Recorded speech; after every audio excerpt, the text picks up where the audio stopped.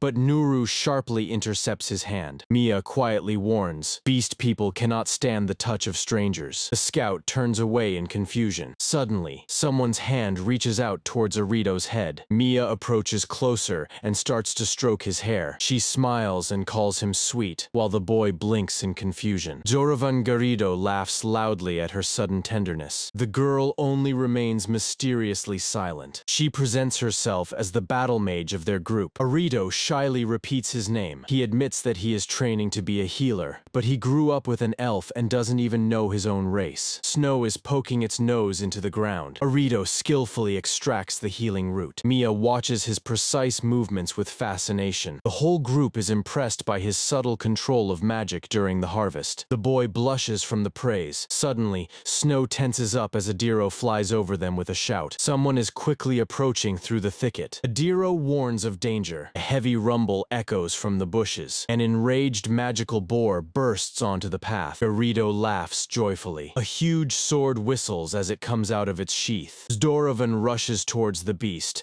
joking that he was just in the mood for some meat. The boar is charging straight at him. Garrido gratefully shouts to Lena for her support. Her arrow hits the target, and Garrido's sword finishes off the monster with one blow. Mia calmly states that she didn't even have to intervene. Arito is astonished as he contemplates what he has seen, the sudden enhancement of Garrido's body and Lena's flawless magic. The swordsman is already taking the knife to dissect the carcass. Sun rays break through the crowns. The clearing is perfect for a rest stop. Arito suggests making hot soup from the gathered herbs. Noro is ready to set up the fire. The boy's knife quickly chops the greens. Work is in full swing. Noru is lighting the fire. Garrido is carrying stones. Mia is gathering twigs. Arito is amazed by the coordination of these experienced adventurers. Everyone is amazed watching his incredible slicing speed. Mia suggests exchanging healing herbs. Lena modestly smiles at the boy's compliments. Arito admits he wouldn't be able to do it, especially after seeing the shooting technique. Garrido suddenly gets distracted. In the pot, a thick, hearty soup is already bubbling. The boy says that the dish needs to simmer a little longer. Adventurers come closer,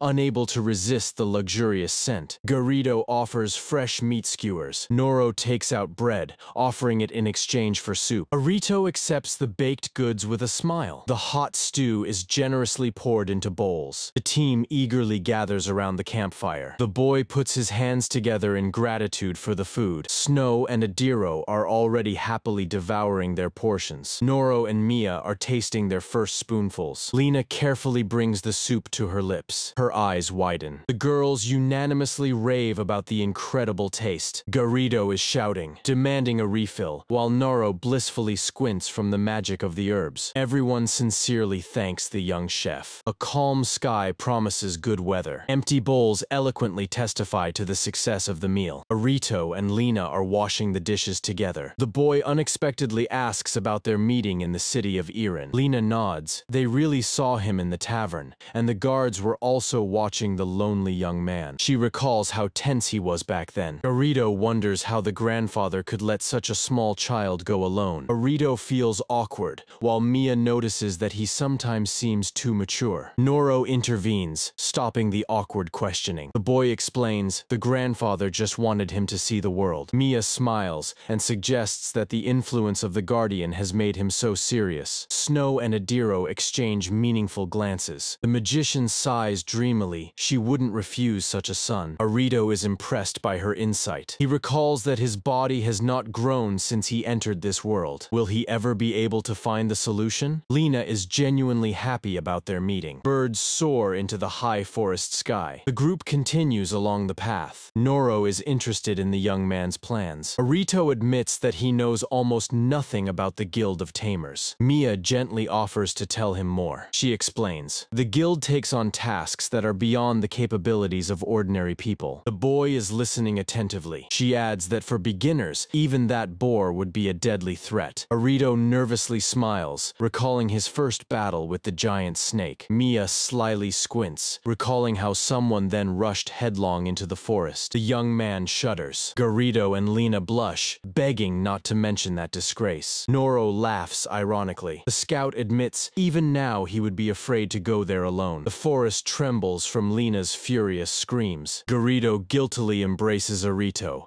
lamenting that as a commander he feels especially ashamed. Lena smiles softly. She assures that he has now become a wonderful leader. Zdorovan proudly puffs out his chest. Noro explains that this friendship has been forged over years of shared adventures. Mia returns to the guild ranks. She lists the levels: beginner, intermediate, advanced, and special. Garrido adds that the special rank operates throughout the country. Arito recalls stories about the scale of the trading guild. He realizes how powerful the highest-ranking adventurers are. Noro modestly attributes everything to their vast experience. The scout sighs sadly. Usually after completing a mission, their group disperses. Mia asks in surprise, hearing the mention of the team's children. She explains her youth by her ancestry. Her great-grandmother was from the race of fairies. The girl admits that she actually already has a husband and a son. Garrido loudly confirms there are children in almost everyone. Zodorovany laughs, always fearing whether his wife will recognize him after a long journey. They go further. Snow quietly rustles. Arito calms the wolf with a warm smile. He is glad that these people have a place to return to. Suddenly, Mia stops. Arito reassures his friends, assuring them that he is fine. He smiles warmly, enjoying the company of new companions. Arito barely flinches in surprise. She jokingly pulls Arito to adopt him again, while her friends hold her back. The boy nervously refuses. Noro asks about his further route. Arito talks about plans to visit the capital library. Garrido jumps up joyfully. He reports that their guild's base is also in the capital. Lena suggests going there together. Arito looks at Snow with hope. Arito and his huge white wolf Snow were calmly waiting for the start of a new journey. The morning began with a visit to the Conquest Guild. Arito crashed onto the soft bed with a run. Snow joyfully piled on top, demanding attention. Edie the owl watched these children's games with discontent. The quartet of adventurers from the Emerald Sword returned with full bags of loot. They cheerfully bragged about fresh meat and gathered wild herbs. The young man thoughtfully admitted that he was concerned about the balance of the forest ecosystem. He promised to comb the wolf a little later. The night quietly descended upon the rooftops of the city. The cozy room set the mood for a warm conversation with the elf. The last 4 days in the forest flew by like a moment. The memories took them back to the funny failure when the meat supplies unexpectedly disappeared. Had to survive on mushrooms and forage. The road merged into a solid line. But now they were finally enjoying the comforts of civilization. Warm farewells echoed before sleep. Memories have dissipated. The Beastman asked if Arito had gone to Lena again for medicinal herbs. The Beastman warned about the difficult crossing through the mountains and advised to rest well. Arito wished him good night. Snow greeted the owner with a joyful whine. The young man set to work on the promised grooming of the thick white fur. He jokingly admitted that he had become addicted to wolf's paws, irritating the owl even more. The guy teased that Ed was of no use, which made the bird even angrier. Arito tightly hugged the wolf and peacefully called Edie a useful ally. The bird angrily squawked, demanding to go to sleep immediately. The boy obediently closed the window window. The owl once again warned not to lose vigilance and to go to bed early before the early rise. The morning greeted them with a flock of birds in the bright yard. The pigeons walked leisurely on the warm cobblestones. The door opened to meet the new day. The mountain trail led higher and higher. The squad was slowly climbing the rocky slope. Rare grasses were blooming abundantly all around. Arito was gathering safe mushrooms with a smile. He decided to make some small supplies for the trip. The companions closely watched his skillful movements. Everyone eagerly awaited dinner while Eddie silently soared into the sky. The young man was walking and contemplating the purchase of new spices. Suddenly, the owl froze sharply in the air. A predatory gaze pierced through the clouds. Edie suddenly turned around. He shouted that someone was being chased in the mountains. Arito instantly became serious and asked for details. He recalled the warning sign about magical beasts at the beginning of the path. The squad tensed up, sensing danger. The owl darted forward, indicating the direction. Someone among the fugitives just used magic. A powerful explosion rumbled in the distance. Everyone froze, staring into the black smoke. The elf sharply turned at the sound of crunching. The warriors instinctively reached for their weapons. Snow fiercely grimaced. The beastman roared that careless magic would burn the entire mountain. The squad took off. Arito could barely keep up with the experienced adventurers. The wolf suggested running ahead and clearing the way. The young man ordered to stick together. Branches with a crack were breaking underfoot. The elf gracefully jumped through the trees. The beastman whistled in astonishment at her speed. The warrior charged through in heavy armor. Arito was breathless from the frantic pace. The feeling of magic became unbearably close. From the bushes came a desperate scream. They jumped out onto the ravaged clearing. A frightened girl was sitting on the ground. Nearby, a wounded young man was breathing heavily. The beastman quickly assessed the situation, preparing for battle. The elf calmly noted from the branch that there were too many monsters. The ground trembled from heavy footsteps. The healer nodded to Garid, trusting him with protection. The source of danger was rapidly approaching. A huge shadow covered the fugitives. The deafening roar shattered the air. The rumble grew louder, instilling fear. Giant demonic bears emerged from the thicket. Arito shuddered at their number. The stinking maw opened just a millimeter away from the victim. The monster raised its clawed paw over the steam. Arito clenched his weapon in despair, unable to move. The huge sword of Garrod deflected the blow with a dull clang. The bear roared fiercely in pain. The warrior pushed aside the multi-ton carcass with a sweeping motion. Two monsters instantly fell under his blows. The elf pulled back the string. Her gaze was merciless. The arrow hit the beast's throat precisely. Another bear fell heavily to the ground. The beastman softly landed, sheathing the bloodied blade. Arito watched in shock as three deadly monsters were destroyed in an instant. Suddenly, another beast jumped right at him. The boy froze in primal horror. The white lightning struck the bear in the air. Snow clutched onto its neck with a dead grip. A flash of rapid movement sliced through the space. The giant wolf stood coldly over the dead body of the enemy. The fight ended as suddenly as it began. The cut leaves slowly fell to the ground. The beastman calmly noted the end of the confrontation. The rescued newcomers could not believe their eyes. Their rescuers didn't even catch their breath. The elf, with a sweet smile, reprimanded the fugitives for using fire in the forest. She sighed, adding that she barely managed to extinguish the flames. The haze cleared, revealing a clear sky. Adi ominously mocked Arito for his weakness and shortness of breath. The boy awkwardly promised to eat a double portion for dinner. Soon the newcomers' wounds were tightly bandaged. The elf was setting up a temporary camp. Garrod even liked that they now had mountains of fresh meat. The warrior eagerly devoured the roasted prey. He inquired whether these were the same troublesome newcomers from the guild, Roland and Maurice. Harita was bursting with curiosity about what the hell they had gotten themselves into so deep. The young man bitterly lowered his eyes. Hunting and fire, they violated both mountain prohibitions of the guild. The boy quietly admitted that the hike was his idea. They gathered to help their native village. The burden of guilt painfully pressed on the shoulders. The healer looked sadly into the fire. The young man clenched his fist before the whitening of the bones. Magical beasts constantly threatened their homes. They dreamed of becoming heroes and saving everyone. Harry found this naivety so absurd that he burst out laughing. The novice only grimaced, realizing his own foolishness. But the veteran suddenly became serious and said that they held themselves with dignity. He once went into the forest alone, and it almost cost him his life. Garid stumbled over his words but made it clear. Failure does not make them worthless. The rescued cried out of relief and gratitude. Arito listened to this confession with a warm smile. The elf jokingly reminded them that it was she who eliminated the consequences of their mistake. The young man thought with admiration about how strong his new friends were. The beast man jokingly teased him, suggesting that Arito could even ride a ferret. But he immediately added that dragons are too proud for contracts. He himself preferred to feel solid ground under his feet. The juicy meat sizzled on the hot stones. The memory surfaced on its own. The old chef Orst once praised his steaks too. The wolves chewed on the crispy pieces with delight. These thoughts warmed the soul. Arito remembered how he practiced cooking diligently every day. Arito firmly decided to start experimenting with new recipes from tomorrow. The beast man suddenly tensed up from a strange premonition. In the morning, the squad loaded heavy skins and bags of meat onto themselves. The boots were treading mountain dust. Finally, the goal of their journey appeared ahead. They planned to visit the guild branch in Veda. The adventurers asked Arito to go with them to compile a report. The fate of the newcomers was to be decided right there. Recalling his own unfortunate mistakes at his previous job, Arito felt solidarity. He agreed to help without hesitation. The city sprawled below, promising a long-awaited rest. The enormous stone gates slowly opened before them. On the cover, Arito was tightly embracing his loyal white wolf Snow. The boy joyfully pressed against the giant fluffy lion. The sky over the city of Wade. Above the entrance to the guild, a stone lion was grimacing. The spacious hall was bustling with life. Dozens of adventurers drank and chatted after the hard raids. A heavy step interrupted all conversations. A huge boot thudded loudly onto the floorboards. The visitors tensed up immediately. Garita scanned the hall with a gloomy gaze. Novices Roland and Maurice timidly huddled together behind him. Arito was calmly walking behind with his little animals. A huge bald adventurer loomed over Garita. "What do you want, little one?" thundered the giant. Garita calmly introduced himself and asked to call the guild master Dylan. The crowd gasped. The beginner guys were stunned in shock. The girl at the counter blushed to her ears. The registrar blinked in confusion. The adventurers hung from the railing of the second floor. The giant paled upon recognizing the famous wyvern killer. A wave of admiration swept through the hall. The crowd excitedly whispered the name of the legendary wyvern hunter. Arito curiously surveyed the noisy hall. Garita politely repeated his request. The registrar turned pale, shocked by the loud name. Arito noted that there are no fewer people here than in the trading guild of Yarin. The boy calmly waited for the decision along with the squad. The boy recalled the rumors that Dylan and Garita can't stand each other. The girl quickly led them up the stairs. The whole group moved on under the watchful eyes of the crowd. The door opened, and a grim-bearded man with eyes burning with fury appeared on the threshold. The face of Garita instantly twisted with anger. Arito and his friends froze in place. The guild worker hurriedly left them alone with the master. Dylan struggled to move forward. They collided chest to chest. A fist sliced through the air with a whistle. A powerful blow struck directly in Garita's face. In an instant, the room transformed into a flurry of strikes and blocks. The men were beating each other with incredible speed, destroying everything around them. Two strong hands suddenly clasped in a handshake. They burst into thunderous laughter. Arito and his companions blinked in confusion. Dylan joyfully patted his old friend on the shoulder. The office door creaked shut. Arito stood with his jaw dropped. The newcomers could barely breathe from fear. The elf sighed and explained that these two always greet each other like that. She usually apologized for this riot. It turned out that the master and Garita grew up in the same city. The boy was gradually coming to his senses. The elf jokingly called their meeting touching. Dylan gestured for everyone to sit down. Lena quickly served the tea. Arito modestly sat on the floor next to the table. The master sipped his tea,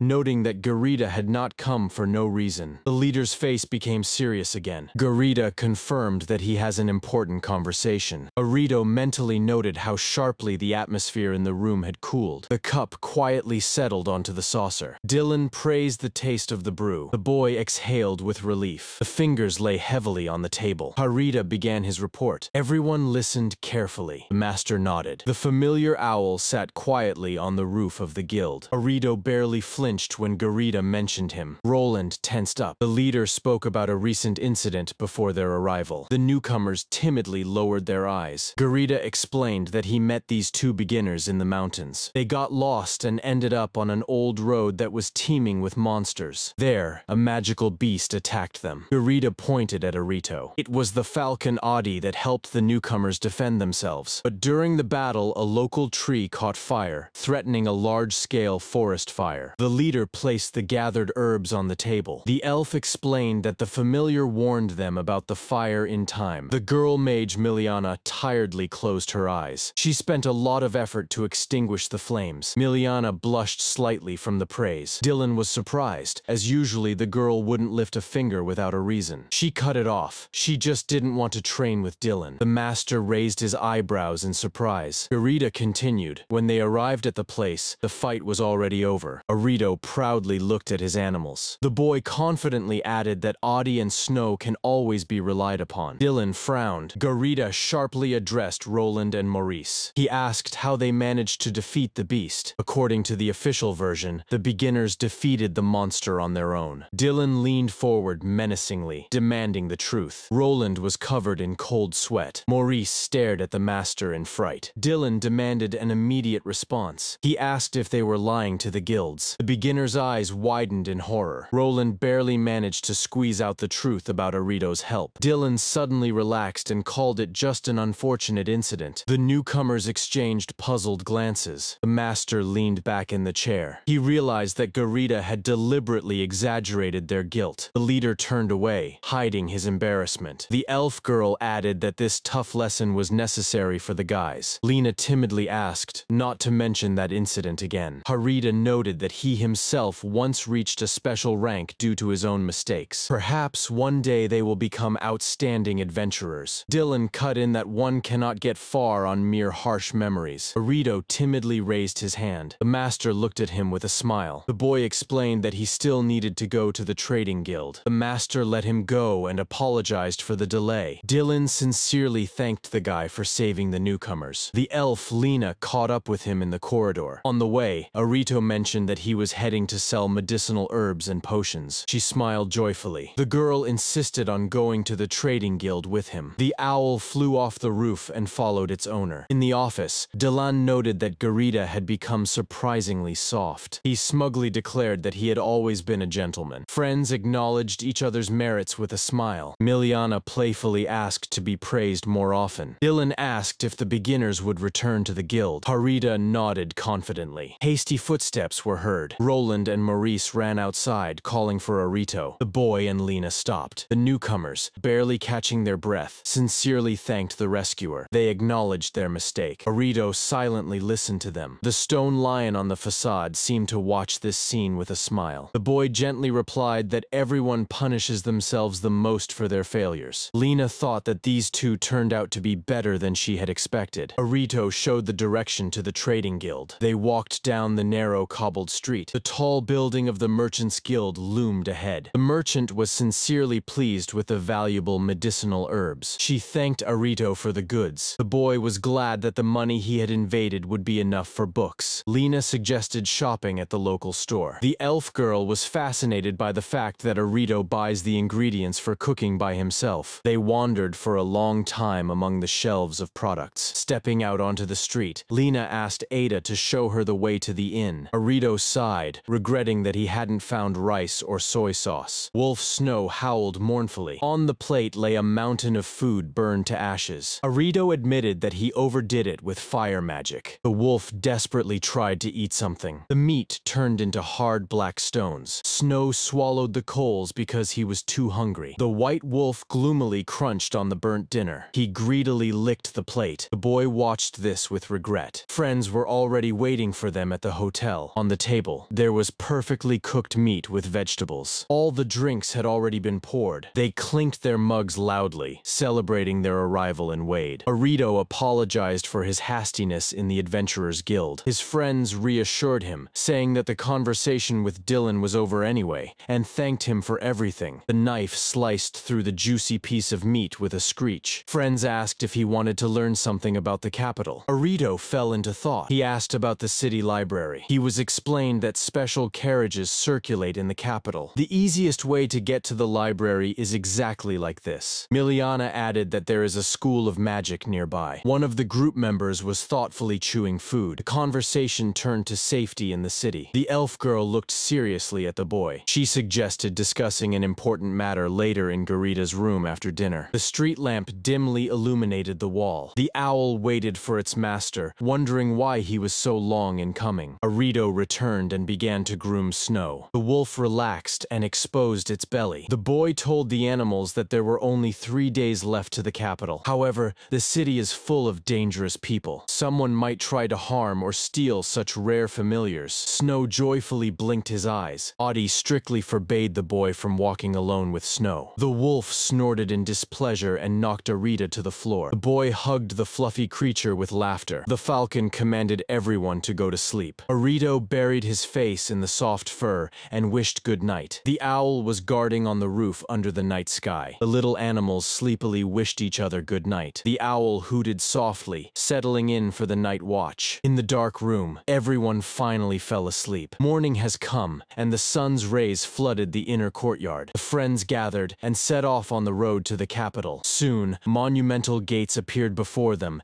and the guard called out the next one. The guards recognized the Emerald Sword Squad along with Arito and his familiars. Arito confirmed that he is visiting the capital of Rasoon for the first time. The squad vouched for the guy, assuring that his familiars were safe. Snow happily wagged its tail, staying close to its owner. The guard let them through, reminding them about the entry fee. The company passed through the gate, showing passes. Arito looked around in amazement. The buildings of the capital turned out to be even taller than those in Urina. Someone joyfully called out to Arita in the crowded street. Friends suggested to take a city carriage. They merged into the lively crowd on the streets of the capital. Arito breathed out excitedly that this is the true capital. The carriage rattled over the cobblestones, carrying them further. Snow quietly snuggled up to its owner the whole way. Arito gazed at the unfamiliar large city around him. It was here that he was meant to start a new life. The satellites showed him the residential area and the location of the future base. Arito was glad to see that they were almost there. They were joyfully welcomed at the entrance. Friends announced that this is their new home. On the cover, Arito calmly poses next to his loyal familiars. The girl with a light bob calmly enjoyed her morning tea. The title page of the chapter, a lonely bird sits on the very edge of a high roof. Before us stands a luxurious urban mansion with sharp spires. In the spacious kitchen, Arito skillfully worked near the gigantic stove. He happily tasted the stew. The dish was perfect.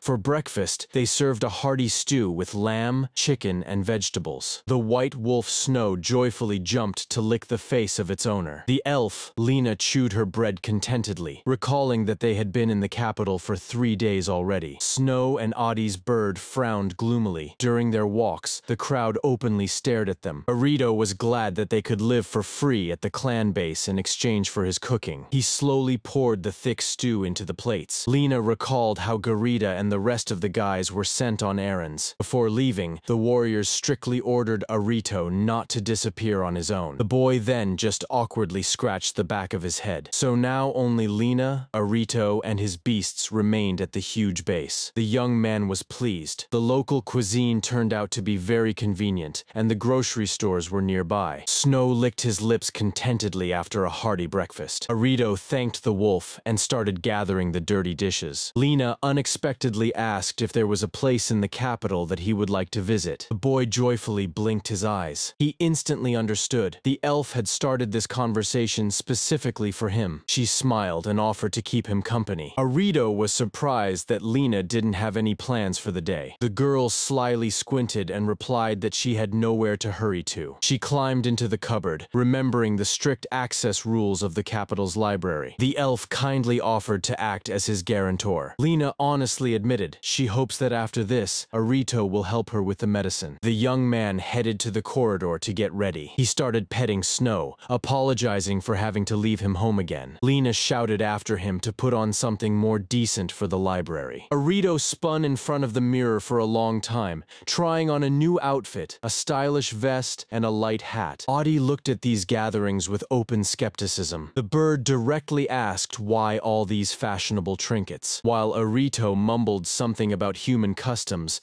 Audie just rolled her eyes. They stepped out onto the noisy streets of the big city. A horse-drawn carriage thundered past them. Lena walked gracefully ahead, catching the gazes of passers-by. Arito raised his head and froze in enchantment. He noticed the elf's perfect posture. Suddenly, the young man emotionally pointed somewhere ahead. On a high hill, the Academy of Magic stood majestically. Arito looked around in astonishment, realizing the true scale of this area. Lena quietly asked if he would like to study there. The boy silently gazed at the castle, pondering true magic. His gaze became extremely serious. Memories transported him to the past. His grandfather once harshly taught him to control mana. A water droplet easily slipped from grandfather's fingers. Then, he taught that magic is the ability to materialize one's desires through the power of thought. Grandfather ordered him to train every day, otherwise the boy would not survive. They practiced archery together for hours. Then the old man taught him to make a magical contract with a familiar. Little Arito joyfully hugged the big white wolf, and then he happily raced through the dense forest on its back. The boy understood. He was taught combat magic for survival in the forest of death. But the local academy teaches a completely different domestic magic. He sighed, driving those unwelcome thoughts away from himself. Arito confessed to Lena that he simply doesn't need magic for everyday life right now. Lena smiled warmly at such an answer. She sincerely praised his incredible natural control of mana. The elf girl added that his grandfather is undoubtedly a prominent figure even among their people. Arito proudly raised his nose. He jokingly stated that his own talents also played a significant role. Meanwhile, Audie successfully delivered their letters to the recipients in the sky. The boy asked with curiosity if all elves have such deep knowledge. Lena smiled mysteriously. She explained that smart people are everywhere. It all depends on the individual. Arito joyfully walked beside her. He suddenly blurted out that Lena strongly resembles his grandfather. The elf almost tripped over flat ground from such a comparison. They calmly continued walking down the lively street. The boy said that he was advised to definitely visit his grandfather's homeland. Lena looked at him over her shoulder in surprise. Arito turned back to her, waiting for a reaction. The girl cautiously inquired about the exact location of this place. The young man hesitated for a moment, nervously tightening the strap of his bag. But in the end, he decided that he could fully trust Lena. Eridan, he quietly uttered the name of the northern city. At that moment, someone's legs silently landed on the crew's roof. The dark silhouette perfectly blended with the city shadows. An unknown figure in a cloak quickly and silently ran across the rooftops. His boots gently touched the wooden surface of the cart. The man pressed a complex optical surveillance device to his eye. The grim boss asked him if the little one was really from the Emerald Sword clan. The spy silently observed Arito and Lena from a secure hiding place. The boss inquired discontentedly where the dangerous familiars had disappeared to. The spy reported guiltily that one had hidden in the estate, while he had simply lost the other in the sky. Loser, the man cut in coldly. He abruptly pulled the heavy curtain. A cruel spark flashed in his eyes. He saw in the boy the perfect weapon for his purposes. Meanwhile, Arito and Lena reached the gates of the library, where they were immediately stopped by the guard. The guards with halberds blocked their way to knowledge. Arito noticeably flinched in surprise. Lena calmly extended her pass. She explained that the guy was here for the first time and asked him to register. The guard stared in shock at the outstretched card. "Emerald Sword?" he whispered with deep respect. The guard instantly changed his tone and addressed Arito directly. He politely requested the documents and the standard deposit. Arito obediently handed over the coins, and the guard disappeared behind the massive doors. Lena reassuringly nodded to the boy. Suddenly, the second guard awkwardly cleared his throat, drawing attention. Blushing deeply, he asked Lena for an autograph for his fan wife. The first guard quickly returned with the papers. He politely handed Arita his new reading pass. The guard explained in detail where exactly to go next, and then he sternly asked to take care of the books, as they have been damaged too often lately. The couple walked along the well-maintained path to the main building. Upon entering, Arito froze in place from amazement. His eyes widened in shock. Endless rows of towering shelves stretched deep into the hall. Local scholars walked quietly between the huge wooden cabinets. The boy raised his head high to the ceiling. There, gigantic magical crystals shone majestically, illuminating the room. Arito simply simply could not comprehend the incredible scale of this library. The librarian confirmed that the reading permit for Arito has been issued. He reminded to maintain silence in the hall and to handle the books carefully. Arito looked around in amazement at the countless tall shelves. He had heard that the Capitol Library is impressive, but what he saw exceeded all expectations. Lena confidently made her way deeper into the hall. She showed that books can be read there, in the designated reading room, and she added that he should call her if he gets lost among the shelves. Meanwhile, Audie settled on the spire of the library. The bird has already managed to thoroughly study every alley of this city. The area deep below looked absolutely calm. Audie noted that Moran is nearby, so they can give the wings a little rest. And yet, in just 3 days, he managed to study all the city planning. Far below, Arito, lost in thought, wandered through the square, while a suspicious silhouette lurked at the edge. Lost in thought over his notes, the boy nearly collided with a tall stranger in a cloak. A bearded man loomed over him, and Arito froze in confusion. On Audie's spire, he suddenly bristled. A foreign thirst for blood pierced his senses. The sky above the city began to slowly fill with clouds. Heavy carriages rumbled again over the stone pavement. Lena asked if Arito had found the necessary information, and he nodded happily. The boy sincerely thanked her, tightly gripping his notebook. He was already planning to return to the library tomorrow for a new dose of knowledge. Lena smiled softly at such unrestrained love for books. She warned that she would have her own affairs in the city tomorrow, but since Audie would be nearby, she was not worried at all about his safety. Arito admitted that he had already memorized the way, and only regretted that Snow was staying home again. Suddenly he noticed how Audie tensed up and looked around in surprise. The bird chirped that everything was fine and it was time to go home. Arito reached for his ruffled feathers, and Audie irritably cawed not to touch them. Lena laughed sincerely. These two do not change at all. At home, she tightly hugged Arito, entrusting him to Ada's care. The elf joyfully ran to the kitchen to prepare the promised dinner. Audie only snorted discontentedly after her. A white fluffy hurricane burst out of the room and knocked Arito to the floor with a rush. Snow was wildly wagging its tail, infinitely happy about the owner's return. Audie sighed heavily, fully resigned to this daily hustle. Arito commanded everyone to definitely cleanse themselves with magic before eating. Lena noted that regular magical cleansing makes her body feel significantly lighter. A luxurious hot roast was already steaming deliciously on the table. A bright full moon has risen outside the mansion. Arito tightly shoved the heavy curtains in his room. Snow was sweetly sleeping, stretched out on the floor after a hearty dinner. The night enveloped the estate, and time flowed in measured silence. Audie sleepily stirred in his seat. Lena reminded Arito to be careful in the city, as she would not be there tomorrow. The boy at the table agreed, and Audie sternly added that he should move extremely cautiously. The bird became surprisingly obedient, and Arito noted this with satisfaction. On the table lay a sealed recommendation letter. Arito explained that the certificate from Eridana would be useful, as this city far to the north is one of the goals of his journey. He remembered how a stern man once allowed him to use his name. However, he decided not to use this name unless absolutely necessary. Audie silently watched his preparations. Arito cheerfully declared that today he would give it his all, as for now he is a true bookworm. Oh, what a pity. Someone among the familiars sighed heavily. By the table, the animals also decided to get ready and not fall behind. Arito froze with a pen in his hand, raising a thoughtful gaze. He actually came out, the animals exclaimed. Clear, although I too was equally fascinated in my time, one of them admitted. Arito and Snow wondered if Audie was in the same elevated mood now. Meanwhile, a thin crescent moon rose over the estate. Somewhere outside, something suddenly swished and rustled down. Your strength is truly evident, Christ, echoed in the yard. Oh, what a pity. It's time to take a break. One of the animals stretched. Ah, phew. Today's lunch was incredibly delicious and wonderfully prepared. I would again. The Ariato spices save me. And you eat well too, Krista? We are happy, but he probably still hasn't met the recipient of the recommendation letter, although the news of his arrival in the capital has already been sent. The huge face of Krista froze in thought. Well then, I wonder what kind of person it is that Arito is going to meet. If we are to say, she is probably quite a character too. The beast stepped forward slowly. Arito may not be quite a match for her, although for an elf Mr. Christ is quite odd himself. The same can be said about Christ, can't it? Ahem. A bright manga illustration promised a continuation of the story about the unhurried life in a fantasy world. The camera lowered to the feet of the young man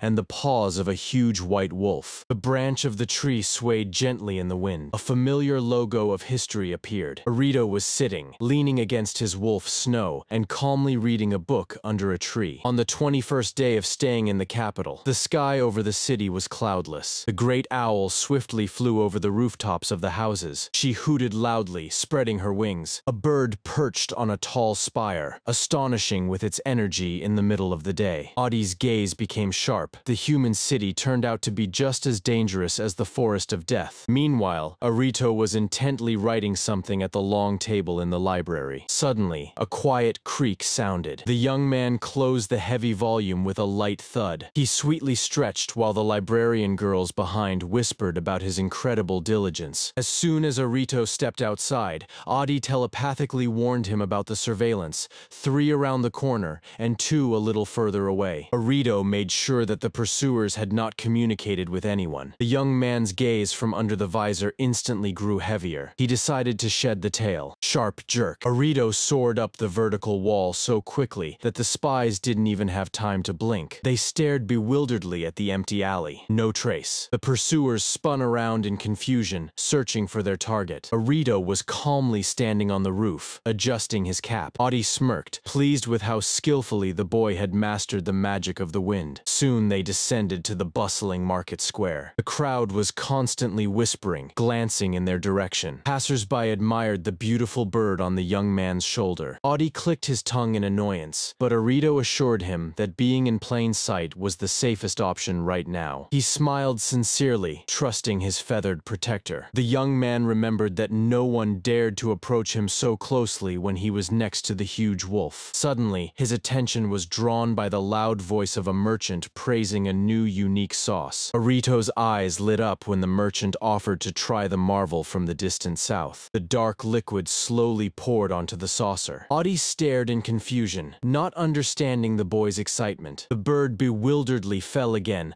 unable to believe the boy's delight. Arito inhaled the aroma and almost cried from happiness. He immediately grabbed the merchant, inquiring about the origin of the product. It turned out that caravans bring it very rarely and in small quantities. There were no doubts left. This vegetable sauce called Syoga was painfully familiar to him. It was genuine soy sauce, and Arito immediately bought up all the stock. In the evening, an appetizing teriyaki chicken and stewed ragu were already steaming on the table. The eyes of the elf, Lena, sparkled at the sight of the dishes. The fork easily pierced the incredibly juicy, shiny meat. The girl exclaimed in delight, impressed by the new flavor. The vegetables perfectly complemented the dish. Arito watched her reaction with satisfaction. He described how long he experimented with the marinade over the fire, and the result was worth it. However, his smile suddenly faded. Remembering the morning spies, he muttered that perhaps the time had come. Lena froze with a piece of meat on her fork. She asked worriedly if he was planning to leave the capital. Arito flinched, realizing that he had said something unnecessary out loud. Arito calmly waved it off, saying that everything was fine. The girl tensed up, waiting for explanations. Snow lazily yawned, while Adi silently listened to the conversation. The young man hurried to calm her down, assuring her that there was still time before the departure. He planned to explore much more in this city. He was particularly interested in information about the mysterious Palix. He clenched the shirt on his chest, striving to understand the nature of the child who had stopped growing. Lena assumed that he was being watched by the local aristocrats. The Emerald Sword Guild had a great influence. They worked for the royal family and influential nobles. Adi added that the pursuers would not dare to attack near their home. Lena confessed with pain in her voice that she perfectly understands Arito's situation. Once, she also had to go through hell before becoming special. The boy froze in surprise, while the elf quietly apologized for the sudden frankness. The young man clenched his fist tightly. A memory flashed before his eyes of how he promised to introduce everyone to his real family. He admitted that if he hadn't met them in Arena, he would have left a long time ago. Now he decided to stay a bit longer, especially since Adi was reliably covering his back. The proud bird puffed up, pretending to be indifferent, while Snow reached for the plate. Meanwhile, in a luxurious mansion, a light-haired aristocrat boredly propped his his cheek up with his hand. He looked coldly at his subordinates. The master was furious because his men had been unable to catch a boy for 10 days. The spies pitifully justified themselves. The target constantly used birds as decoys. Julius angrily jumped to his feet, tired of the endless excuses. He was annoyed that some commoner was leading them around so easily. The aristocrat exclaimed that he would personally take care of convincing that cheeky boy. Convince this child, he thundered throughout the estate. His main accomplice turned pale upon hearing such an order. He tried to object, reminding that the young man is under the protection of a powerful guild. But Julius only smiled predatorily,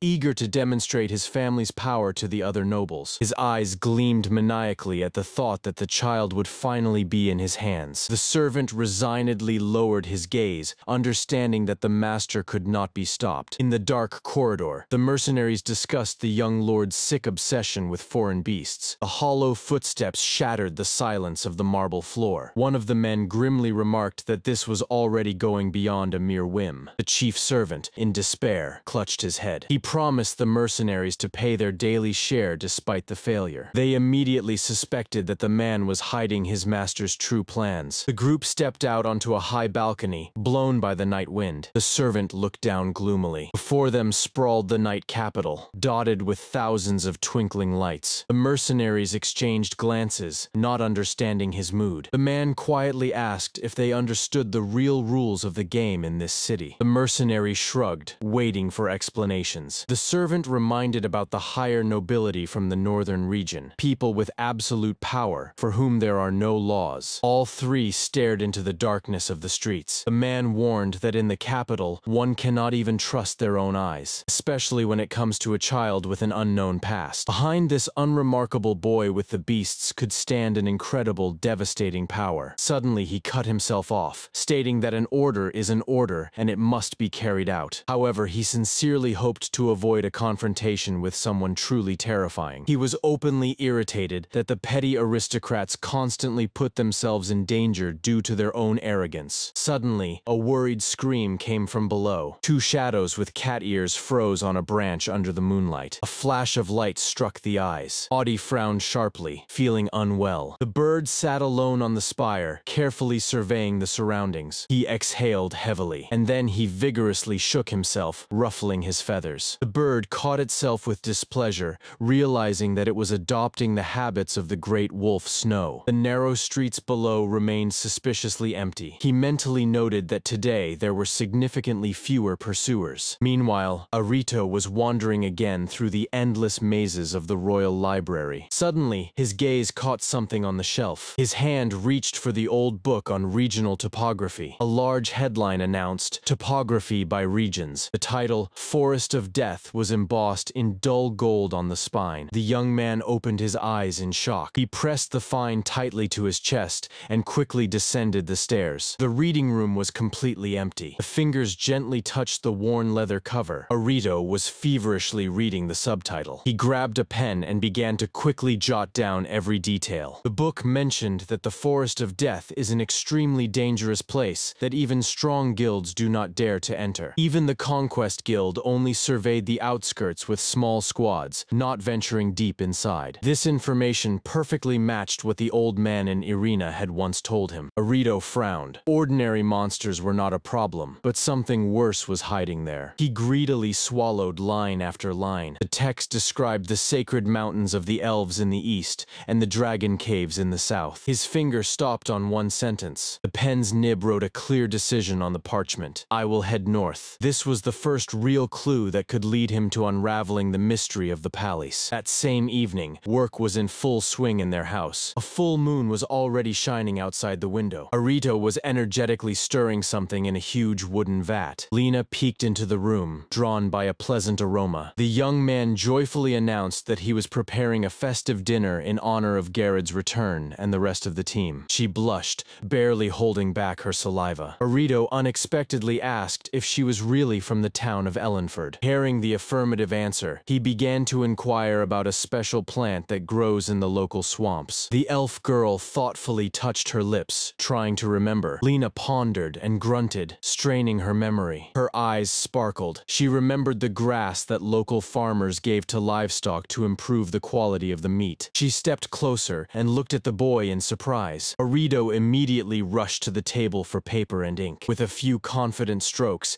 he drew the ears of wheat and showed them to her. Lena recognized the drawing. The same type of culture was grown somewhere in the east of Nabria. The boy started to shake from excitement. He passionately declared that as soon as he finished all his business here, he would immediately set off in search of this harvest. His gaze burned with fanatical fire. The rice was somewhere very close. A light cloud floated over the roof of the house. The next day, old Orst curiously peeked into the smokehouse where the meat was browning. The wolves were drooling while Arito complained about how hard it was to maintain the right fire temperature. Then the young man quickly prepared a fresh vegetable salad, and he placed a full bowl in front of Snow. Orst happily took a bite of the huge sandwich with smoked meat. The white wolf blissfully licked its lips, cleaning the plate completely. The animals completely trusted their master's culinary talents. Arito experimented a lot with dishes, and Orst did not lag behind in his own culinary experiments. Orst laughed, admitting that it was impossible to resist such a delicacy. Even the little squirrel squeaked underfoot, tightly clutching its nut. The cover of the book, Arito with the white wolf and the bird set off on their journey. The 14th chapter began.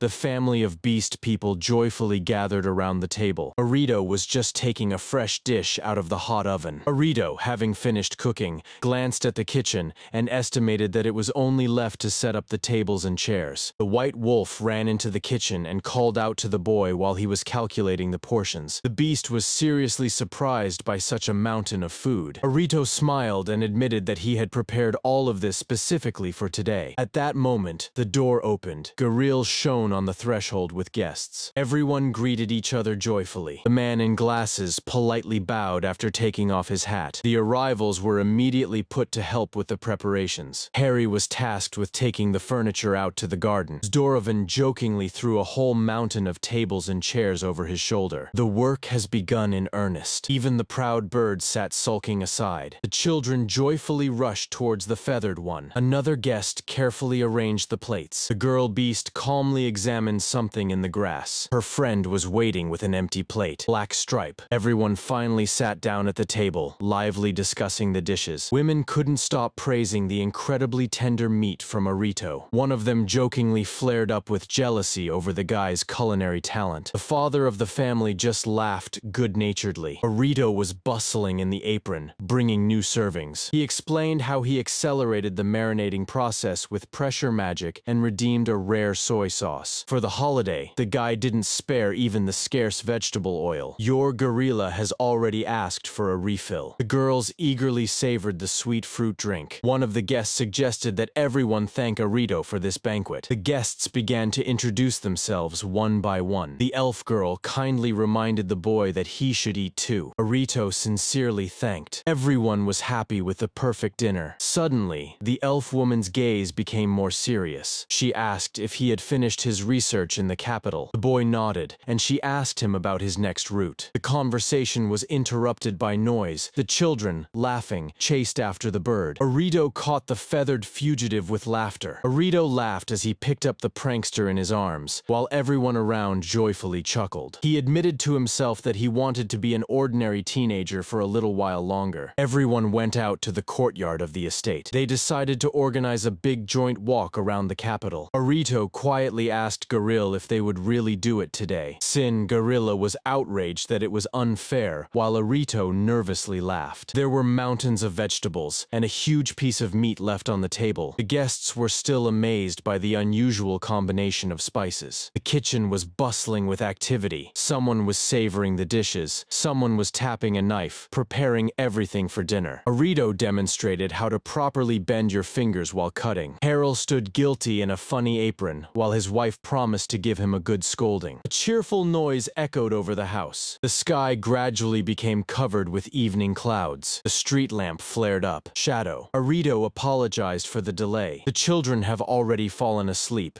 and the adults at the table thanked Arita for the delicious dinner. He carefully placed a cup of hot drink in front of the elf. The girl quietly asked if he would really leave them soon. Arito firmly said that he is heading north. He explained that he found an important clue in the books of some Klaus. The boy showed a recording in a foreign language with English letters. others. The elf girl listened carefully. Arito admitted that he wants to learn more about the Albrecht Empire. The Beastman frowned. It was a purely human country. He explained that there are almost no non-humans there, and the locals flee at the first opportunity. The elf added that their people do not even come close to those borders. It has become obvious. Only those inhuman beings live there who are satisfied with everything. Arito nervously swallowed. He directly asked if slavery exists in this world. A heavy silence instantly fell over the table. Garil grimly confirmed the worst suspicions. The elf clarified that large countries use forced labor of criminals. At one time, this even led to a large-scale war. Arito tensed up, staring into his tea. The girl noted that although slavery was officially banned, the reality is much worse. She smiled sadly, acknowledging the existence of the illegal trade in living souls. The boy exhaled in relief and decided that he definitely would not go to the Empire of Albred. Garil approved this decision. They joked that with such a white wolf and a battle bird, he was still not afraid of anyone. The elf changed the subject by asking about plans for tomorrow. Night sky, stars. Arito replied that he would go to the capital's library for the last time. The next morning, the wolf and the bird joyfully welcomed his return. The boy immediately began to comb the thick fur of the wolf. The bird jealously offered its wing. Arito combed it and continued to talk about the route. He announced that he would first head to the Milan forest. He also promised to deliver a recommendation letter from his grandfather. Someone was watching him closely through the ajar door. Garil and his friends discussed this letter. Wooden country house. Arito was skillfully working in the kitchen again, tossing food in the frying pan. The man in glasses pondered what Arito would do next when he reached the Milan forest. The route from Ellenford to the Milan forest lay on the unfolded map. The animals watched in amazement at his culinary tricks. The man in glasses suddenly remembered a familiar strange smell. He just smiled kindly. A man in glasses admitted that he tried to recreate one of Arito's recipes in his own way. The cover of the manga with the boy and his loyal beasts flashed by. The 15th chapter began peacefully. Lena and her family were enjoying breakfast outdoors. Arito smiled, threw his bag over his shoulder, and set off on his errands. Zdorovan wished him to take care of himself. Noro silently scrutinized the boy with a keen gaze. Arito walked slowly down the narrow street. The cat girl admitted that she worries about him, even though the guy is doing quite well on his own. She sighed, and added that she would have been better off going with him. The little girl cautiously asked if it was dangerous outside. Zdorovany scratched his head and replied that danger is always present, but their conversations here will change nothing. Noro was alarmed and widened his eyes. Zdorovany explained that their group attracts significantly more attention in the city than just Arito. Lena nodded, adding that her morning plans would also complicate the situation. Noro looked away, guilty. The boy walked calmly down the sunny street among the tall buildings. He looked back and wondered if this path to the library would be his last. Arito reminded himself that today the main task was to check the documents, and after that, he planned something special. The boy wanted to prepare a surprise for everyone after returning home. The eagle on his shoulder frowned and noted that they had not exactly lost their vigilance. People were leisurely relaxing in a cozy cafe under umbrellas. Noro, in Arab attire, quickly passed by the pedestrians. Noro silently followed the boy. He recalled the family's order. They promised to look after the house, and they entrusted it to Arito. The man stopped near the tall building. He closely watched the guy who confidently walked through the city. Noro was surprised at how quickly Arito could adapt after 3 days of absence. Arito continued walking down the spacious street. A suspicious man in a hat was peeking around the corner unnoticed. Another stranger in a long coat stood still by the wall. 2 spies exchanged glances, hiding in the alley. They had a clear order to handle the boy carefully. They froze, noticing that a carriage was approaching down the street. Meanwhile, a luxurious carriage was approaching the street. 3 men tensed as they watched the crew leave, realizing the seriousness of the situation. One of them wiped the sweat and noted that using old methods wouldn't work. Another gloomily covered his mouth with his hand. The group leader added that the guy is probably angry at them for past harassment. The old spy looked sternly at the trio from behind the gate. One of the pursuers suddenly recoiled. The carriage continued to move along the cobblestones. Inside sat a young aristocrat with a condescending look. The wheels of the carriage rumbled rhythmically. The library building towered against the sky. Arito Arito entered the hall, while Naru continued to secretly observe him. The boy walked past the tall bookshelves. Noro cautiously peeked around the corner. Arito stopped by the librarian's table. Noro huddled against the wall. Arito went outside, glad that nothing unexpected had happened. Suddenly, the large gates closed with a roar in front of them. The spy sharply pulled the hood over his face. Arito jumped up from his place. Nor's eyes widened in surprise. The boy suddenly turned into an alley, fleeing from his pursuers. The spies rushed after them. Silence reigned. A barely audible whistle swept over the rooftops. Arito quickly jumped off the wall. He softly landed on the pavement, raising a cloud of dust. A cart came out from around the corner. Noro looked around in confusion. The bell rang, and Arito easily jumped over the high fence. Noro guessed that the crew was heading to the market district. The luxurious carriage rolled towards the market district. He adjusted his scarf, deciding to act more decisively. The carriage stopped in the square, and the eagle on the boy's shoulder watched the sky intently. The bird gloomily noted that today is a strange day. In the dark alley, the keen eyes of an eagle gleamed. The darkness filled the alley. Arito agreed and noted that he had prepared enough food for everyone. The boy assured that there would be enough food for everyone. The boy quickly hid around the corner. He carefully took a step. Arito sat down. A large, dark figure appeared at the end of the alley. A man with a friendly smile apologized for suddenly blocking the way. Arito tensed up upon seeing the stick in his hands. A voice rang out from the roof. "Arito, not that way. That's the previous turn." Arito swiftly changed the direction of his run. Arito suddenly darted to the side, barely avoiding a collision. The stranger kindly asked if he was okay after such a blow. The man exhaled with relief because he was instructed to handle the boy with extreme caution. He smiled predatorily. Arito found himself trapped between a stranger and a carriage. The horse suddenly stopped, neighing. The crew completely blocked the exit from the alley. Noro shouted angrily from the roof. The man sighed disappointedly in front of the boy. Arito broke into a run. He raced away from his pursuers. The stranger smiled contentedly as he caught up with him. Arito slipped onto the bustling shopping street. Noro carefully walked through the crowd. He was afraid of losing the boy from sight. The spy carefully surveyed the market. Suddenly he noticed something suspicious and sharply raised his head. A swift silhouette flashed across the sky. Noro froze in the middle of the square. He placed his hand on his forehead, looking up in surprise. Feathers were falling from the sky. Arito suddenly turned around at the noise. The stranger softly landed right in front of him on a barrel. The doors of the carriage slowly opened. The elegant boot stepped onto the step. The aristocrat with a cane in hand majestically stepped out of the carriage. The aristocrat stood motionless, leaning on his cane. His eyes gleamed coldly. The subordinate respectfully bowed to his master. Arito tensed up,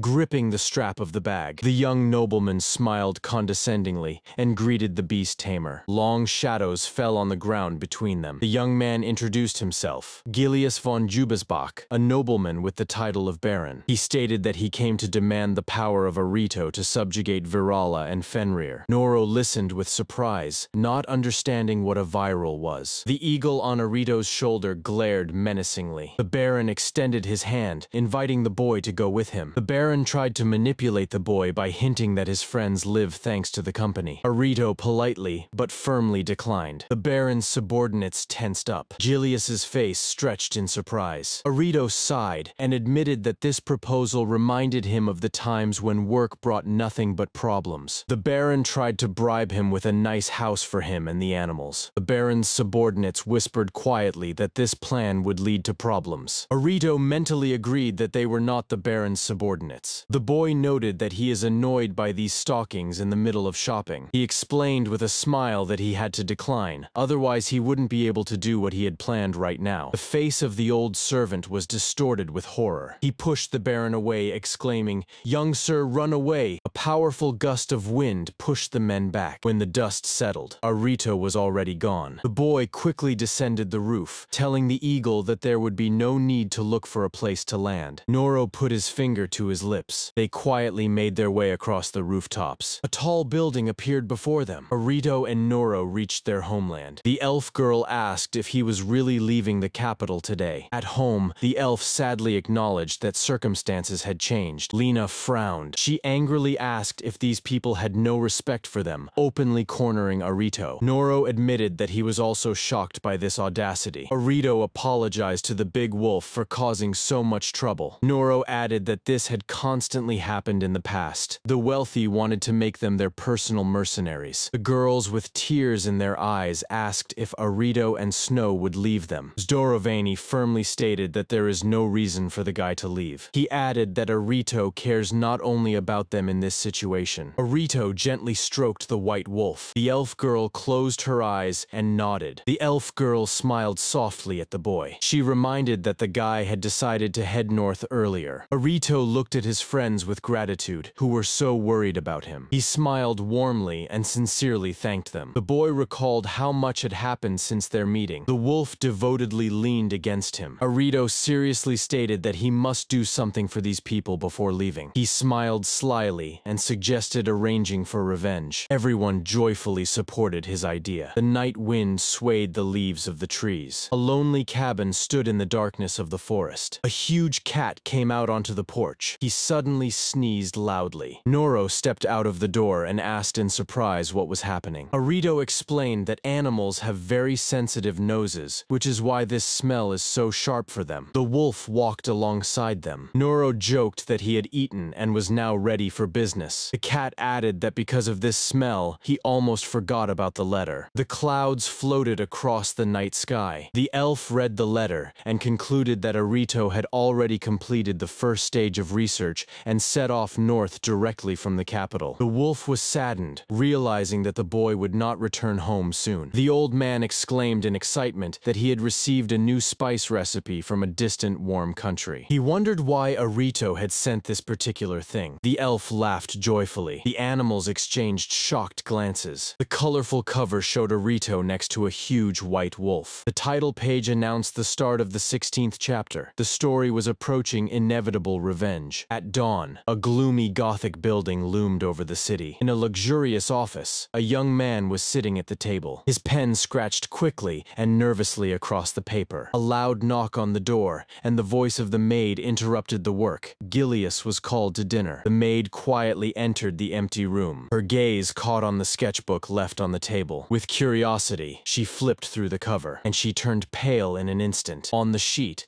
there was a drawing of a crooked monster devouring a screaming person. Meanwhile, on the sunlit street, two townsfolk were watching Arita leave. The boy awkwardly mumbled to his animals that they were attracting too much attention. However, local pickpockets avoided them by a long shot. The young man's gaze slid over the rooftops, recalling Moran, who had finally come to his senses. The hero's face became grim and focused. A scene from yesterday surfaced in memory. At that time, he firmly told his friends that he would go to the city alone again. In his usual form, Arito firmly decided to go out into the city again. The adults were anxiously trying to dissuade him, but Arito was not going to hide behind someone else's back. Fresh pastries were appetizingly laid out on the counter next to it. Delicious dishes glistened appetizingly right in front of him. The bird on his shoulder suddenly squinted predatorily. The aroma of the dishes still enticingly wafts from the counter. The boy suddenly stopped. Suddenly, cautious footsteps were heard behind, and he slowly turned back. In the middle of the street stood a stout man in a long coat. The stranger greeted awkwardly and began to confusedly apologize for yesterday. He nervously smiled, wiping sweat from his forehead. The man justified himself by saying he just wanted to talk, but he lost control of the situation. Behind him,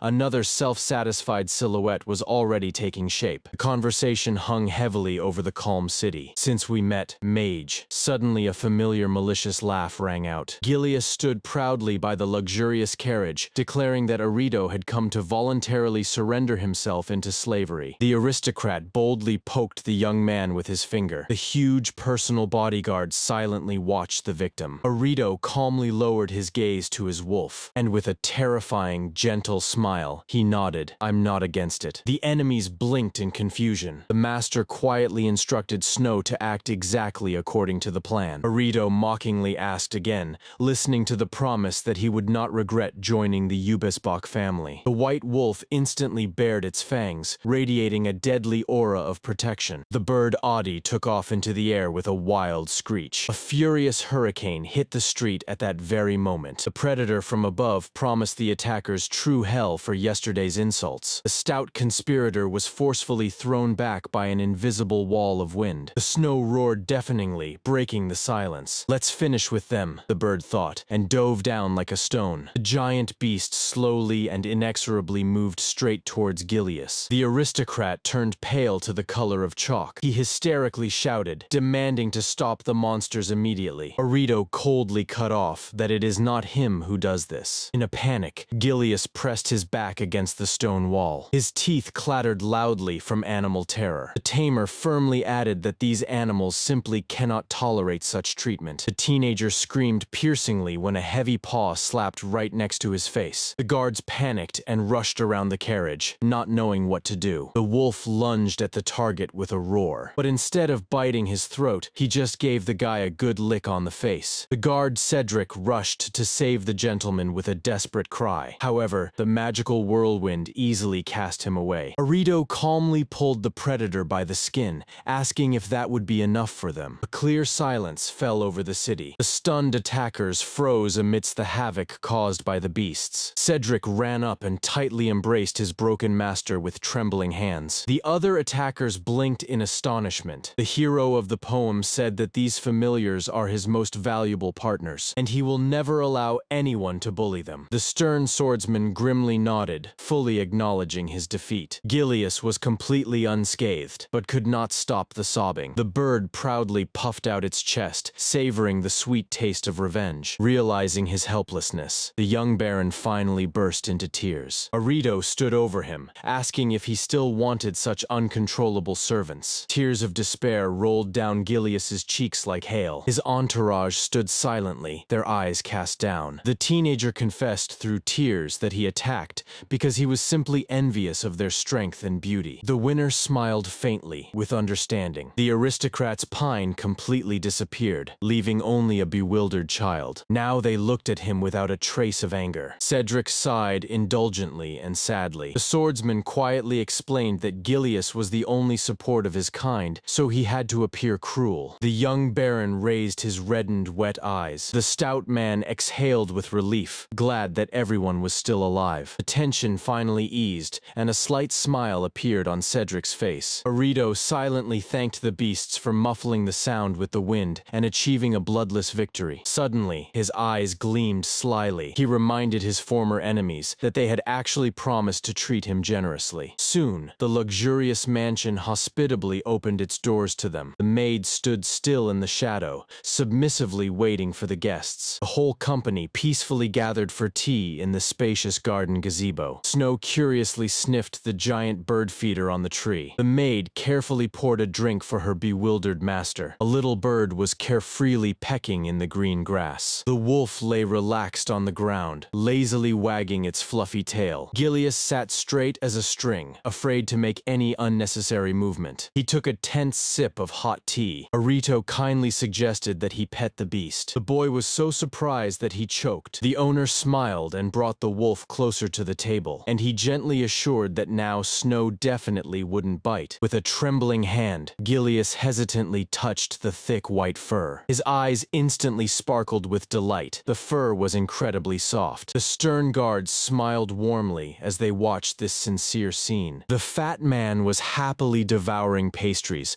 glad that the conflict was resolved. The former enemy laughed heartily, happily burying his face in the wolf. A little later, Arito went out to the clearing to play with Snow. Gilius approached him, already simply and friendly, calling him by name. The whole company warmly watched this touching scene, and shyly offered a gift for the upcoming trip. The hero squinted with interest. The aristocrat mysteriously hinted that the item is very valuable. A sunbeam slowly glided across the wooden window frame. Arito unfolded the package on the bed and gasped in astonishment. It was a perfectly detailed map of the whole world. Gilius proudly noted that he received the latest and most accurate edition. The boy mentally compared her to his old map, instantly assessing the treasure. The baron, with a warm smile, said that he would no longer hold him by force, but he asked to definitely tell about the adventures when he returns to the capital. The traveler gratefully nodded to his new friend. The luxurious Gothic building was left far behind. The sky above the city was remarkably clear. Zdorovany laughed loudly upon hearing how Arito had frightened the aristocrats. Once home, the girl anxiously asked about the results of the meeting. Arito awkwardly tried to explain that he had been completely misunderstood. He enthusiastically patted the boy on the back, praising him for his perfect control of the situation. Arito awkwardly grimaced because the compliment sounded too ominous. The swordsman sighed with relief, concluding that the main thing was that it ended without bloodshed. And I seriously wondered if their group was really moving on. The young man firmly confirmed. All matters in the capital are completed. The next big goal was the harsh north. The elf girl smiled gently, ready to follow him anywhere. Suddenly, everyone in the room gasped in shock. The whole room jumped in shock at the unexpected news. A bird chirped sharply outside the window. A recent memory from the forest surfaced. A wolf and a large cat stood before a camouflaged pit. The old elf joyfully emerged from the trap, happy that he had been rescued. The bottom of the pit beneath him was densely covered with deadly sharp blades. The great cat angrily pounced on the old man, asking why he was setting deadly traps. The old man calmly waved it off, explaining it as standard safety measures against monsters. He laughed carefreely, admitting that he simply forgot about his creation. The wolf glanced tensely at the dark thickets of the forest. The beasts exchanged glances, fully aware that the real danger lurked very close by. Colorful cover. Young Arito relaxes with his giant wolf as snow. Chapter 17. The Dark Merchant and the Elf. The light of the crystal chandeliers flooded the hall. She leisurely drank wine and exchanged social gossip. Suddenly, one of the officers grimaced in displeasure. "Who even let this guy in here?" he hissed. In the crowd of fools, a dark merchant, a slippery type who secretly sells illegal goods to aristocrats. And next to him grinned Fenrir, an elf in a cap,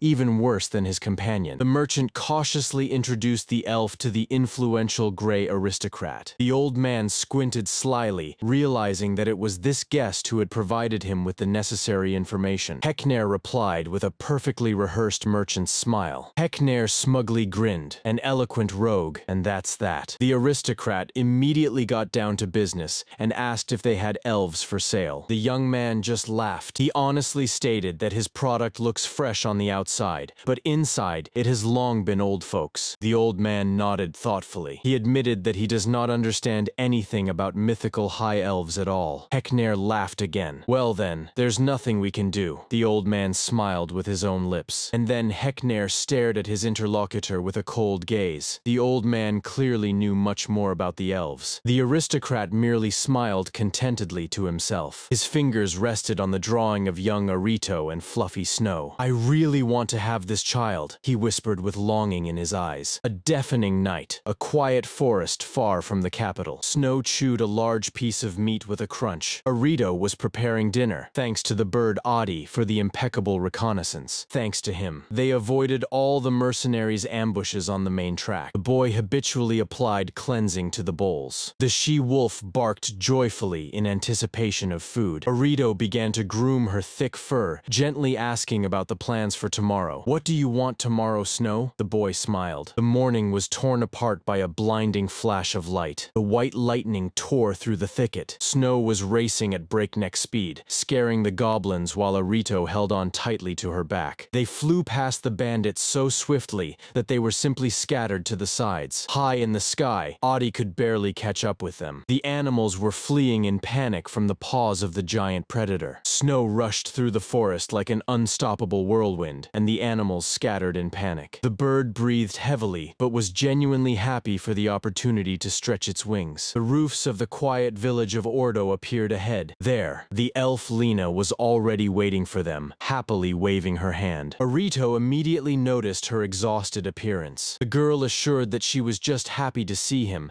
and they set off shopping. On the way, she confessed that meeting him brings her true peace. The sun slowly sank below the horizon. They set up a tent by the quiet forest lake. In the darkness, the fire crackled comfortably. Arito recounted how Adi's intelligence saved them from traps. Lena listened with a warm smile. She explained her delay in the capital with a bunch of matters. It turned out that Geralt and other relatives organized a cooking competition using Arito's recipes. The boy carefully took the message out of the case on the bird's leg. This was the familiar of the same old nobleman. Along with the letter, the bird brought a huge carcass of meat that made Snow shudder. Lena stared in shock at the size of the gift. Arito used magic to preserve the freshness of the meat. The settlement had long been left behind in the night darkness. Lena recalled how her squad left without any stops for a break. Then she could barely stand on her feet from exhaustion in the cart. The mercenaries followed closely behind them, waiting for smoke signals. Fenrir looked grimly ahead. A memory struck him. Once he was advised not to strain himself, as he was still worse than others. He was constantly mocked for being a half-blood, but one elder gave him a book about the higher elves and commanded him to take pride in his heritage. Now Fenrir fiercely whipped the horses, ready to prove his worth to everyone. Sparks flew above the forest bonfire. Arito and Lena were sitting calmly on logs by the fire. The boy laughed. The old nobleman had finally become addicted to his mayonnaise. Lena carefully placed her hand on the magical bag. She took a sip of water, not taking her eyes off the guy. Arito asked if she had given this artifact just for convenience. The girl admitted that she was shocked by his ability to control such a powerful thing. The boy calmly took the bag. He showed a clever trick. If you smoothly pour in magic, the capacity of the bag will gradually increase. Lena blinked in surprise. The elders of her tribe had never heard of such a thing, so she asked if it was a secret technique of his grandfather. Arito smiled softly, ready to entrust her with his secret. Suddenly, Audi fell from the branch. The camp was surrounded by 20 armed men. Arito shuddered. The enemies noticed the smoke from their campfire. The boy instantly jumped to his feet. A bright signal rocket flared up in the darkness. One of the mercenaries waved his hand from the bushes, giving the order to storm. Fenrir silently observed this through binoculars from a nearby hill. Armed men silently crawled through the thicket towards the camp. The eagle clicked its beak menacingly, asking for permission to kill. Under no circumstances, Arieto shouted in panic. Snow also rushed into battle, and the boy sharply forbade her from killing as well. He clenched his cloak, chiding himself for his lost vigilance. Arito was worried. This time the enemies were people, and the night forest blocked any retreat. Lena coldly ordered Ada to hide the weapon. Arito quickly assessed the distance and the chances of retreat. Fenrir lowered the binoculars. The mercenaries were not heading for his squad. Their target was the pair by the campfire. A giant bird warned, if the enemies run, it will catch them in 10 seconds. Arito tensed up, mentally counting the time. Behind him, Lena's voice sounded. She had noticed them too. The boy hid in the bushes, continuing the count, and then he suddenly jumped out to meet them and shouted for the enemies to come out. 3 unknown individuals emerged into the clearing. Lena froze in caution. Something rustled faintly in the branch. A man in a hat stepped forward and raised his hands in a conciliatory manner, praising the boy's intuition. He confidently moved straight towards them. The girl blinked in confusion. The stranger scoffed disdainfully, as if to say how she could think of running away with such a child. Her eye twitched nervously from indignation. She inquired in an icy tone what he meant. The man suddenly burst into a scream. He accused the elves of thoughtless connections with humans who only breed sorrow. Arito blinked in confusion. The stranger's gaze became predatory. He recognized the half-elf. The man cut off that his goal is not her. He took another difficult step forward, and I extended my hand to the boy, convincing him that some esteemed client was eager to meet with him. Arito ordered him to stop with a sharp gesture. He asked the name of his interlocutor,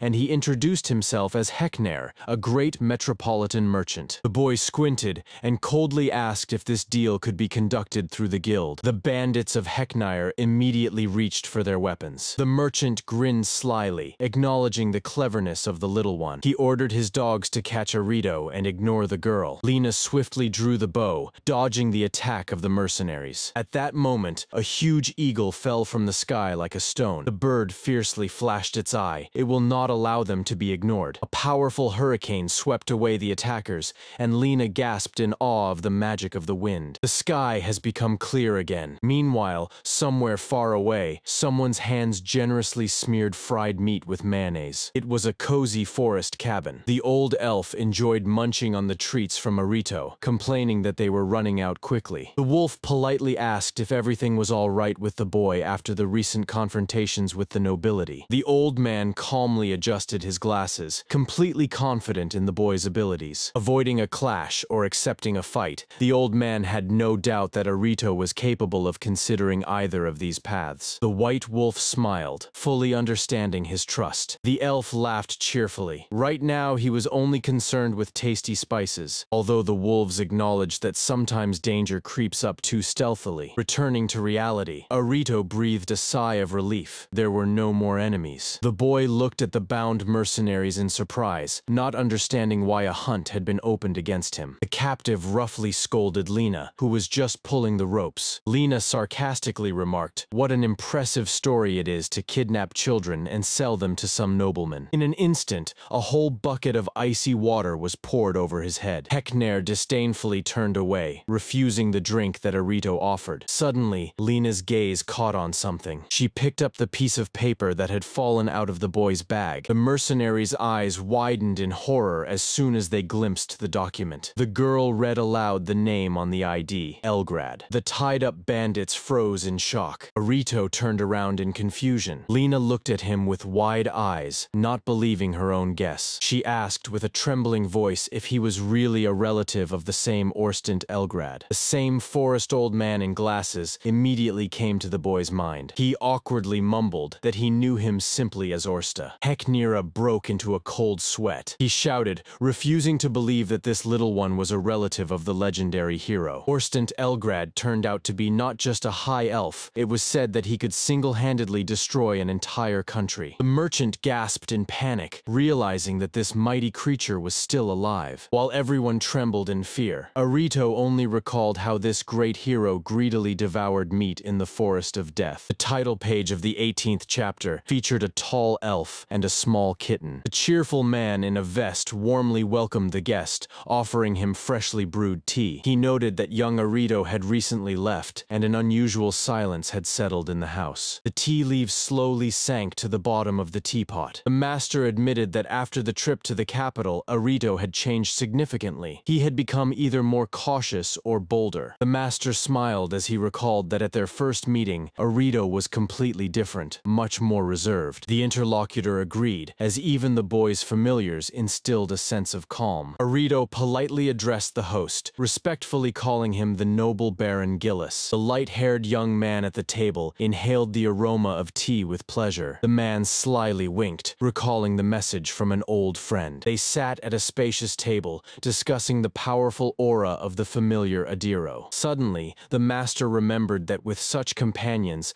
Arito's journey would be much easier. The young man with a cup in his hands wondered if he had already managed to use the gifted card. The Baron's wife added with relief that she did not regret the gift, as the map would certainly come in handy for Arito. The man smiled and admitted that he envied Arito, as the archer of the emerald sword had gone with him. Everyone joyfully raised their cups to the incredible boy's grandfather. The gaze stopped at the peaceful sky above the roof of the house. Meanwhile, deep in the forest, strange magical plants were blooming. Arito, the elf girl, and the white wolf were examining the moral flowers and the laris grass that only grow in places with high mana. Remembering the previous attack, the boy cautiously made his way through the thicket. The tiny owl Moran warned the others to be on guard. Someone nervously clenched the fabric of the cloak. Arito promised with a smile to escort the elf Lena home from the dangerous forest of Milana. She blushed, admitting that she wouldn't be able to get out of here on her own. Suddenly, the wolf abruptly lunged forward, sensing someone's cry for help. The beast's golden eyes narrowed. Arito looked around worriedly. The great familiar bird sensed a powerful magical turbulence ahead. The boy tightened his grip on the bow and dashed after him. Lena did not fall behind. The black and white kitten raced swiftly between the trees. Heavy-clawed paws struck the ground. A giant monster primate jumped after the baby. The kitten was trying its best to move its paws. Behind them, the gaping jaws of two fierce monsters were approaching. The white wolf swiftly crashed into the enemies. The baby slipped under the roots of the tree. The monsters, with a scream, scattered to the sides. Arito ran up to his familiar Snow. The monsters fled away in fear. The boy breathed a sigh of relief, realizing that the animals were just scared of the wolf. Suddenly, he froze. Lena also looked down in surprise. Under the tree, a rescued kitten meowed mournfully. It seemed that the monsters were chasing him. The bird Audie smoothly landed on the young man's shoulder. Lena suspected something was wrong. All three were watching the tiny creature carefully. Someone noticed that the baby is quite weak,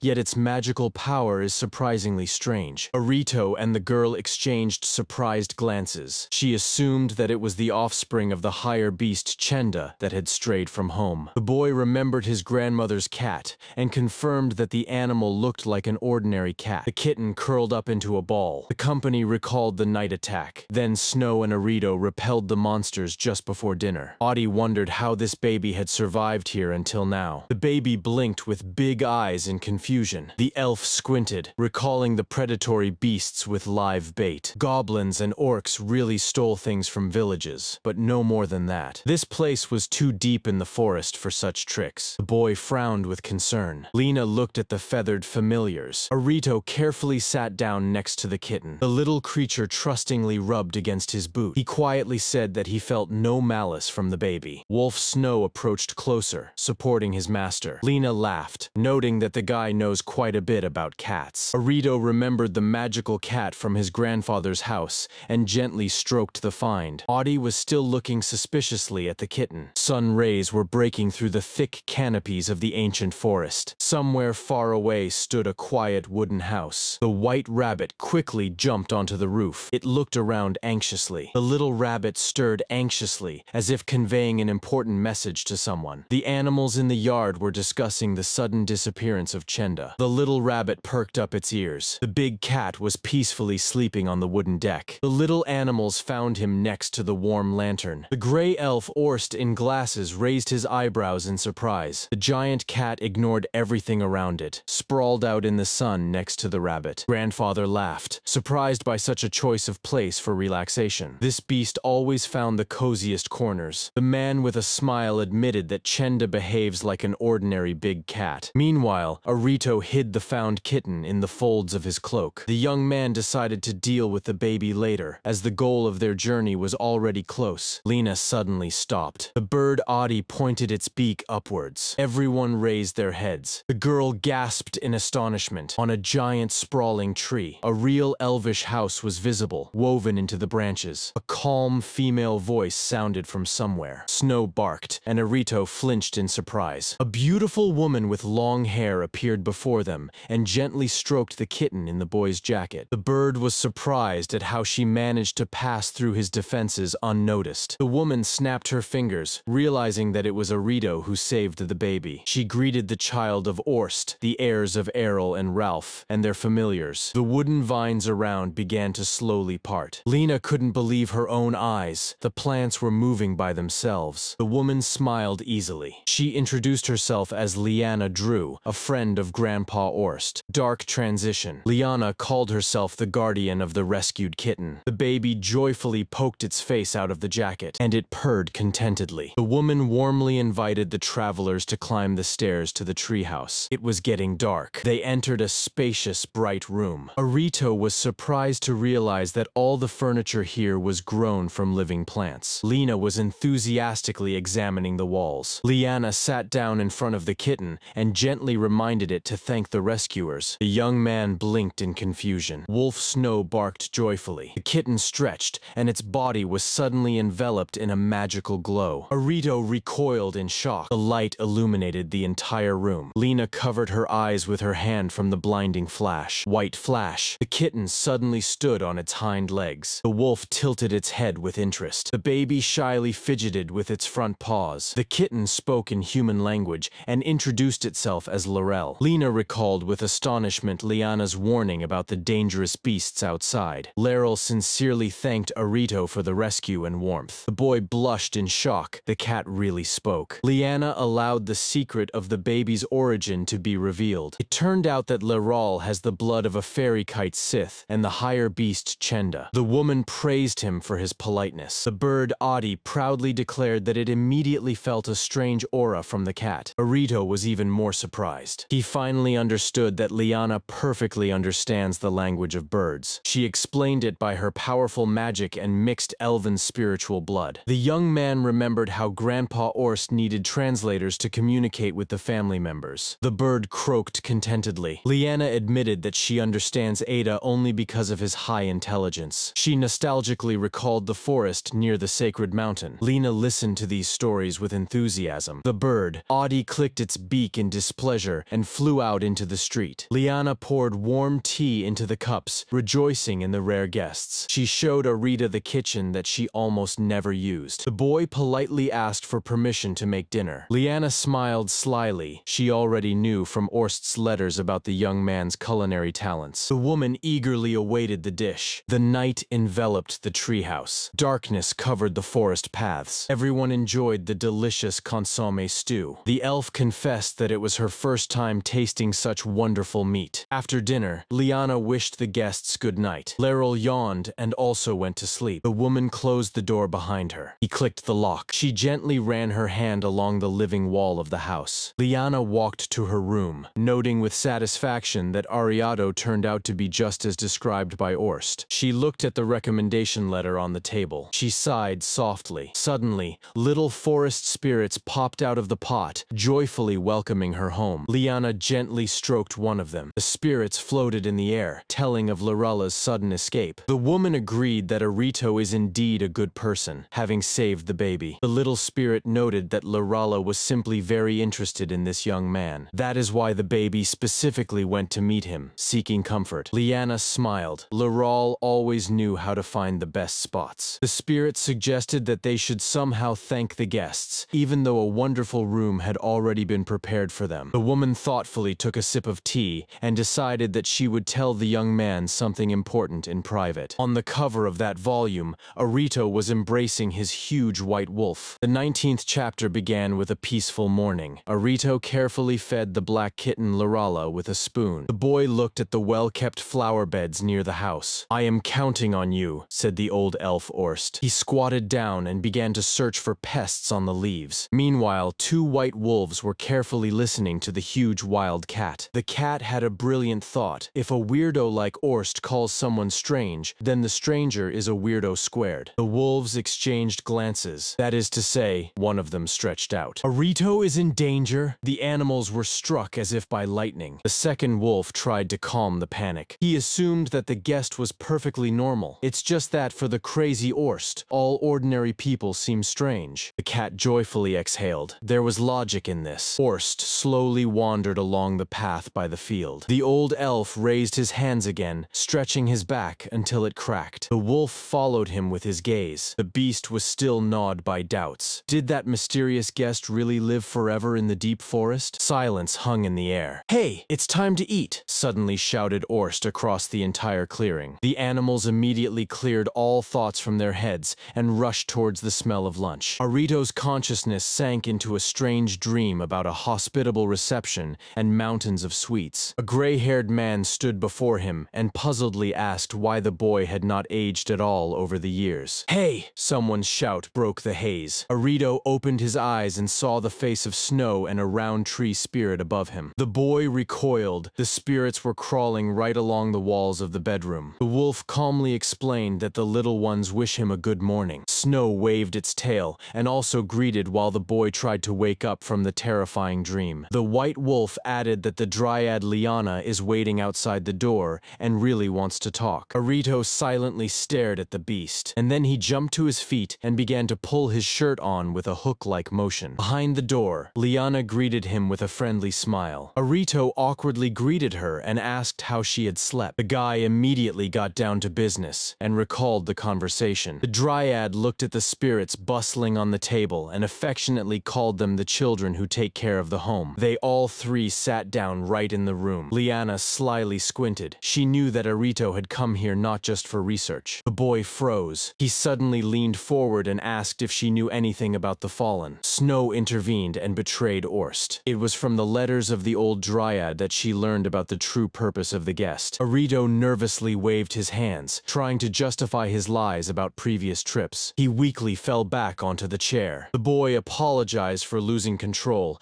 and admitted that he had been hanging out at the city library before arriving. Liana listened carefully to his confession. Arito realized another detail. The elf Linolithia still suspects nothing. Suddenly, Snow's huge tongue swung out and licked the boy on the cheek. Liana quietly laughed. Arito stroked the wolf and sighed with relief. It's good that they discussed this in private. A kitten named Laral burst through the door. It was rubbing its sleepy eyes and whining from hunger. It greeted hoarsely, which greatly frightened the boy. Liana playfully suggested to the guest to prepare breakfast by himself. Arito enthusiastically agreed to feed everyone in gratitude for the shelter. Birds were flying carefreely outside the window. window. Hot bowls of thick soup and fresh bread appeared on the table. Leryl's eyes lit up at the sight of the mountain of juicy meat. Liana awkwardly folded her hands, asking Arito if she was praying correctly before the meal. Everyone thanked for the meal in unison. While Snow greedily gulped down the meat from the forest of death, the griffin bird looked at his manners with disgust. The bird even grimaced. Just think, meat from the very forest of death. The bird caught itself in a strange thought. He looked around. Why do predators not approach this house at all, even though it is right in the center of the forest? The owl-like creature swayed back and forth next to me, as if confirming these suspicions. The wolf barked at the griffin to look at his plate and not get distracted. The dishes quickly emptied. The dryad gracefully rose from the table. Liana announced that she had something to show Arito. Linalitia smiled warmly. She was happy to stay on the estate, as with such protection, the boy was in no danger. Laryl started scratching the door, but the elf strictly stopped him. The tree spirits supported her and reminded the kitten of the prohibition. Linalitia looked sternly at the baby. Laryl shed a tear and looked at her pleadingly with his huge eyes. In the forest, the birds chirped brightly. Arito, Liana, and Snow were walking through the forest thicket. The boy recalled his morning magic control training. Without it, he simply couldn't calm down. Snow squinted with pleasure,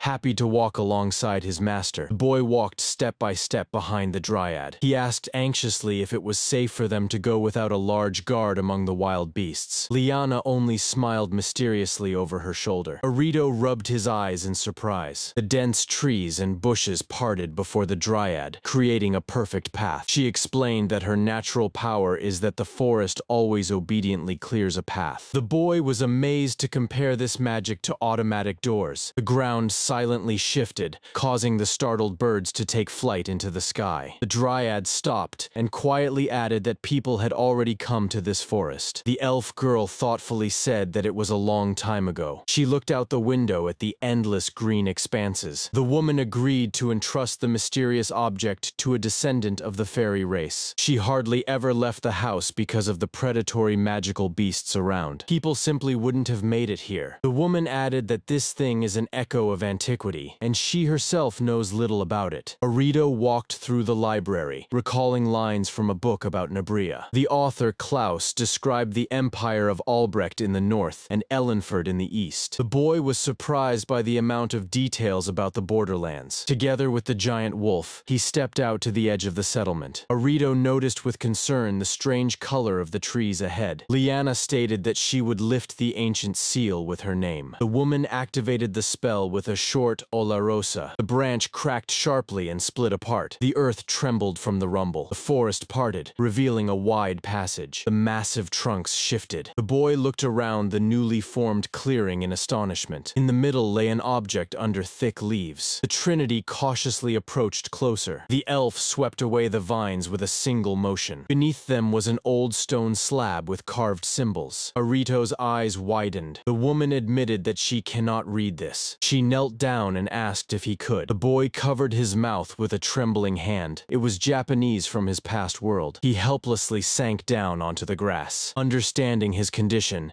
the elf decided to take a walk. She entrusted the wolf Snow to watch over the boy. The beast silently turned around. Arito was left alone with his memories. Meanwhile, birds were chirping over the wooden house. The freshly washed dishes were shining on the table. Someone was diligently wiping the cups. The little kitten was breathing heavily from the effort. The elf warmly praised Larala for the work done. She noted that for his age, he managed surprisingly well. She added that for a 10-year-old, it is simply incredible. The kitten shyly pressed its paws to its face. It quietly asked if it could set off on a journey with Arito. The elf girl froze. She thoughtfully looked at the little fluffball. The woman quietly expressed that she understands his desire. Everything around shone with purity. The woman smiled gently. She happily supported this idea. Laryl squeaked happily. The little owl was watching the stream of fresh tea. The elf girl sat down at the table and seriously asked about his readiness. The kitten tensed up. The woman warned that the further conversation might sound harsh. She reminded about the need to obtain Liana's permission. They decided to discuss everything in the evening when the family returns home. The kitten sadly drooped its ears. Their house was hidden high in the branches. A giant bird named Orst soared in the sky. He swiftly descended over the yard. The elf in glasses stepped stepped out onto the porch to greet a friend. A powerful flap of wings stirred up a strong wind. Orst landed heavily. The ginger cat calmed the frightened chick. The giant beast relaxed and lay down on the fence. The elf joyfully exclaimed that a letter had arrived from Arito. Wolves and cats quickly gathered at the table. The man noted that contracts with monsters were always based on mutual understanding. He added with a smile that it doesn't happen with everyone, and teased Orst. He gently stroked the white dove. The elf girl suggested that the boy would meet new friends on his travels, and he confidently added that the boy would find new reliable allies. The animals listened attentively. Everyone silently wished Arito a safe journey. The 20th chapter was titled Determination to Leave and featured a small cat beside the book. Endless hills stretched across the horizon. The dark forest breathed a thick coolness. The winding path disappeared into the thicket. Liana was surprised and froze. Orst had come to her again. Dim light barely penetrated through the dense weave of the crowns. The elf waved his hand in greeting. Liana smiled, noting that curiosity had led him too far. Orst confidently stepped forward. It is worth it. He was enthusiastically observing Liana. The semi-dryad easily controlled the local plants. Her ability to roam the world freely, unlike other spirits, seemed to him a true miracle. Orst was feverishly taking notes,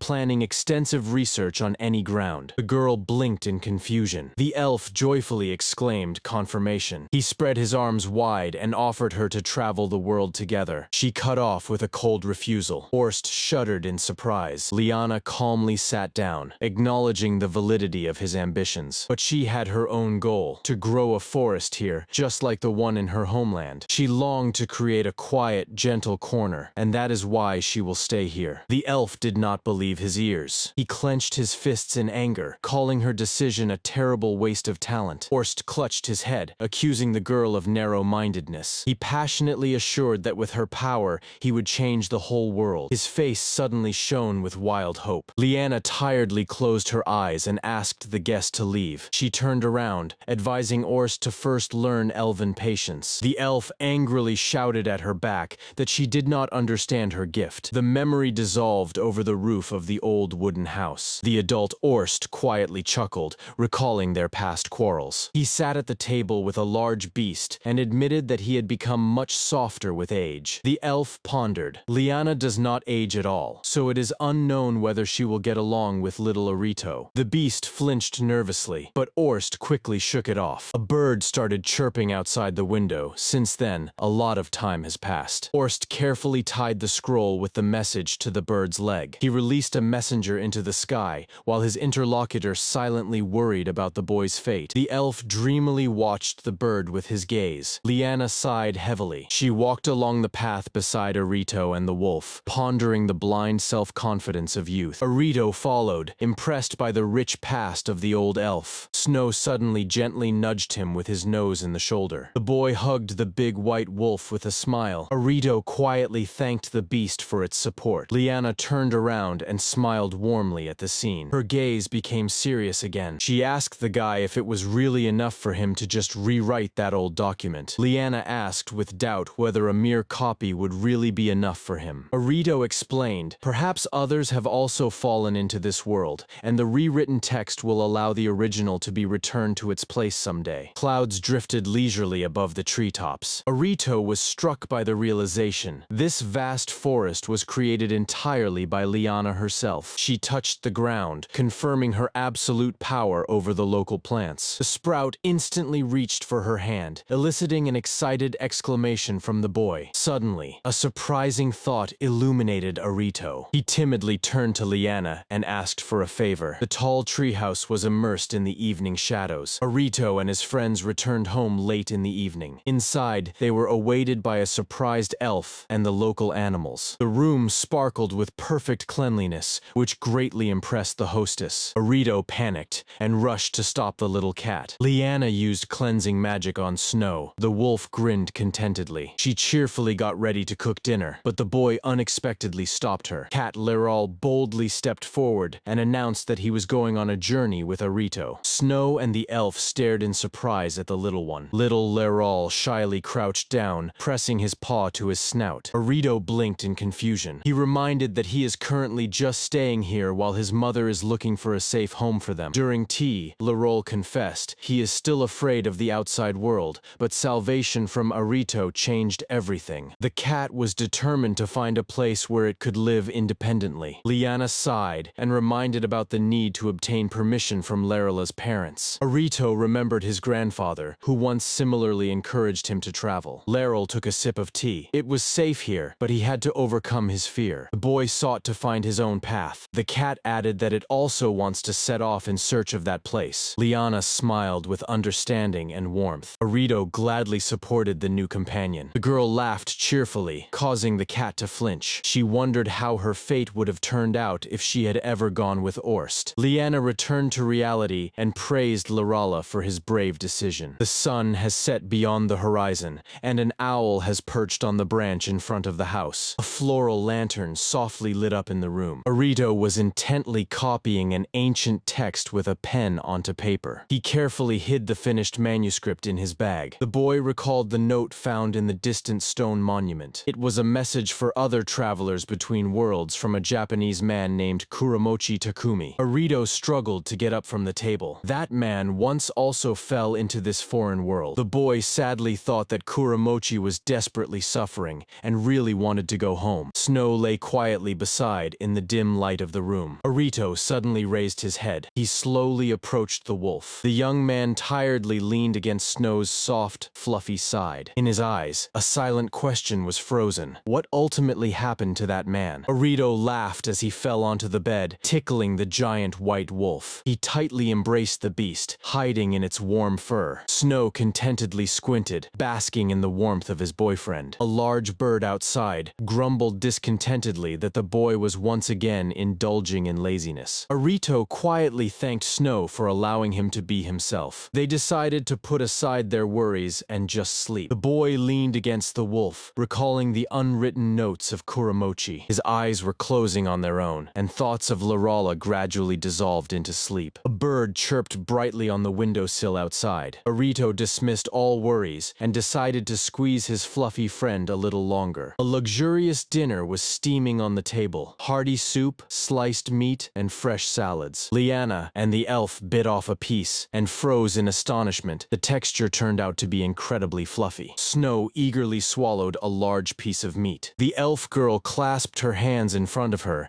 and politely thanked for the treat. Cat Leral sincerely thanked, and Liana reported that she had already sent his letter about the cleansing. Arito suddenly turned around, remembering another matter. Liana happily confirmed the plants he asked about the day before grow in her forest. The boy showed a detailed drawing of ripe, heavy ears of grain. Liana handed him a bunch of real grass, warning that it was not the season for rice yet. The elf girl looked closely and recognized the bunch of forage grasses Lasula and Melanica. She carefully examined the bunch of grass in his palm. She jumped up in shock and exclaimed that this is only fed to livestock. Arito just smiled mysteriously and promised to show a very tasty recipe later. Liana added that Melanica grass was just ripe for harvesting. The boy dreamily imagined how he was stuffing a large, soft futon with it. The elf instantly became excited about this idea and unconditionally declared that she wanted the same. She eagerly inquired where this fluffy grass came from and if it could be made the same. A great bird outside sighed discontentedly at the eternal rush of people around Arito. A little fluffy chick clumsily flopped right onto his head. Arito smiled warmly while watching the energetic little Audi. The birds exchanged surprised glances. Today, everyone was gathering somewhere en masse from home. Arito called Liana to join him with a smile. Following them, the cat Laral and the wolf, also eager to join, called out. The little kitten meowed pitifully, asking to go with them. Arito patted Snow and agreed to take the little one as a guide. Liana happily suggested setting off with the whole big group. They walked leisurely through the sunlit forest towards the high cliffs. The girls smiled gently, indicating that they were almost there. Arito and Snow were stunned into silence. Before them stretched the endless field of tall grass of Melanica. Liana allowed taking as much as one wants, as she herself controls this forest. The boy enthusiastically dove into the tall thickets. Snow followed behind, carefully carrying the kitten in its mouth. The boy looked around in surprise, gazing at the wolf from above. The kitten enthusiastically surveyed the forest from a height. It joyfully thanked Snow for the trip. The white wolf squinted contentedly. The elf quietly called out to Arito, who was just mowing the grass. She asked where he plans to go next. The boy flinched in surprise. He squeezed the gathered bundle and admitted that he had not yet decided. Arito thoughtfully added that one day he would have to go to the northern border. The elf continued to silently gather ears of grain. She suggested going together to Ellenford, on the way to the capital of Eladana. The boy, with a smile, agreed that it was a good idea. The sun slowly hid behind the mountain ridge. Dense shadows enveloped the night forest. In the midst of the thicket, an old twisted tree rose lonely. The moon shone brightly in the black sky. The bird swiftly flew up to the sprawling tree. He dove through the open door from which warm light was pouring. The little spirits joyfully chattered about Elia's return, with a letter from her mother Lerella. Liana hurriedly went out to meet. She carefully took the message from the bird. After reading the first lines, the girl tensed up. She quickly put on a calm smile, soothing the spirits. But fear was frozen in her eyes. What would Orst say to this? At that time, a massive stack of fluffy futons towered on the shelves. A heavy cat paw softly stepped on the wooden floor. The huge cat stood frozen in the middle of the room in surprise. He suspiciously stared at the pile of soft pillows, remembering that it was Arito's idea. The old elf in glasses was lazily lying on them, confirming the assumption. He enthusiastically recalled how the boy instantly crafted all of this from found grass,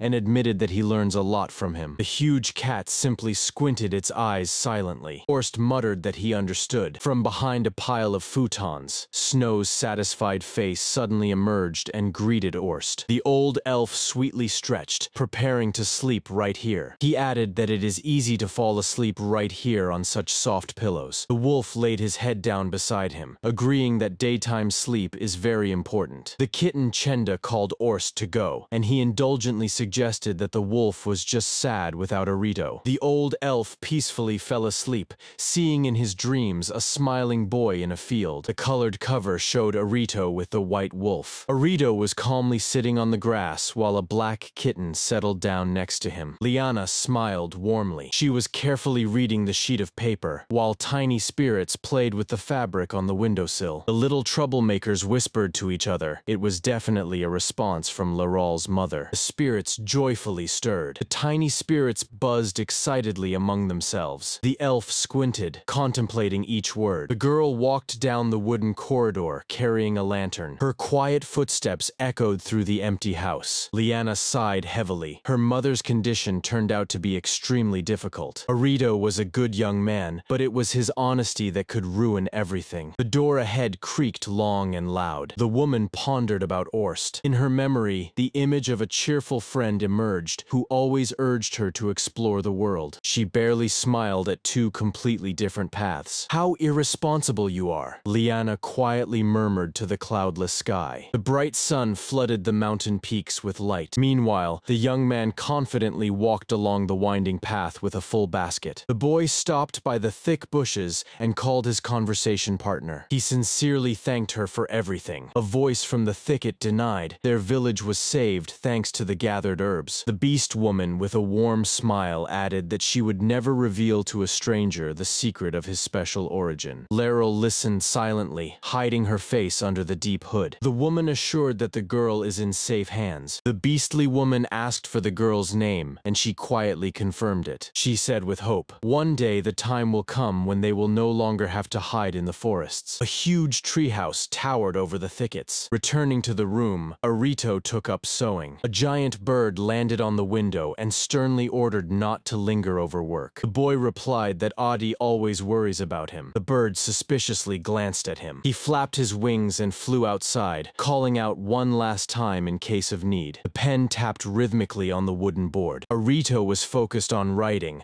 while the big white wolf peacefully napped on the carpet. The boy figured he would finish the story about Mr. Kuramochi before evening. In memory, the former world surfaced. Kuramochi was an ordinary office worker, a neighbor who sometimes gave him a ride. The man always helped Arito's mother and sincerely supported their family. Little Arito watched with curiosity as his neighbor called him to look at the computer. The boy turned on the video for the first time and couldn't contain his excitement. With a smile, he told the child about a future where these machines would be the size of a palm. Once a man was working in the office late at night. night. He was hurrying home, happily talking on the phone. Solid darkness. The dense forest was engulfed in the night darkness. Suddenly, everything came to a halt. The chick regained consciousness on the ground, and from the bushes dozens of predatory eyes stared at him. The black beasts immediately pounced on the defenseless person. Arito bitterly ran his finger over an old photograph of his mother. A deep sorrow was frozen in his eyes. Kuramochi fell into this world just when he was about to become a new father for the boy. Arito tightened his grip on the pen. Then he lost his family again and was left completely alone. But now Orst and the new loyal friends were nearby. The young man remembered how he once had no relatives at all, but everything eventually changed. A huge wolf joyfully rolled down the hill, knocking over spirits and pulling the young man out of his heavy thoughts. The fluffy creature continued to roll joyfully down the slope. The boy pondered. If a mysterious portal to another world opened right now. He opened his eyes wide. Arito dismissed all doubts and joyfully rushed to hug the fluffy creature. The white wolf grinned contentedly, rolling the spirits on its back. The loud laughter of children echoed through the forest. The cheerful noise suddenly stopped. The birds suddenly slammed against the window and shouted for everyone to go to sleep immediately. The night enveloped the house. Bright morning has come and the birds are chirping around. Arito tasted the hot soup while Liana was busy by the stove. They broke the plates together. On the table, a generous portion of pancakes and scrambled eggs was steaming. The boy enthusiastically talked about his plans to collect melanic specimens. Suddenly, he froze with a spoon near his mouth. Arito politely asked Liana to pass the napkin. Little Laral was diligently wiping her dirty little face. The young man praised her neatness, and the kitten purred contentedly. Liana thanked for the breakfast and moved on to a serious topic. She handed Arito a sheet of paper. Laral perked up her ears upon hearing about her mother. The boy read, "The woman allowed Laral to independently find her place. However, she strictly warned about the deadly dangers of life among people. The mother promised not to stop her daughter, only if she finds a way to protect herself." The kitten pressed its ears back in fear. Liana thoughtfully bit her lip, searching for a way out. Arito decisively reached out his hand to the little one. He confidently said that he has an idea. The elf girl looked at him with surprise. The boy admitted that traveling with him is indeed risky. Liana agreed. Greedy people in the city will definitely try to steal the rare creature. A heavy silence hung in the air. Laral worriedly covered her little face with a paw. Liana gently stroked the kitten, fully understanding the mother's anxiety. She directly asked Arito about his plan. Laral froze with hope and fear. The young man took a deep breath. He firmly stated that he would sign a familiar contract with Laral. Liana's eyes widened in shock. She was intently gazing at the boy's face. The elf girl realized that he was not joking. The bird nodded approvingly. Liana breathed a sigh of relief. This really solved all the problems. Arito calmly threw the bag over his shoulder. The magical connection will allow Laral to instantly call for help. The boy confirmed this,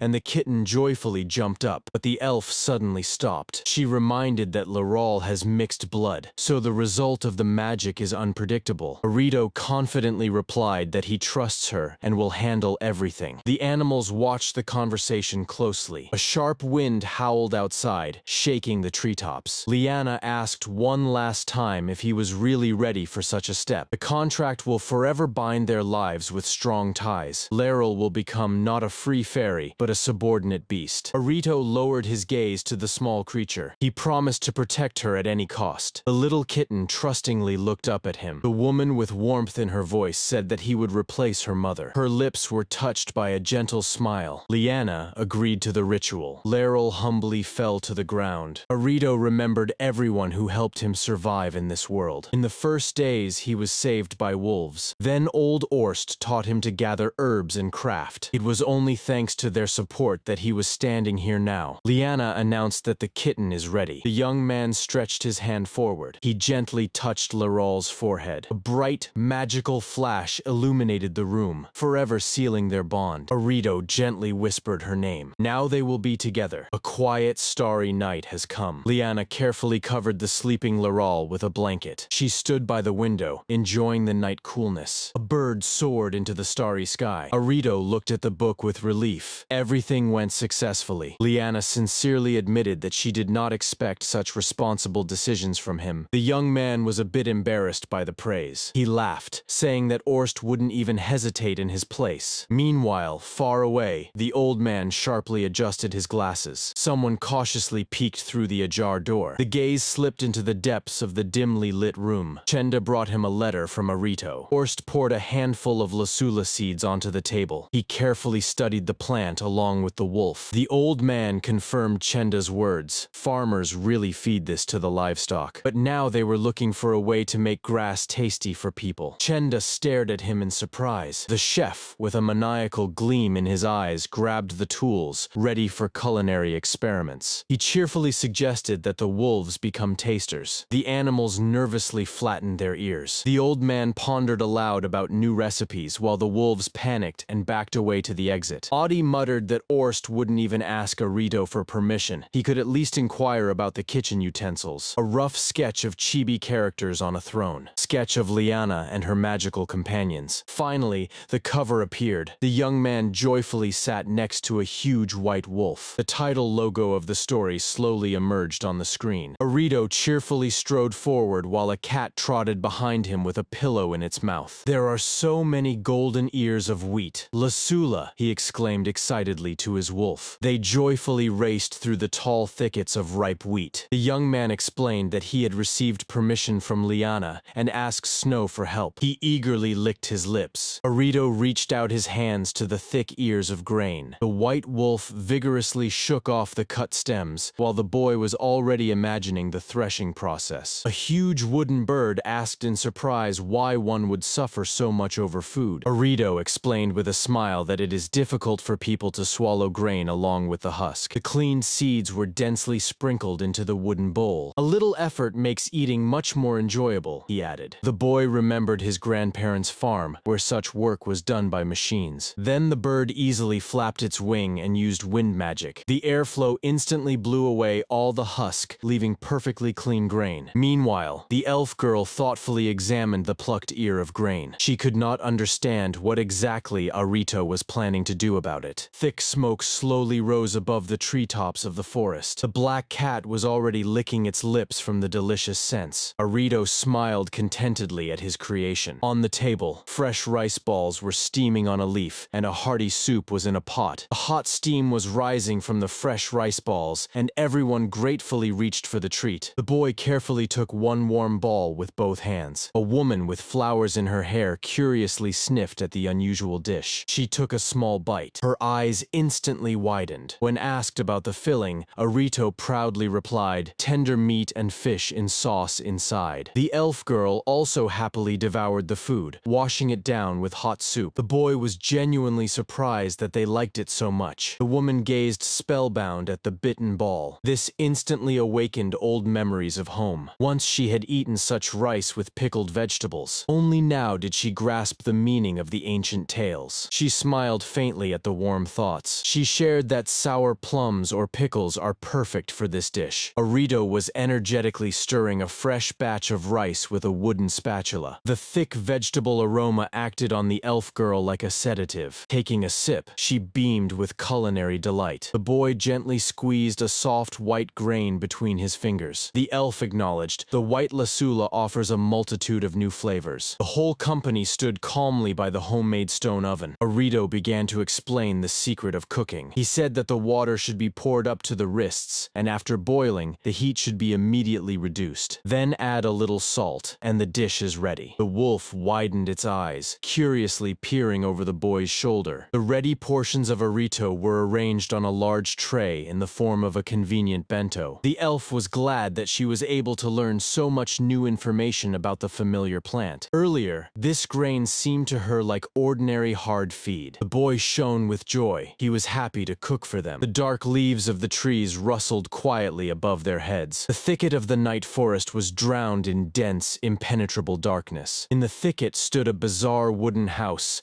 firmly entwined with roots. Arito finished his work and contentedly set down his pen. He carefully turned over the written page. "Ah, I have rewritten everything." The young man sighed with relief. He said that Kuramochi personally explored these lands and left his notes right here. Snow lazily sprawled on the floor, enjoying the silence. The boy looked warmly at the resting wolf. Arito put on his jacket and decided it was time to take a break. The wolf grinned happily, ready for a short game. The boy warned that we should behave quietly so as not to disturb the bird. The valley was flooded with bright morning light. A neat travel bag was waiting on the pillow as a gift. The woman gasped in surprise at such a gesture. She explained that she sewed this bag together with Lena as a sign of gratitude. Lena shyly touched her cheek, admitting that she had done the embroidery herself. Arito explained, "If you pour in mana, the bag will hold significantly more." The woman gently pressed the gift to her chest. She couldn't hold back and hugged the guy tightly. The black cat amusingly wrapped itself in a new light coat and asked if it looked strange. Arito laughed and assured that the outfit was simply perfect. The woman sadly clarified whether they were leaving just today. As a farewell, a thick morning soup was already steaming on the table. The young man in an apron quickly arranged the food on the plates. The table was simply overflowing with vegetable salads, meat, and fresh rice. The elf eagerly devoured the stew along with the rice. Everyone agreed. Arito cooks incredibly. The woman warmly thanked the young man for visiting them. The company slowly set off on the road against the backdrop of the endless bright sky. Finally, the hostess advised to find Kiriev in the city of Ellenford, and I handed the young man a recommendation letter, asking him to read it in his free time. And also, if it ever becomes interesting, she asked to read a personal letter in her free time. With a smile, she wished them a safe journey and asked them to take care of the cat. The treetops of the forest slowly receded. They were heading north along the river, leaving the Milan forest behind. The elf confidently stated that this direction would lead them straight to the Empire of Albrecht. Arito disagreed. According to his plan, they were heading east. The girls stared in confusion at the huge unfolded map. The boy calmly explained that he received it from an acquaintance, the Baron. The cat amusingly stood on its hind legs, also trying to see the route. The situation required caution. They were intently gazing at the lines. A massive mountain range stretched far ahead. The path came up against a solid rock wall. This was the last natural barrier before crossing the border. Lena sighed heavily. This was the last wall before the border. Arito immediately looked around in search of a passage. The steep rocky slopes left no chance for an easy ascent. The elf recalled the route to the south, but it was too far to go there. Suddenly, a familiar winged shadow flashed high in the sky. The bird Adi swiftly dove down on Arito's command. The team stopped for a break by a small floodplain. Lena was nervous, fearing to encounter magical beasts in these lands. Arito nodded confidently. They would definitely come up with something. He reminded how often Adi's intelligence had saved their lives. Moreover, loyal Laral and Snow were always nearby. The young man listened to the bird and pointed to the south, where there was a gentle slope. Lena joyfully exclaimed in relief. She couldn't stop being amazed by the effectiveness of this team. In the evening, they set up camp under the thick branch of a large tree. The elf quickly gathered twigs for the fire. Arito unexpectedly sneezed loudly and shivered from the chill. The wolf approached closer with concern, but the boy waved him off. He was just a little cold. He plunged his hands into the thick white fur, recalling winter hikes with his grandfather. The weather in the mountains changed too abruptly. The young man wrapped himself more tightly in his warm cloak. The night fog slowly engulfed everything around. A lonely covered cart stood far on the empty road. By the campfire, it finally became warm, and the fire crackled joyfully. Arito went to set up the protective crystals, entrusting the cat to watch over the fire. The boy recalled the records of Kuramochi, who once went to heal people. Arito wondered why he lived alone, because of his appearance or for the sake of research. The high cliffs completely dissolved into the thick twilight. The night became so dark that not a single movement could be seen. Black silhouettes of trees loomed from everywhere. The large bird suddenly flapped its wings sharply. Adi felt something. The predator focused, ready to spring from the branch at any moment. A command was heard from above to carefully monitor the surroundings. Both birds instantly turned their heads at the suspicious noise. Arito had just finished setting up the barrier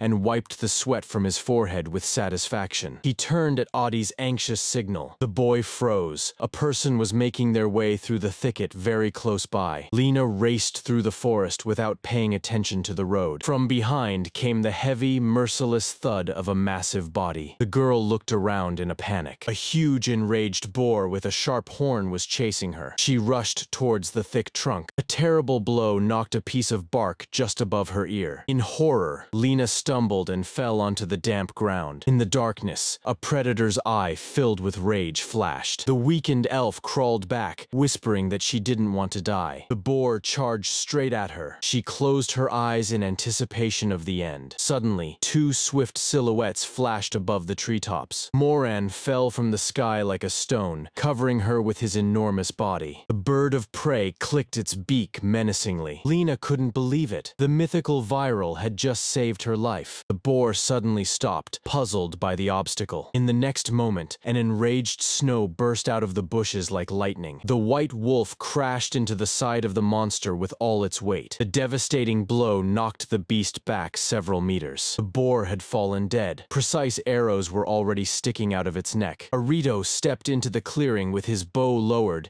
and his entire combat team gathered around him. "Thank God. How are you? Are you okay?" the young man asked warmly and with concern. On the cover of the new chapter, Arito calmly carved a wooden figure while his companions rested nearby. In the thicket of the forest, a huge white wolf and a boy stood over the carcass of a freshly killed boar, while a girl elf lay exhausted by a tree. The bird on the branch proudly noted that Arito had become much more skilled in wind magic. The boy modestly replied that he had simply found a new application for a familiar spell. The girl sighed with relief, thanking him for the timely first aid. Arito skillfully tied the boar's legs, admitting that he never expected to encounter a person in such a remote place. The elf girl carefully observed his precise movements. In just a few minutes, the prey was transformed into neatly packed bags of meat. She noted with surprise how professionally he handled the carcass. The boy explained that the smell of blood would attract predators, so the entrails need to be hidden immediately. He added that the smell of blood would attract other animals,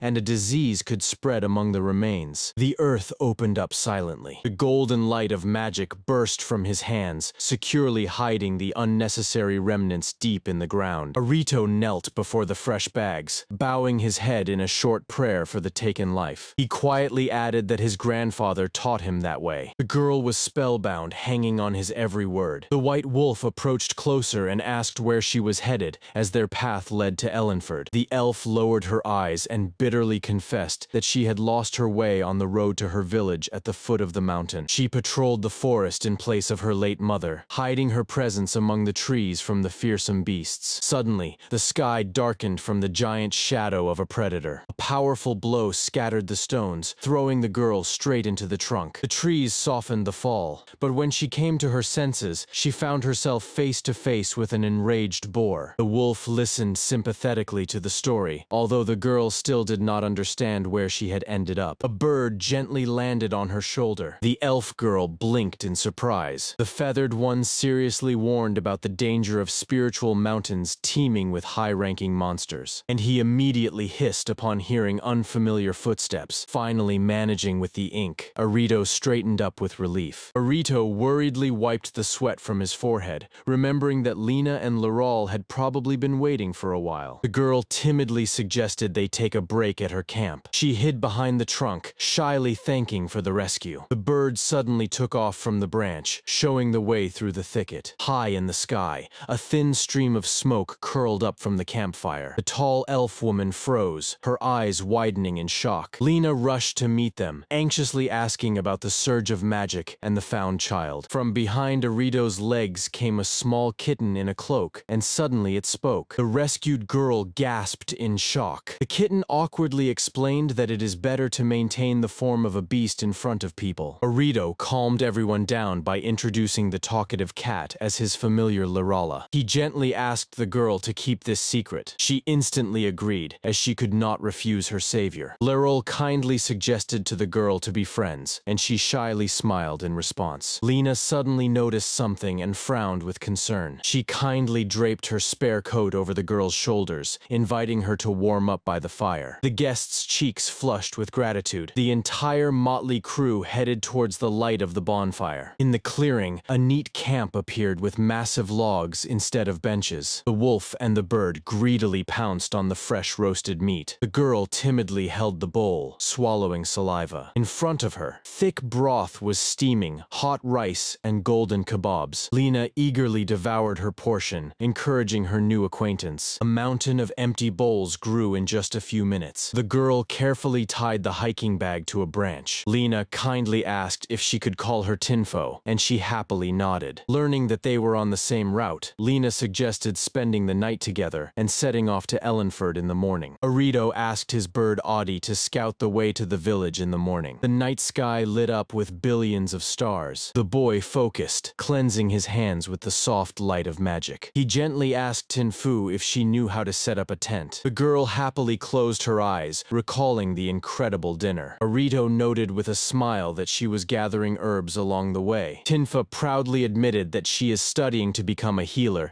and couldn't help but compliment his culinary talents. The boy blushed, hiding his face. Tinfa was captivated, sinking her fingers into the incredibly fluffy fur of the wolf. Lena gently wished everyone a good night, advising Tinfi to cover up and not to worry about anything. The huge wolf squinted with pleasure as it settled down on the grass. Tinfa slowly approached the fluffy giant. She respectfully bowed to the beast. The wolf raised its muzzle to the bird in surprise, and in a moment, Tinfa was sweetly snoring, buried in Snow's endless warm fur. The first rays of the sun pierced through the forest darkness. Lena was sleeping in the embrace of a huge fluffy tail, holding a kitten close to her. Arito sweetly stretched, warming up his muscles. Lena also woke up, rubbing her eyes next to Laurel. The boy cheerfully greeted everyone while dragging a heavy pot to the fire. The thick porridge bubbled over the fire as Tinfa sat down next to it with a bowl. She shone, continuously praising the incredible fluffiness of the wolf. The elf tightly squeezed Lena's hands as a sign of deep gratitude. The kitten, Laurel, thoughtfully remarked that the girl has surprisingly strong mental resilience after yesterday's horror. Arito nodded seriously, measuring out portions. He offered the cat a full bowl, reminding that there was a long journey ahead to Ellenford. The girls happily slurped their hot breakfast under Snow's envious gaze. On the way, they noticed that as soon as they descended from the mountain, they would see Ellenford. The bird returned from reconnaissance, confirming that there is indeed a village in the southeast. Arito confidently commanded to proceed according to the plan. The group quickly packed their things and set off on the road. The sun flooded the forest with blinding white light. The trees became scarcer, and the landscape brighter. Lena flew through the branches with light jumps using wind magic, eliciting an amazed gasp from Tinfo. Arito modestly waved it off, saying that he was still just studying this magic. Tinfa stared at him in shock. The boy suddenly crouched by the bush, curiously examining the unfamiliar plant. Lena firmly grasped her staff. Tinfa joyfully thanked, recognizing the familiar native places. She smiled warmly while looking at Arita. The forest parted, revealing a wide road. The bird cried from above that they would reach by dawn. Tinfa began to tell about her native village, Gyur. It was a wealthy settlement of carvers, where her parents created many masterpieces. The girl with the gentle smile recalled how the villagers warmly welcomed their strange family. Arito wondered if it would be easy to find accommodation there. Tinfa immediately offered to stay at her house. The sun rose above the sharp peak of the mountain. In a cozy valley, a picturesque village with wooden houses sprawled out. The shelves in Tinfo's house were filled with exquisite wooden toys and sculptures. The spacious hallway breathed cleanliness and coziness. Lena looked around the large kitchen in amazement. Tinfa closed the door, assuring that this was the least she could do for the rescuers. The kitten carefully stepped onto the clean wooden floor. Lena happily folded her hands in gratitude. Arito froze by the shelf. He admired the delicate work with enthusiasm, and Tinfa sadly confessed that it was a memory of her father, who had passed away during her childhood. Now she lived completely alone, surrounded only by the care of her peasant neighbors. Lena delicately inquired about the race of her parents. Tinfa explained, grandmother was a spirit, mother was a fairy, and father had elven ears but a sturdy human build. Lena listened carefully to every word. She smiled warmly, calling Tinfo a child of many connections. The girl touched her unusual ears, agreeing that it was her heritage. Lena sincerely called it true beauty. Suddenly, someone's stomach let out a loud, treacherous growl. Arito nervously laughed, asking for permission to work in the kitchen. Soon the table was laden with dishes,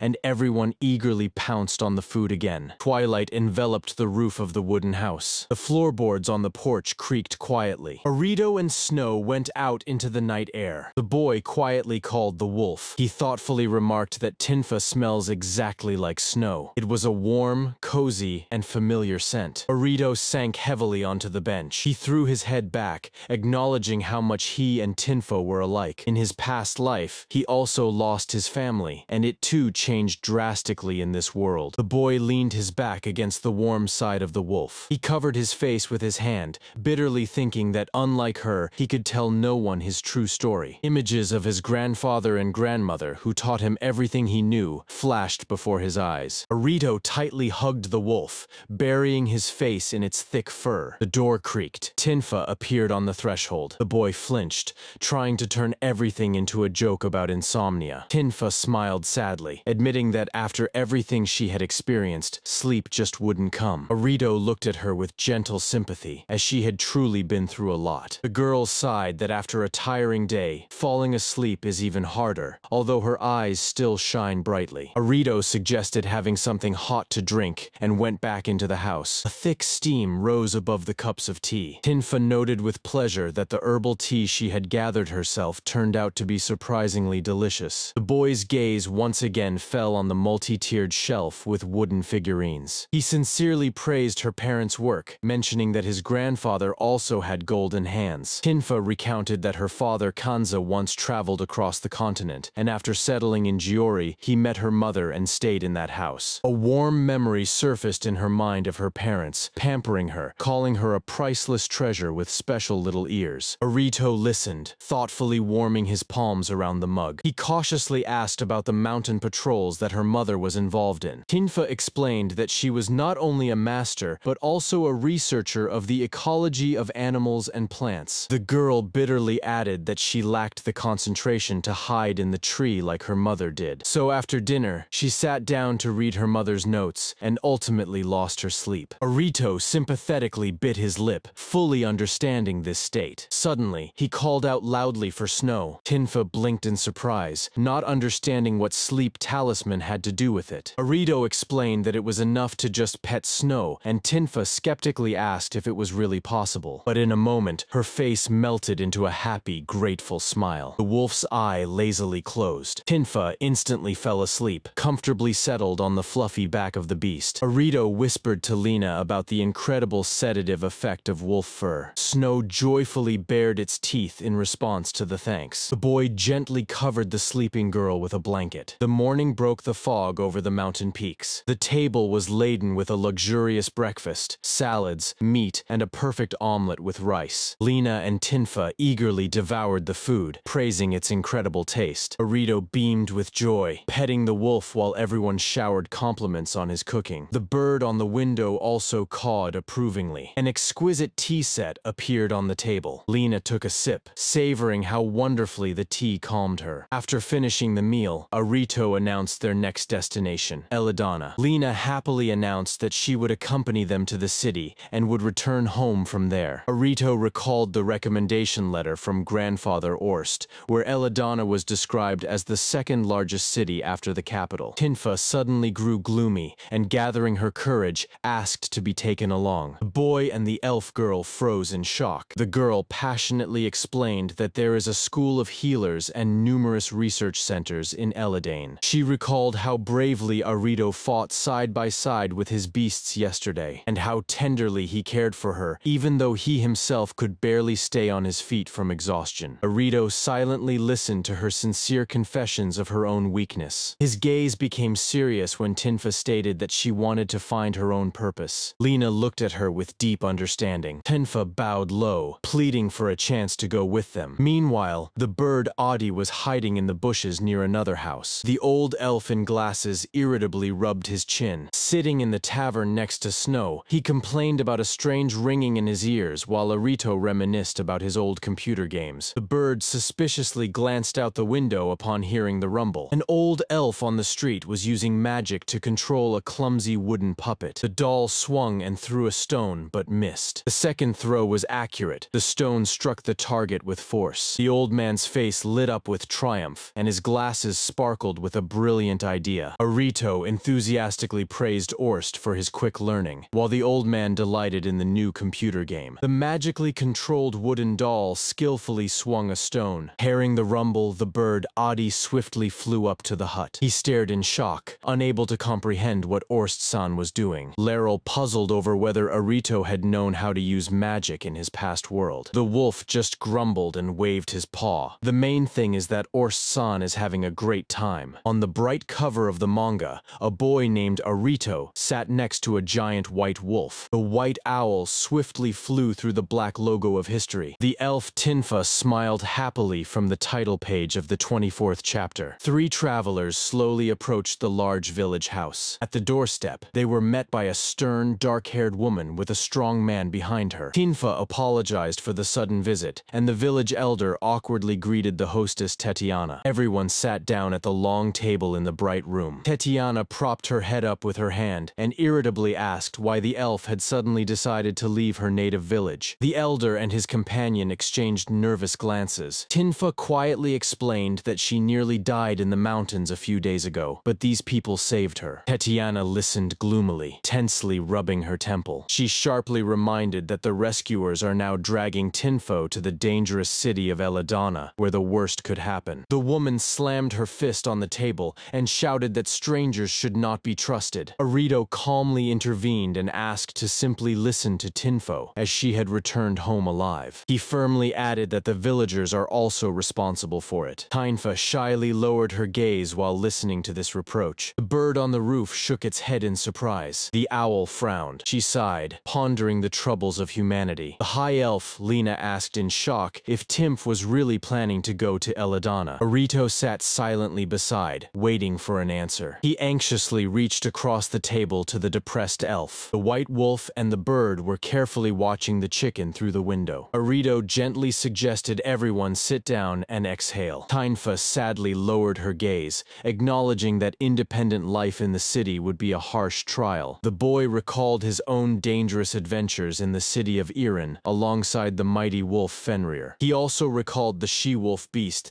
that once pursued him in the same arena. Lena tensed up. Arito remembered how his companion once became embarrassed to tears and promised not to reveal that secret to anyone. A brief silence hung in the air. Arito cast a quick, assessing glance. He spoke about the meeting with the Emerald Sword team and the relatively safe shelter at their base in Lasuna. The boy petted his pet and admitted that even there, a threat was constantly lurking. The danger was avoided only thanks to the powerful companions nearby. The wolf approached closer while Tinfa thoughtfully looked at her cup. Lena gently asked for permission to test a theory. Arito asked if Tinfo knew how to use magic for self-defense. The elf explained that she is only capable of water, wind, and plant magic, but she absolutely cannot attack. Lena nodded and confirmed that spirits and fairies always have a strong inclination towards such peaceful magic. Arito suddenly turned in his chair. Tinfa's eyes widened at the unexpected question. She turned to the guy and hesitantly added one more important detail. The elf quietly confessed that she has relatives in Eladane and plans to stay with them. Arito listened carefully. He acknowledged with relief that having relatives in the city completely resolves her safety issue. Lena completely shared his opinion. Tinfa joyfully clasped her hands when she heard that Lena and Arito would accompany her all the way. She sincerely thanked him, and the boy reminded her of the need to coordinate everything with the villagers. Arito tiredly wiped the sweat from his forehead. The owl and the wolf decided not to waste time and set off to the store for herbs. On the table lay neatly carved wooden spoons. Next to them stood expertly crafted folding chairs. In the corner, sturdy wooden buckets waited for their time. Arito and the wolf cheerfully walked down the lively village street. Life was bustling all around, and the cat with a heavy bag was trotting behind them. The boy eagerly examined the local wooden crafts, wanting to buy almost everything. The wolf barked joyfully, not sensing any hostile aura nearby. Arito noted with a smile that it was very beneficial for his companion to visit such a peaceful village. Far away on the green hill stood alone the house of the elder. Arito abruptly opened the door with a friendly smile, and he instantly turned to stone. An enraged Tatiana loomed over him. The boy recoiled in shock. The woman leaned closely to his face and asked in a harsh whisper if he was indeed the same Arito. The wolf growled threateningly at the doorstep, causing Tatiana to nervously justify her sudden movement. In the commotion, a cry of "Enough about me" rang out, and someone desperately called for the elder's help. The door slammed shut behind the boy. Tatiana angrily pointed her finger at him, accusing him of irresponsibly luring Tinfa to a dangerous city. Arito stood perplexed while the elder tried in vain to calm the woman. The man forcibly pulled the frightened Tinfo away from the enraged Tatiana. Outside, the wind gently swayed the tall grass by the river. The cat asked the wolf with concern if everything would be all right with Arito. The animals froze on the roof, listening intently to the screams from inside. The wolf gently nudged the cat with his nose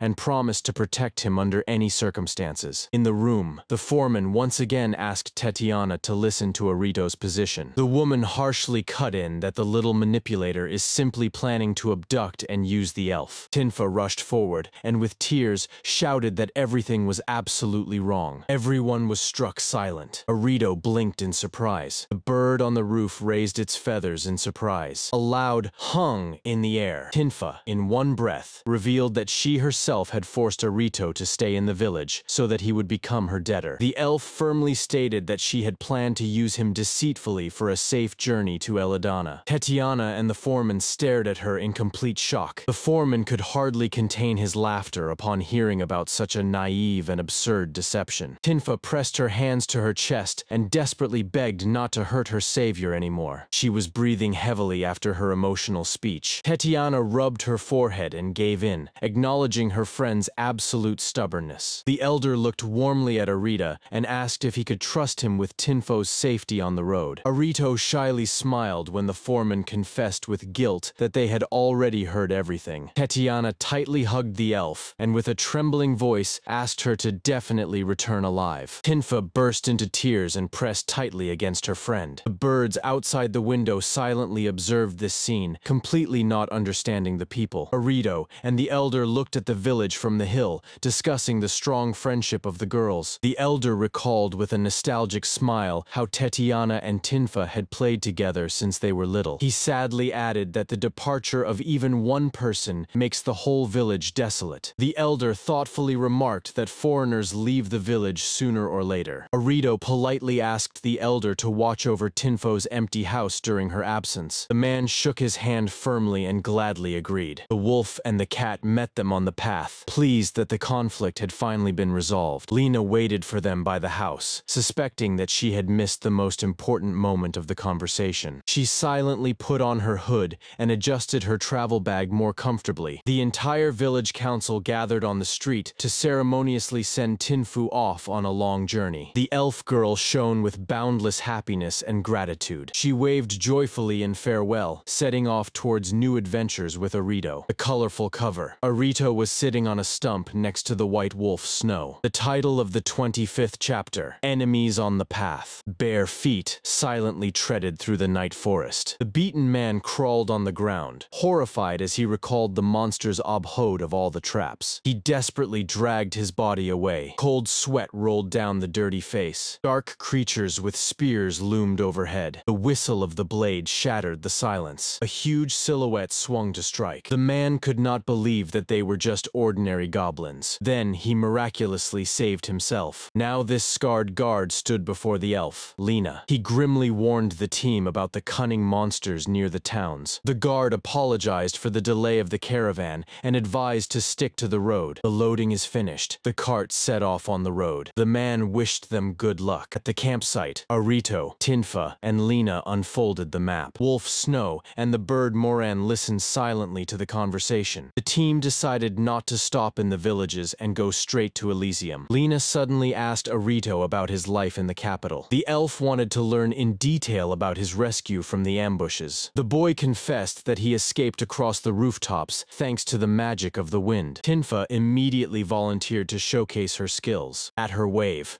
the large leaf on the stone vanished into the air without a trace. Arito jumped in surprise. Lena praised the girl for her perfect control of mana. Tinfa playfully winked. She simply copied Arito's technique. The boy was genuinely impressed by her talent. Lena explained the secret of focusing energy in one point. Arito remembered the lessons of the old Orst. The bird Edie skeptically remarked that the boy still had work to do to reach such mastery. Arito shifted his gaze to the cat Lerala. He began to stroke him and the wolf Snow with a smile. The girls watched this scene with warmth. Lena quietly laughed. From a branch, the falcon Moran watched them closely. The bird clicked its beak beak in displeasure and flew away. The wind rustled the leaves. The team continued their journey along the forest path. At the new campsite, Timph demonstrated weaving baskets from willow by Yell. Arito was fiddling with the campfire, trying to tame the flames. Soon, the boy had raised the ready basket above his head. Meanwhile, Moran soared high into the sky above the treetops. Suddenly, the bird tensed up sharply. He noticed an armed band of goblins right by the city road. The falcon swiftly dove down. The leaves fell from the branches due to his sudden maneuver. Moran flapped his wings with all his might. He rushed back to Lena, and the team was calmly resting in the glade. Arito exclaimed with satisfaction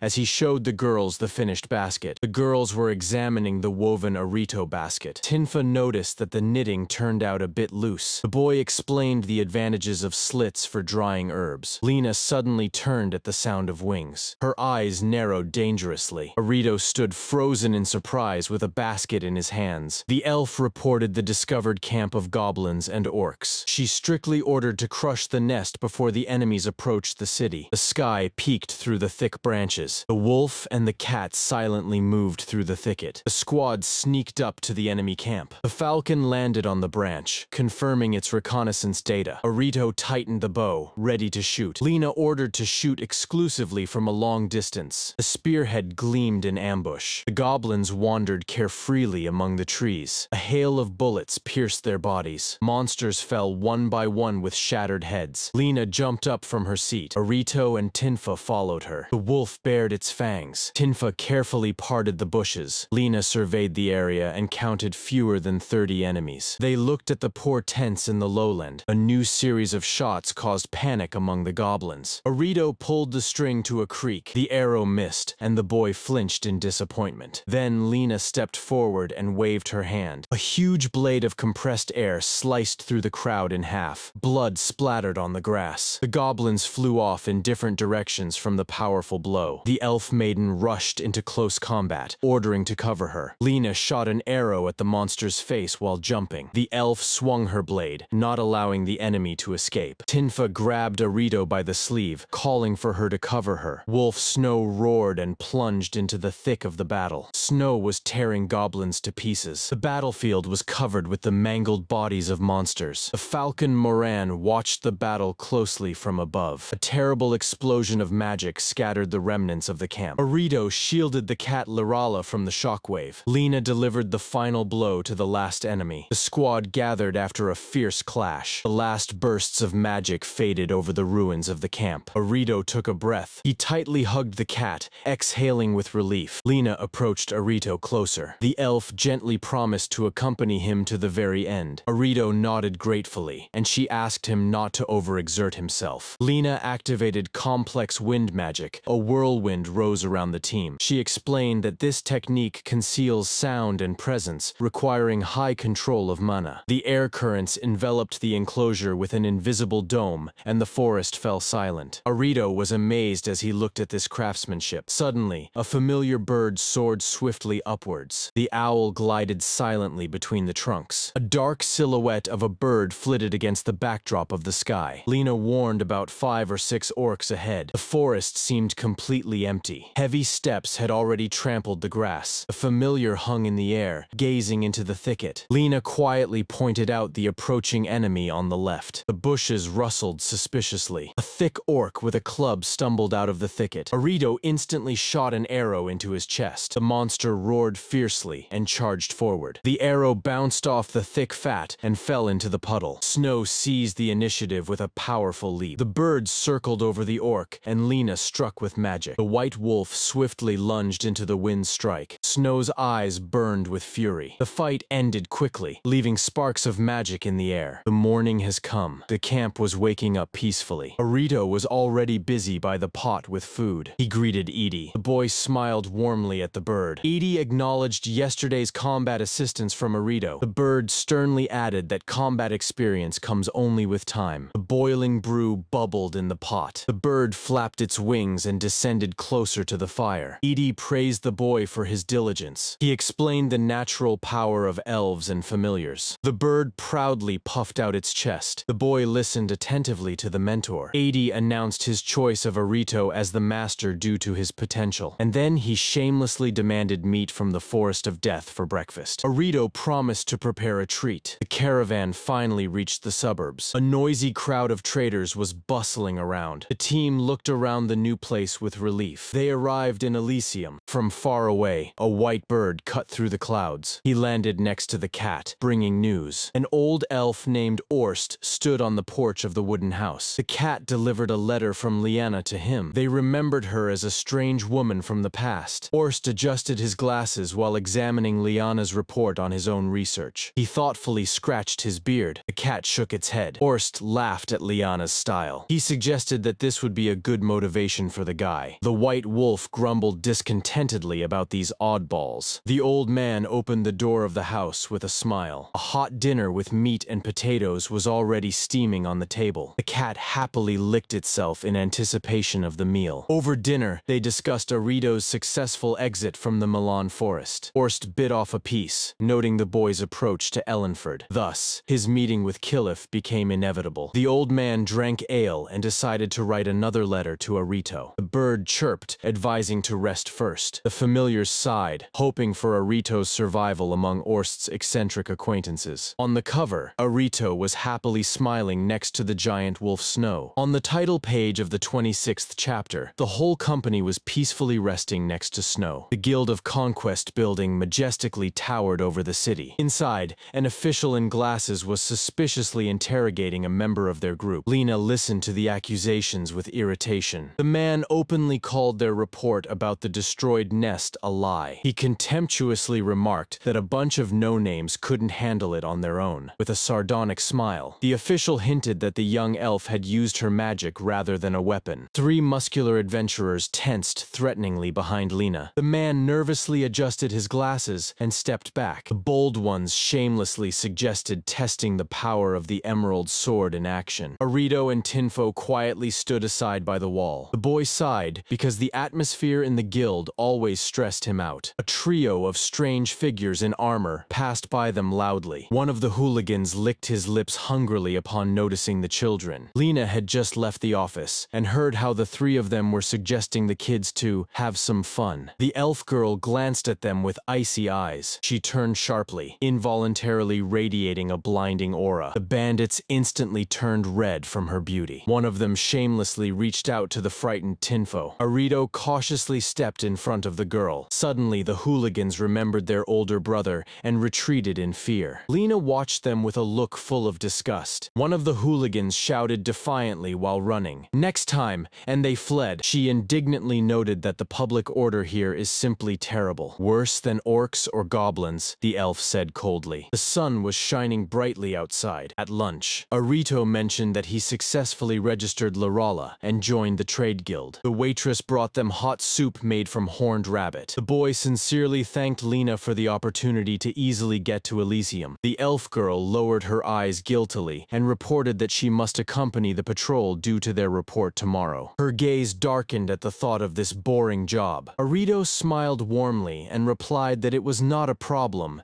as he had planned to spend his free time on his own preparation before Elidana. Tinfa calmly chewed her bread. A little bird flew past the window of their room. Snow curiously poked his nose out, asking Arito about the pile of empty glasses. The boy explained that he was going to brew a potion. The animals happily volunteered to help. Arito asked Snow and Larala to use cleansing magic on the jar. Suddenly, the boy froze. Before my eyes, the moment of parting in the Milan forest comes to mind. Liana then handed him important documents and asked him to read them at his leisure. He decided not to open them until arriving in Elidana. After all, this city is the true heart of Ellenford, and one must prepare well for it. Arito focused on his work and began to diligently grind the herbs in the mortar. Then he carefully signed each label for the jars. It has already gotten dark outside. Laryl playfully jumped onto the back of the big white wolf. Tinfa entered the room and gasped in shock at the number of prepared medicines. She also didn't waste any time and dried a whole bunch of healing tea for sale. Arito happily began to gather things for dinner. They descended the wooden stairs. The night city greeted them with bright lights, and the boy looked around with childlike wonder. He suggested to Tinfi to take a walk around the shops. The calm, starry sky spread out over the roofs of Elysium. The next morning, the bustling market was alive with activity. The majestic building of the store beckoned to shoppers. The merchant leaned over Arieto's goods, losing his ability to speak. He couldn't believe that the grass had remained in such perfect condition. The boy with a smile took the money for a very profitable deal. But around the corner, yesterday's trio of hooligans was already waiting for them. Arito hurriedly set off. Tinfa asked worriedly what had happened. Tinfa and Snow hurried after, calling out to Arito, who was hastily walking ahead. Arito quietly sighed and whispered to Snow if everything was calm behind. Snow quietly warned, "4 are following them." The boy sighed resignedly and apologized to his friends. Tinfa naively assumed that this was a common danger of a big city. Arito bitterly admitted that he had attracted too much attention with his deal. Tinfa joyfully congratulated him on the successful deal, and they decided to take a detour. The wolf commanded the cat to hold on to him tighter. The hooligans excitedly told the big brother about the beauty they had set their sights on. Suddenly, a giant figure in a cloak blocked the path of the pursuers. The face of their elder brother twisted with rage. With one devastating blow, he sent his subordinate into a deep knockout. The rest of the bandits turned pale with fear and fell to the ground. Zdorovan roared. These idiots dared to threaten the companions of the woman who recently wiped the floor with the guild's top members. The hooligans froze. From behind the wall, Arito cautiously peeked out and exhaled. The tail was gone. They went out to the luxurious city park. The quiet park was immersed in greenery and gentle diffused light. The green arches and pavilions provided tranquility, and the boy asked in surprise if this was really a park. Tinfa explained that such places are created specifically for half-breeds. Arito blinked in surprise. Many unusual couples were really relaxing around. The boy realized that Ellenford unites many different races under its sky. Light clouds floated carefreely in the distance. Tinfa suggested taking a little break on the grass. Suddenly, Lena appeared and awkwardly apologized for being late. The portable burner was already bubbling cheerfully with a pot. They organized a picnic, and Arito praised Tinfu for the successfully sold tea. Lena noted that everything would have been wonderful if it weren't for that dangerous adventure. Nearby, an elderly man was playing with his little granddaughter on a bench. Wuhan calmly sipped tea, squinting with pleasure. Tinfa noted with warmth in her voice that this is how blended families care for one another. Arito plunged back into the past again. The mentor's words about the fact that beings with different life cycles live nearby in Alentia now make sense. Tinfa suddenly asked if the guy was worried about his future. She smiled brightly and confessed that she was not scared at all, as it was the love of her parents that brought her to these wonderful friends. Tinfa confidently added that her parents are always watching over her from the heavens. The memory of night fishing with her family warmed her soul. Arito looked at her thoughtfully. He quietly agreed, absolutely confident that Tinfo's parents were watching over her. The girl shone with boundless happiness. The evening sky descended upon the domes of Elysium. In the evening, they strolled together through the bustling fair, tasting street food. The saleswoman generously poured them hot drinks into wooden mugs. Arito was happily chatting with the baker. Lena was waiting for her portion of juicy meat. The elf happily announced that starting tomorrow her duties would come to an end. She apologized again for making them wait all day. The boy assured that they were not bored at all and bought up half the market. Lena blinked in surprise. She noticed that the two of them looked suspiciously pleased. Arito and Tinfa just exchanged a sly glance. The boy laid out a pile of purchased supplies, new clothes, beans, nuts. Lena asked why they needed so many things. Tinfa was impatiently bouncing in place. The elf girl clapped her hands joyfully, ready for any of their antics. Arito shared that a merchant revealed to them the secret of a wonderful lake outside the city. Lena confirmed that she had heard about this body of water on her way to Eladana. The tall arch of the city building was visible against the night sky. The boy's finger confidently pointed to a spot on the unfolded map. He enthusiastically suggested going there to fish together. Tinfa passionately supported him. The boy sincerely admitted that he wants to share these joyful moments specifically with them. Lena smiled tearfully, finally agreeing to the adventure. Arito looked at the night sky, feeling absolute happiness. The shovel struck the wet earth with a dull sound. The uncle looked at the cat with respect, praising the boy for his early work. It was breakfast time, and the animals instantly gathered at the smell of food. The boy approached the stove. Uncle laughed, imagining how Arito is now amazed by the great Ellenford. Meanwhile, meal. Thick pieces of meat were sizzling on the grill. The wolves were drooling as they inquired about the new country. The boy enthusiastically talked about the unseen diversity of races. He was actively waving his arms, giving examples to his friends. The meat continued to fry, forming a crispy crust. Suddenly, thick black smoke rose above the grate. Arito awkwardly scratched the back of his head. He got so caught up in the story that the meat completely burned, and the animals sighed in disappointment. A new chapter of their unhurried life in another world has begun. The white wolf waited patiently. Arkito, with a cat on his shoulder, happily smiled in anticipation of adventures. Pull! An intense scream broke the silence. The earth vibrated dully. The plant stubbornly held onto the soil. A giant knotted root burst forth with a rumble. Arkito fell to his knees,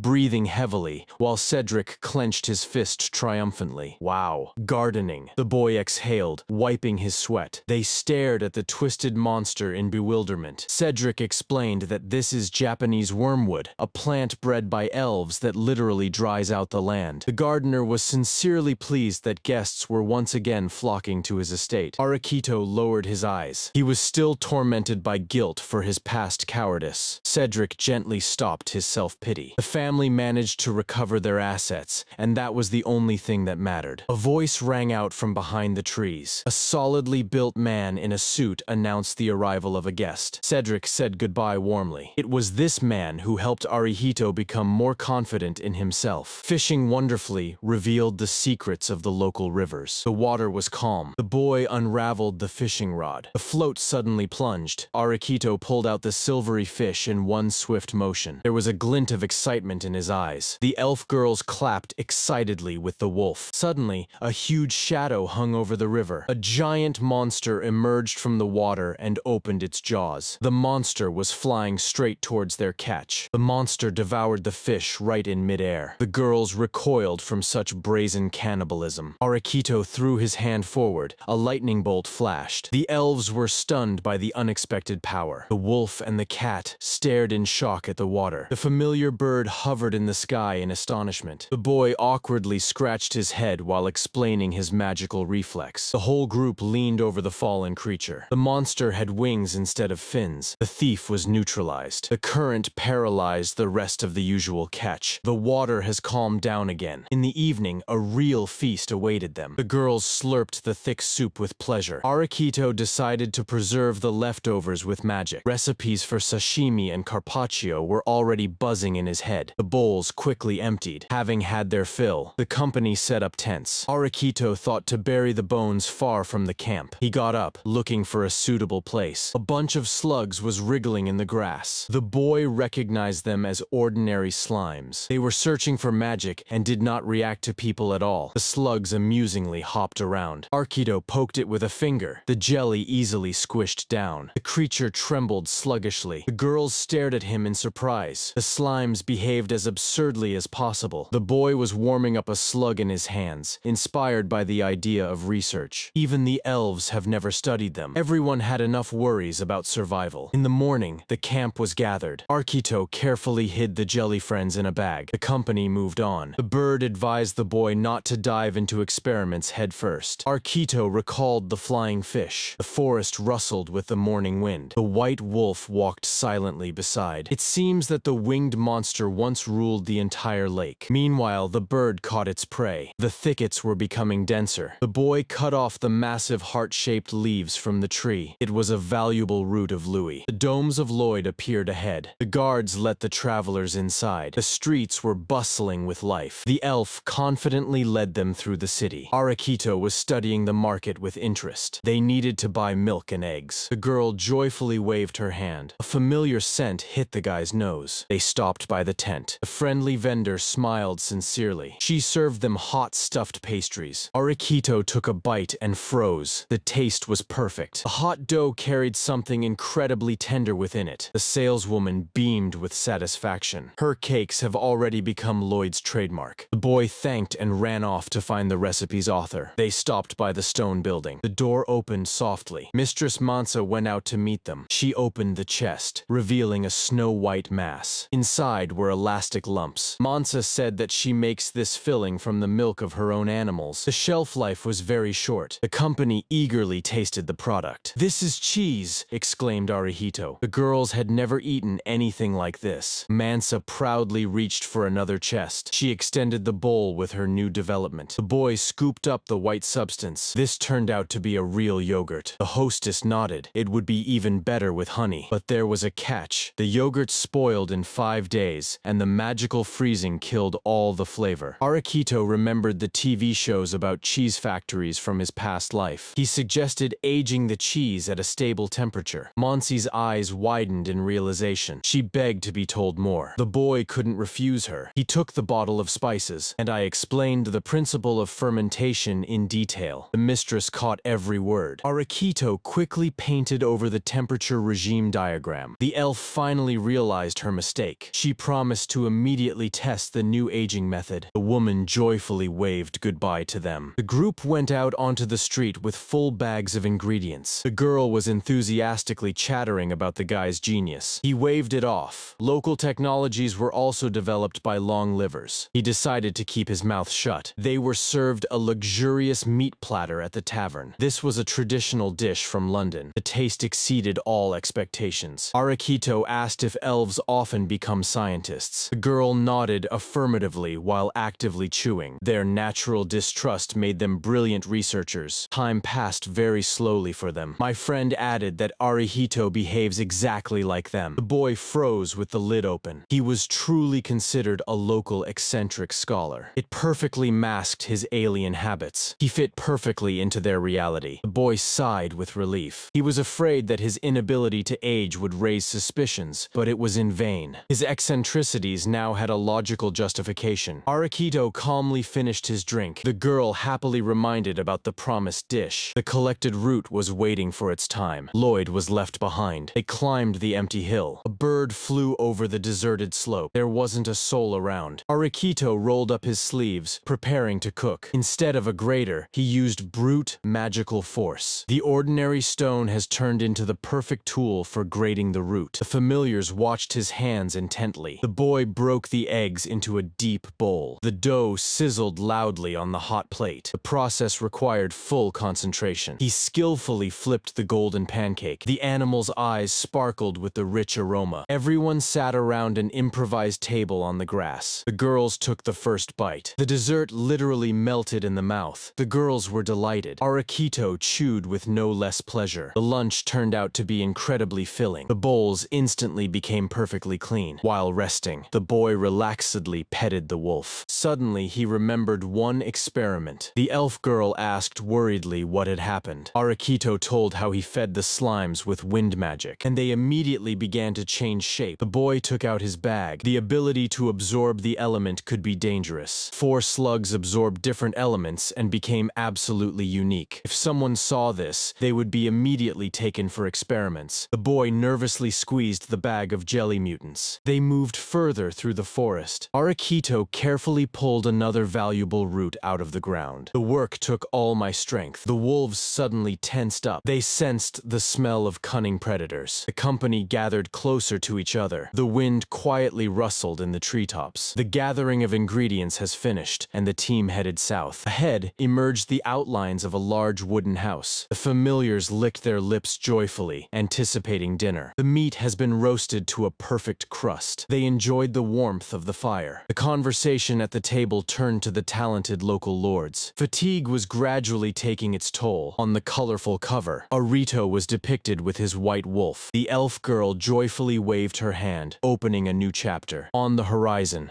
Eladana finally spread out, a majestic capital with tall spires. Arito stood frozen in surprise. In the very center of the huge city, a real forest was growing. Ahead loomed the spiritual mountain, the eastern border of Alentejo. The elf promised to visit her family right after the guild meeting. Arito and Lena agreed to say goodbye to each other for a short while. Tinfa happily added that she would also see her grandmother soon. A little animal peeked sadly out of the backpack. A giant eagle grunted discontentedly in the sky. Arito called out to his companions. The elf pointed to the city gates, where document checks had to be passed. Suddenly, her face elongated in shock. The guards stared perplexedly at Grandpa Orst's identification papers. The guards straightened up sharply and ran off with a bow to call someone. A loud flap of wings was heard, and the guards whistled anxiously. A huge shadow loomed over them. A giant feathered predator landed in front of the gates, raising a cloud of dust. Arito recoiled in fear. The tinfa and the wolf tensed, waiting for the attack. On the predator's back stood an old butler. He introduced himself as Zealous and stated that his master was waiting for Arito. He politely asked the whole company to get on the beast. An invisible force easily lifted the heroes into the air. The predator instantly soared, leaving the shocked guards far below. The company rushed over the rooftops of Eladana with shouts. Friends with a scream hung in the air while the predator carried them further away. The flight ended near a luxurious mansion with a large garden. An excited elf named Kilif ran out to meet, happy to finally see Orst's student. He joyfully admitted that he ordered to grab the boy right by the gates. The steward Zealous wearily apologized for his master's manners. Arito's companions exchanged shocked glances. This eccentric elf turned out to be the founder of the country. Zealous officially introduced his master. Kilif, with a wide smile, invited all the boy's friends to his home. The crowd ascended the wide stairs to the entrance. In the spacious hall, the gnome Dolmuda was already waiting for them. Kilif met Dolmuda with confusion, and the latter reproached him for dishonesty. The gnome stated that he rushed here as soon as he learned from the letters about the amazing inventions of Arito. The gnome and the elf comically argued about who would speak to the guest first. Arito was stunned to realize that it was these two to whom his grandfather had given recommendation letters. Tinfa noticed in confusion that the boy had suddenly disappeared. Arito silently retreated up the stairs from the overly active hosts. The wolf and the fox looked on in surprise at his attempt to escape. The boy wearily closed his eyes. To lighten the mood, he suggested preparing dinner in the style of his native world. Arito added that it was already almost evening,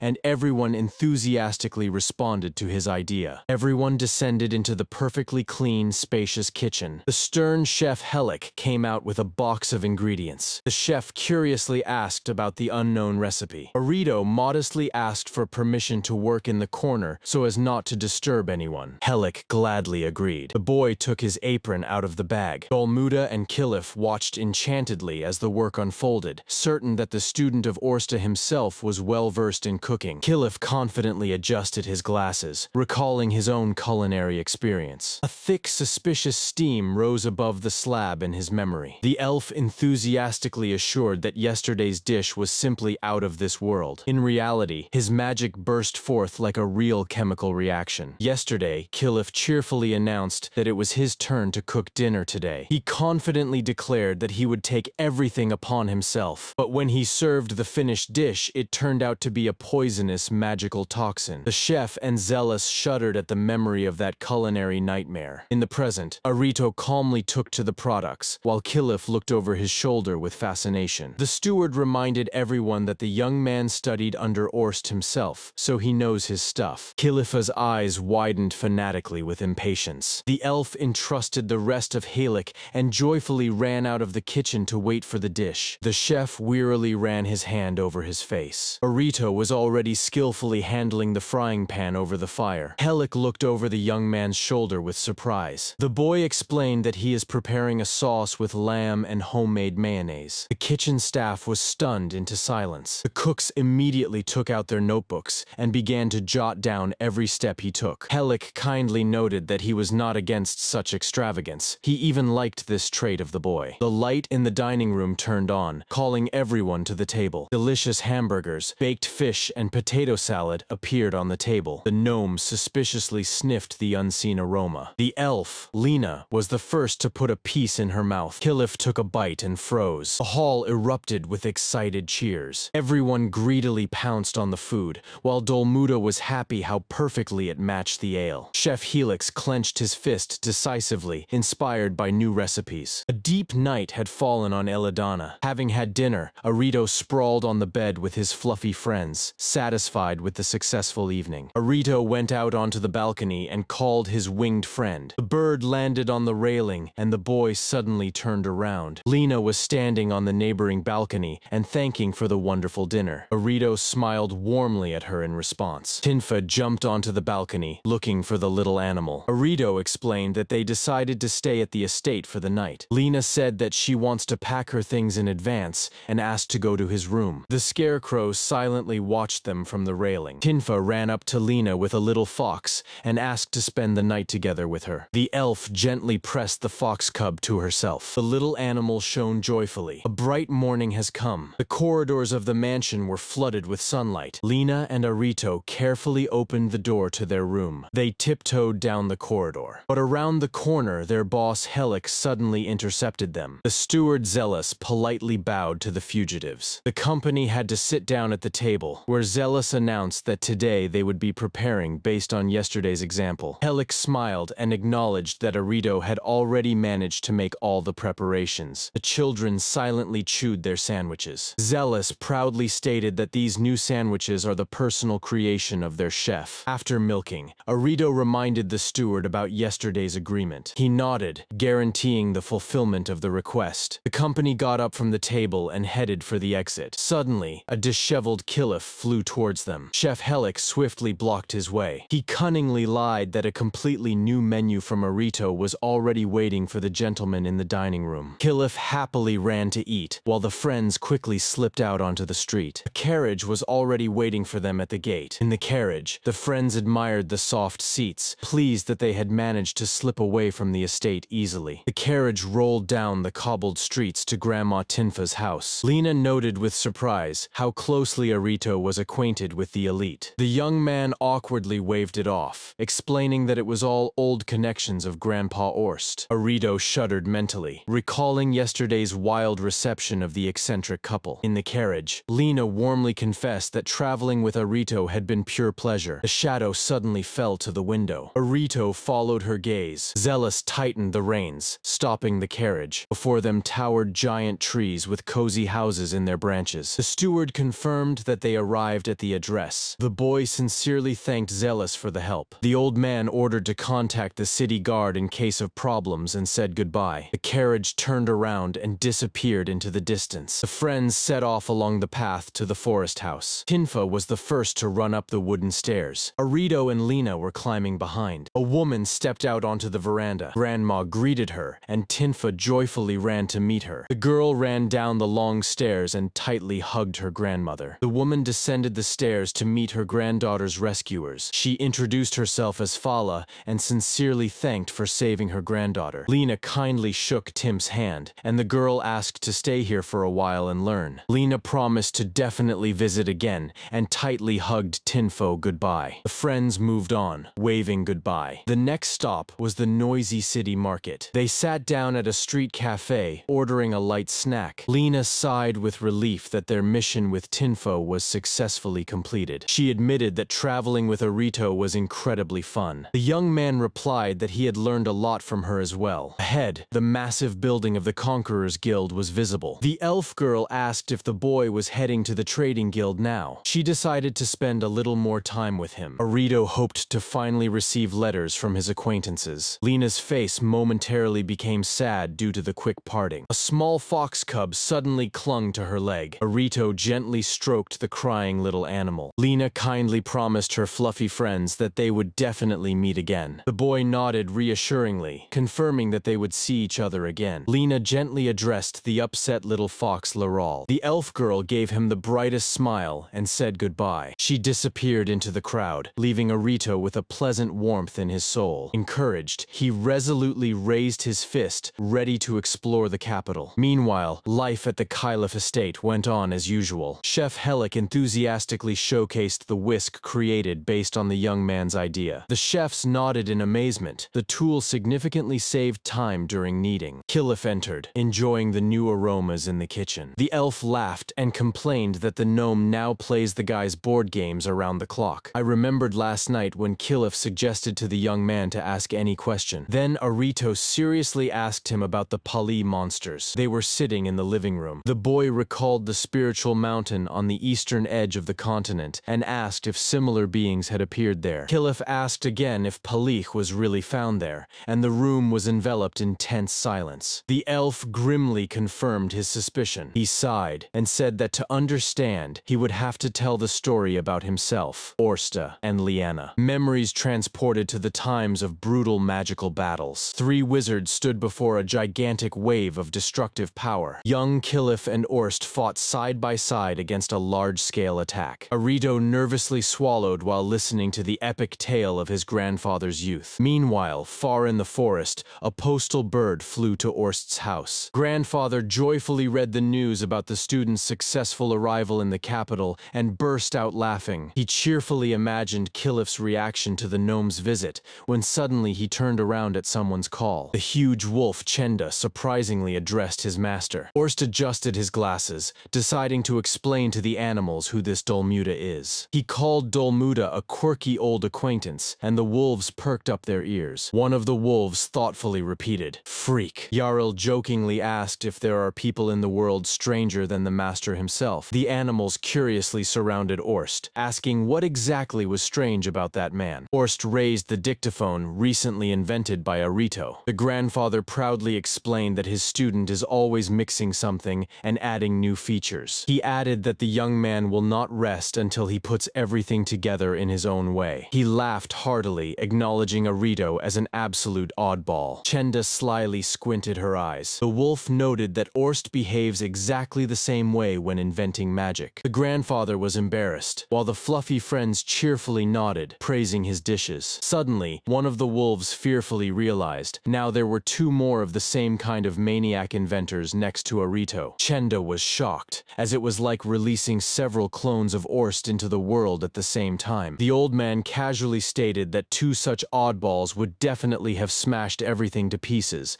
making the animals tremble with fear. Orst added that Arieto's relatives will probably also multiply, and this is even for the better. He smiled carefreely. If it's Arito, he will definitely come up with something. On the main cover, a young man calmly leaned against a giant white wolf. Chapter 29 opened with the stern gaze of two elves, a young one and the old Orst. Wild beasts surged from the forest like a mad avalanche, sweeping away settlements in their path. The woman fell to the ground, hysterically shielding the child from the gaping maw of the wolf. The frightened child raised their eyes in confusion, not understanding what was happening around them. Suddenly, someone's hand calmly reached out to the mother. "Can you get up?" In front of her stood the young Orst. He coldly ordered to flee before others arrived. She burst from the spot, pressing the baby to her chest and shouting thanks as she ran. Orst didn't even look back, silently drawing his sword to meet the new wave of predators. The battle was left in the past. Now an adult, Orst was peacefully drinking tea opposite the young man. "An invasion?" the boy asked in surprise. The elf grimly explained that once monsters would emerge from the forest for no reason and destroy all living things. He shrugged his shoulders. At that time, no one knew either the reasons or the timing of the next attack. The boy was tense and silent. Orst lowered his gaze, admitting that they could not just sit and wait for death. He and the first king of Ellenford had to act immediately. The memory flared up again. Orst desperately commanded to drive the defenseless into the underground shelters. Around them, a bloody chaos was boiling. Monsters in a frenzy were tearing each other apart. The elf plunged into the thick of the battle. A comrade shouted to him to be careful. Orst sharply ordered to burn the corpses of the monsters so that the smell of blood would not attract new ones. In the next moment, he was galloping on a war horse, having picked up his wounded comrade. "Hold on, Liana." The bird carried them away from the burning field. There was nothing left to save here. The elves closed their ranks, shouting orders to hold the circle and not let the enemy inside. A giant bird under Orst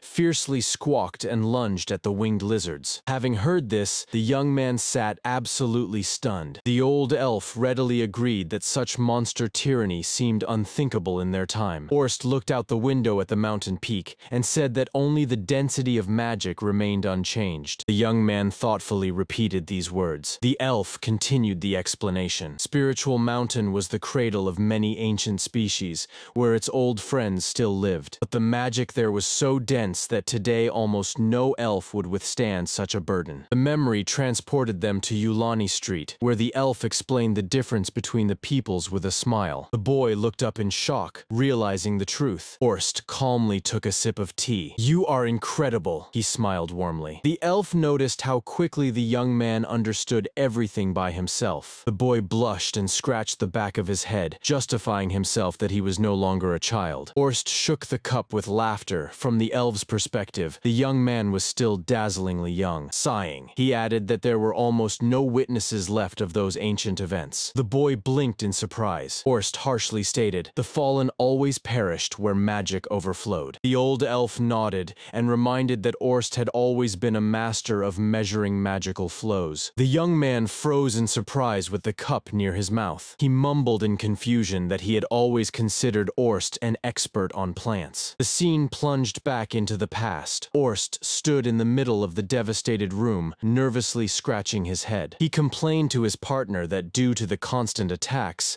they simply couldn't keep up with rebuilding the village. The worst part was that frightened residents were fleeing en masse from the spiritual mountain. The elders gloomily acknowledged it was necessary to immediately save the damaged lands and stop the outflow of people. They threw up their hands in despair, begging the youth to find a way out. Orst calmly took the initiative and promised to help with the treatment. The younger elves lazily chatted among themselves, while the elders grumbled that all the work fell on them. He firmly explained, to stop the panic, it was necessary to first find the root of the problem in the forest itself. Orst decisively stated that he would go on reconnaissance himself. "I will do it." The comrades stared at him in shock. While everyone was panicking, he clearly issued orders to prepare the defense and turned towards the exit. White flash. The light gradually dispersed. The horseman with his partner had already been riding on birds over the devastated forest. All around was only devastation and the oppressed spirits of nature that had lost their homes. The Orst leaned down to the tiny spirit in the form of a sprout and quietly asked what had happened here. He trembled and confessed that something very terrifying had taken root deep in the thicket. Orst went on a reconnaissance mission and suddenly felt a terrifying pulsation from the large trunk. His eyes widened in horror. The image was covered with dense obstacles. The darkness has consumed everything. In front of the elf loomed a giant bird's claw, thicker than ancient trees. Complete darkness. In the darkness, a sharp claw glimmered ominously. A giant branch broke with a crack. A colossal bird soared, blocking out the sun. In the camp, the elves tried to organize defense without Orst. Suddenly, everyone screamed wildly, pointing at the sky. A giant winged shadow loomed over them. The blades with a clatter flew out of the scabbard. "Everyone stand still," commanded one of the commanders. Orst desperately waved his hands from the sky, begging not to shoot. The warriors were stunned. Their friend was calmly sitting on the back of that very monster. A giant bird majestically soared over the mountain ridges. My partner nervously asked how they were going to feed such a giant. Orst smiled and raised 2 fingers. He had already figured out how to divide the feeding into portions. A bird named Rox contentedly puffed up from the praise. Orst patted him on the feathers, reminding him that the forest of death is filled with growth magic. The elf burst into genuine laughter, happy with his incredible find. Rox soared rapidly into the sky above the roof of the house. The memory was interrupted. A huge fried egg with meat was steaming on the table. Orst was cheerfully discussing the successful hunting of a bird with the big wolf. "Has Rox already had dinner somewhere?" The wolves realized with surprise that the bird had eaten by itself. The young man mentally compared the sizes of Rox, wolves, and humans,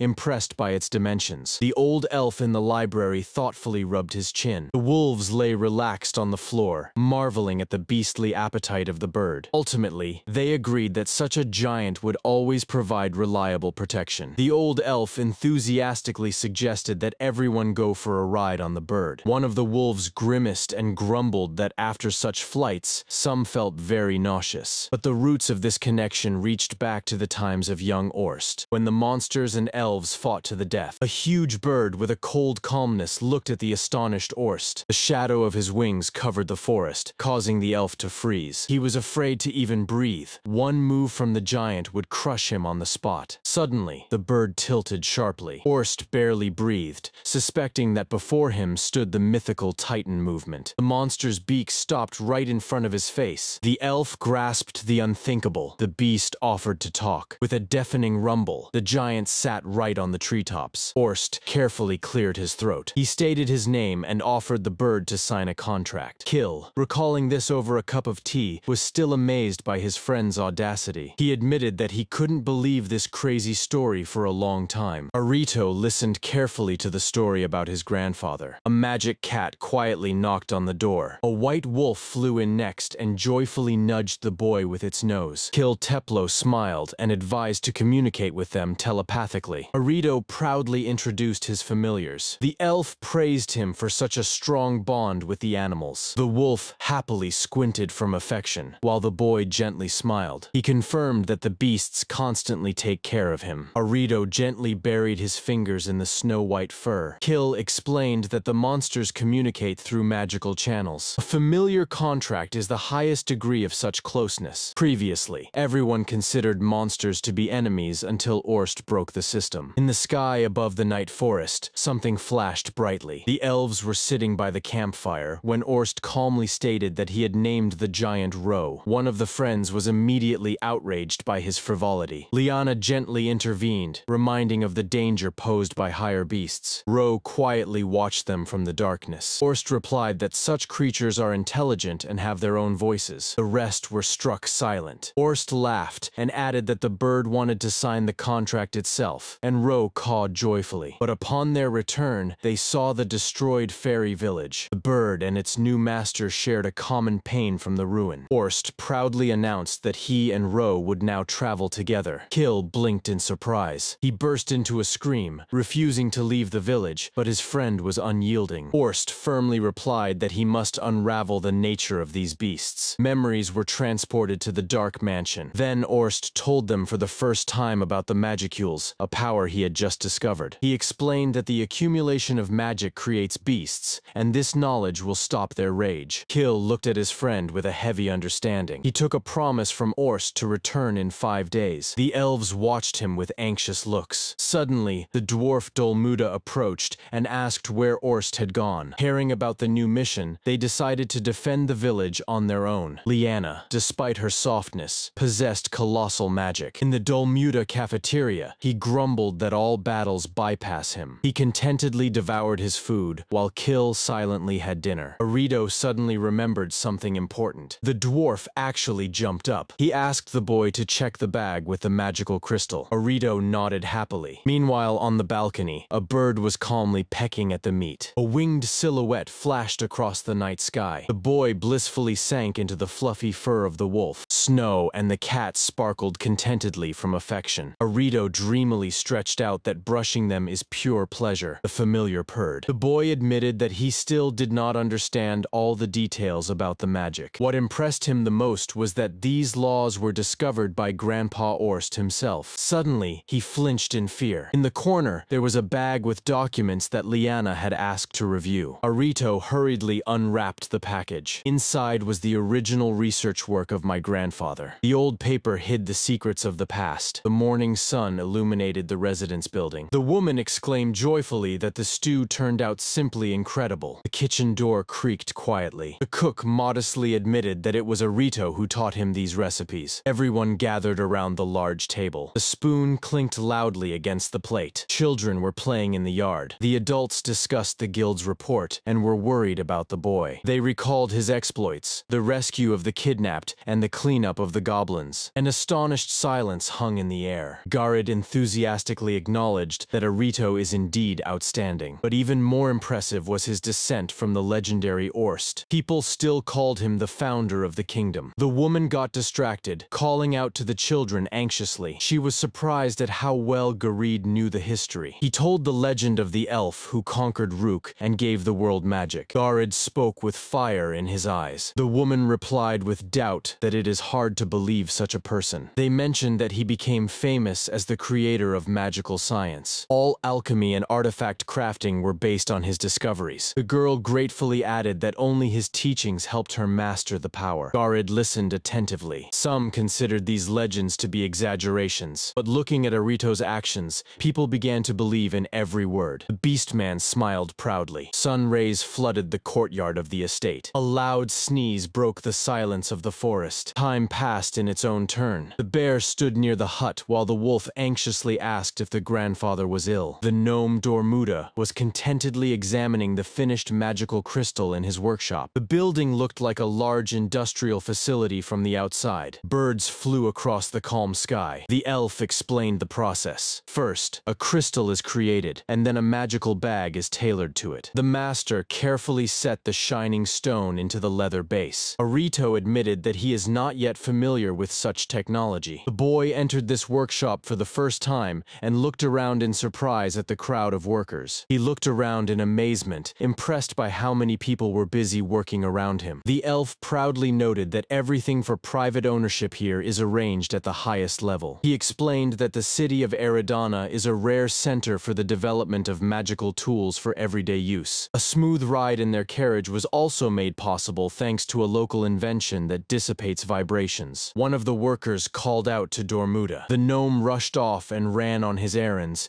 leaving the guests at the most interesting part. A board for sushi was left on the table. The elf remembered that Dormuda had once again taken to finishing the pieces for the game. The elf bragged that Dormuda improved the figures by making them hexagonal. Now they fit perfectly into the box. The elf joyfully declared that there is still plenty of room for technological development ahead, and then an explosion sounded. In the workshop, there was a commotion. Things flew everywhere, and Dormuda fell to the floor. Thick smoke poured from the torn bag. The gnome sheepishly scratched his head and admitted that they had tried to stuff the materials inside without gaps. Arito pondered. He suggested that the design would be more reliable if there was space left between the items. The workers immediately surrounded the boy, demanding explanations. They pressed him eagerly, demanding to hear more. Arito gave a simple example of a large box packed tightly with things. If it is squeezed too hard, it will simply explode from the pressure. Instead, he took several small boxes of the same size, and he explained, if you stack them neatly, leaving some free space, everything will remain stable. The masters gasped in amazement upon hearing this trick with maritime transport. Dormud immediately tested the idea in practice. The new bag withstood the shaking and did not explode. An elderly elf butler entered the room gracefully. He invited everyone to lunch. The company set off down the path, wondering how quickly time had flown by. The door handle suddenly dropped. The door opened. The smiling maid joyfully greeted the guests. Fresh pancakes with filling and a delicate castella sponge cake were steaming on the table. Everyone settled into their seats, pleased that they could eat with their hands. Chef Helic served a separate portion for the wolfess Snow. Arito eagerly bit into the hot pancake. The boy thought that he was merely reproducing knowledge from the past world, and everyone praised him for it. A cozy atmosphere settled in the room. Arito silently chewed. He recalled how the gnome had walked the path of trial and error for years, never giving up. The boy sincerely admitted that Dormuda is truly an outstanding master. Helic agreed, but added that Arieto himself is no less amazing. The boy blinked in surprise. Dormud smiled and reminded about the new dishes and ideas that Arito brought into this world for the sake of people. Arito awkwardly lowered his gaze. The elves smiled warmly at him. Dormud bit into his lunch and remembered old Orst, who once renounced society, although technologies were created specifically for people. The gnome happily noted that the dish was surprisingly easy to eat and did not stop feasting. The gnome admitted that he was deeply impressed by how Arito understands the true purpose of science. Arito replied that he just wanted to act the same way they did. Gratitude appeared in his eyes. He sincerely thanked the master. The elf opposite contentedly sipped tea. The cook chewed silently. He admitted that this food turned out incredibly delicious, thanks to the whisk that Arito mentioned. The boy fondly remembered Grandpa Orst. Dormud took a sip and thanked Arito for introducing him to such wonderful people. The she-wolf was calmly drinking from the bowl until the gnome suddenly remembered something. He slyly squinted and suggested discussing a secret idea. Dormud leaned towards Arito and quickly whispered in his ear. The rest of the company merely exchanged surprised glances, not understanding what was being discussed. The boy's eyes lit up with excitement at what he heard. Arito wiped the sweat from his forehead, smiling sincerely as his familiar cat pulled the basket. The cloudless sky soared above the guild's roof. The old elf grumbled discontentedly and tossed aside a small pouch. The boot flew after it. He was rummaging through the pile of junk on the table, desperately searching for the needed item. Even on the floor of the cluttered hut, nothing was found. With a crash, a whole pile of equipment spilled onto the table. Arito and the wolf stared in shock at the tiny bag that contained all this arsenal. The elf explained that he had been saturating it with his magic for years, gradually expanding the space. The old man shrugged, admitting that he couldn't remember where he had put anything anymore. He fell deep deep in thought. The hand slowly stroked the beard. Remembering another bag, he decided to shake them all out, making the wolf nervously swallow at the prospect of new chaos. Jarl just laughed at such bizarre magical skill. Suddenly, the old man leaned forward sharply. His face lit up with a sudden realization. "Here it is!" he exclaimed triumphantly, raising the large crystal above his head. A wooden mug was steaming on the table. The elf admitted that he grows this crystal drop by drop. The wolf skeptically glanced at the scattered junk, implying that there was plenty of space anyway. The tall facade of the mansion warmed itself in the sun. The old man was surprised to acknowledge that the capacity exceeded his expectations. Arito recalled their experiment in the workshop, where they assembled identical boxes. They applied this principle to the magical bag. The dwarf Dolmuda suggested first making a prototype. A handful of small cubes materialized on his broad palms. The dwarf slyly squinted, admitting that he had another grand idea. The gaze slipped out the window to where the distant mountain loomed. Memory conjured terrifying images of the past,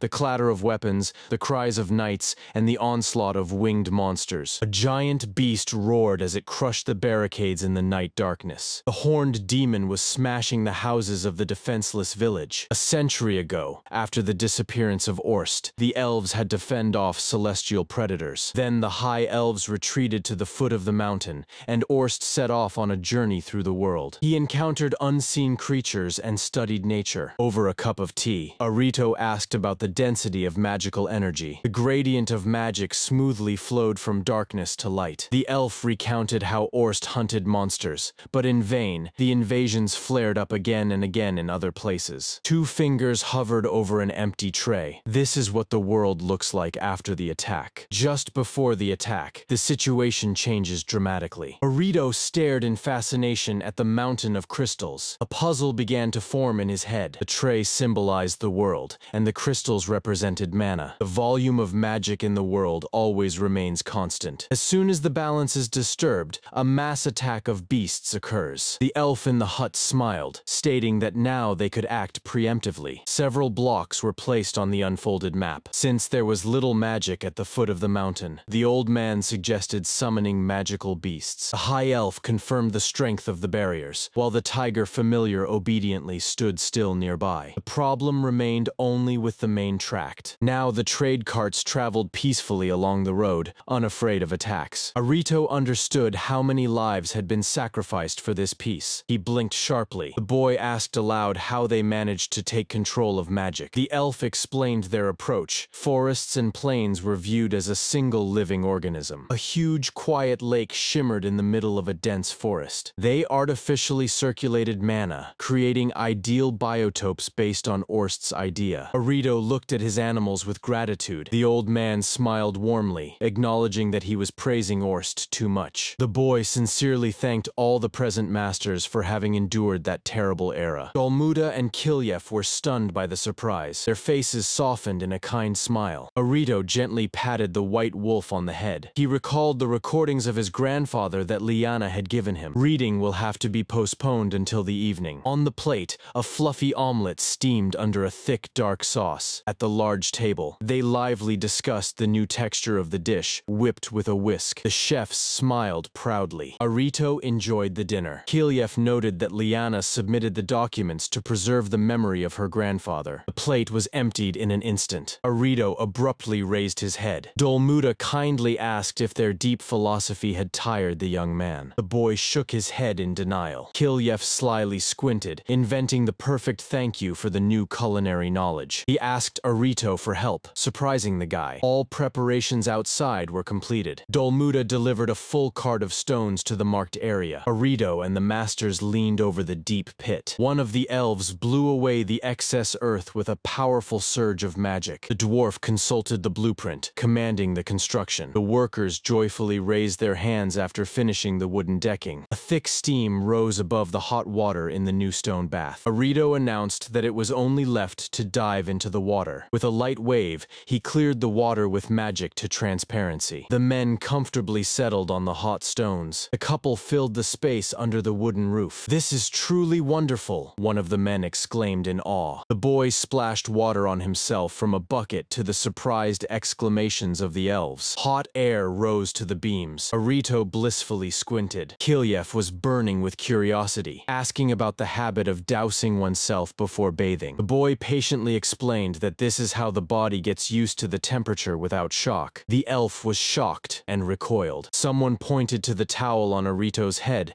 asking if it was some kind of ritual. The boy blushed deeply, justifying himself with an old habit. Suddenly, one of the elves abruptly jumped up, remembering urgent matters. He splashed out of the water with a loud splash. Dolmuda laughed, showcasing his powerful muscles. Arito thought with white envy that he too would like to have such a physique. The stones softly reflected the light. The boy looked at his hand, hoping that he had grown a little. One of the elves thanked, admitting that the body had become incredibly light. The hot magical wind instantly dried everyone after the bath. Kilyev gathered the whole team. On the tray stood fogged glass jars of milk. Arito reached out for a drink. Liana gently watched him. The men simultaneously tilted the cans. The boy happily wiped his lips. Dolmuda stared thoughtfully out of the workshop window. He acknowledged that transport familiars have their own weight limit. The dwarf looked seriously at the masters, asking for their help. The elf craftsman tensed up. One of the masters honestly admitted that it would be incredibly difficult. Someone's hand slowly reached up. He explained that making a series of boxes with the same magical capacity is a real challenge. Mass production turned out to be more difficult than creating individual masterpieces. Other craftsmen agreed. This is more difficult than any exclusive product. The dwarf nodded grimly, realizing that other workshops would simply refuse such hassle. Suddenly,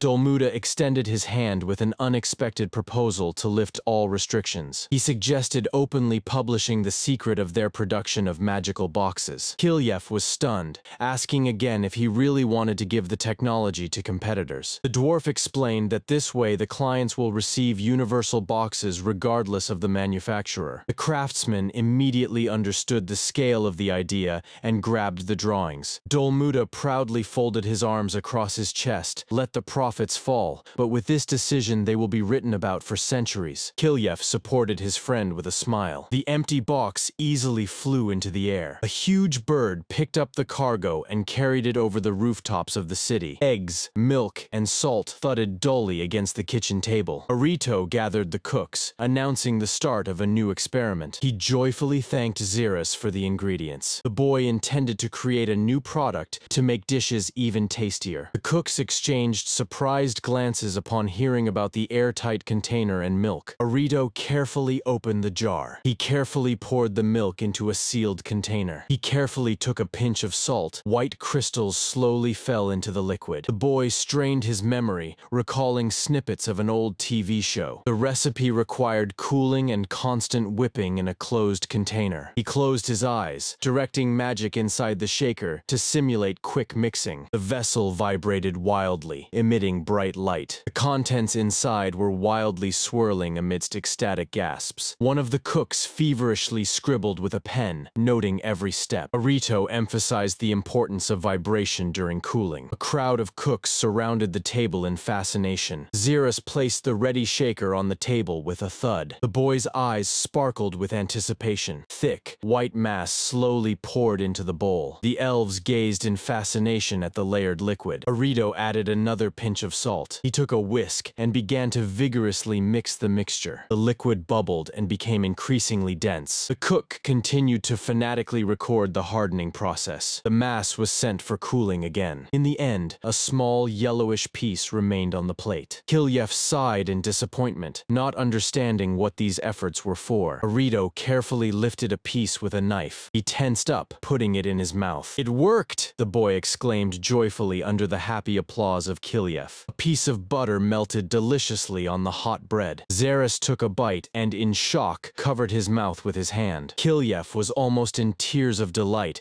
after tasting this new luxury. Xeris repeated the unusual word butter in astonishment. The elves were already fantasizing about how this ingredient would revolutionize their cuisine. Arito laughed happily, warning that they would now need rivers of milk. The boy sighed with relief, taking the first step towards his true goal. Kilyev raised an eyebrow with interest upon hearing about the next plan. With the arrival of the Arito oil, he could finally realize his long-held idea. Xeris firmly promised to get him anything he wanted. Kilyev and Dolmuda were competing to offer the best tools. else. Everyone was burning with impatience to find out what he would prepare next. Arito smiled mysteriously and confidently. The night enveloped the estate in tranquility. The moonlight spread over the quiet surroundings. He replied that the next dish is his true passion. The boy stepped out onto the balcony, glad that his grandmother and the girl were safe today as well. His gaze softened. He quietly thanked the bird for its long patrol. The shadow of the cat silently glided across the floor of the room. The familiar asked with concern about the fate of Lena and Tinfo. The bird reassured him, saying that such skilled women would definitely not go to waste. Arito adjusted the collar of his shirt. Yaril devotedly looked at his master. The boy waved away the bird, pretending that he was just gazing into the night. He ran his hand over the cover of the old book. Arito suggested to his animals to visit the girls sometime. The bird grumpily agreed, since they were all in the same city. Throwing one last glance into the night, the boy resolutely headed towards the table. He opened the heavy book of his grandfather's research. The pages were filled with drawings of plants and calculations of their magical effectiveness. Intricate rhizomes intertwined in the fields of old notes. A separate section was dedicated to the production of medicines with detailed sketches of flasks. Arito was stunned, frozen in front of this colossal array of knowledge about fighting magical beasts. A strict prohibition emerged in memory for Kiliefa to go south, where the magic is too dense. I remembered his proud voice about the high development of their medicine. The elves truly took pride in how far their medicine had advanced, and all of this was based solely on Orst's recordings. Suddenly, Arito's gaze caught something strange on the page. He feverishly rustled through the sheets, peering at the sketches of the giant tree and unknown lands. In front of him lay a detailed map of an abnormally dark, dense forest. On the yellowed sheet, a sketch of unexplored distant lands emerged. The boy frowned. Something in this part of the notes seemed completely unusual. Meanwhile, somewhere something clanged loudly. Amid the clatter, a familiar figure stood still. The familiar asked Orst in surprise what he was up to. He joyfully announced that he was finally taking on the long-dreamed-of endeavor. It was about the bath, the same one that Arito once told him about. Orst conveyed that in well-heated water, the fatigue of the day melts away and the body is refreshed. Just as he was about to start,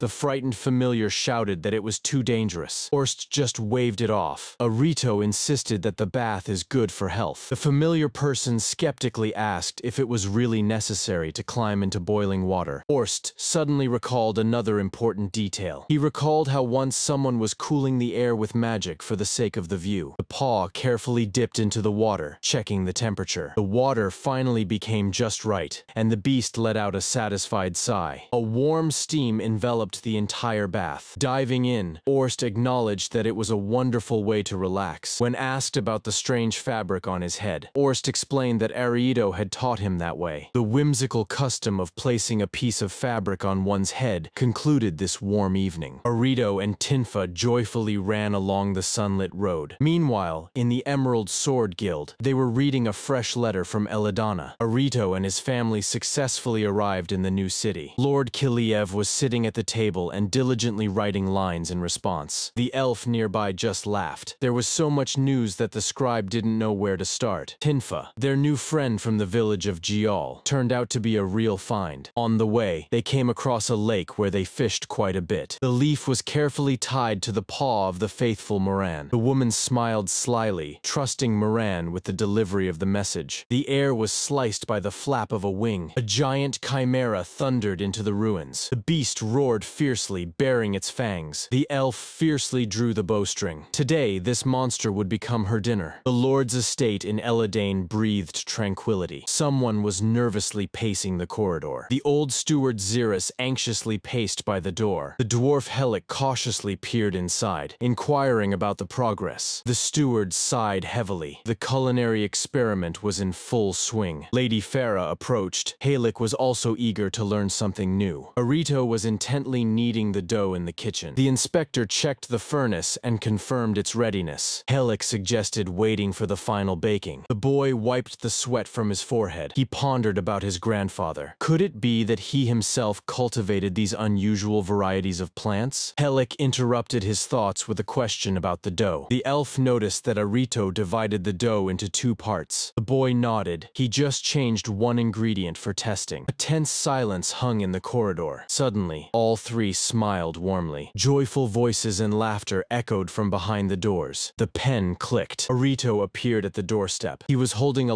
large woven basket. Everything was ready. The headlight gently waved away. Waiting was even pleasant. She invited everyone to the table for a tasting. The door swung open wide. Fresh golden rolls were steaming on the table. Helik bit off a piece and froze. The combination of sugar and butter struck him to the depths of his soul. The dwarf stroked his beard, considering that it would make the perfect gift. Arito let out a sigh of relief, scratching behind the ear of his huge wolf. He had long wanted to delight his old friends with something special. The majestic tree houses towered above the forest. Arito marveled at the amazing city built right in the trees. Tynfa joyfully rushed to meet him. Arito had indeed come to visit her. In the cozy room, Timph was pouring tea. The girl confessed that her grandmother is no longer around, but she always treated her with kindness. The old lady even praised the hat that was made for her. The glow of the tinfa. Learning something new was so interesting. Arito suddenly became interested in something fragrant nearby. Someone's hand extended a soft pouch. Arito guessed that it was an aromatic sachet. Tynfa made it from fruit peels and dried flowers, and the guild ladies bought everything up instantly. The boy took a sip of tea, rejoicing in his friend's successes. The girl enthusiastically added that she plans to sell these herbs for profit. She broke into a smile. The tea really turned out well. Suddenly, Tinfa remembered something important. She took out glass vials with herbs. Her grandmother began to teach her medicine. The wolf and the owl, Whale calmly watched them from the corner. Arito blinked in surprise. Does she have her own field? Tinfa explained that she borrowed a piece of land to grow medicinal herbs. The boy propped his chin up, instantly intrigued. He asked the girl about the harvest. Arito couldn't resist and asked to be shown these garden beds. They quickly agreed to meet the next day. The boy said goodbye and left with the familiars. He realized that he still knew nothing about the agriculture of this world. The high stone walls of Eladana stretched towards the sky. The clouds floated over the city. Arito hurried down the street, slinging a bag over his shoulder. Tinfa was already waving to him by the exit. They met on the cobbled road outside the walls. The guard greedily touched his hat. Tinfa silently extended her guild card. The soldier let them pass ahead. Arito froze for a moment. The guard's face seemed familiar to him. The elf suddenly straightened up and turned pale, apologizing for the familiarity. Lord Kiliev personally ordered to honor this young man. Their boots stepped onto the dusty road of the southern gate. Tinfa reported that all the western lands are devoted to arable land, which is strictly guarded against monsters. Ellenford was famous for having the cheapest sugar on the entire continent. Kramar confirmed that there is plenty of goods. That is why the supplies did not dwindle even in the estate. Arito decided to stock up while staying in Eladane. Tynfa led him to the farmland outside the city, and they gratefully exchanged words. On the way, they chatted lively and laughed. A loud call was heard from afar. The old farmer Noel waved to them warmly. He pointed to the already harvested plot.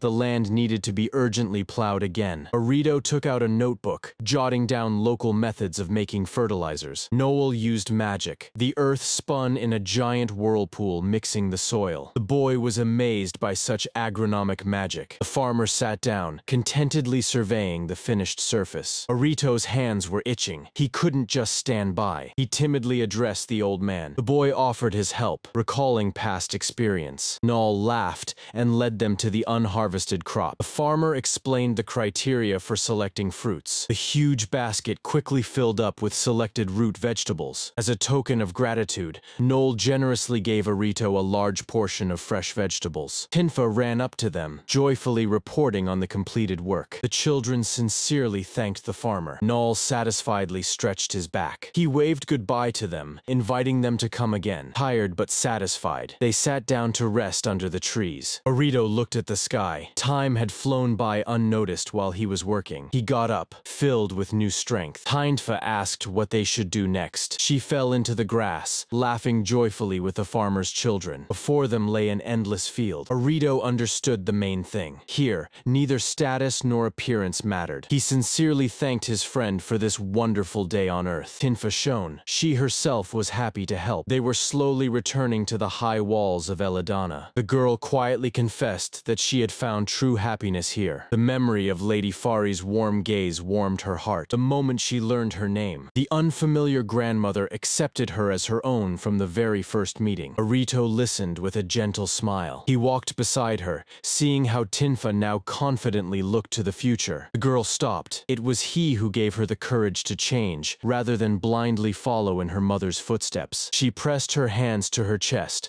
promising to support him in any difficult moment. These words deeply touched the boy. His eyes widened slightly with genuine gratitude. The wind swayed the leaves. "Thank you," was all he could say. The magnificent city awaited them ahead. The branches of the trees were outlined against the bright sky, mysterious ornament. Twilight has descended upon the Lord's estate. At night, Arito sat at the table, puzzling over how his grandfather recreated an entire biotope. The huge wolf stretched out behind as the boy leaned back in his chair. Arito realized his own ignorance. He had barely touched the secrets of Arlenthia. The boy unfolded a detailed map of the continent. It was time to learn. The next morning, he was already standing in front of the massive library building. Inside, Arito greedily devoured books, exploring a new world. He wondered if Mr. Kuramochi felt the same thirst for knowledge. Suddenly, Tinfa appeared beside him, causing him to flinch in surprise. She clenched her fists. His diligence inspired her to sit down with her textbooks as well. Arito dreamily gazed at the towers of the castle. Xerus was surprised to hear that the boy wanted to follow in his grandfather's footsteps. The old steward suggested arranging a visit to the pharmaceutical academy. The grand dome of the academy towers over the expansive park. Xerus handed Arita an armband, a pass for visiting. Xerus patted the horse on the neck. The carriage was ready. Arito was sitting in the back row of the huge lecture hall. He quickly noted that the local dosages differed from his grandfather's. The professor was giving a lecture against the backdrop of a portrait of a prominent predecessor. The elf passionately spoke about the sacred knowledge brought from the mountain. Arito absorbed every word about the necessity of opening new doors to wisdom. In his imagination, his grandfather appeared surrounded by loyal familiars. The night once again enveloped the estate. Helic almost dropped the cup. The young man was preparing to go to the holy mountain. Xerus silently looked into the darkness outside the window. The steward warned, "The familiars will lead you to the foothills, but getting inside the mountains is extremely difficult." Arito frowned, holding Marana close to him. But suddenly it dawned on him. Helic leaned down and offered to have company with him. The headlight gently touched the boy's cheek, supporting this idea. Arito happily agreed when there was a sudden knock at the door. The maid rolled the cart with lunch straight into the living room. On the plates, a juicy steak and fluffy croutons were steaming. Helic proudly stated that he prepared French toast himself using Arito's recipe. The headlight cut off a piece. Her cheeks flushed. It was incredibly delicious. The dwarf broke into a satisfied smile, and Arito laughed heartily. In front of the boy's inner vision stood a gigantic trunk of the world tree. As Ariato lay in bed, he hoped that Lady Lena had safely reached home. He fell asleep soundly in the warm company of his fluffy pets. Meanwhile, deep in the forest, dark ruins loomed. In the darkness, the campfire crackled cheerfully. Camping utensils were hanging on wooden pegs. Someone's hand patiently turned the meat skewers. Lena took a bite, mumbling that she almost died of boredom on the way. She smiled sadly. The food tasted much better in the company of friends. Moran descended silently from the sky. Lena joyfully greeted the feathered messenger with a letter. The elf declared that now that she was full, it was time to get to work. She turned to the colossal body of the slain monster, covered in arrows. The owl whale stared in shock at the mountain of meat, not understanding how all of it would fit into their bag. Arito joyfully rode on his white wolf Snow, heading to the spiritual mountain. The wolf was contentedly squinting from the wind. In the estate, someone joyfully shouted the boy's name, causing the elf Helic to turn around sharply. Arito asked with a smile if he really was looking for him and bragged that Snow had just been cleared. Arito brought up today's lunch menu, and nearby someone waved goodbye. The elf asked about the slugs in confusion. Hearing that the guy was about to eat them, Helic nearly choked in shock. His face turned pale with horror. In a trembling voice, he explained that the slugs were just clumps of magic, not living beings, and fearfully asked if Arito had already had a chance to taste them. He added that once people drank water from lakes where it was found, and then suffered from terrible stomach pain. The boy blinked in confusion. Helic thoughtfully turned the fruits in his hands,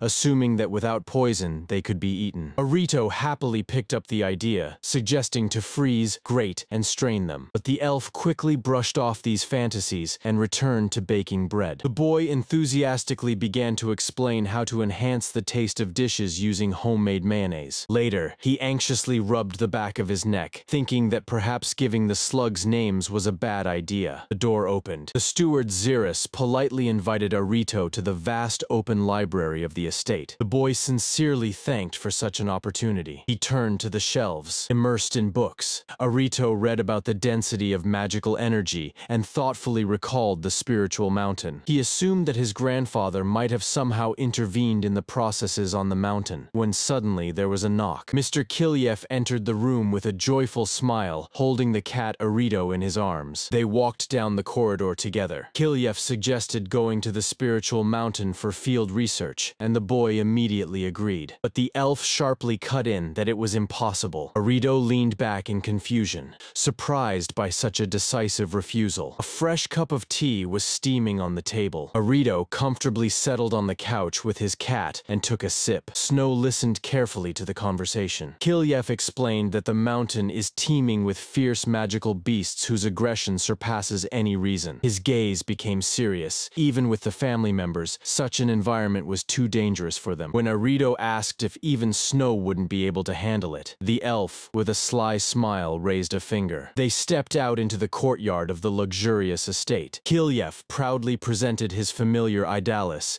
a huge snow leopard, with whom they would be able to stealthily reach the foot of the mountain. Arito timidly reached out to the beast, and when it gently licked the cat, he joyfully shouted in delight. The boy buried his face in the soft fur of the leopard, provoking a bout of burning jealousy in Snow. The wolf was caught with an utterly broken expression on its face, listening to its master praise another beast. In an instant, they were already racing through the forest at breakneck speed. The wind whistled in the ears, and the world before the eyes blurred from the wild shaking. Arito clung to the wolf with tears, barely holding on, while Snow proudly argued that he skated better than the leopard. Kilyev loudly called out to the boy. He commanded him to cut the wind with magic and correct his posture. Arito tightly closed his eyes, concentrating magical energy. When he opened his eyes, a stream of air gently enveloped him, bringing the long-awaited stability. The elf, with a smile, noticed that the boy had finally relaxed. Soon before them stood the majestic forest-covered ruins of an ancient settlement. Exhausted, Arito begged for a short break along with his beasts. Kilyev gently assured that everything was fine and apologized for completely disheveling the boy and his animals due to the wild shaking. Kilyev anxiously surveyed the collapse, noticing that the destruction had spread significantly. Arito asked in surprise about these building remains. The elf sadly replied that this foothill of the spiritual mountain was once home to many of his people. He smiled bitterly. Elves, born in other lands, could no longer live here for some reason. Moreover, it has become extremely difficult to even give birth to children in this holy place. Kilyev thoughtfully added that in ancient times it was unthinkable for an elf to grow beyond the mountain, let alone human cities. Arito stopped chewing, suddenly realizing the essence. All modern elves have grown up far from this place. Kilyev confirmed. Those who were accustomed to the new lands gave birth to children who found it even easier to adapt externally, and with each generation, the connection to the spiritual mountain weakened until it completely disappeared. The elf's eyes sparkled with excitement as the boy loudly summarized that the changes had occurred not with individuals, but with entire generations. Arito recalled the words of Grandpa Orst, which once seemed nonsensical to him, and now everything fell into place. He admitted that he had previously considered his grandfather's words complete nonsense,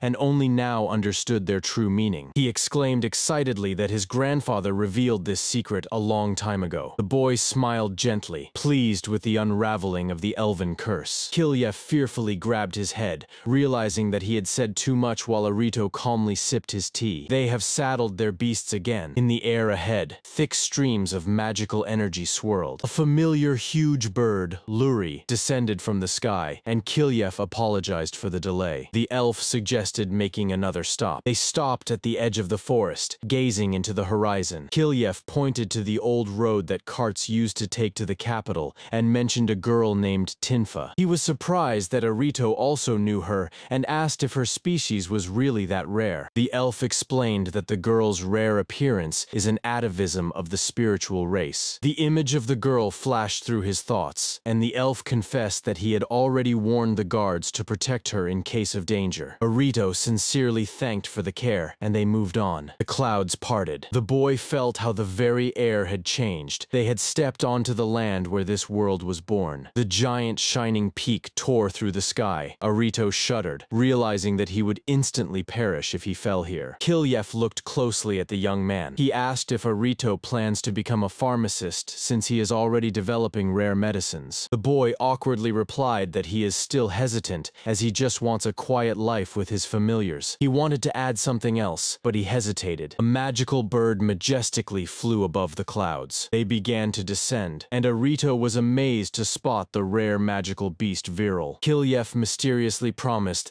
that Mr. Addy would one day tell everything himself. Suddenly, Luri squawked anxiously, warning of the approaching danger. The elf immediately commanded to turn back. Night has fallen over the estate. Hot water splashed in an open wooden tub. Arito was sitting relaxed in the bath, thoughtfully poking a small slime that reacted to magic. The young man sighed, immersed in his own thoughts. He recalled the fog-covered peak of the spiritual mountain and rejoiced that he was able to see it with his own eyes. He was filled with respect for his grandfather, who once lived in such a harsh place. The door burst open with a bang, and the gnome Dolmuda unceremoniously barged into the bathhouse, shouting about his arrival. Arito turned pale with shame, remembering that they had seen his familiars. Kilyef and the gnome stood completely naked, staring in shock at the water. Slugs were peacefully floating in the barrel. The action has moved to the shores of Lake Samaria. Someone's finger gently touched the water where jelly-like clumps were gliding. Kilyef, with a wild gleam in his eyes, lifted one of them. He triumphantly shouted,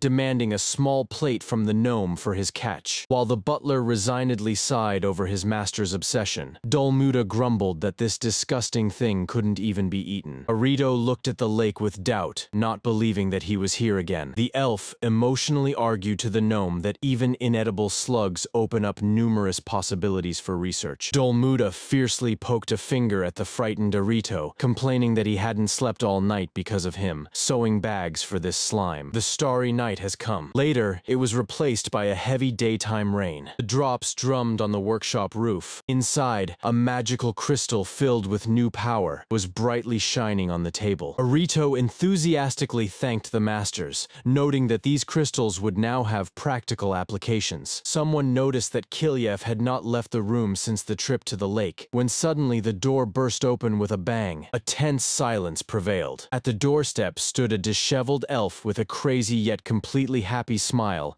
announcing the completion of the first stage of the inspection. He pointed to various slugs, explaining that thanks to the initial examination by Arito, they discovered individual preferences for magic in them. Walking down the corridor, Kilyef joyfully declared that these creatures are not just natural phenomena at all. He creaked open the door to his laboratory. Arito was frozen in astonishment. The boy cautiously entered the room, surveying the scale of the research. Seeing the mess and the elf's disheveled hair, he jokingly called him another chef. A stern sign reading, "Do not disturb," hung on the door, written in ancient runes. The boy's gaze slid away. Dozens of slugs were writhing in the glass cylinder. Arito recoiled in shock. Kilyef proudly explained that they all reacted specifically to his magic, and the gnome added in amazement that they merged into a seamless mass. The elf flipped the cylinder, and the slime thudded loudly onto the table. The crystals inside dissolved within a few days. He pulled the sticky mass with his finger, demonstrating how it holds together. Then he created a perfect sphere of water in the air with a magical gesture. Arito watched with fascination as he demonstrated perfect control over magic. The elf roughly shoved a piece of slime straight into the water sphere. The jelly slowly penetrated through the watery shell. The slime with a splash contracted, gradually absorbing the water sphere. As soon as he let go, the slime brightly flared up, instantly absorbing all the magical water. Arito, the gnome, and the butler stood with their mouths agape. On the cart now lay a huge gelatinous ball that the slime had turned into. Kilyef showed a smaller slug that simply shriveled up when ordinary well water was poured on it. With a victorious expression on his face, the elf concluded, "Slugs eat magic and excrete everything else." He joyfully exclaimed that their behavior is identical to that of living beings, and this is a grand discovery. When Kilyef handed all the laurels of the discoverer to the boy. The embarrassed Arito began to wave them away. The gnome skeptically squeezed the large slug with both hands. He thoughtfully murmured that this thing is very pleasant to the touch. The steward Xerus respectfully agreed, touching another. Arito has already thought of using them as cooling pads, but immediately remembered that they are living creatures. He hardened his heart,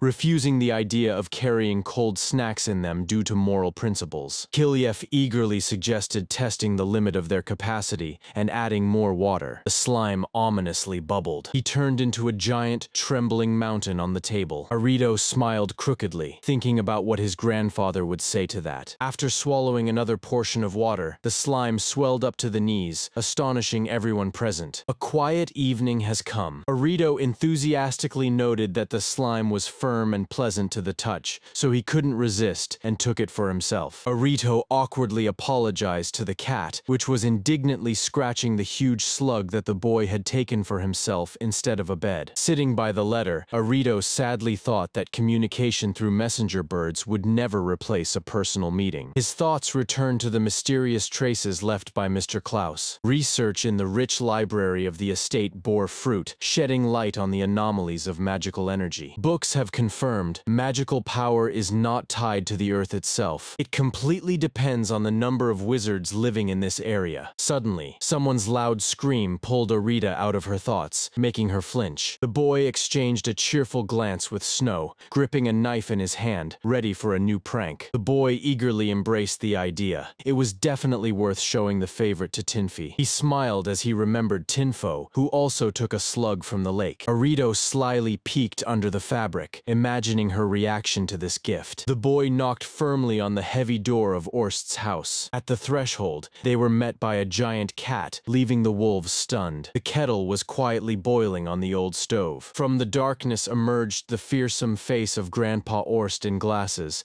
but he quickly changed his anger to mercy. For a moment, a fearsome face of an old man emerged from the darkness, causing everyone to freeze in terror. The old elf smiled warmly and invited the whole company to the table, promising conversation over lunch. A juicy piece of meat sizzled on the hot grill. Orst stretched something forward. The familiars licked their lips joyfully, waiting for a treat. But instead of meat, the old man held in his hand a round, cracked, stone-hard cake. The wolves stared in disappointment, confusing him with a plate, but Orst shook his head. He proudly explained that this is the recipe for Arito, which he had been grinding and baking for a long time. The old man boasted that his version is perfect for travel. It is so sturdy that it cannot be broken. Snow nervously flinched, staring in horror at this culinary masterpiece. Orst contentedly raised his finger, waiting for praise. With a creepy laugh, he suggested eating it together with the meat and abruptly broke off a piece. A deafening crunch echoed. The wolves turned pale with fear, looking at the fragments of the pie. Snow panically refused,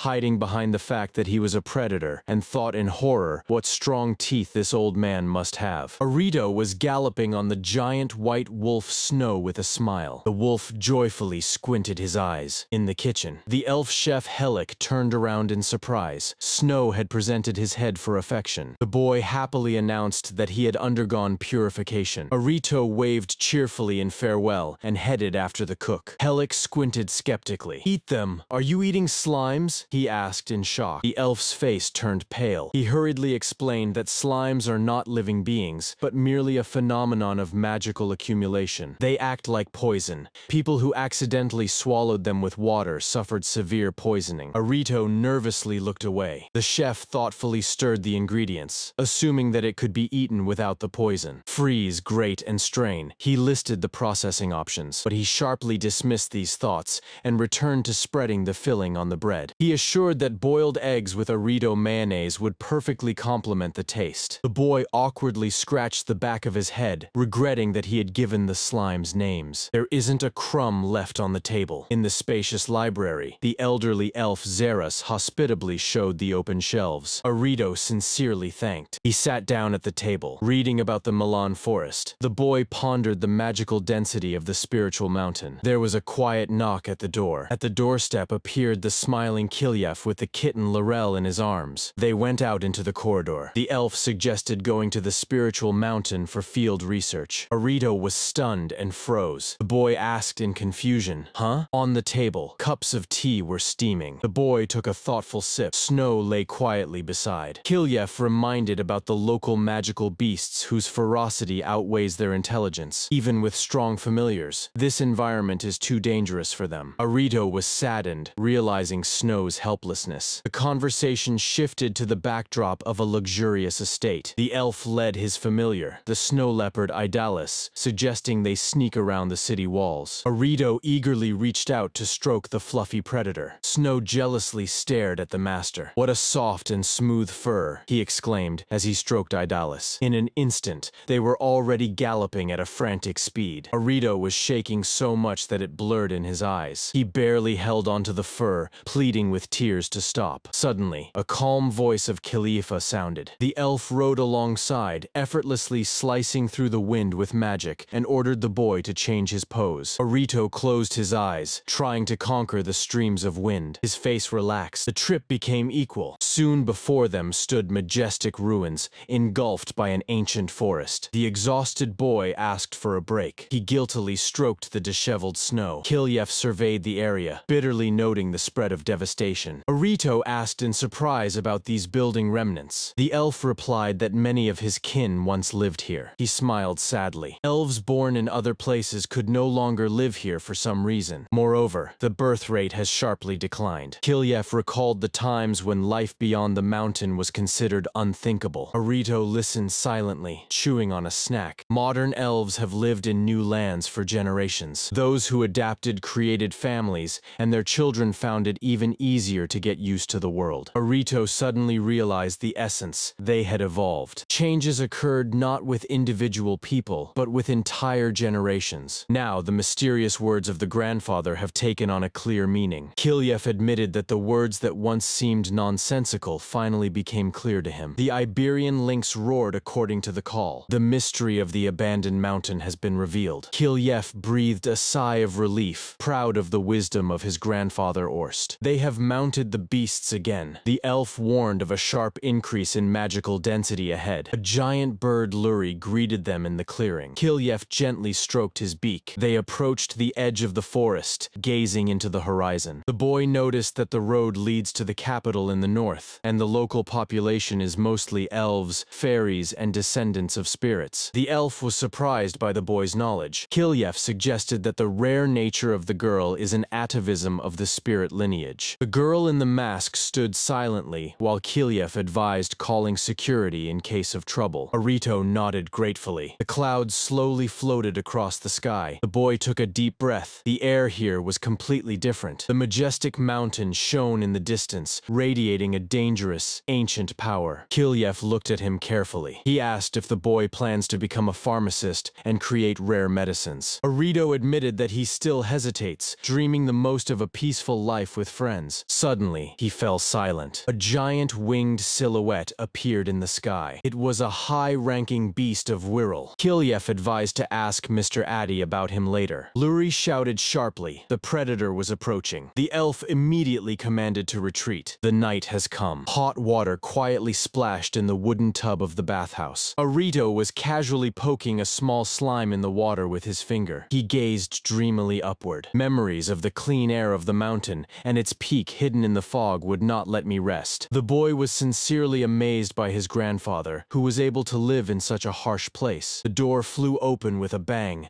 The gnome Dolmuda burst into the bathhouse. Arito shrank back in fear. The gnome shouted that people had seen Mill and others. Slimes? Someone asked in surprise, looking at the creatures on the plate. Lake Samaria greeted them with calm waves. The elf's finger gently touched the water with the slimes. Kilyeva's eyes gleamed maniacally. He pulled out a slimy lump and shouted at the gnome to carry the plate. Dolmuda sighed. When Kilyev is in such a state, it is impossible to stop him. Arito sighed heavily, not believing that he was here again. While the boy was cleaning the slimes, the elf passionately argued the importance of this research. much. Dolmuda was furious. He had spent the whole night sewing a magical bag for this. The starry sky spread out over the estate. The stars were shining brightly. The sun illuminated the walls of the laboratory. On the table, a heated magical crystal was smoking. The gnome and the workers were happy about the new way of filling the crystals with magic. Dolmuda complained that Kilyef missed all meals after returning from the lake. Silence reigned. The door opened. On the threshold stood a disheveled elf with a wild look, announcing the end of the inspection. He triumphantly declared, "Slimes have individual magical preferences. Until now, everyone considered them just a phenomenon of nature, but it turned out to be a lie." Kilyef abruptly opened the door to his laboratory. Arito was stunned and froze. The workers in the corridor also stopped. The elf proudly invited everyone inside. A sign reading "Do Not Disturb" was hanging on the door. Something was moving behind the glass. Slimes were sitting in the cylinder, and the scientist was explaining their nature of attributes. Dolmuda was surprised at how they had stuck together into a single mass. The elf said that he locked them in with the crystals of his magic for several days. When the magic ran out, they simply fell from his fingers. Then he created the perfect water sphere. Arito watched in fascination as he exercised his jewel-like control over mana. The elf forcibly plunged the creature into the water sphere. The slime gently squished under his palms. The creature flexibly bent under his fingers. As soon as he let go of his hands, the creature burst into bright light. All three were struck dumb with astonishment. Kilyef explained that this was how he checked the process of them absorbing magic. The slime in the neighboring trough, watered with regular water, simply dried up. The conclusion was shocking. They split and eat magic, while everything else is excreted as waste. The gnome grabbed his head. The slimes behaved like real living creatures. The modest Arito waved it off, calling it Kilyef's discovery. Dolmuda carefully squeezed the slimy lump. He was stretching the elastic mass, marveling at its pleasant texture. The elf nodded proudly. Arito thought of making coolers out of them, but he immediately felt ashamed. These are living beings. Kilyef brought the cart, intending to give them even more water. The surface of the slime in close-up began to change. He greedily absorbed the moisture. Arito thoughtfully wondered how his grandfather would react to this. One of the slimes swelled up to a giant ball, the size above the knee. The night balcony of the mansion was submerged in silence. Unable to hold back, the boy poked the slime. Wow, it's cool and strange to the touch. Arito was stroking the sleepy Lirala, mentally apologizing to Mill. He was writing a letter, realizing that magical birds could not replace live communication. Thoughts returned once again to the clues left by Mr. Klaus. The libraries of Eladana and Kiliefa helped him unravel the mystery of the distribution of magic. Books have proven the magical power does not depend on the land itself. It is generated by the number of magic users who live on it. A sharp voice pulled him out of his thoughts. Arito responded quickly. "We will definitely show it," he agreed joyfully. The maid Tinf was happily holding a freshly caught slime in her hands. The boy smiled warmly, imagining her reaction. The heavy doors of Orst's house swung open with a bang. In the yard, a huge cat stood calmly by the doghouse. Orst was sitting on a stump, forcefully smashing something with a hammer. He grinned predatorily at the guests. The menacing aura of Orst made the guests shrink back in fear. Kilyef suggested talking over a meal. The huge steak sizzled appetizingly in the pan. "Well, that's it. It was so delicious," the satisfied guest recalled contentedly. The wolves tensed up,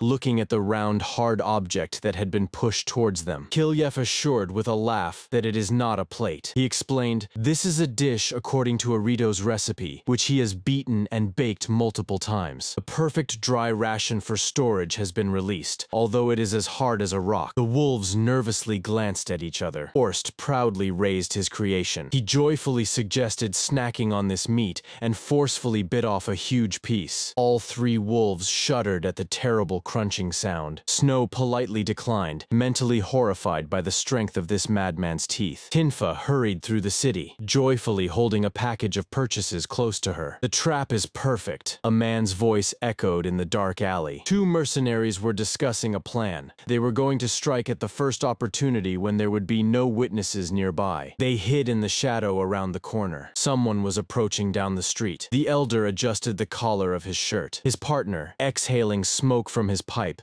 doubted whether it was wise to trust the merchant client so much. The elder cut in that, although Hecknail appears appears carefree. He is the one who bears the entire company on his shoulders and holds weight in the criminal world of Nabri. He thoughtfully lowered his head. The partner smiled slyly, like a half-blood exile. This elf feels equally uncomfortable both among the law and in the shadows. The wind shook the trees with force, driving heavy clouds across the sky. In the Hecknail mansion, Radis offered Arita to add pancakes to the tea, eagerly awaiting Tinfo's arrival. The boy replied that the weather was getting worse, so he quickly ran to the Merchants Guild on business. He set off on the road with his faithful companions, a wolf and a cat. The elf looked up with concern. The bird, Snow, cried from the sky that it would make several circles over the city for safety. He advised Arito not to get fixated on wind magic and to train telepathy to expand the range of communication. Suddenly, the first raindrop hit Snow right on the head. Arito quickly enveloped himself in a light magic of wind to avoid getting wet in the downpour. The wolf decided not to wait and set off with the master. Arito suddenly stopped. Arito. The wolf and Snow suddenly tensed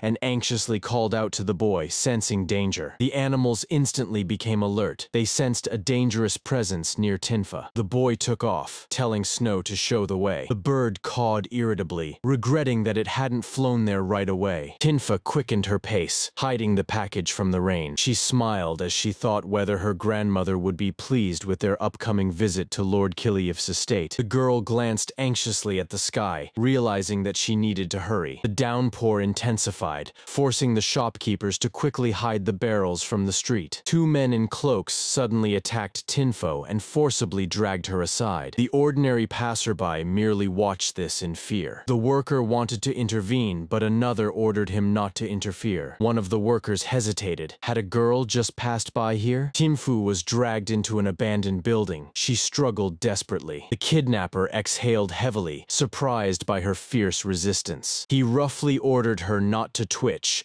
threatening her with injuries. Tinfa struggled and resisted with all her might, trying to break free. The man lit his pipe, clicking his tongue in displeasure. The bound girl with tears in her eyes hoped that the local guard would hear the noise. The senior mercenary leaned towards her, accurately deciphering those futile hopes. Suddenly, the men flinched in surprise. The younger one ominously explained that calling for help was futile. The same city guards appeared at the door. They had been bribed a long time ago. The guard calmly praised the criminals for their neatly executed work. Tinfa's eyes widened in absolute horror and despair. Meanwhile, Arito and the wolf reached a dead end where the girl's trail suddenly stopped. Snow noticed a strange magical reaction among the bushes. The boy rushed to the wall, suspecting a trap, and immediately activated his magical sight. He applied the skill of object recognition, as he once did in Aelin. The bird confirmed his suspicion. The cunning illusion could be broken by this sense. Arito focused and froze in shock. The wall turned out to be an illusion. Behind it were doors, through which the wolf immediately rushed. Inside, the kidnapper with a pipe continued to mock the frightened captive. The corrupt guard was urging the mercenaries, reminding them of the quick payment from the Hecknail company. Hecknail unexpectedly entered the room and praised the bandits for their agility with a smile. The men were stunned. The client was never supposed to appear in person. Tinfa, through tears, did not understand who this stranger was. The door creaked. On the threshold stood the bound guards,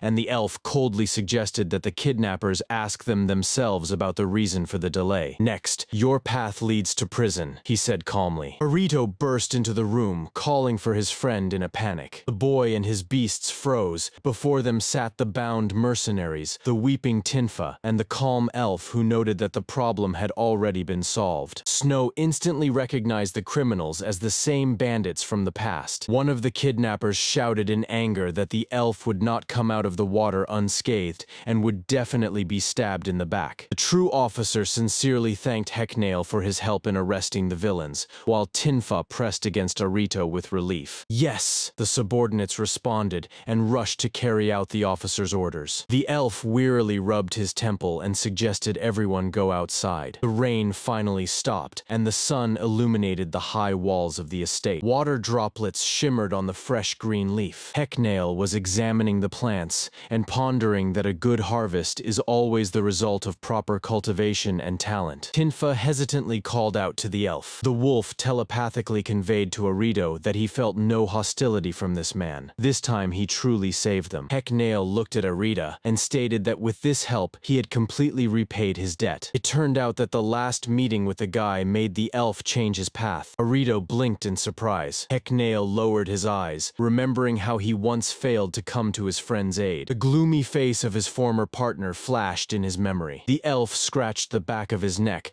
trying to hide his discomfort from these sentiments. Tinfa tightly squeezed the package and quietly said that he had still become her savior. Hecknail smiled. By protecting her now, he felt that he had done the same as he once did for his friend. He admitted that after that incident, he changed the focus of his business from human trafficking to searching for unique talents. Now the company finds half-breeds and people with animal abilities and sells their services very expensively. The elf called it legal temporary employment. He added a sad truth. People have gotten used to treating terribly what they obtained cheaply. Arito understood everything. If a client pays huge money for a worker, they will take care of them and provide normal working conditions. Thanks to this trick, the outcasts from the shadow world got a chance to change their lives for the better. Tinfa smiled gently and called it a truly wonderful thing. She bowed low, thanking Hecknail for the risk he took for her. Arito joined in the thanks, acknowledging that the elf had helped him a lot as well. Hecknail looked away, completely embarrassed by so many warm words. He stopped by the wall. The elf sharply raised his finger and sternly commanded not to make a hero out of him. He does all this solely for the money. Unique talents of different races are merely a pleasant tool for his enrichment. Snow watched the conversation from a distance, puzzled and not understanding what was happening. Meanwhile, Snow observed from a distance, wondering what they were busy with again. A little later, Orst and others gathered in the wooden house. The bird was calmly pecking grain from the bowl. He chirped joyfully while listening to the elf, reading a long letter aloud. It turned out that the kidnapper from the north was the same man who once saved Arito's friend in Elidana. The wolf and the cat exchanged surprised glances. Wait, was that someone whom Arito had once captured himself? The animals wondered. Hecknail read further. Upon learning this name, Arito simply untied his captors and let them go in all four directions. The wolf stared in shock, not believing what he had heard. The beasts were struck by the realization. To let go of someone who just attacked you requires considerable courage. Snow from the roof posed a logical question. Why did this kidnapper now rush to help Arito? The elf pointed a finger at a line in the letter. The mercenary believed that this way he had paid for his own salvation. The animals were relieved and glad that Tinfa was safe, acknowledging that the man was not completely lost after all. We also went after you, Orst, the others said, wondering how many more people Arito would gather around him. Hecknail laughed, noting that Arito knows how to find allies even among enemies, and joked about the number of his future friends. The elf suddenly unfolded a large architectural drawing on the table. He passionately explained that the estate would need many new rooms for all of Arito's friends, and they should be designated for different purposes. Hecknail joyfully struck the paper. He designed a two-story building with a safe magical elevator instead of regular stairs. The wolf cheerfully admitted that he was eagerly awaiting the return of the master,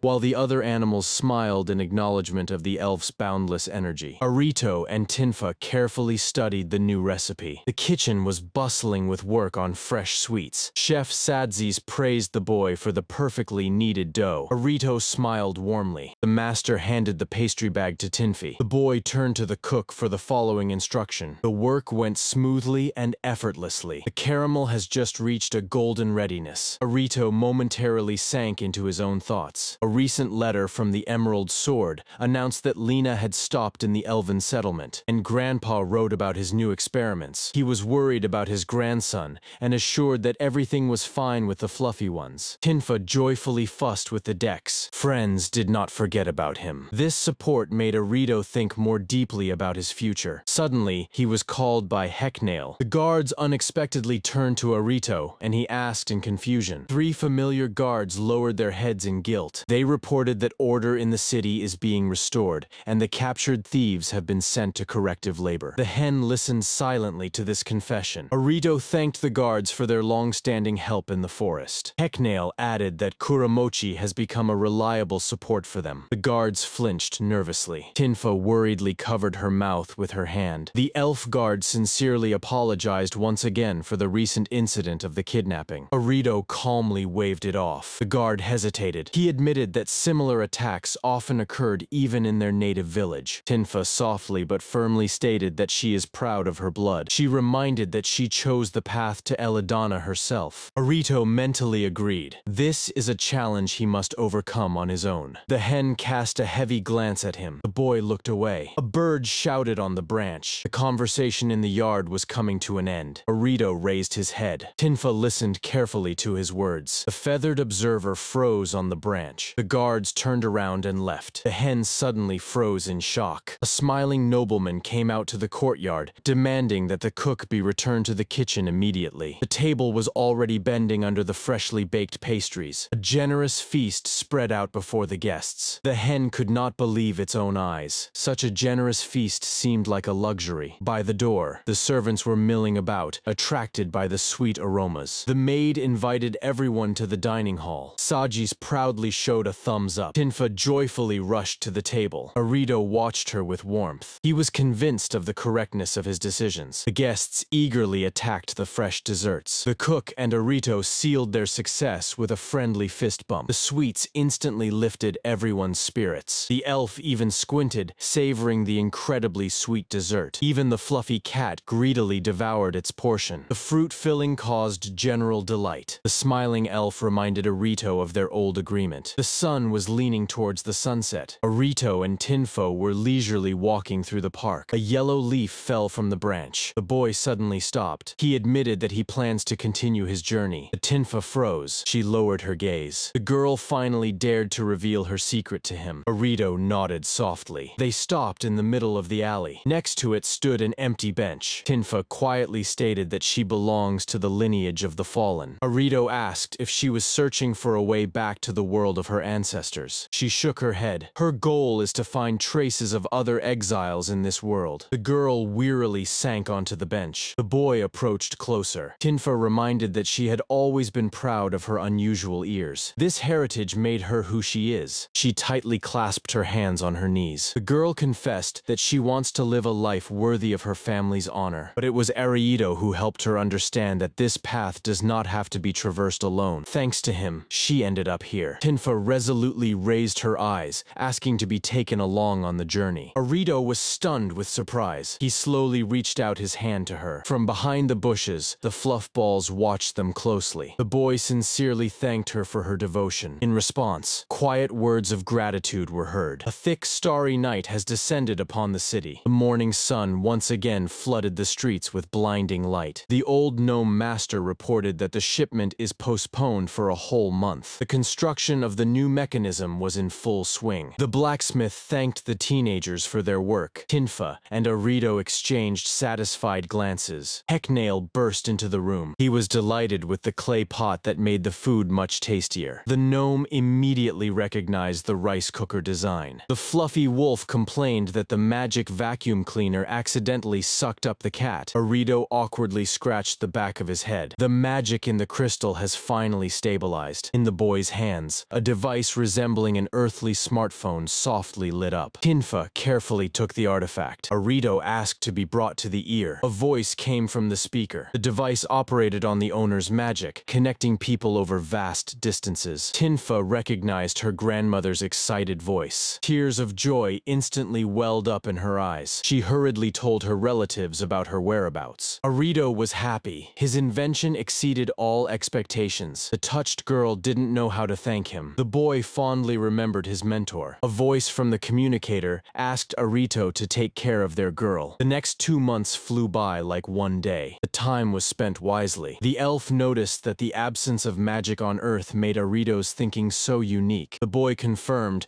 there are also plenty of outstanding masters in his native world. He smiled proudly. In both worlds, the driving force remained ordinary, hard-working people. The elf sincerely believed that the boy's knowledge would change Arlenthia for the better. Arito replied that he himself gained incredible experience here. They approached the massive carved doors. The elf returned to the ancient conversation about the fallen. He reminded that the kingdom protects exiles, never restricting their freedom. Arito tensed up. There are almost no official records about them left. The man handed him a rolled-up document. This was an official document certified certified by King Finn himself. He guaranteed Arito full protection and state support. The elf promised to continue cooperating with him. Their merits to the city were recognized at the highest level. The ruler extended his hand. He thanked the guy for managing to bring them all together. They shook hands firmly. The fluffy wolf joyfully raised its ears. The fluffy wolf's face was beaming with happiness. The kitten rolled onto its back, feeling the joy of its owner. Arito quietly laughed. The little rascal playfully dove into the wolf's fur. Memories of that conversation with Tinfo still warmed the boy's soul. He told the beasts that this recognition also applies to them. Arito finally realized the nature of his true power. Letters from loved ones became a strong anchor for him. Once he thought he had to overcome all obstacles alone, but everything has changed. Looking back, he realized how far he had come. All these people he met were now firmly standing behind him. Their faith became an inseparable part of himself. He was sure that Hecknail felt the same. Connections with others are also a reliable weapon. Kuramochi silently agreed with this idea. Tinfa smiled warmly at his words. Arito gently pressed the fluff ball to himself. This unity connected the past, present, and future of the kingdom. Later, other travelers could come to this world. The boy pondered how to prepare a safe place for them. Meanwhile, deep in the forest of death, a dangerous experiment was ongoing. A massive wooden box suddenly soared into the sky. A deafening explosion rang out. The debris of the structure scattered in all directions. The fluffies stared in shock at what was left of the chest. The old elf scratched his chin in confusion by the mechanism. The magical impulse turned out to be too destructive. The animals began to lively debate the reasons for the accident. The master did not give up and prepared an alternative descent option. The second box crashed into the ground with a thud. A thick cloud of dust rose up. The elf sighed. It would be necessary to significantly strengthen the framework. Everyone was in such a hurry because of Arito's promise to return soon. The master dangerously suggested trying the next version on himself. The fluffies screamed in panic, begging him not to risk his life. On the title page, Arito walked together with a white wolf and small animals. The girl smiled joyfully, holding a squirrel in her hands. They were crossing the shallow waters. By the riverbank, the group set up a small camp. Arito carefully looked over his shoulder. The giant wolf bared its teeth at the cat in the cloak. A powerful paw stepped into the clear water. The girl sighed with relief, happy to have found the source. Arito recalled how everyone set off with him to the northern border, following the footsteps of Kuramochi. On the way, he collected berries for the new forest companions. The wolf's paw gently rested on the stone. The animals suddenly perked up their ears. The young man nodded slightly. He calmly suggested to those hiding in the bushes to come out into the light. From the treetops, elves with bows suddenly jumped down. The commander apologized for his harshness. Due to the lack of aura, he initially mistook them for orcs. The scouts were surprised to find children so deep in the thicket. Arito asked about the monsters. The elves introduced themselves to the local residents. They explained that the forest is teeming with hostile orcs, so they had to ask for help from the neighboring village. Arito fell deep in thought. The animals huddled closer around him and the girl. The elf suggested hiding in their settlement until the cleanup was finished. A bird fell from the sky like a stone. The elves tensed up. Arito reassured them that this was his familiar. The elves exchanged puzzled glances. Arito asked why it was no longer possible, and the elf explained that it was impossible to deal with the orcs. A bird landed on the boy's shoulder, bringing terrible news. The eastern village has been destroyed. Only ruins and fallen trunks remain instead of houses. The elves were struck with horror at what they saw through the telepathic connection. The commander ordered to return immediately to the elder. Arito unexpectedly offered his help. He conveyed greetings to all the inhabitants of the forest from Lord Killif. The elves exchanged glances of disdain at the mention of the ruler of Eridana. They led the guests to their hidden settlement. The young man eagerly examined the suspension bridges between the giant trees. The elves proudly showcased their native homes. One of them immediately ran to the elder. Others asked Arito to wait a little. The boy did not expect to see so many people in the forest thicket. The elves explained that orcs destroy all living things, so their nests cannot be ignored. Arito listened carefully. He understood the scale of the threat to the entire forest. The elf suddenly turned around. The elder wanted to meet the unusual guest in person. The group headed to the meeting room. Left alone, the warriors began to discuss discuss the boy. Gyrios openly doubted the purpose of his journey to the empty north. The elf skeptically noted that there is nothing in the north anyway. He acknowledged the wisdom of Lord Killif, but called him a weirdo. The sun began to lean towards the horizon. In the meeting room, everyone leaned over the map. The white wolf calmly waited in the corner with a bird on its back. The girl silently gazed at the starry sky. The night has fallen over the forest. The flying squirrels glided silently between the branches. The dark silhouettes of the orc tents barely loomed in the gloom. The squirrel hid behind the trunk. The scouts decided to take out the guards first. A few precise shots, and the orcs fell without a sound. The elf acknowledged that the enemy would have a numerical advantage in direct combat. Gyrius regretted their excessive isolation from the neighbors. The plan of Arito remained the only hope for victory. The boy nodded understandingly. He knew how hard it was for minorities to accept changes. Arito decisively pulled up the hood. He mentally asked Addy if he would manage in the deep forest. The elf looked at him in surprise. The battle began with a volley of fiery arrows. Arito signaled to the wolf. The beast raised a fierce whirlwind. The smoke instantly dispersed. The archers struck at open targets. Arito sharply warned allies to keep their distance. The flame roared only inside the enemy's nest. The orcs panicked and fled into the thicket. The commander ordered to ruthlessly finish off the fugitives. He mentally admired the magical control of the boy who saved the trees from the fire. A powerful gust of wind struck the ground. The elf loudly praised the perfect spell. Arito rushed forward. He confirmed with a smile the elimination of the enemy's remnants. The wolf suddenly braked, kicking up a cloud of dust. The elves stared in amazement at the child mage. An order was issued to extinguish the fire under the cover of a wind barrier. A column of water, with hissing, engulfed the smoldering debris. The nest was completely destroyed. The elves breathed a sigh of relief. The joy of victory overwhelmed them. The warriors triumphantly raised their weapons. Someone shouted triumphantly. The exhausted elf leaned on his sword. The village and its inhabitants were finally safe. The wolf watched the joyful crowd with satisfaction. Turning back, the young man collapsed onto the bed, exhausted. The familiars comfortably settled on his back, enjoying the softness. The wolf gently nudged its nose against the head of the sleeping master. The bird fluffed itself up seriously. The bird glanced at the exhausted boy. Arito asked in confusion. He admitted that they wouldn't have managed without Addy. The wolf curled up next to the sleepy master. The bird praised the tactics, but reminded to know one's place as a newcomer. The stars shone brightly over the village. The bird gazed thoughtfully into the night, pondering about the north. A peaceful morning has come. The village of elves came to life, preparing for the celebration. The girls were bustling with food trays. Gyrios savored Arito's dish with delight. The boy was busy at the table in an apron. Perfectly seasoned steaks were sizzling in the pan. Arito gladly explained that the secret lies in the herbs. He ran to check the other dishes. Suddenly, a melody reached his ears. Elves played on lutes and flutes. Dancing began under the garlands. Arito watched the festivities with surprise. Someone called him to join. The elf girl laughed as she pulled the bewildered boy by the hand. She twirled him in the rhythm of the dance. The young man awkwardly shuffled his feet. Everyone around was joyfully laughing and spinning. The white wolf looked at its master with a smile. Gyrios cheerfully encouraged the dancer. The elder noted the absence of Gyrios with the report. The commander replied that Arito's bravery and tactics are impressive. He added that the boy's courage and the coordinated work with the family members are admirable. Despite the child's appearance,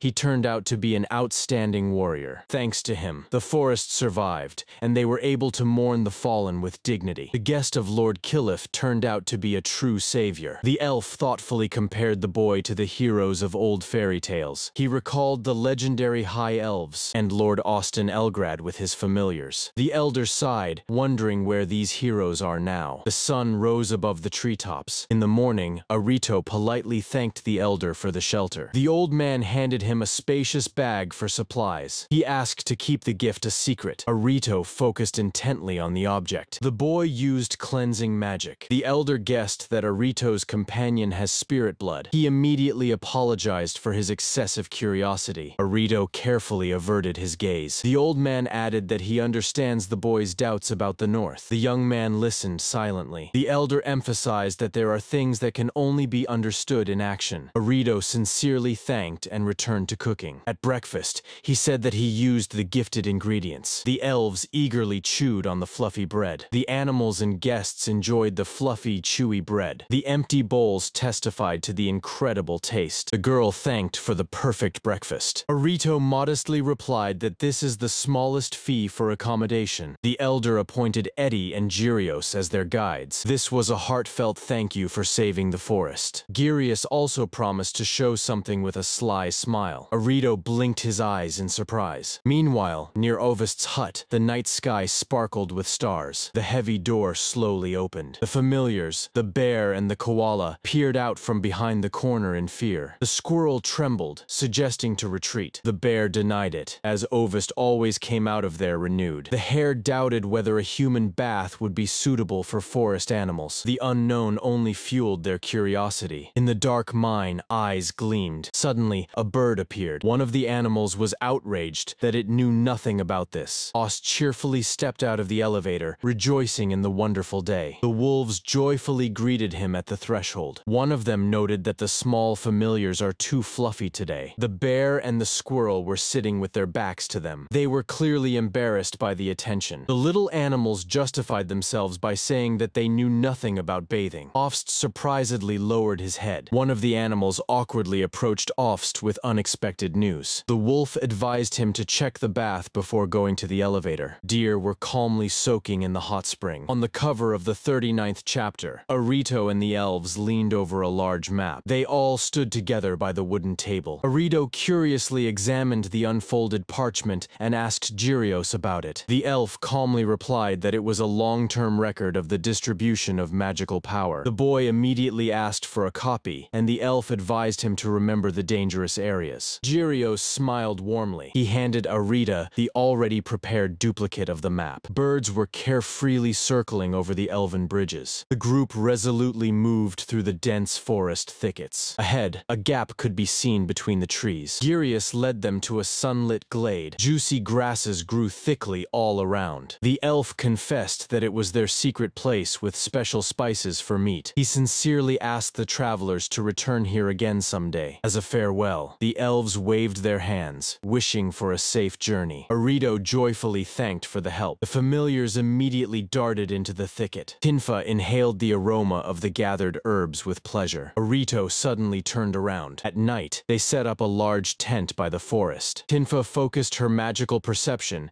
and recognized the outlines of Arito and Snow. She noticed the boy's quick movement. An incredibly delicious smell was wafting from it. Arito called the girl loudly. He smiled and offered everyone something to eat. The travelers and the animals gathered around a full table. The familiars greedily pounced on the meat. Tinfa asked Arito about his progress, and he confirmed that he can now clearly see the movements of all creatures nearby. However, the boy admitted that focus is lost at a great distance. Suddenly, a bird flew silently over them. Arito advised Addie to also train her perception to expand her telepathy range. He noted with satisfaction that after the meal, the familiars became significantly more energetic. The boy felt that Irina and Larol had found ufai berries and were eating them now. Arito laughed and promised to clean the collected berries. Suddenly, he grabbed Tinfo by the hand tightly. "Snow!" the boy shouted sharply. The white wolf swiftly darted into the darkness and neutralized the invisible threat. Arito breathed a sigh of relief. Tinfa noted with astonishment that they felt the danger very far from the barrier. The boy sighed nervously. The bird promised to regularly train its telepathy. He smoothly flapped his wings. Adi swiftly ascended into the high starry sky. His eyes gleamed predatorily. He pondered how much harder it is for people to perceive the surrounding world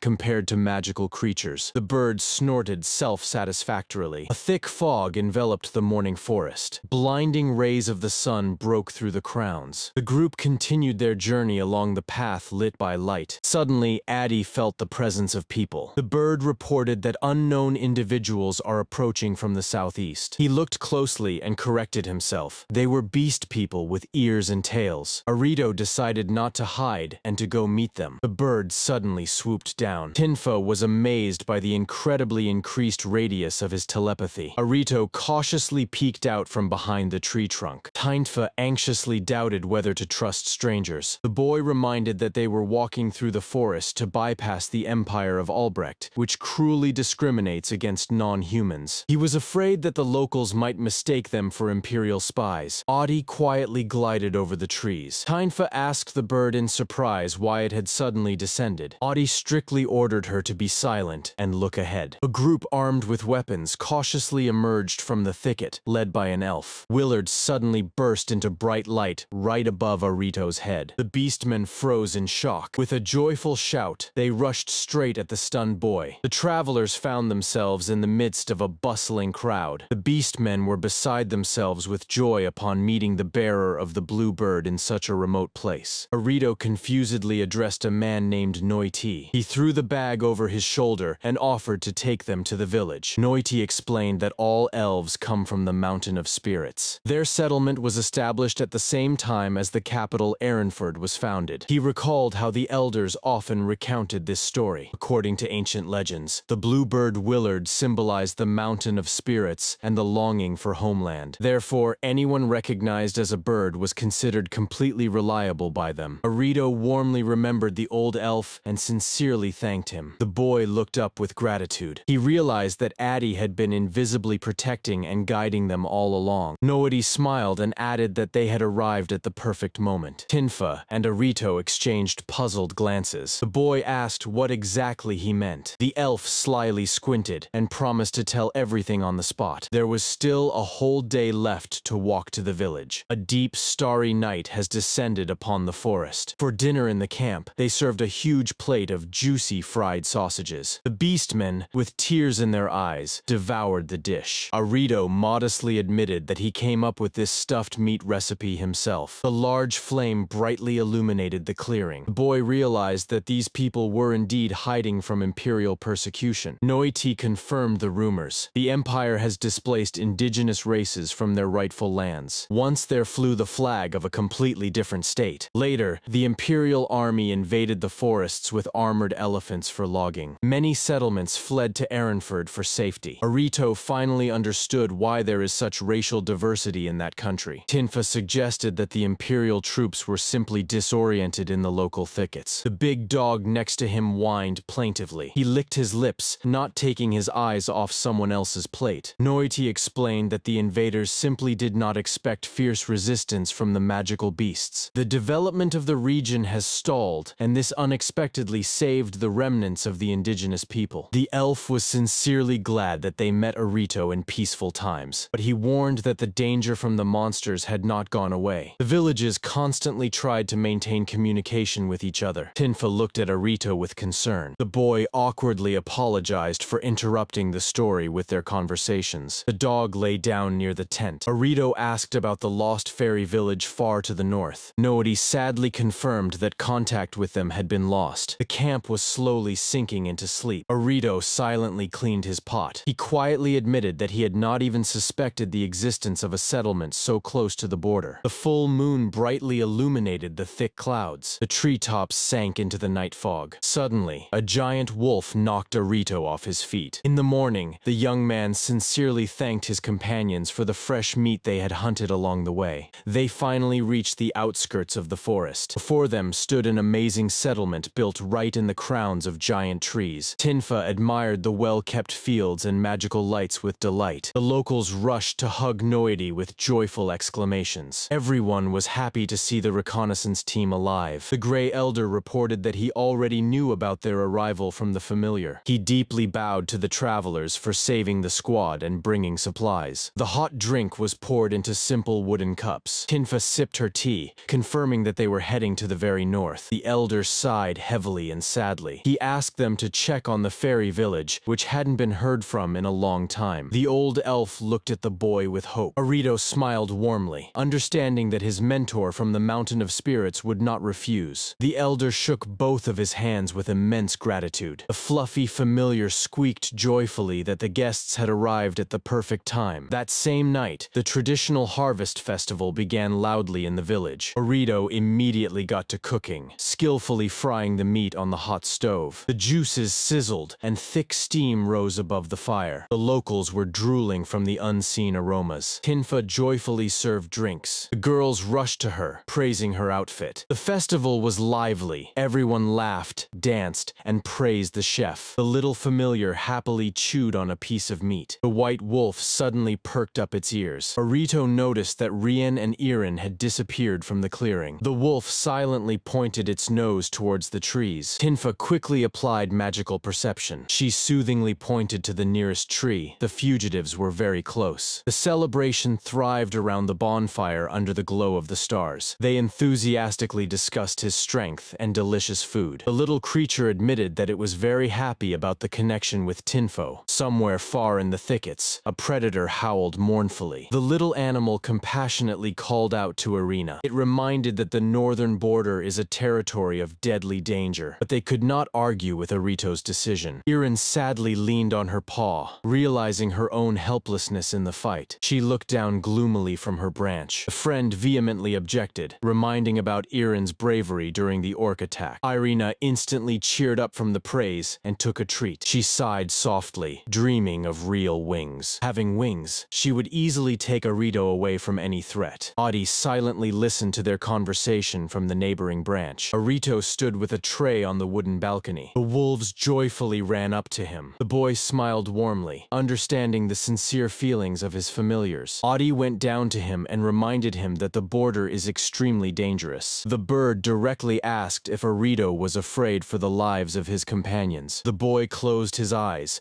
acknowledging that it was too late to retreat. The wolf gently nudged him with his nose, calling him back. The bird reported that the concentration of magic in the north is almost the same as in the infamous Forest of Death, but Arito understood the fatal difference perfectly. In previous places, they were always protected by powerful allies, the old elf, or Rihanna. On the Mountain of Spirits, they were watched over by Kylif himself. On the wild northern border, one will have to rely solely on their own strength. The bird reminded that there is still time to reconsider. Arito firmly decided to first enter the village of fairies, and after that he planned to ask Addy about something important. In the morning, the wolves stared in surprise at the clearing. A gigantic new tent rose before the travelers. Tinfa noted in confusion that it was empty here yesterday. The familiars sniffed the fabric with suspicion. From there, the elf Ost joyfully jumped out. He adjusted his glasses, pleased that he had guessed their love for swimming. Ost explained that he expanded the design specifically for the large wolves of Arito. The little animals blinked their eyes in confusion. Inside, the elf built a grand system with a water mill for water circulation. It was a full-fledged winding water slide. The familiars plunged into the stream with joyful screams. Ost laughed happily, seeing the animals' delight. He admitted that he became so passionate about construction. "What else did you come up with?" With a maniacal gleam in his eyes, the elf asked the wolves for help. Chapter cover: Arito with companions in the middle of the forest. A giant boar roared as it charged behind, but the white wolf Snow was gliding low to the ground, carrying the riders out of harm's way. He exclaimed happily that thanks to Snow, they would definitely break free. Arito firmly clung to the wolf's fur. The magic of the earth won them precious seconds. Without timely support,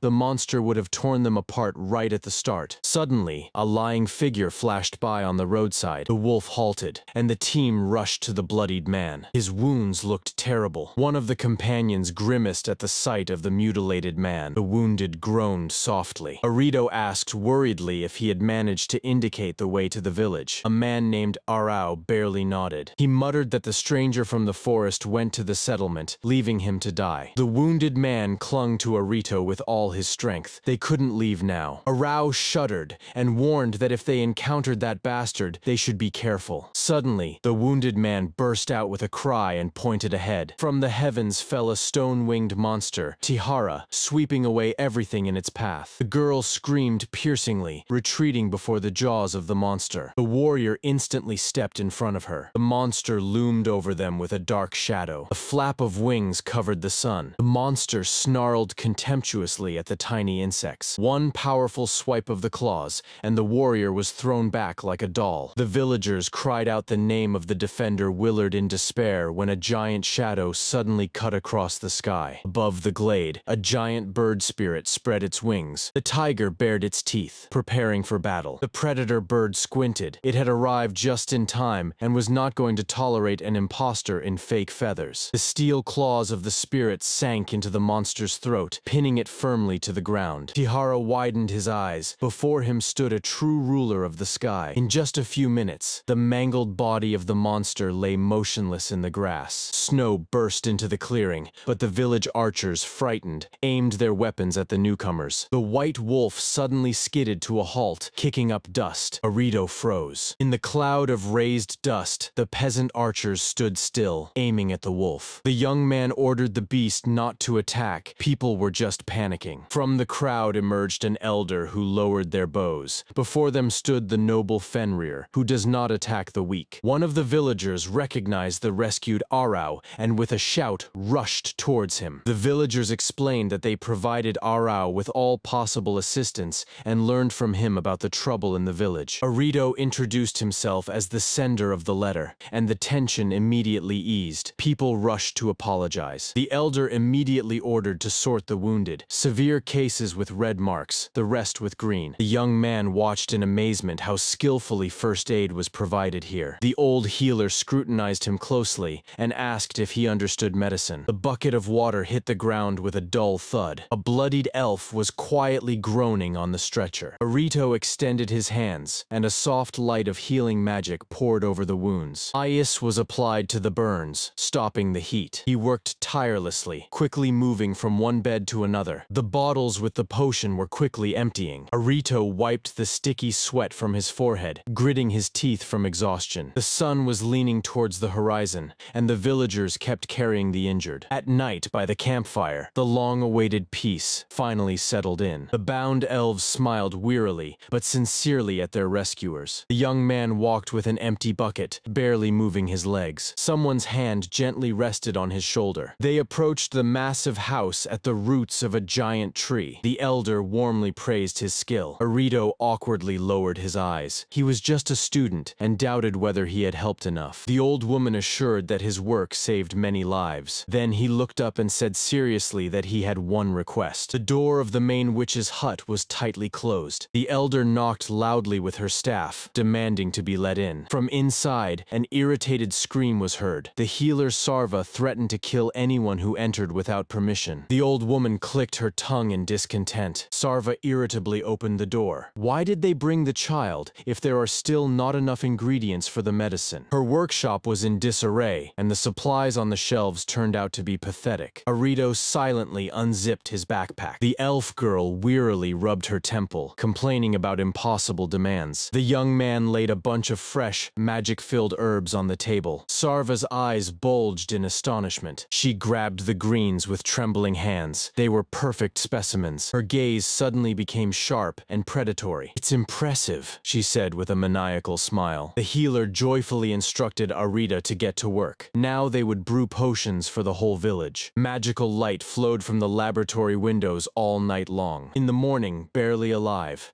Arito was dragging heavy packages of medicine. Snow was also barely moving his paws. His companion Tinfo admitted that despite all the horror, it was a valuable experience. They recalled how virtuously Sarva combined magic with herb processing. Arito thanked the girl for her patience and help. Working side by side with such masters opened his eyes to true alchemy. The morning sun illuminated the village. The hospital doors opened. They were greeted with hope by the local resident Milt. Arito froze, waiting for the verdict. In the spacious hall, the elder nodded. With these medicines, they will save many. Tears of relief welled up in the young man's eyes. He helplessly dropped his shoulders. The old woman carefully supported him, seeing that the boy was holding on by sheer willpower. She sent him to sleep, as a healer's tired hands can cause trouble. Arito headed to the second floor. Every step down the corridor was incredibly difficult. He sluggishly but happily wished everyone good night. Tinfa replied with the same warm smile. The white wolf sweetly yawned wide. Arito collapsed right onto the fluffy back of the beast and instantly fell asleep. A quiet summer day brought the long-awaited peace. In the ladle, a hearty broth was bubbling. On the table, steaming bowls of soup and fresh onigiri were placed. A fragrant steam rose into the air. Arito savored the hot broth while under the surprised gazes of the elves. The young man happily explained that this dish was from his homeland,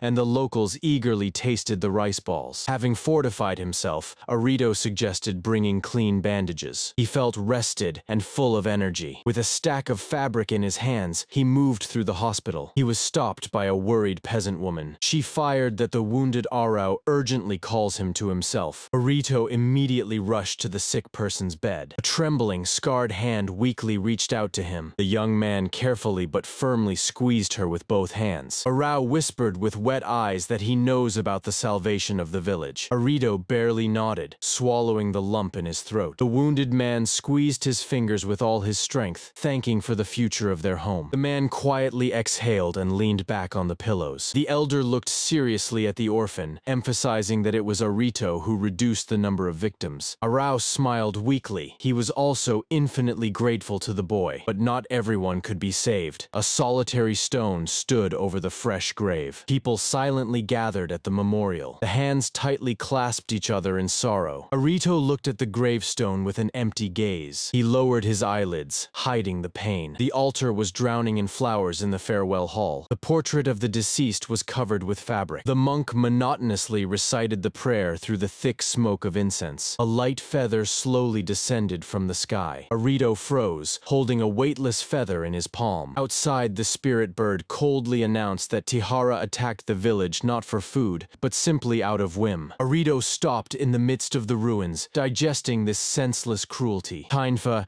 asked the bird where such confidence came from. The spirit explained, it makes no sense for higher intelligent beasts to attack human settlements. They approached the severed head of the monster. The bird contemptuously added that humans are too tasteless and poor in mana to become desirable prey. The village was surrounded by complex terrain and protective grass shield. Arito grimly stated, all these tricks are useless if the monster attacks just for fun. Birds were soaring carefreely in the high sky. The young man sat in his room by the light of the lamp. His pen quickly raced across the parchment. He was writing a report on the events. A new sunny day has come. The elder Zonda was overflowing with thanks, but his eyes betrayed a fear of new attacks. Arito confidently extended his hand. He has an idea on how to protect the village. On the outskirts stood a solitary stone pillar. The wooden wall securely encircled the entire settlement. The spirit bird realized that the young man planned to create a magical buffer zone. He nodded approvingly. The plan was good. At the entrance to the village stood a massive wooden arch with an attached object. The foreman pointed at her in surprise. Arito smiled predatorily. This is the remains of the same Tahari. From now on, this is their protection against wild beasts. The powerful predator's bones swaying in the wind was to be the first thing any monster would see. The young man explained that this is how they scare away evil spirits in his homeland. The bird agreed. It is not necessary to become a monster. It is enough to show its strength to deter the desire to attack. The foreman nervously scratched his neck,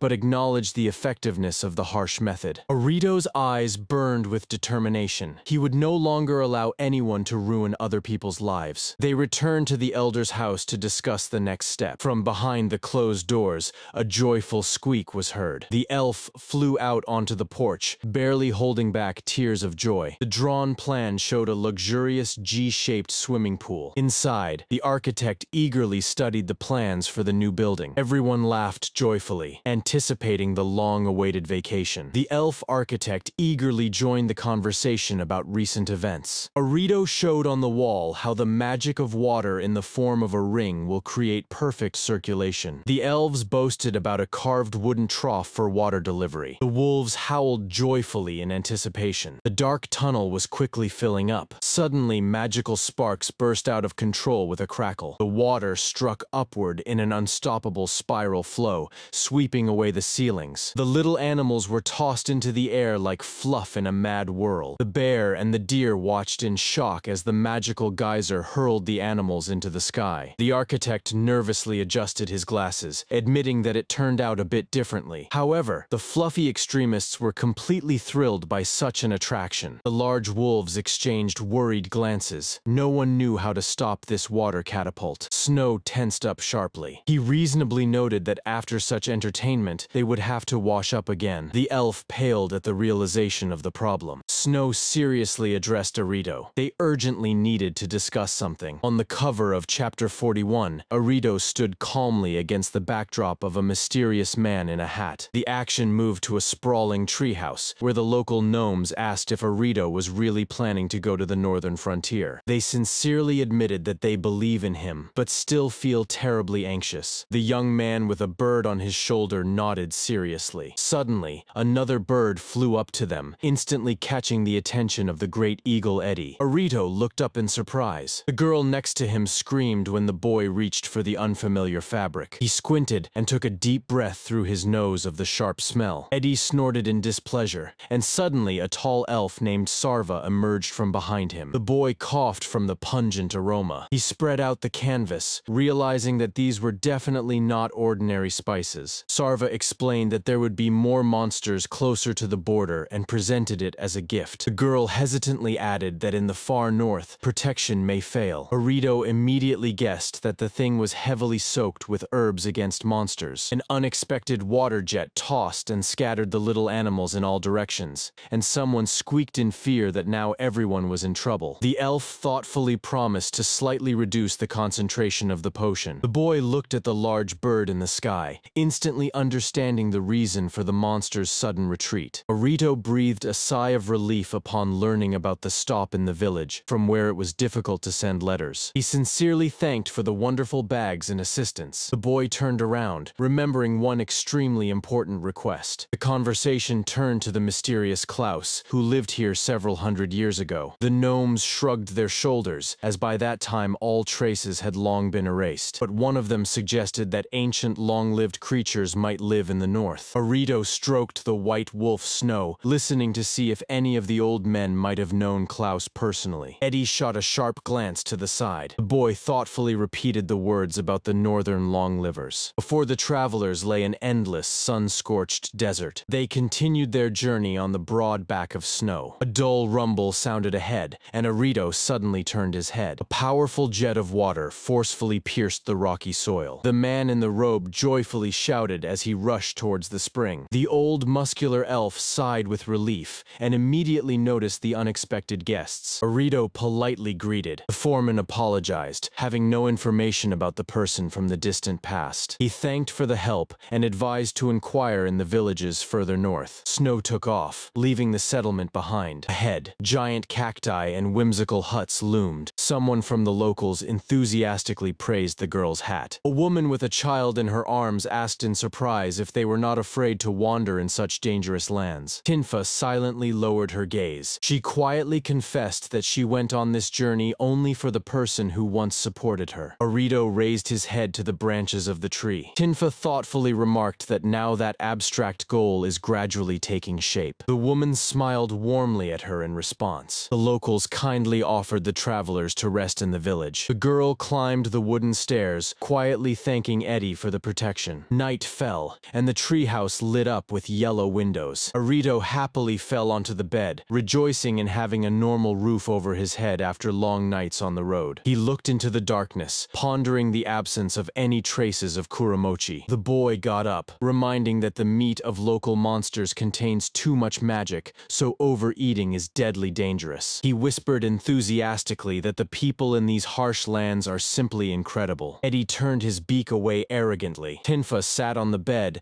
and assumed that some higher power was definitely protecting the locals. Arito listened carefully. He asked again if she meant the powerful entity far to the north. The eagle nodded calmly. The boy stepped out onto the balcony, gazing at the starry sky. Eddie added that the level of that unknown force definitely exceeds his own. Arito crossed his arms over his chest and sternly warned everyone to behave extremely carefully in foreign territories. The desert slept peacefully under the soft glow of the stars. Dry winds freely roamed among the prickly cacti. On the wooden table stood a simple mug and a basket of fruits. The old elf stared in surprise at the guests, not believing that they had come on foot all the way from Eridani. He confirmed that the mysterious Klaus indeed once lived in these parts. The old man waved his hand towards the suspension bridge, suggesting to show his former dwelling. They approached the pile of ruined stones that Klaus had left for his seekers. The elf snapped his fingers sharply. "Open do," he uttered a short incantation. The ground trembled, and a massive stone block rumbled aside. Arito opened his eyes in shock. The elder explained that Klaus disappeared hundreds of years ago, leaving behind only this monument. Tinfa quietly reminded that the old recordings still remained. Arito took a cautious step closer. He politely asked for permission to make a copy, and the old man hospitably hospitably offered them to stay overnight in his house. Tinfa suddenly shuddered, feeling someone's piercing gaze on her with her whole body. The squirrel on the shoulder squeaked anxiously that going further was pure madness. The girl sat down next to her small, fluffy companions. The little animal fearfully advised to wait here, as it was too dangerous ahead. Tinfa sighed sadly and admitted that lately she feels like nothing more than a burden to her stronger friends. She resignedly lowered her gaze to her clasped hands. The little cat meowed anxiously. The girl raised her head and firmly declared that since she chose this path herself, she would see it through to the end. The kitten listened carefully. She assured her friends that she was not going to just back down. Tinfa looked at the settlement, firmly deciding to be useful at least here. A local woman gently asked Tinfo if she was considering something while staying in this village. The master gently remarked that his wife is afraid to approach the dangerous boundary. He added that he himself had relied too much on her all this time. For a moment, silence fell. The little animals fell quiet and only exchanged silent glances. The squirrel squeaked in horror that they were too small and weak for brutal battles. Eddie calmly asked the little one if she was afraid. Arito pondered, fully understanding that he would never have come this far without his loyal companions. Moreover, there was still one important unresolved matter with the fairy village. Eddie sternly reminded that defending oneself from a safe place is the main rule of survival. The eagle asked if the boy had found any clues on that stone slab. The camera glided over the indecipherable ancient runes. Arito recalled the elder's words about the emptiness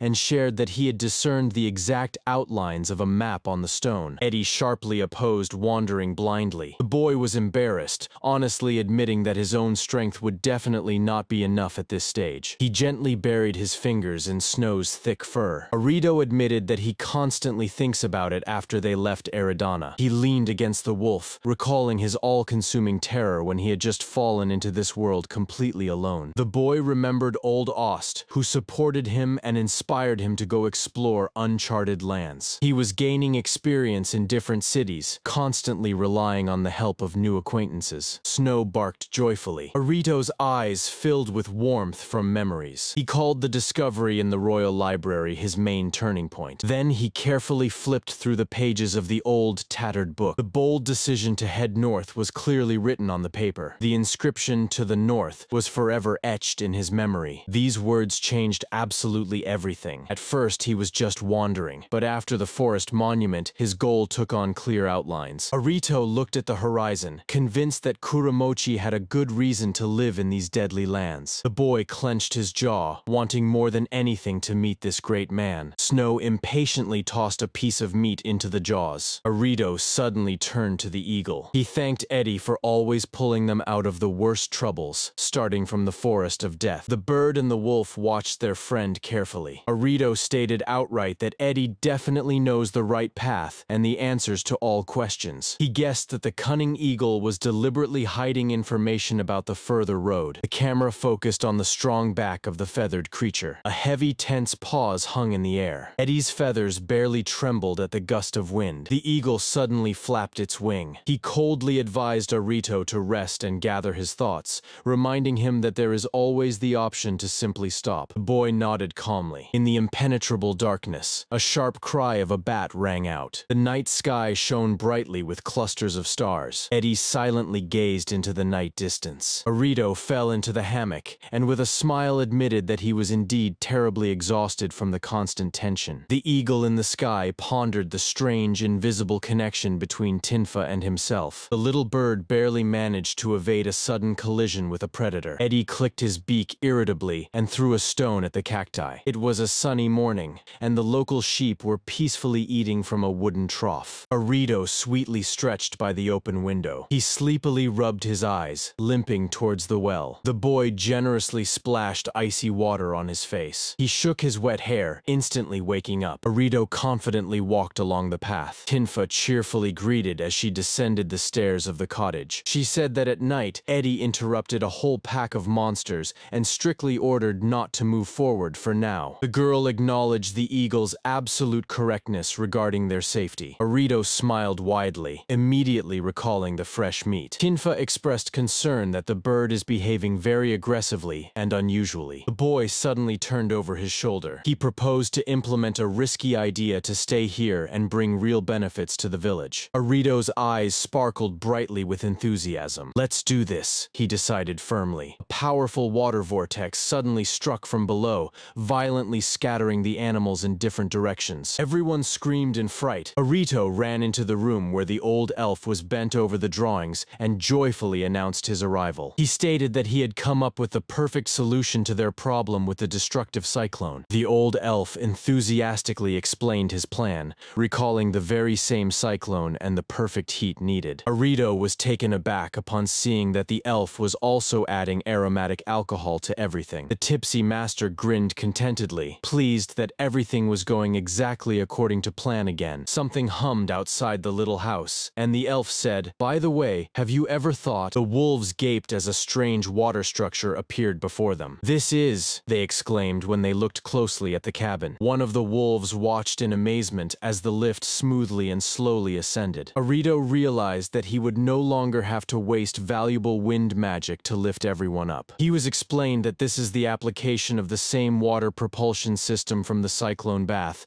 and everyone praised Ost in unison. One of the wolves suddenly realized that it was not just about encouraging Ost. The little animal noticed a box in the corner and asked what kind of box it was. The elf cleverly replied that there is something inside that will greatly please Arito. The cats exchanged excited glances. "Really? That's wonderful, Osti. Really? Something that will please Arito?" Not taking her eyes off the box, the elf playfully suggested, "So, shall we open it right now?" The little animals froze in tense anticipation, their eyes wide open. The story of a leisurely life with animals has begun. The cover of the 7th volume featured familiar characters. The elves smiled joyfully, playing with the children. Arito crunchily asked if the meat was frozen on purpose. The elf proudly replied that it was their signature local technology. The girl and the cat contentedly chewed on the cold dish. Arito recalled that this was very similar to a rube from his past world. A piece melted pleasantly in his mouth. In memory, people who cared for him during his travels surfaced, along with the mention of another migrant from the library. The young man realized how long a journey he had already traveled. He realized that the locals were not just struggling with the cold, but had made it their ally. The elf sharply asked about the lands further to the north. He said that the northern territories are too harsh even for strong men. All the brave ones eventually lost their health and returned. Arito immediately guessed it was scurvy due to a lack of vitamins. The elf confirmed that people cannot survive where vegetables do not grow. The elf silently swallowed the food. The elf dreamily declared that she would pass this recipe on to the children as a new tradition. The father warned with a laugh about the mother's anger over the change in old tastes. Arito suddenly looked up and pondered about time. The clouds slowly floated over the roof, carefully climbing the ladder. The young man noticed that Raquel was lucky with her parents. The girl confirmed that people have been passing their knowledge to their descendants for centuries. She wondered how long-lived individuals like Addie preserve their memories. Arito silently stepped onto the roof. The girl immediately noticed his anxiety. He worriedly admitted that Addie hadn't returned for several days. She anxiously pressed her hands to her chest. Raquel gently asked to hear more about their friend. The memory transported the young man to the snowy mountains. A pack of wolves raced through the blizzard. The deer was desperately fleeing from the predators. The fangs sank into the flesh, bringing the prey down onto the snow. The wolves ruthlessly tore apart the carcass. A huge bird flew over the forest, recalling how the elves left the mountain of spirits. For him, their fuss was just a boring problem, so he flew to seek peace by the sea and the highest peaks. Returning home, the bird encountered strangers with displeasure. There he saw a peculiar elf with a bow. He wandered alone, having no place among his own. The elf lived as a recluse, surrounded only by loyal animals. Addie was very surprised to see a human boy next to him. An elf who hated humans unexpectedly sheltered a child. At first, the little one seemed completely weak, but soon it turned out that he had hidden powers. Addie squinted with interest. The young man had a colossal potential for wind magic,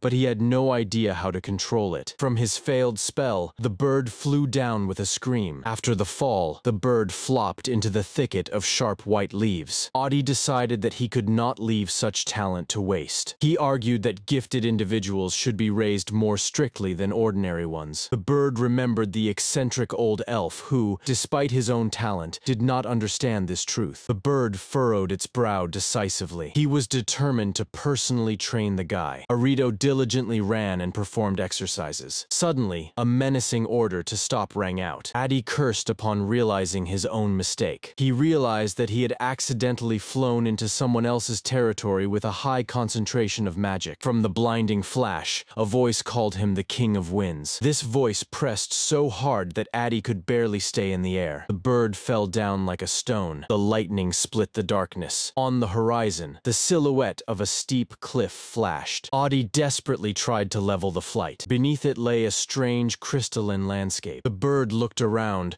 not understanding where it had ended up. Strange cacti towered around. The squirrel anxiously asked if Adi would show up today. She sadly lowered her ears. The wolf noticed that the magic would dry up if the meat was left out like that. Suddenly, Adi appeared at the window and was outraged that magic was not disappearing anywhere. All the animals joyfully rushed to him, reproaching him for his long absence. The empty plate clinked dully. The squirrel confessed with tears that they were afraid of the contract being terminated. Adi snorted and declared that he would not abandon a boy with his talent. He recalled how Arito successfully applied his lessons on magical control in practice. The bird acknowledged that it could not allow such potential to fade in the north. The animals listened carefully to his instructions. Adi turned around with a feigned sigh, agreeing to stay. The squirrel joyfully exclaimed that he was just missing them. Adi grimaced in annoyance. The wolf slyly asked if it was really so. A familiar figure appeared in the sky. Adi was surprised to recognize Paran. The Pyran was rapidly approaching the window. The animals stared in shock at his new clothes. Meanwhile, work was in full swing in Ost's cabin. The cat shook in displeasure at the loud noise. The elf was persistently rummaging under the fabric. A bird was quietly sitting on the roof. Ost finally took the vegetables and fabric out of the box. He explained with a smile that he was just checking the contents. The elf prepared materials that would definitely be needed by Arito. The cat sniffed suspiciously. The beast instantly discerned the elf's intentions. Ost confirmed that he is improving his previous invention. He was worried that the boy was freezing in the harsh north. The animals were surprised, as they themselves did not feel the intense cold. The wolf skeptically examined the fabric. He noted that even their fur keeps warm better than this thin rag. Ost proudly declared that he had placed a complex magic against the cold on the fabric. The cat was shocked by the imagined consequences of the ignition. Everyone thought with horror that the fire would simply kill Arito. The elf joyfully exclaimed that it was the magic of Kamaitachi, not fire. But he hid another surprise with a strange smell. Ost cleverly suggested to the animals to find out what kind of food looked so scary. A pattern of white crystals flickered on the screen. On the cover of the new chapter of Timph with Laryl, they smiled joyfully while holding fluffy animals close to them. Arito and Tinfa anxiously gazed at the cloudy sky, waiting for Eddie's return. The girl unfolded the map and tried to calm her friend, although she herself understood perfectly well that it was too dangerous ahead. Suddenly, alongside the rumble, a giant clawed paw crashed down. The huge bird finally landed and heavily folded its wings. Arito immediately rushed up the stairs to him while the feathered one grumbled that he could easily handle that route by himself. The boy hugged his friend tightly with a run-up. Tinfa sighed with relief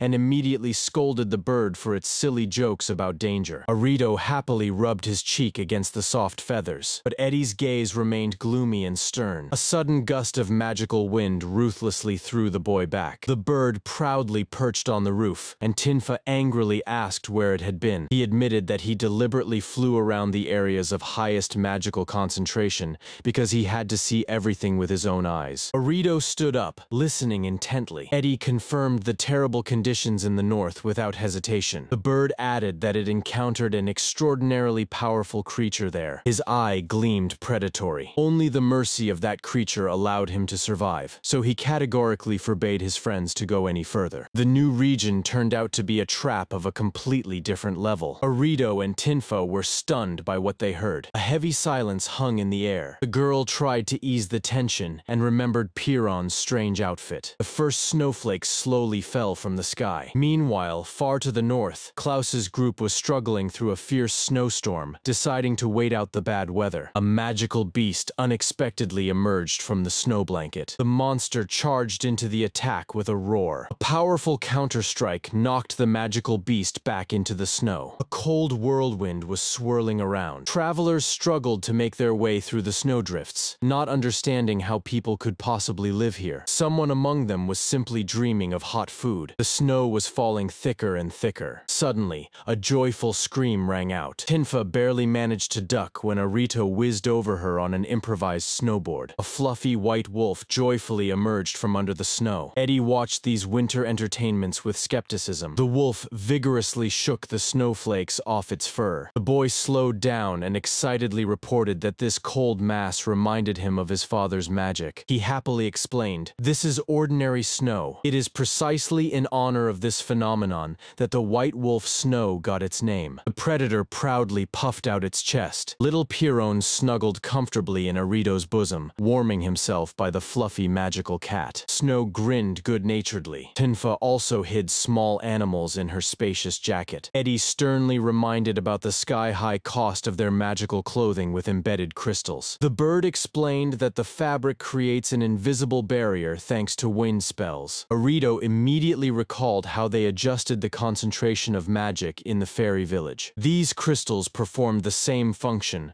reliably protecting the body from severe frost. The elder elf Ost proudly accepted the praise for his brilliant invention. Friends were peacefully resting on the snowy hill. Suddenly, Piron stared in astonishment at the incomprehensible object. A sharp, unbearable stench emanated from there. The animals immediately scattered away from this smell. The squirrel recoiled in fright. The animals, in a panic, stumbled and fell into the snow. Suspicious round pills were lying in a glass jar. Tinfa explained with disgust that these are tightly compressed stinky herbs. Arito skeptically twirled the ball between his fingers, and he decisively threw it into his mouth. He slowly swallowed the medicine. The boy's body convulsed from the terrible taste. Tinfa watched his suffering with concern. Tinfa silently hugged the frightened little animals to herself. Ost assured that this is a miraculous disease prevention. Piron and his fluffy friend stared in shock at the boy. Fluffy little animals sniffed the strange, stinky medicine in confusion. Arito realized that the medication was intended only for humans and felt like a complete fool. He understood the main thing. The old man knew perfectly well about the danger of the north, having sent such equipment in advance. A real hope has emerged to overcome this path. The endless desert stretched beyond the horizon. Tinfa skillfully lifted the hot frying pan over the fire. In the pot, the signature Arito stew was bubbling appetizingly. The frozen travelers savored the hot soup. The elf girl sincerely praised the boy's culinary and repair talents. The conversation returned once again to the suicidal journey into uncharted lands. Arito's father honestly admitted that it would have been better for his son to stay safe, but Klaus reminded the young man learns incredibly quickly just by observing others. The man recalled another acquaintance, an elf, who once also set out for this frozen north. He sighed thoughtfully, wondering if that daredevil was still alive. Giant, bizarre plants towered over their camp. The massive leaves stretched high towards the sky. Arito was intently scratching his head, meticulously studying the route. He unceremoniously spread the map right on the back of a giant bird. Eddie closely watched his movements. The boy said outright that he would understand if his friend refused to fly any further and suggested giving up. Eddie admitted that if he were alone, he would definitely take the risk. But Arito was determined to help the bird complete its own journey. A deep gratitude flashed in Eddie's eyes. The boy confidently pointed his finger at the map. The bird sharply dove down to examine the plan. Eddie carefully examined the map laid out before him. Arito began to explain his meticulous plan to his friend. The bird leaned closer, examining the lines drawn on the paper. His pupils narrowed in surprise. Arito showed a solid line for the safe route and a dotted line for the alternate. Eddie stood frozen in shock. It was a perfectly planned retreat. The bird never thought about escape, having always relied solely on its own strength. But now he was responsible for the lives of weaker friends, and the rules of the game had fundamentally changed. Arito continued to focus on drawing the rescue paths. Eddie understood. The young man had devised this plan specifically for the worst-case scenario. He was clearly aware of his weaknesses and was preparing for them. The bird softly agreed with the boy's wisdom. He gently descended onto his friend's head, but reserved the right to give the final order to retreat. "You must obey this order. Understood, Arito?" the bird warned sternly. sternly. Arito raised his eyes to his powerful partner, and I sincerely thanked him. Everyone lined up in warm magical gear, ready to start. Arito joyfully noted that Asta's foresight had just saved them. The small animals trembled in the wind, clinging tightly to the wolf's fur. Hiron, in tears, begged Eddie not to kill them during the dangerous flight. Tinfa and Klaus came to say goodbye. The man placed his hand on the girl's shoulder in a fatherly manner. Tinfa smiled warmly. Arito asked her about the most important thing. Isn't she afraid to venture into the unknown every time? The girl looked him straight in the eyes. She admitted that it can really be difficult and scary, but this journey gave her encounters with the best people, and it brought the greatest happiness in life. Tinfa slightly blushed from her own candid words. She gently lowered her gaze. Therefore, she had no choice but to wish him a safe journey. Arito threw the backpack on snow. He smiled and promised to return, reminding of Laral's phrase, "See you later." Tinfa looked at him with emotion. Her face was illuminated by a wide, joyful smile. A powerful flap of wings stirred up an icy whirlwind. Eddie soared into the sky rapidly with the travelers on his back. Klaus silently waved them goodbye. He whispered that the friends looked like real heroes from fairy tales. Tinfa slyly asked if he was serious. She was confident that they were simply moving towards their goals. High in the sky, Eddie asked once again if they were definitely heading to the right place. Arito tightly clenched his jacket and declared, even if there are other ways, they cannot ignore this one. Meanwhile, evening descended upon Asta's house. The elder sat by the fire, contemplating that the expedition had already set off. Ost told the wolves how the northern cold freezes the body without special medicines. He recalled how much the once timid boy had changed. The wolves comfortably settled on the floor, listening to the latest letters from Arito. The story was written about how the young man finally found his true purpose. Suddenly, the old man abruptly leaned on the chair. Well then, Ost decisively got up from his chair. The wolves asked if it was time to tackle the next artifact. A tense silence hung in the air. Ost, in a panic, grabbed his head. He remembered the unshipped fabric supplies. He snapped his fingers loudly. Ost recalled with excitement how a new idea struck him while sewing clothes. The elf's eyes gleamed maniacally. He had devised a portable hot bath based on their wind barrier. The wolves immediately imagined a disaster with boiling water spilling out while on the move. Ost stood perplexed, contemplating his own invention. One of the predators cautiously suggested testing a miniature model first. Ost joyfully supported this wise idea. The beasts sighed. The old genius needed their constant supervision again. The 44th chapter transported us to the snowy northern frontier, where the smiling Arito confidently held the rope. The boy carefully studied the scroll with recipes for magical poultices. The elf mentor praised him for his cleverness, showing the difference between the herbs. He confidently promised that soon Arito would be able to save even more lives. Suddenly, a voice sounded behind him. A guest in a hat asked if the young man really wanted to help people. Arito was stunned, frozen in front of the tall figure. Beneath the brim of the hat, a barely noticeable smile of Detective Kuramochi was hidden. Kuramochi threw himself in, not ready for a conversation, and stepped into the portal, while Arito desperately rushed after him. He begged to be told what the detective had to endure after falling into this world. Arito reached out to the blinding light, desperately trying to stop it. The dream abruptly ended. The boy slowly stirred in his sleeping bag. The huge white wolf gently licked him on the cheek. In the air, shining droplets swirled, which the little ones eagerly examined. The adult familiar smiled and explained that these are pure particles of mana. One of the wolf cubs focused and released a water balloon which burst with a splash. A small magical explosion erupted in the air. Arito joyfully congratulated the fluffy one on their first success. The boy jumped onto the back of a large wolf with a run. He pressed tightly against the thick white fur. Arito gently dipped his fingers into the thick white fur. He felt the warmth of the fur enveloping his palms. The warmth of the familiar instantly warmed the frozen hands. "I love you, Arito. Let's always be together," echoed in the young man's mind. The scene changed. Two fluffy creatures were leisurely walking through the forest. Above them stretched an endless starry sky. The elf Addie gazed spellbound into the heights. She was sitting in the cave, wrapping herself against the night cold. Nearby, a hot fire crackled. The griffin stood silently in the half-darkness of the cave. The huge griffin strictly ordered her to rest for now. The bird warned that dawn was still far far away, but she might not see the sun at all. Addie wearily closed her eyes. She quietly addressed her winged companion. The griffin has become alert. The elf girl noted with a smile that he always cares about everyone, even though he tries to hide it. The bird turned away in displeasure. The woman recalled their first meeting and asked why he stayed close for so long. The eagle proudly raised its beak. He abruptly threw out that it was just ordinary sentimentality, and he was doing it not for her at all. Addie slyly suggested that there had once been a similar elf in his past. Her thoughts drifted to Rena. She sincerely hoped that everything was well with the girl. The snow continued to quietly cover the night ground. Meanwhile, in the capital, the old guild leader assigned a critically important task to his subordinate. This was a direct order for the elite unit, Green Sword. The morning sun illuminated the tall towers of the peaceful city. A thick steam rose above the hot tea. The guild member sighed heavily, realizing the inevitability of the mission, while the girl next to him calmly drank tea. They discussed rumors about the difficult task that had already reached them. Understanding the risks, the team politely declined the clients, but they continued to press. The interlocutor thoughtfully closed their eyes over the cup. The man opposite smiled warmly, complimenting the taste of the drink. He sincerely thanked everyone present and offered his assistance. The girl tactfully replied that they would like to manage on their own, considering the strength of the enemy. When asked about the other team fighters, the man awkwardly admitted that they had gone off to their families. Someone went to their hometown, while someone is completely alone. The birds were carefree, circling in the sky. The elf was pulled from her thoughts by a little owl that flew in through the window with a flapping of wings. She quickly checked her luggage and slung the bow over her shoulder. A familiar young man leaned out of the window, asking about someone's boy. He called out to his sister from behind, as she was already stepping over the threshold. The boy joyfully followed her with his gaze. The comrade handed her a protective amulet and ordered her to return alive. Rena emotionally accepted the carved amulet. She jumped onto the large riding bird, shouting a thank you as a farewell. The elf was racing through the forest, bitterly thinking that she was incredibly missing Arito right now. But she sharply shook her head, driving away this weakness. The bird swiftly carried her forward. The girl knew that the boy was far away in the north today. Rena admitted to herself that she was relying too much on this innocent young man. For the proud squad Green Sword, it was a disgrace. She commanded the scarecrow to fly faster, fully focused on the mission. Far away, in the icy wasteland, the griffin fiercely attacked the tailed monster. Sharp claws sliced through the air with a whistle. Arito approached the eagle, suggesting to change the guard due to the terrible frost. The griffin categorically refused, ordering the boy to go prepare food. The young man looked warmly and understandingly at the stubborn bird. Looking at the stars, he remembered the respectable person that Addie had recently met. The eagle grunted gloomily, not taking its eyes off the starry sky. The eagle snorted irritably, calling Arito hopelessly reckless. The boy smiled, noticing that Addie herself acted exactly the same way. The griffin shamefully lowered its head. You can't go against the truth. The little animal joyfully announced that they had already chosen the dish for the evening. Arito turned around in surprise to the fluff balls that had gathered at the entrance of the cave. The boy's face lit up with a smile, and he readily agreed. The young man quickly chopped the ingredients while the water in the pot was boiling. The whole company comfortably settled around a warm, improvised table. The little animals huddled comfortably around the hot pot. The animals were lively discussing the reasons for their contract with the boy. The elf confessed that she feels happier next to him,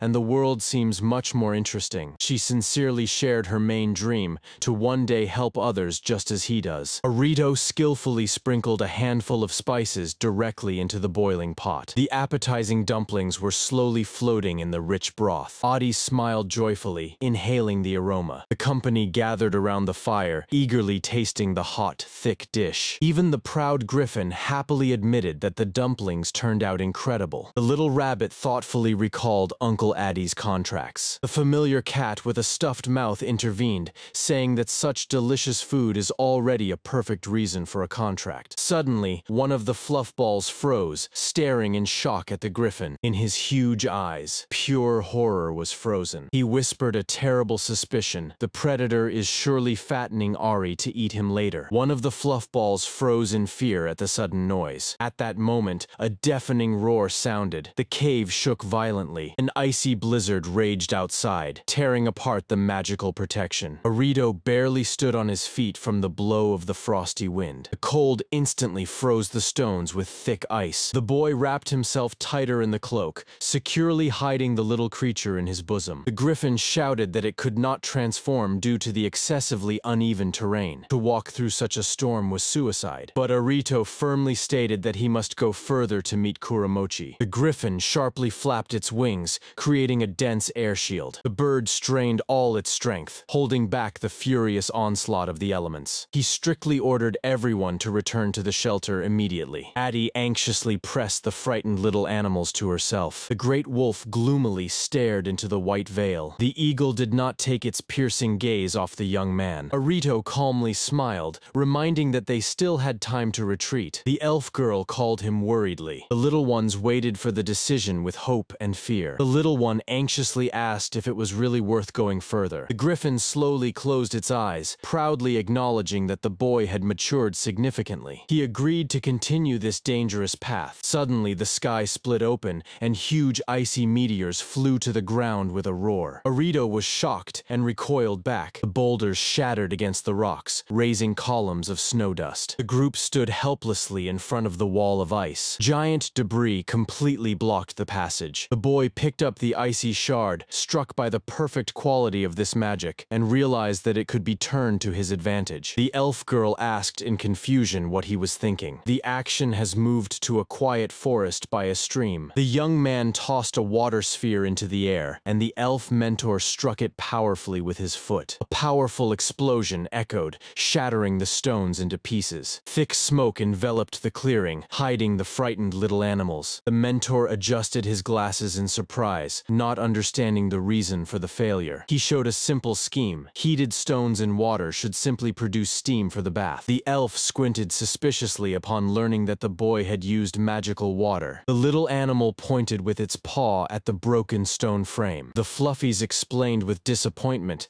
that the vessel could not withstand the magical experiment and burst. The great wolf blinked in shock at the destruction. He asked his elf sister in astonishment how she had guessed to set up the protective barrier in advance. Arito called the mentor Ost with a cheerful smile. The little animal rationally suggested replacing the stone frame with a wooden one. The mentor thoughtfully rubbed his chin, evaluating the new idea. The familiars joyfully stirred, ready to continue their work. They asked if there would be another attempt, and the girl enthusiastically confirmed. Arito optimistically promised that there would be no more explosions and ran ahead. Arito waved his hand carelessly and ran ahead. The wolf cub's ears twitched suspiciously. They suspiciously asked if he should be trusted. A boy with silver hair and a girl in a hood set off on a journey with their familiars. Ripe apples and nuts were abundant on the branches of the trees. Near the wooden hut, a bear and a deer were peacefully munching on the gifts of the forest. The fox grumbled discontentedly about the sudden cold during the harvest season. Meanwhile, the elf Ost was asked about the weather on the northern border, where Arito was located. Ost thoughtfully rubbed his chin. At the mere mention of the frost there, the cats and dogs shuddered. Ost recalled his youth, fierce beasts and a piercing wind capable of instantly turning one into an ice statue. It was through such a wild snowstorm that the travelers were making their way, barely moving their stiff legs. At home, the animals curiously asked Ost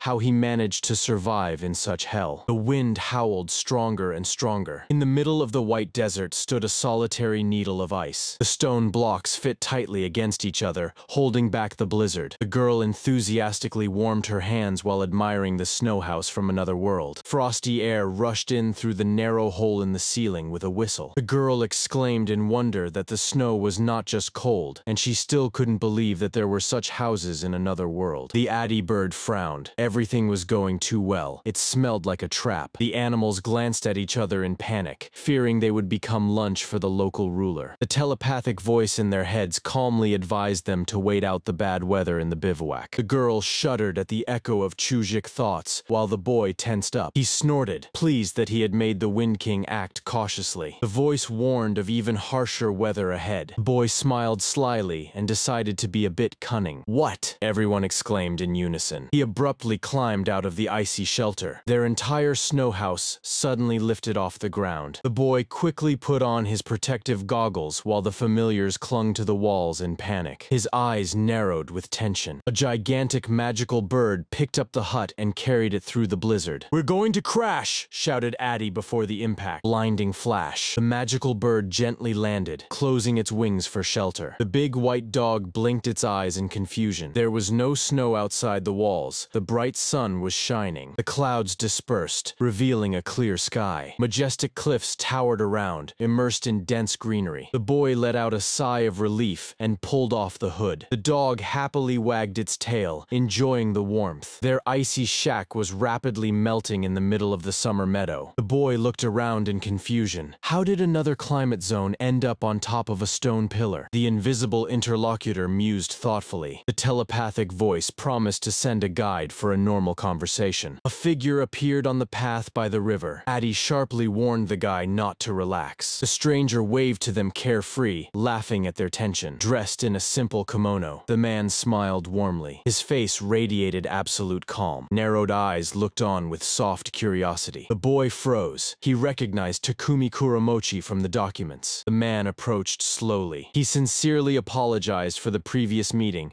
and called the boy the King of Winds. Takumi added that it is much more convenient to talk in human form. The boy noticed how Addy tensed up to the limit. The girl whispered to ask if he was really the local lord. The little fox trembled with fear in her hands. The dog assured everyone that it did not feel hostility from the stranger, but even he could not ignore the incredible pressure of his aura. The company followed the master across the stone bridge. Takumi admitted that people hadn't appeared here for a very long time. The kitten was huddling in fear with the girl. The boy understood everything. Animals are not afraid of humans. They trembled before the primal strength of the higher magical beast hidden beneath a human guise. Addy did not take his suspicious gaze off him. Takumi remembered the previous guest with whom he couldn't even talk. Then Ost raced across the snowy plains at a mad speed. He rushed through the snow so swiftly that they didn't even have time to speak to him. Ost's method greatly impressed the Master of the North. Moreover, he traversed the plain, continuously unleashing magic. His control over the power was impressive. Inspired by this, Takumi created an isolated space here away from the blizzard. The boy stared in awe at the giant magical pillar in the distance. The man pointed his hand at the green thicket. The boy realized the scale of the magic. It was a huge artificial garden created for the comfort of people. All of this was held up by a powerful magical barrier. Takumi invited the guests forward. A traditional Japanese house appeared behind the trees. The little animals cautiously peeked out of the bags, still not believing in their safety. One of the kittens was still peering out in fear, hiding in the folds of clothing. The conversation turned to an ancient bedtime story in which a witch sheltered travelers from the mountain. The girl was confused at the entrance, while the boy quickly used cleansing magic. The spacious corridors of the house breathed tranquility. In the room, a small pot of water was already steaming on the tatami. The master skillfully whipped the match with a bamboo whisk. The boy sat tensely, watching the tea being prepared. He thought, this man was definitely not the real Takumi Kuramochi. The host kindly slid a bowl towards him, inviting him to taste. The boy admitted that he was only familiar with the tea ceremony from television. He thanked and decided to simply enjoy the drink. The little animals received their bowls and curiously sniffed them. The big white dog cautiously sniffed the tea. The boy took his first sip under the calm gaze of the owner. To the animal's surprise, the tea turned out to be not bitter at all, but pleasantly sweet. The girl exclaimed with delight that she was ready to drink such tea and eat sweets endlessly. Takumi smiled warmly and urged the guests to eat even more. Addy relaxed, not noticing any signs of a trap. Takumi gently assured the bird that he was not going to eat anyone. His voice sounded sincere. Soon, only empty cups were left on the table. The boy bowed, thanking for the rescue from the storm and the hospitality. The girl apologized for her initial distrust. Takumi admitted with a guilty smile that he himself had gotten too carried away with the challenge. He suggested that the guests rest on the soft beds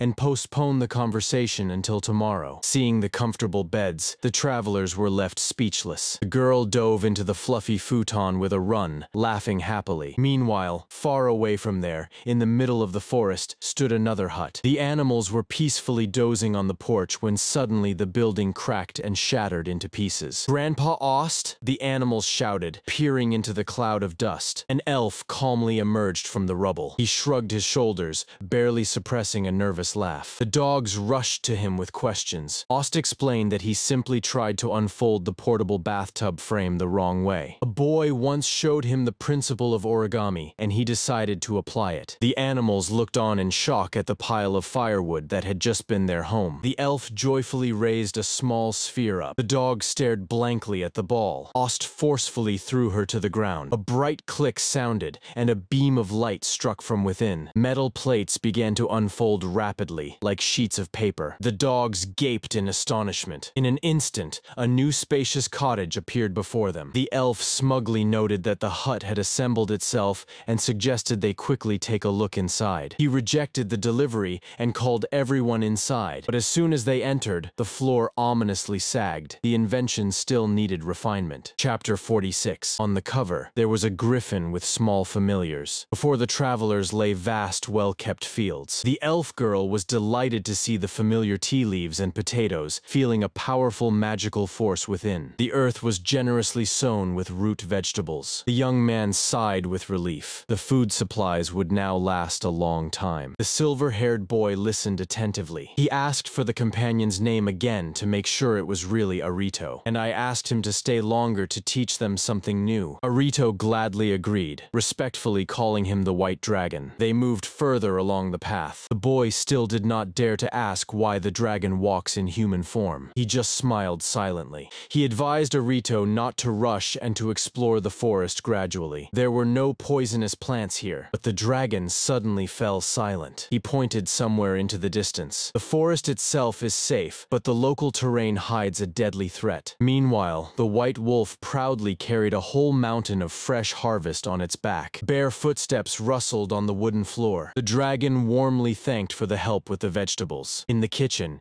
he watched the culinary process of Arito with curiosity. The elf gladly invited him to join. The guest politely asked if he could be helped and observe the cooking process. Arito gladly agreed. Of course, let him watch as much as he wants. The fire crackled in the stove. The guest started cleaning the ingredients. Arito felt that the white dragon stubbornly avoided conversations about his past. The sliced leaves fell into boiling water, and the boy decided not to dive into the soul for now. The time will come. A griffin was peacefully resting outside. The sky is covered with clouds. The wind slowly drove them away. The dragon praised the culinary talents of Arito and his friends. The boy modestly replied that he knows almost nothing about herbs. The guest noted a strong difference between the local flora and that of the northern regions. Plants have simply adapted to new conditions. Sadness flickered in his eyes. Arito finally dared to ask the question. He looked straight and serious. The boy admitted that at the beginning of the journey he just wanted to explore the world. He sat for hours in the library of the royal capital of Nabria. Fingers glided over the cover. There he found the book by Kuramochi about the distant borderland. Then many good people supported the naive young man. The dragon was surprised. He was being helped not only by familiars. Arito looked away. Strangers reached out to him when he was most afraid of human judgment. The mention hit like a punch to the gut. Once, the capital seemed frighteningly large to him. The majestic guild building rose above the rooftops. In the dimly lit corridors, stern voices echoed. Someone was carefully checking his identity. Arito followed the gloomy official in a business suit. The man listened to the boy and nodded briefly. He clicked the lock. The room was sinking into darkness. Influential people were already waiting for him at the large table. Arito apologized for the delay. The meeting was held in strict secrecy, away from prying eyes. The short-haired girl asked anxiously if he would be able to endure the separation from his family. The task was extremely dangerous and could have harmed their loved ones. A man named Khalid raised his hand. He assured that Cedric personally checked all the details of the case. Arito recalled how they had to lie to the inspectors about the lack of supplies. The choice fell on him only because of his special class status, the only one who could return from the forest of death. The elf sighed irritably. The gloomy official grimaced. This situation reminded him of his own past, and the recruitment methods evoked disgust. Khalid tensed up. He asked with pressure, what if this illness befell them or their loved ones? Even Lord Gilius would have lost his composure, as the problem had spiraled out of control. Moreover, even after overcoming this threat, no one knew what the next one would bring. The country was ravaged by a terrible epidemic. No one knew who would would be the next victim of the disease. Arito squeezed his clothes before the whitening of the bones. Khalid finally understood the reason for such a desperate move. The young man smiled decisively. Someone noted that the Forest of Death is the property of Arit's grandfather, so the letter cannot be sent there through the guild. Khalid stated that they must personally consult with Arito before the performance. The boy unfolded the map. He discovered discrepancies in the route and received clarification from the Baron. The girl hopefully assumed that they would be able to contact him through this new way, but Arito shook his head. The lands beyond the northern village had turned into a complete nightmare. There, an unrelenting ice magic raged, erasing all living things in its path. A shocked silence fell over the table. Arito added with pain that after the last report, the connection was lost forever. Everyone was shocked. Is the guy really in such deadly danger right now? The memory faded, giving way to the aroma of hot stew. Arito placed a pot of stewed meat and potato dumplings on the table. The dragon looked at the unusual portion with surprise. He asked where such a strange recipe came from. The boy admitted that he simply recreated a dish from his past world using local ingredients. The empty bowls clattered down onto the tray. The cat is full. The lunch was a great success. While Arito was gathering the dishes, the dragon asked him to stay for a conversation. The door quietly slid shut. The dragon asked directly, "Is the main difference between their worlds in magic?" The wolf barked joyfully, boasting about his ability to create water from nothing. The guest suggested that the local herbology is very similar to the medicine from the boy's home world. However, the healing effect here was greatly enhanced by magical energy. Arito immediately understood. An experienced pharmacist was standing in front of him, but the dragon slyly squinted, suspecting that the boy had much broader talents. A bird was sitting on the windowsill outside. The griffin peeked into the room, shamelessly eavesdropping on their conversation. The dragon remembered how Arito packed the items into identical boxes so that much more could fit into the magical bag. The griffin acknowledged that this is a brilliant and pragmatic use of space. Arito modestly blinked his eyes. Suddenly, it dawned on him. The dragon explained. The young man subconsciously combined the technologies of two worlds, creating something completely new. Arito confirmed that everything is just as it is. Suddenly, the guest abruptly stood up and awkwardly asked to go to the restroom. The wolf blinked in confusion and dashed after him. Arito smiled warmly. Travels and conversations constantly opened his eyes. He walked down the corridor, thinking about how his knowledge of standardization could improve this house. The dragon waved goodbye to him warmly. The elf noticed that the white dragon is actually a very good person. At night, she fell into a deep sleep, hugging the little familiar. Arito also fell asleep, burrowing into the warm wolf fur. As he fell asleep,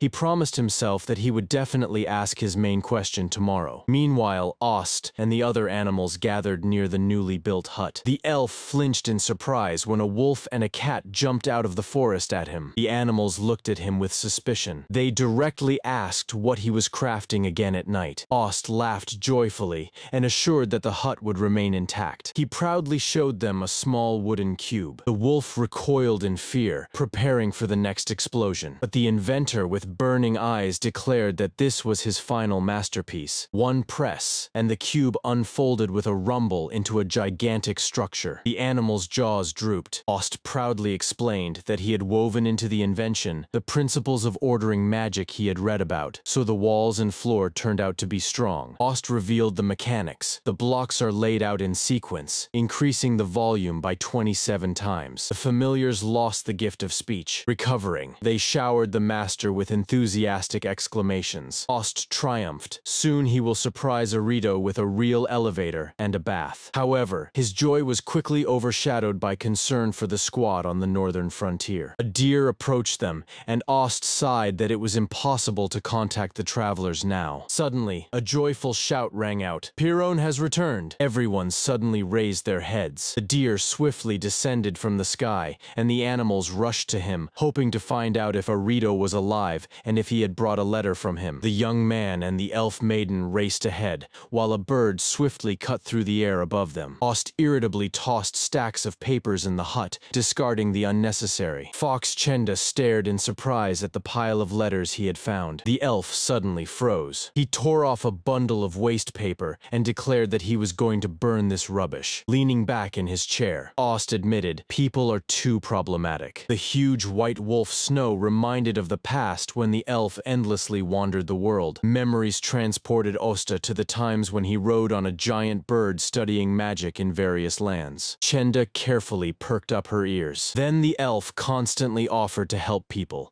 but instead of gratitude, he often received only offense. Letters with absurd demands were pouring in by the dozens, and even now one of them radiated a threatening aura. Ost was genuinely surprised by what he had done to deserve such hatred. He had not destroyed countries or erased mountains from the face of the earth. He slumped helplessly in the chair under the sympathetic sighs of the animals. It was this fatigue from others' expectations that made him hide in a remote cabin at the edge of the world. Snow just slyly squinted. The wolf wondered why the elf did not choose the northern border with its harsher conditions. The rest shuddered and rasped that the region was absolute suicide. Nervously gulping from the mug, he recalled the deadly danger there. The beasts exchanged stunned glances. The local volcanic dragon seemed charming to the elf compared to that threat. The wolf smiled skeptically. Someone mentioned a message from Mr. Addy, which spoke of an extraordinarily powerful creature in those lands. In the night silence, a quiet question arose. Would Arito and the others manage? Meanwhile, near the spacious gazebo, preparations for the journey were in full swing. Someone was skillfully packing a travel bag. The elf girl, Rina, joyfully reported to the young man about her readiness. Zdorovany Adi suggested that giant supplies would be needed to feed such familiars. He added with a smile that their appetites must be truly beastly. Someone added that these beasts probably eat entire mountains, as even the mighty Adi consumes an incredible amount. And the newcomer, Laral, calmly and elegantly ate at the table, using utensils. Rena watched the little beast human in amazement. Baron Gilius clarified whether this is a new contract for Arito. Suddenly, a luxurious sketchbook appeared in my hands. Rena practically beamed with delight, begging for permission to paint. She impatiently turned the pages. Everyone leaned over the drawing in anticipation. The group instantly turned to stone. From the paper, a terrifying, poorly drawn black monstrosity stared back at them. Rena proudly declared that the newcomer looks just like that, while others nervously squeezed out their agreement. Arito thoughtfully recalled the details from the letter. A gigantic eye with a vertical pupil surfaced in memory, and a massive striped tail. Then, behind their backs, a real giant predator roared. The big guy laughed. With 5 such monsters, the guy became simply unbeatable. The young man awkwardly looked away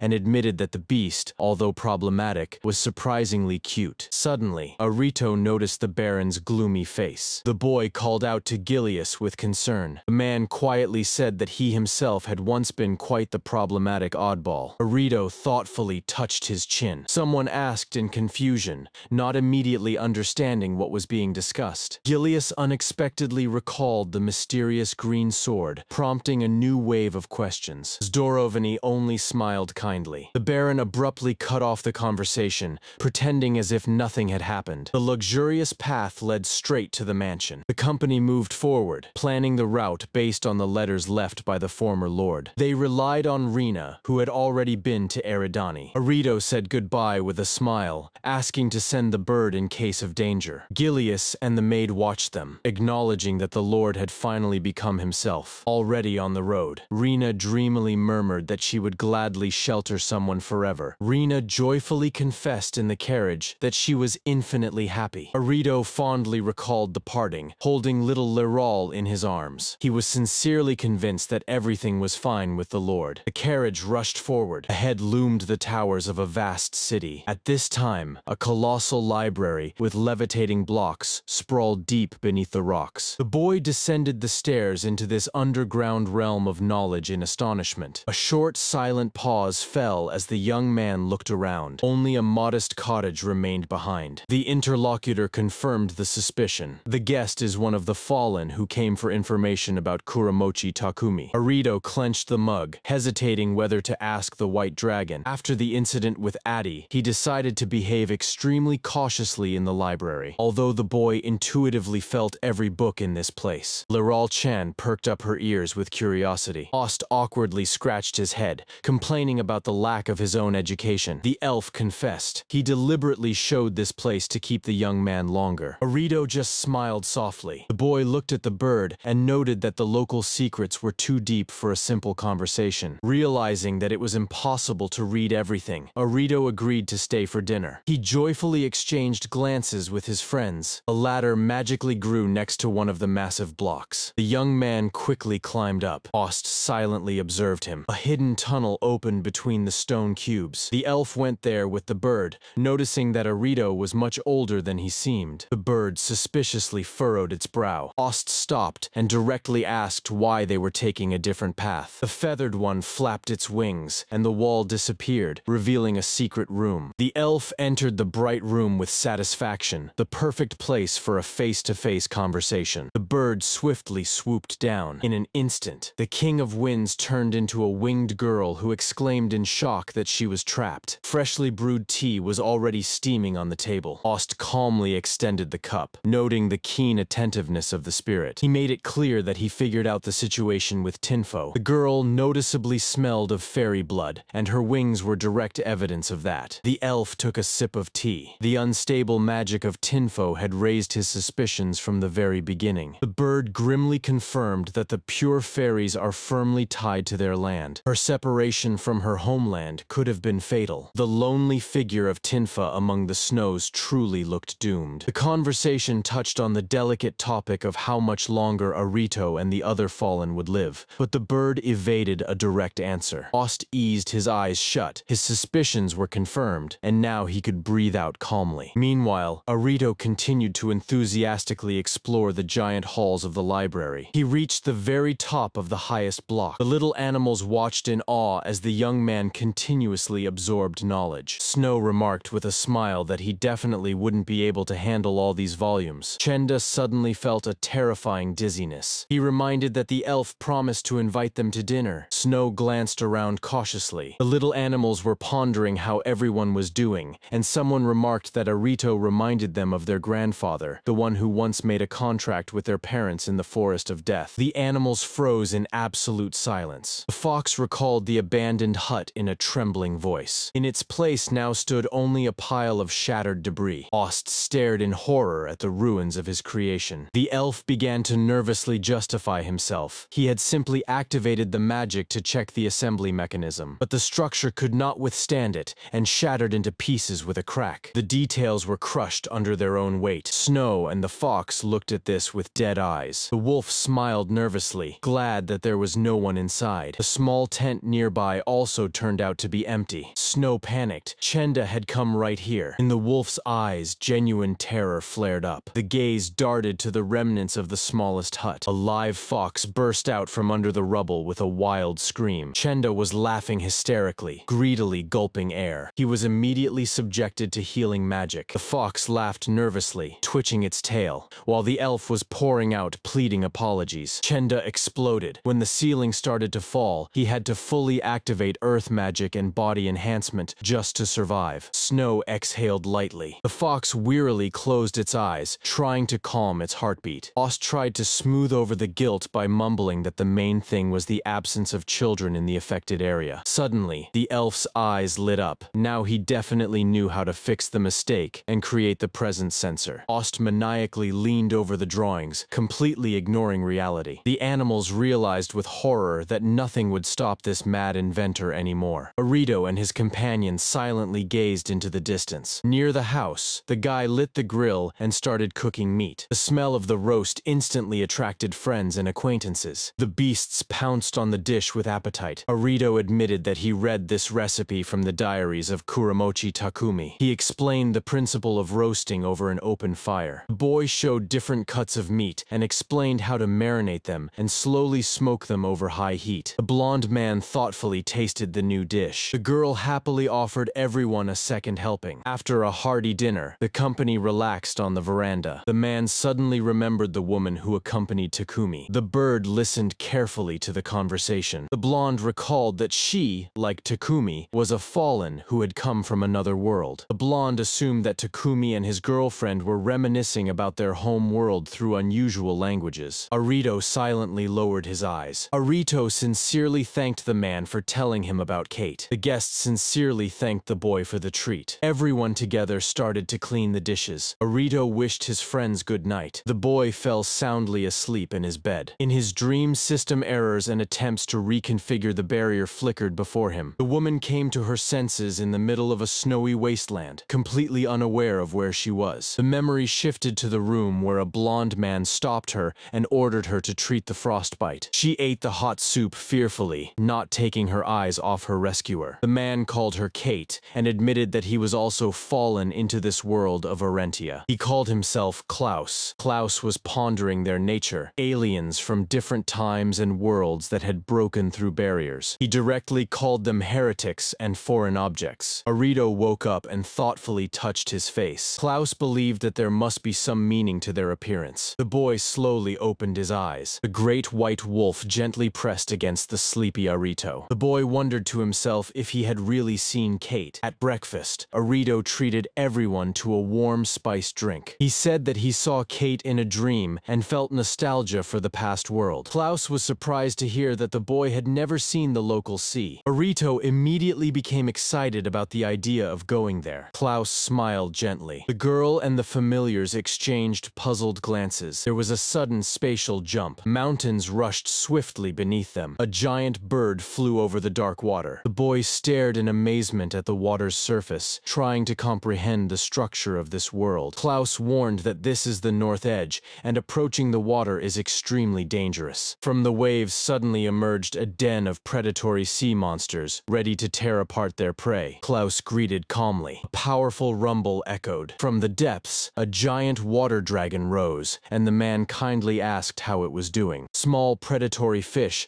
scattered in panic. With a loud splash, they dove back in. Klaus took off his hat in front of the dragon and jokingly remarked that politeness saves one from monsters. He looked at the dark waves of the northern edge. Arito and his friends held tightly to the bird's back, gazing at the thick white fog of pure mana. The familiars huddled together in fear. The animals became agitated, sensing something familiar in the air. The minor familiars noticed this too. The white wolf tensed up. The beast tensed its whole body, bristling its fur. His eyes narrowed with tension. Arito realized that the magical barrier was barely withstanding this pressure. The bird struggled to flap its wings. The wolf hovered over Klaus, protecting him. The man calmly suggested going back. The bird sharply turned in the air. The wolf breathed a sigh of relief. All this time, his magic had protected everyone from the fluctuation in magical concentration. Arito stared into the distance in confusion. Klaus assured the boy that one day he would understand what he saw today. He looked warmly at Arita. The man stood with an open book in his hands. Arito nodded affirmatively. The boy silently thanked Kuramochi Takumi for the fact that this journey allowed him to see so much new. The wolf gently nudged his nose against Arita's cheek. The boy wondered if the old man had seen this sea. The wolf's ears suddenly twitched. The elf in glasses warmly recalled how the old man taught him to survive on the northern border. The carriage was approaching the gates. Arito joyfully exclaimed that he could already see the building. Klaus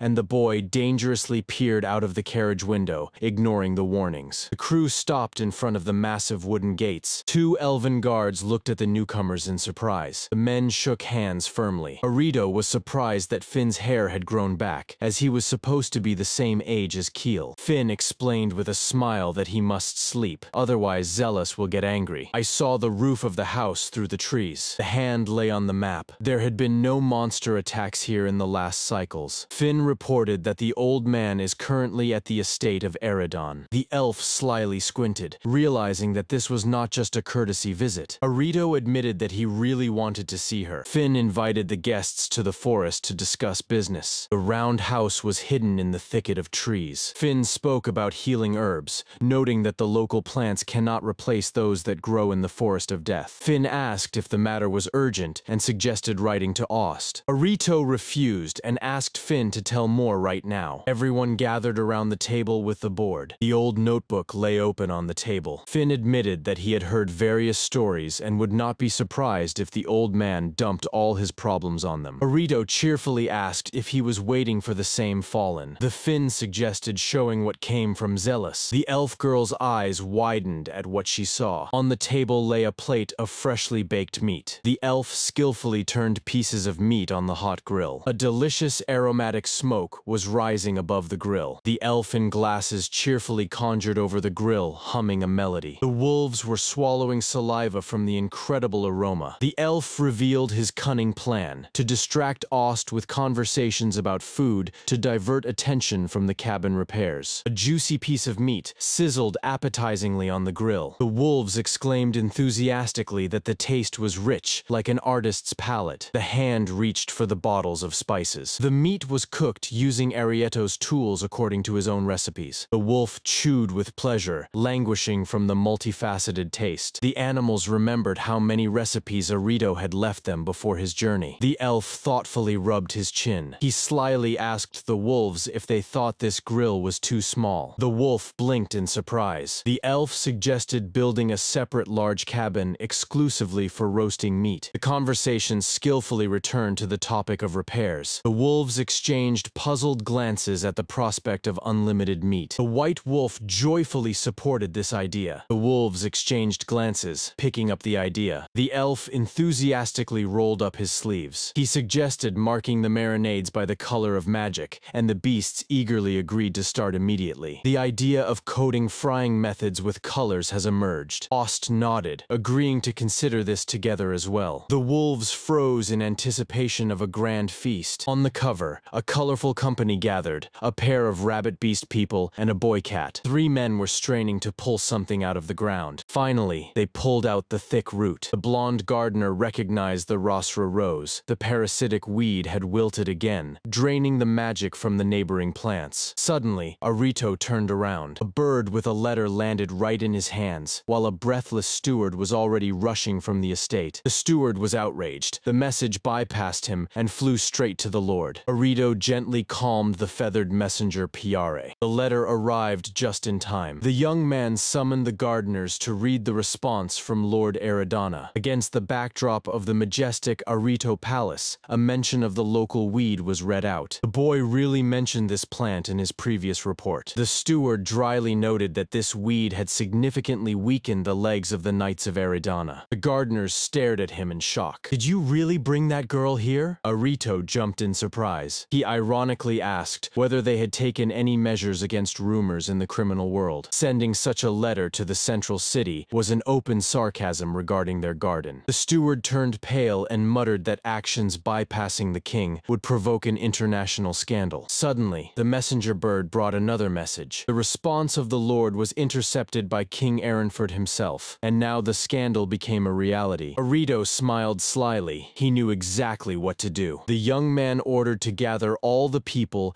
and completely clear the garden of parasitic weeds. Arito read the content of his letter to Count Eridana. He asked everyone available to join and help in the garden. The magnificent estate loomed over the garden while everyone was preparing for the cleaning. Meanwhile, deep underground, there was a cave with giant crystals. The beast-man cat cautiously stepped onto the stones. The crystals dimly glowed in the darkness, filling the space with air. Behind them were rabbits, marveling at the local magic. The winding path led deeper. One of the rabbits gazed ahead in fascination. Suddenly, a gigantic toothy monster emerged from the water, nearly swallowing them whole. They fled in panic. The further they went, the denser the magic became, and the more terrifying the sea creatures were. They jokingly admitted that they feel completely tiny next to the sea creatures. The cat listened to the conversations about the sea. The rabbits recalled the fantastical and enormous fish, completely unlike river ones. They wondered if their parents looked so strange too. When one blurted out about their reproduction,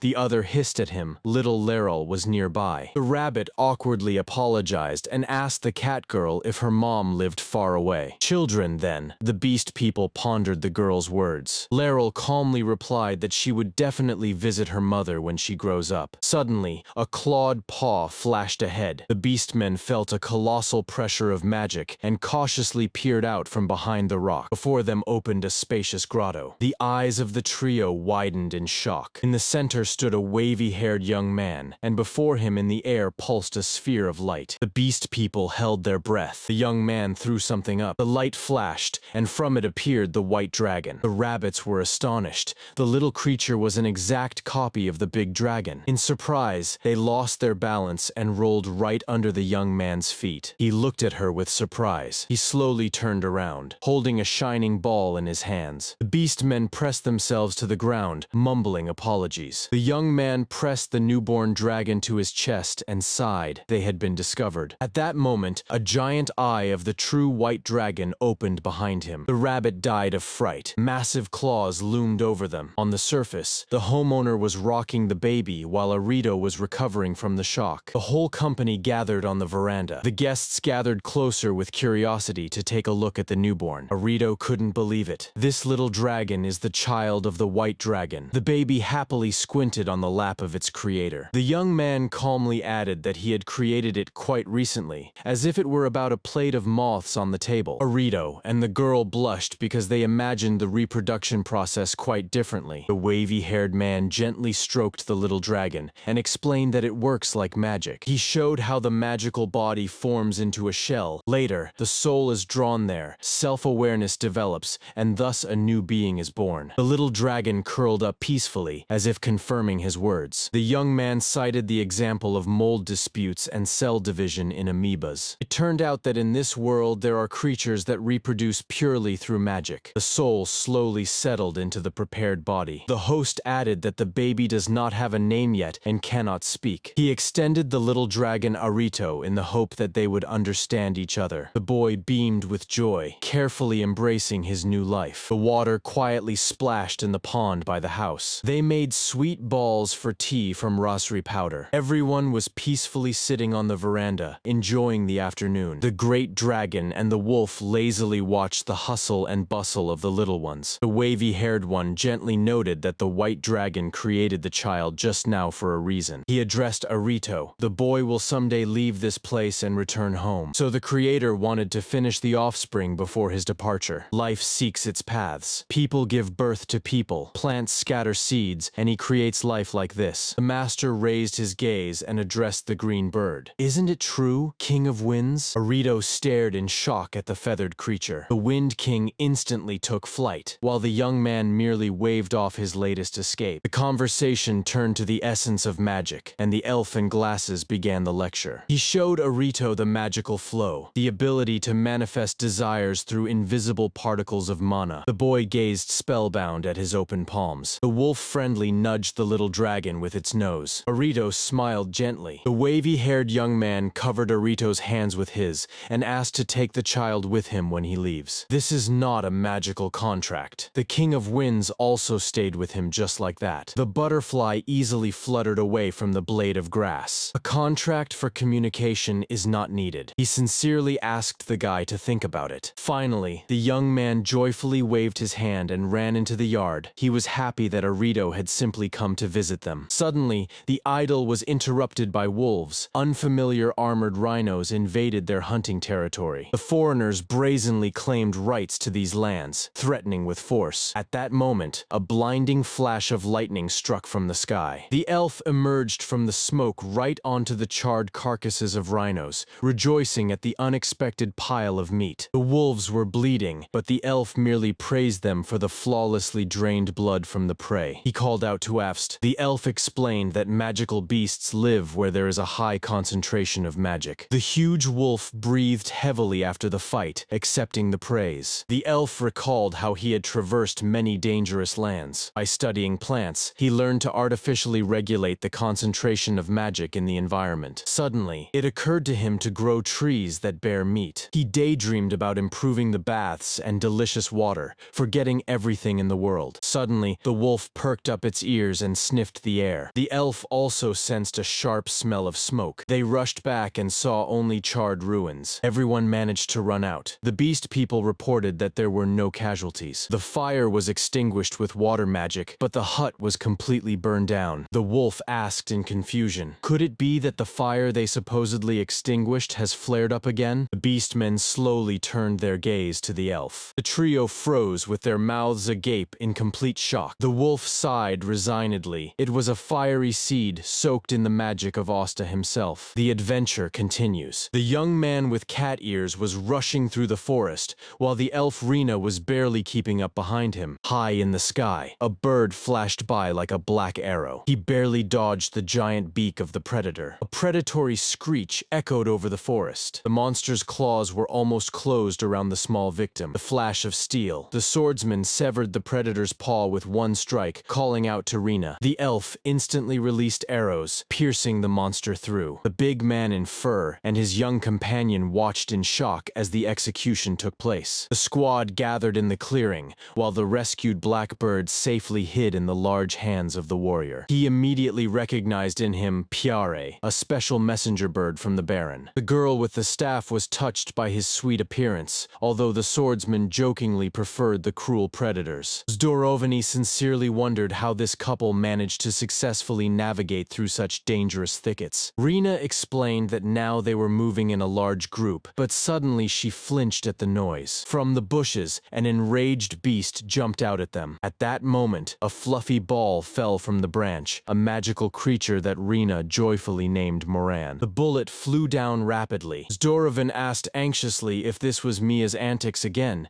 to which the girl huffed indignantly. Rina denied it, feeling a completely different magical aura. The rescued messenger suddenly soared into the air, as if pointing the way. From behind the trees emerged a beautiful woman with flowers in her long hair, the spirit of this forest. She invited the travelers to her spacious house built right on the branches of a mighty tree. At the table, everyone was waiting for hot soup made from Arito's special recipe. The mistress said that she knows about their adventures, as Arito himself recently set off from here to the north. The swordsman bowed gratefully for the unexpected hospitality. Fluffy Moran, meanwhile, carefully licked his plate to a shine. Rina guessed that the forest had simply remembered Moran, and that was why it brought them to this safe place. The girl silently poured tea for the guests. Zdorovany proceeded to the matter and asked about the true purpose of their visit. The conversation touched on a rare disease and medication, the main specialization of researcher Ost. The spirit of the forest lowered its eyes thoughtfully. She explained that for the search in the dangerous death forest, they would have to negotiate with grandfather Arito. Although he is old and has great influence, Ost himself is unlikely to be able to intervene openly in this matter. Rina confidently stated that she was ready to help. The lady was sincerely impressed by their kindness and willingness to take risks for others. She was extremely pleased that she was treated as an equal, despite her special background. The warrior warmly thanked for the news about Arito, and the forest maiden offered them to stay for the night. The elf girl gladly agreed. A warm memory from the past flashed before the spirit's eyes. She smiled gently, noticing that the guests were using the things left by Arito. The forest sank into silence under quiet goodnight wishes. The next morning, the Baron's messenger was ready to fly again. The squad carefully studied the received letter. The ruler of Eridana was eagerly awaiting the arrival of the Green Sword Squad, and Rina recalled that she had once had the honor of being received by him. Rina respectfully contemplated the elder who was open to everything new. Her companion added that the guy who has such connections is an extraordinary person himself. Zdorovany dreamily suggested that Arito could easily cross even the harsh northern border. Bright light flooded the horizon, carrying the action far to the north. Arito cheerfully ran along the wooden terrace with his loyal pets. Early in the morning, Arito cheerfully greeted the sleepy white dragon, explaining that he was cleaning up from early morning as a sign of gratitude for the hospitality. He apologized to the tall blonde for staying too long as guests. He just waved it off, recalling the rich library in the Rocky Mountains. Arito pressed the cat to himself and admitted that despite the daily visits, reading was difficult for him. The boy laughed heartily, saying that the mighty white dragon had become a second grandfather to him. The blonde smiled warmly in response to these words. Moreover, the friends still had plenty of time before their final departure. The tranquil landscape of the mountain settlement breathed peace. Someone's footsteps rustled slowly along the path. The wind picked up the fallen leaves. Tinfa suddenly turned at the sound. Tinfa froze, staring in the direction of the unexpected guest. Nearby, a majestic eagle, the king of winds, perched on a branch. The girl asked the white dragon how he knows her ancestors at all. The dragon in human form was genuinely surprised that the bird had already managed to spill this secret to her. They leisurely continued their walk along the forest path. The blonde reproached the eagle for its excessive talkativeness, although he himself had planned to tell everything a little later. The king of winds proudly flapped his wings and flew away. The dragon simply smiled softly after him. He finally began his long story. It turned out that he also belongs to the magic of the wind, which is why he shares a deep connection with the king of winds and the ancestors of Tinfo. The girl sighed with relief. All her worries had been in vain. The The eagle circled high in the sky, as if silently confirming his words. Tianfa sadly admitted that she considers herself the weakest link in their group, but above all, she wanted to continue this journey together with everyone. The dragon looked at her carefully and asked what the bird had told her. She relayed the words of the eagle. Due to complex heredity, her magic had always been extremely unstable. The blonde clasped his hands behind his head and slowly nodded. However, he explained that constant travels to places with a high concentration of magic completely stabilized her condition. She remained herself, so the dragon waited with curiosity for the continuation. The girl clasped her hands on her chest and thanked fate for her ancestors, for meeting Arito, and for their constant care. The blonde stopped and sarcastically remarked to the eagle that he had already given his answer. Understanding the hint, the bird flapped its wings discontentedly and extremely awkwardly. The dragon burst out laughing at his funny reaction. The King of Winds sulkily thudded to the ground. Their cheerful conversation was abruptly interrupted by a frightened Arito, who was running at full speed. The friends turned anxiously to the one who was rushing towards them. It was the breathless Arito. The boy barely caught his breath. While they were packing their things, someone had vanished without a trace. The dragon instantly darkened, thinking of Rien and the others, but Arito disagreed. The children of the white dragon have disappeared. The blonde ordered to immediately use search magic in this area. The eagle was shocked and froze in place. Arito nervously rubbed his temple, covered in cold sweat. Even the mighty white dragon could not sense any traces of their presence. The blonde tried to rationalize the situation. After all, they are dragons, so they have strong health and will definitely survive. But suddenly he realized a much more serious problem: how to call them during the searches. A cold sweat rolled down Dragon's face. He was stunned to admit that he still hadn't given his own children names,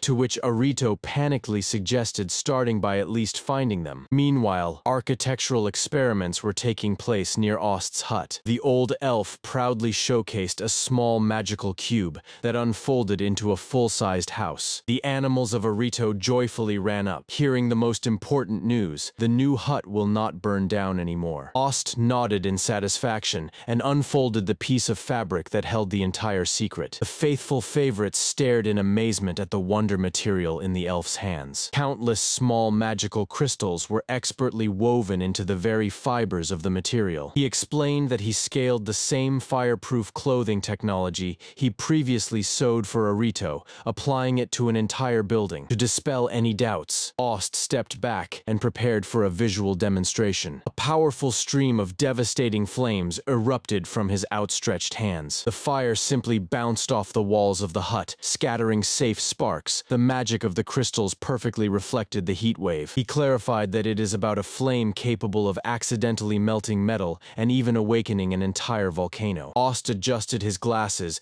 and sternly warned that testing this protection with volcano eruption-level magic was still not advisable. The great white dog blinked in astonishment, struck by such destructive power. Suddenly, a fluffy bird with a tied letter gently descended into the yard. Ost, surprised, adjusted his glasses and slowly unfolded the unexpected message. His face instantly lost its relaxation, becoming extremely serious. The old elf silently turned away from the animals, tightly gripping the paper in his hand. The dog voiced its concern, asking if something bad had happened. Ost quietly and tensely confirmed these fears. He grimly stated that he had a very urgent and important matter before Arito's return. On the title page of the 51st chapter, Arito stood side by side with a mysterious young man. Memory threw him into the past. Anxious people with flashlights were combing the night village, searching for the missing child. The men in the forest grumbled irritably that the spoiled city boy had probably just run home. Grandfather sternly interrupted them, standing up for his grandson. Little Arito was hiding behind a tree, fearfully listening to the conversation. He dashed deeper into the thicket, stumbled on a steep slope, and flew like a bullet into the dark cave. Solid darkness. The boy curled up in a ball in the cold darkness, listening in horror to the loud pounding of his own heart. Eerie, indistinct sounds echoed around. The rustling and clicking were inexorably approaching. Arito closed his eyes and listened. The darkness around him was teeming with small forest life. He broke down in tears,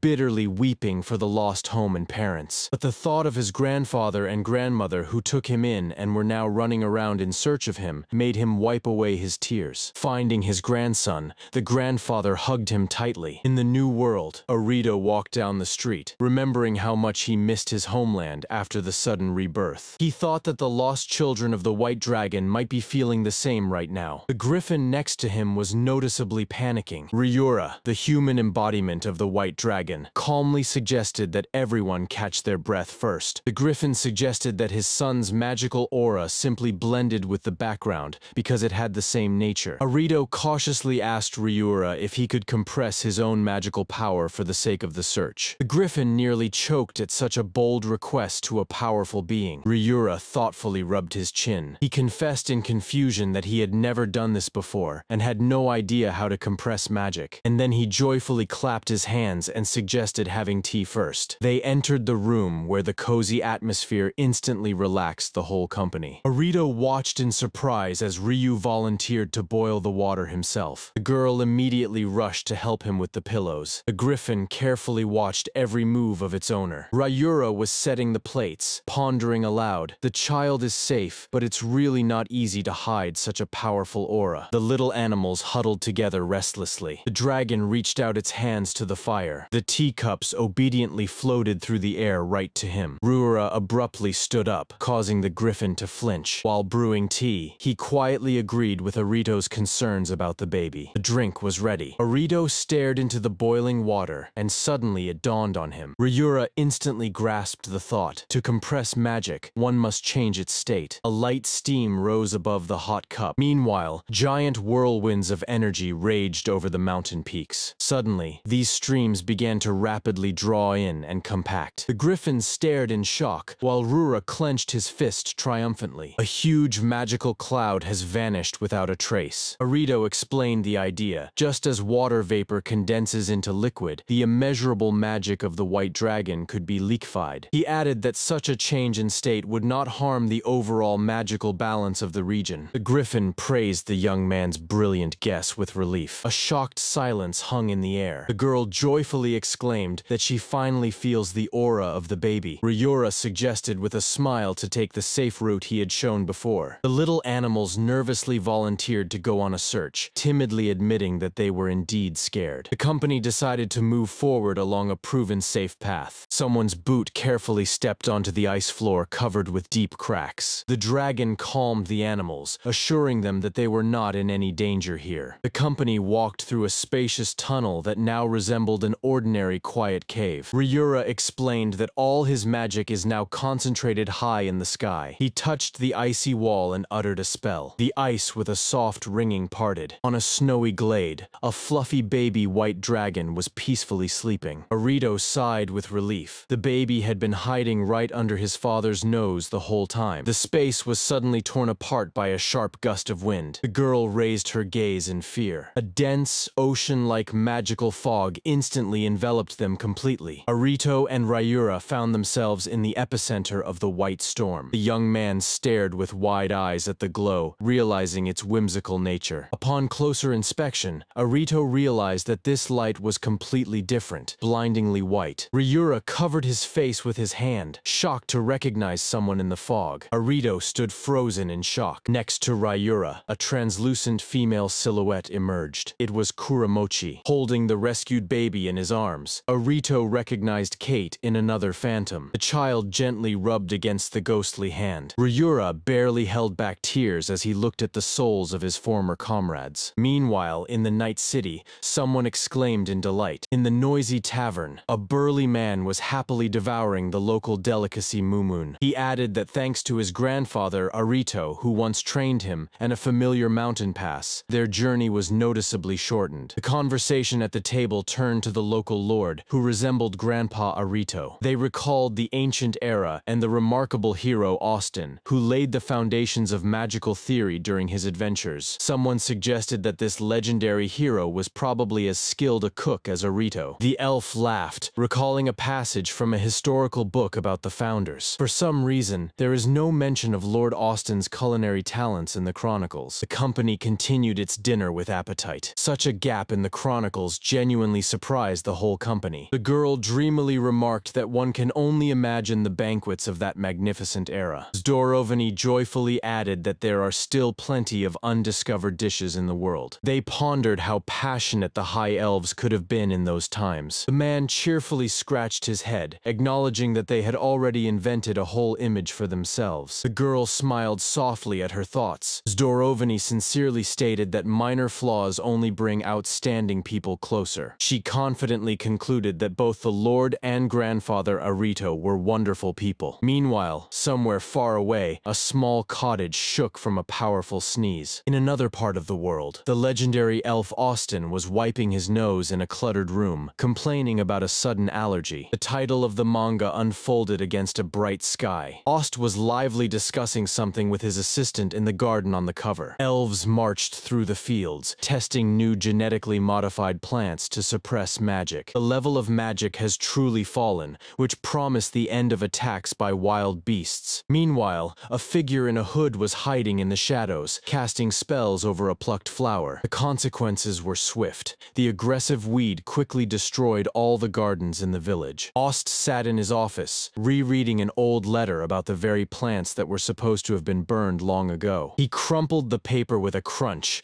enraged that the cunning kill had struck at his weakest point. The agreement in the letter was simple. Arito's acquaintance found a rare flower, and Kill demanded that Aust deal with it. Instead, the king wanted to obtain valuable medical data from the brilliant elf. "But I wanted to study the healing properties of hot springs," exclaimed Aust, abruptly pushing away the chair. He froze. The wolves blinked in confusion. Aust fell back into his seat again, hysterically whining that he didn't have time for this. Suddenly, silence enveloped the room. The elf silently got up and shuffled towards the exit, dragging his belongings behind him. The familiar quietly called him. Aust suddenly turned around with a wild gleam in his eyes. He was going to find an old acquaintance to offload this problem onto him. Standing on the porch, he cut off that there was nothing more to think about here. A black messenger bird soared into the night sky. Far away, in the noble district of the capital Nabraya, monumental castles towered. Two men in cloaks blocked the road for the investigators. The guard irritably glanced over his shoulder. The investigator and the stranger silently locked eyes, and the air between them thickened with tension. The stranger warned that further investigation would ruin the future of one child. Heavy footsteps echoed. The doors of the mansion slammed shut. The investigators stopped, asking if the two were ready to go against them. The man took a decisive step forward. His stern face with an eye patch showed no fear at all. "You're Kazetti?" he said sharply. The investigator's fist clenched tightly. The one-eyed man ruthlessly struck at the living, reminding Kazetti of his family on the brink of survival. The investigator's partner flinched at such directness. Before Kazetta's eyes, a miserable hospital ward and hopelessness flashed by. He barely restrained himself from grabbing his weapon, outraged by the public discussion of his grief. To avoid a fight on the street, the company decided to change the location. They moved through the narrow alleys of the old town. The group silently passed under the high stone arch. The one-eyed man recalled how they once hunted familiars together in this very capital. Now they found themselves on opposite sides of the barricades. But no threats could create medicine out of thin air. They entered the half-empty bar for their own. Filled mugs appeared on the wooden table. Kazet eagerly leaned towards the drink. Looking down, he confessed that due to constant work, he hadn't even had time to say goodbye to his late wife and daughter. His interlocutors were silently gloomy. Kazetti squeezed the mug so hard that his knuckles turned white. He tilted it to the bottom in one gulp. He added with bitterness that his second wife is still alive, but the medicine is too expensive. The one-eyed man sighed, noticing that it was much easier to just give up. The one-eyed man stared hard at the table, while Kazetti's confession hung in the suffocating silence of the bar. Kazetti raised a stern gaze.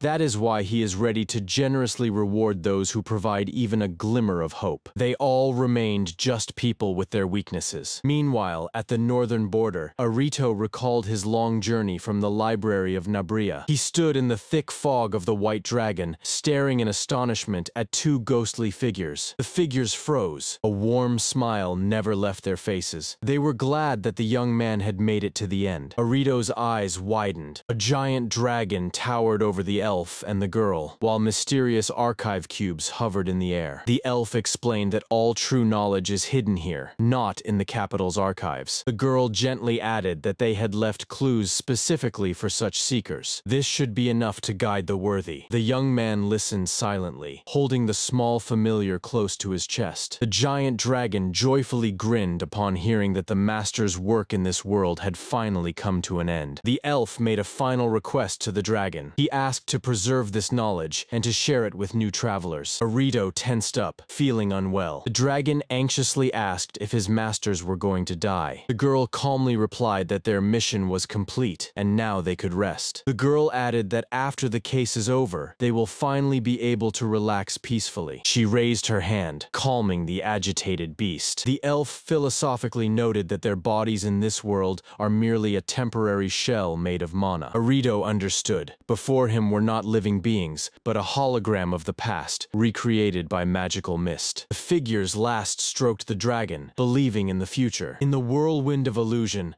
their decision echoed to become the very illusion itself. The boy couldn't take his eyes off this farewell. The elf extended his hand downwards, announcing the transition to a new stage of existence. It's time to change shape. The white dragon laughed heartily and promised to fulfill everything, proud of his boundless power. The mana around began to swirl into a vortex. The mana swirled around them even more wildly, lifting the figures into its circle. The elf and the girl took each other's hands. They dissolved to become pure magic and be close to all that exists. Arito closed his eyes against the bright light. A drop of sweat rolled down his cheek. The figures addressed him directly, calling him the child of the white dragon. They thanked the young man for not giving up. Their faces began to melt in streams of energy. They passed on their legacy to the one who had walked this difficult path. They hoped that this knowledge would change the world. A bright flash, and the silhouettes disappeared forever. The vision dissipated, and worried friends immediately ran up to Arito. The girl breathed a sigh of relief. The fog had finally lifted. The boy was still holding the little dragon tightly. He looked up, and with a smile said that his journey was complete. The elf companion nodded understandingly. The little familiar squeaked questioningly. Arito hugged him even tighter. Suddenly, a huge white wolf behind them spoke, which greatly frightened the girl. A commotion arose.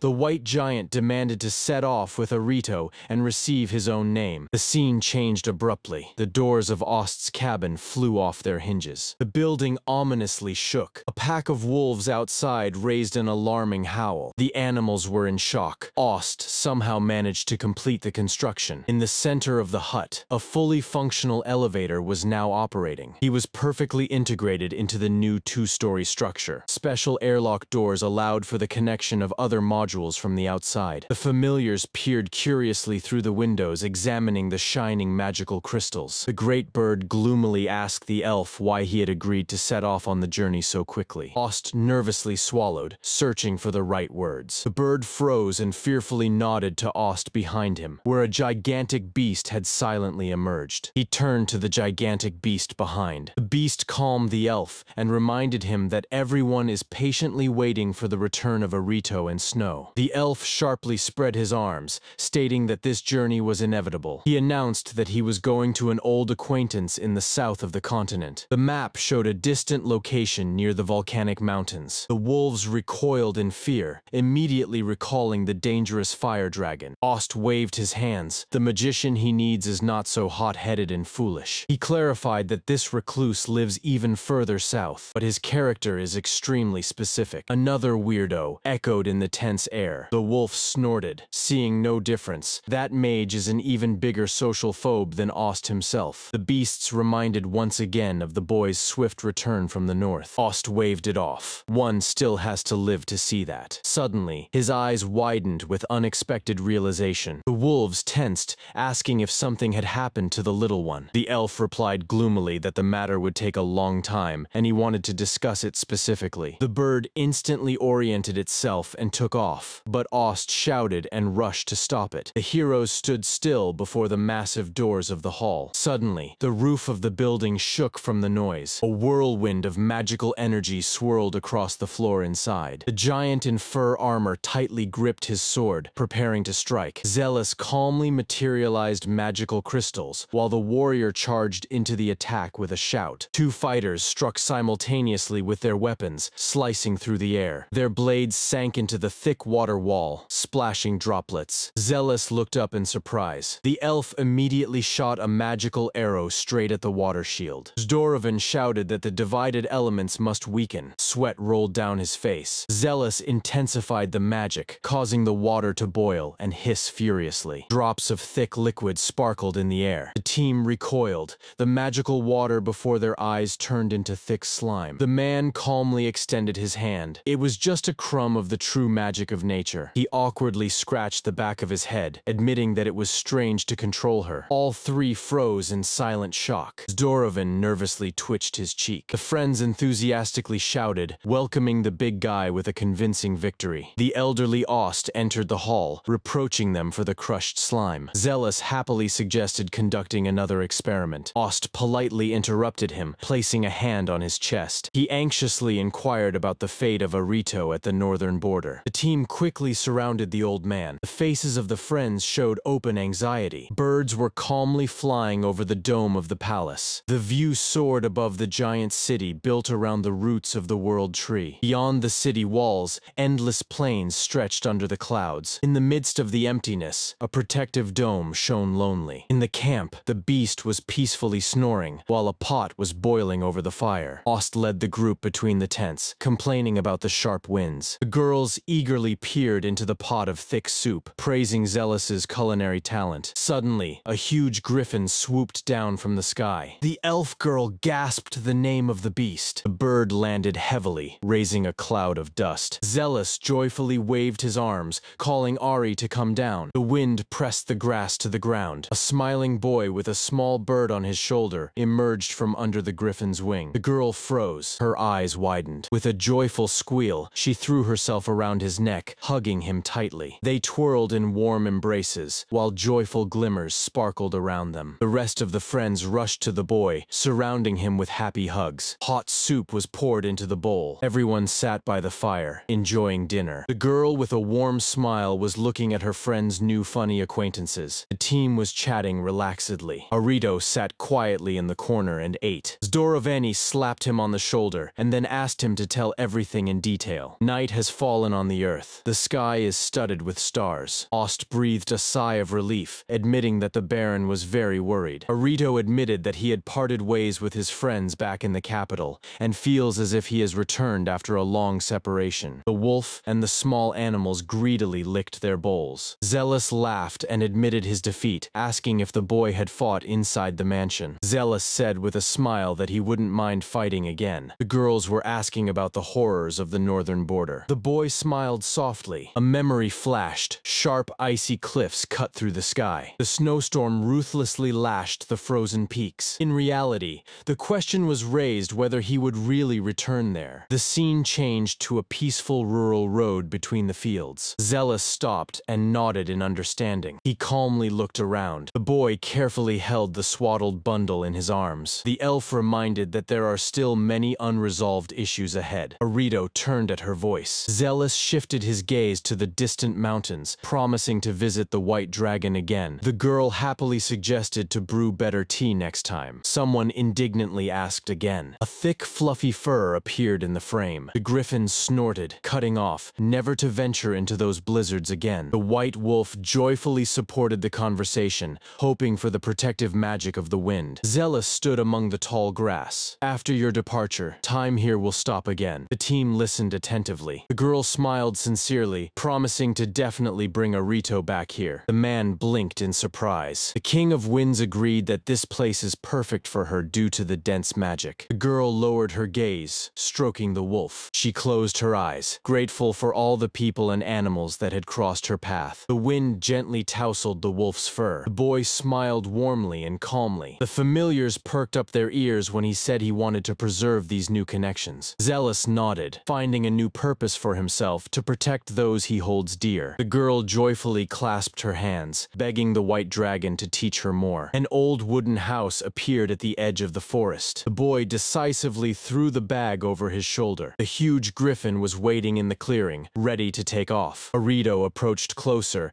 and asked about a name for the griffin chick. Hearing the answer, he nodded approvingly. Zealous sincerely thanked his friend for everything he had done for them. The men shook hands firmly with each other. Smoke rose from the chimney of the house into the evening sky. A broken wooden sign was sticking out of the tall grass. Someone's boot stepped on the porch. The cabin door creaked loudly. In the dark opening, a figure in a cloak stood still. The hand reached for the bag left on the floor. The stranger suddenly recoiled. From the shadows unexpectedly emerged a white wolf. "Ost, you returned too soon." The old man flinched, blinking in shock. The wolf approached closely, demanding explanations. Ost desperately waved his hands, shouting that he admits his mistake. The wolf reproachfully continued that leaving everything to chance was completely wrong. The beast sternly reproached him for abandoning everyone to their fate. The familiar added that the old man abandoned the child as well. Ost gloomily acknowledged his correctness and fell into deep thought. The question arose in memory of why he suddenly changed his mind and his justification that there was no other way out. The memory brought him back to the team investigating the epidemic. Ost justified himself by saying that he does not like Kiel's harsh methods. The wolf countered that Ost had completely lost control himself. The old man grumbled gloomily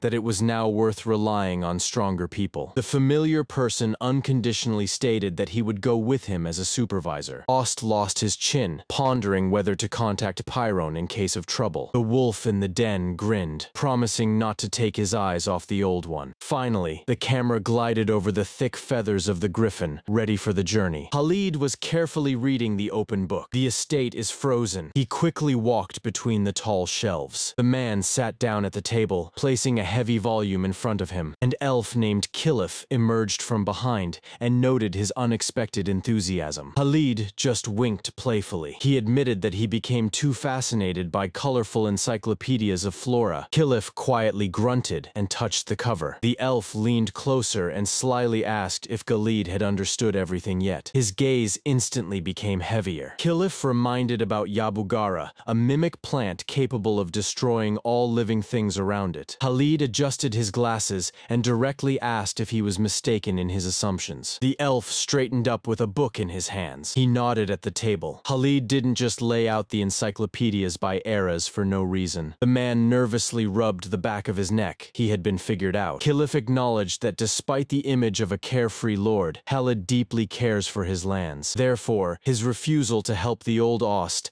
had a significant reason. Khalid brushed off the praise while tea was being served at the table. A hot steam rose above the cup. The elf continued, "Galita is considered just a strong man, but in reality, he is a thinker." He listened with a slight smile. Kilif joked that the brain is also a part of the body, and Khalid gladly accepted this compliment. Having sipped his tea, he quietly added that old Ost had noticed everything too. Empty corridor. Khalid resolutely stood up. It was time to go to the old man directly and check their answers. Kilif smiled contentedly. They left. Outside, work was in full swing. The peasants were discussing the introduction of new, less pungent herbs. Arito and his girlfriend were enthusiastically reading a guide on selection. The girl said that all this knowledge is based on the original manuscripts of Lord Austin. Arito proudly confirmed the greatness of his grandfather. The woman next to her picked up the conversation, recalling how Ost stopped the onslaught of monsters and established trade routes. The boy smiled warmly. To him,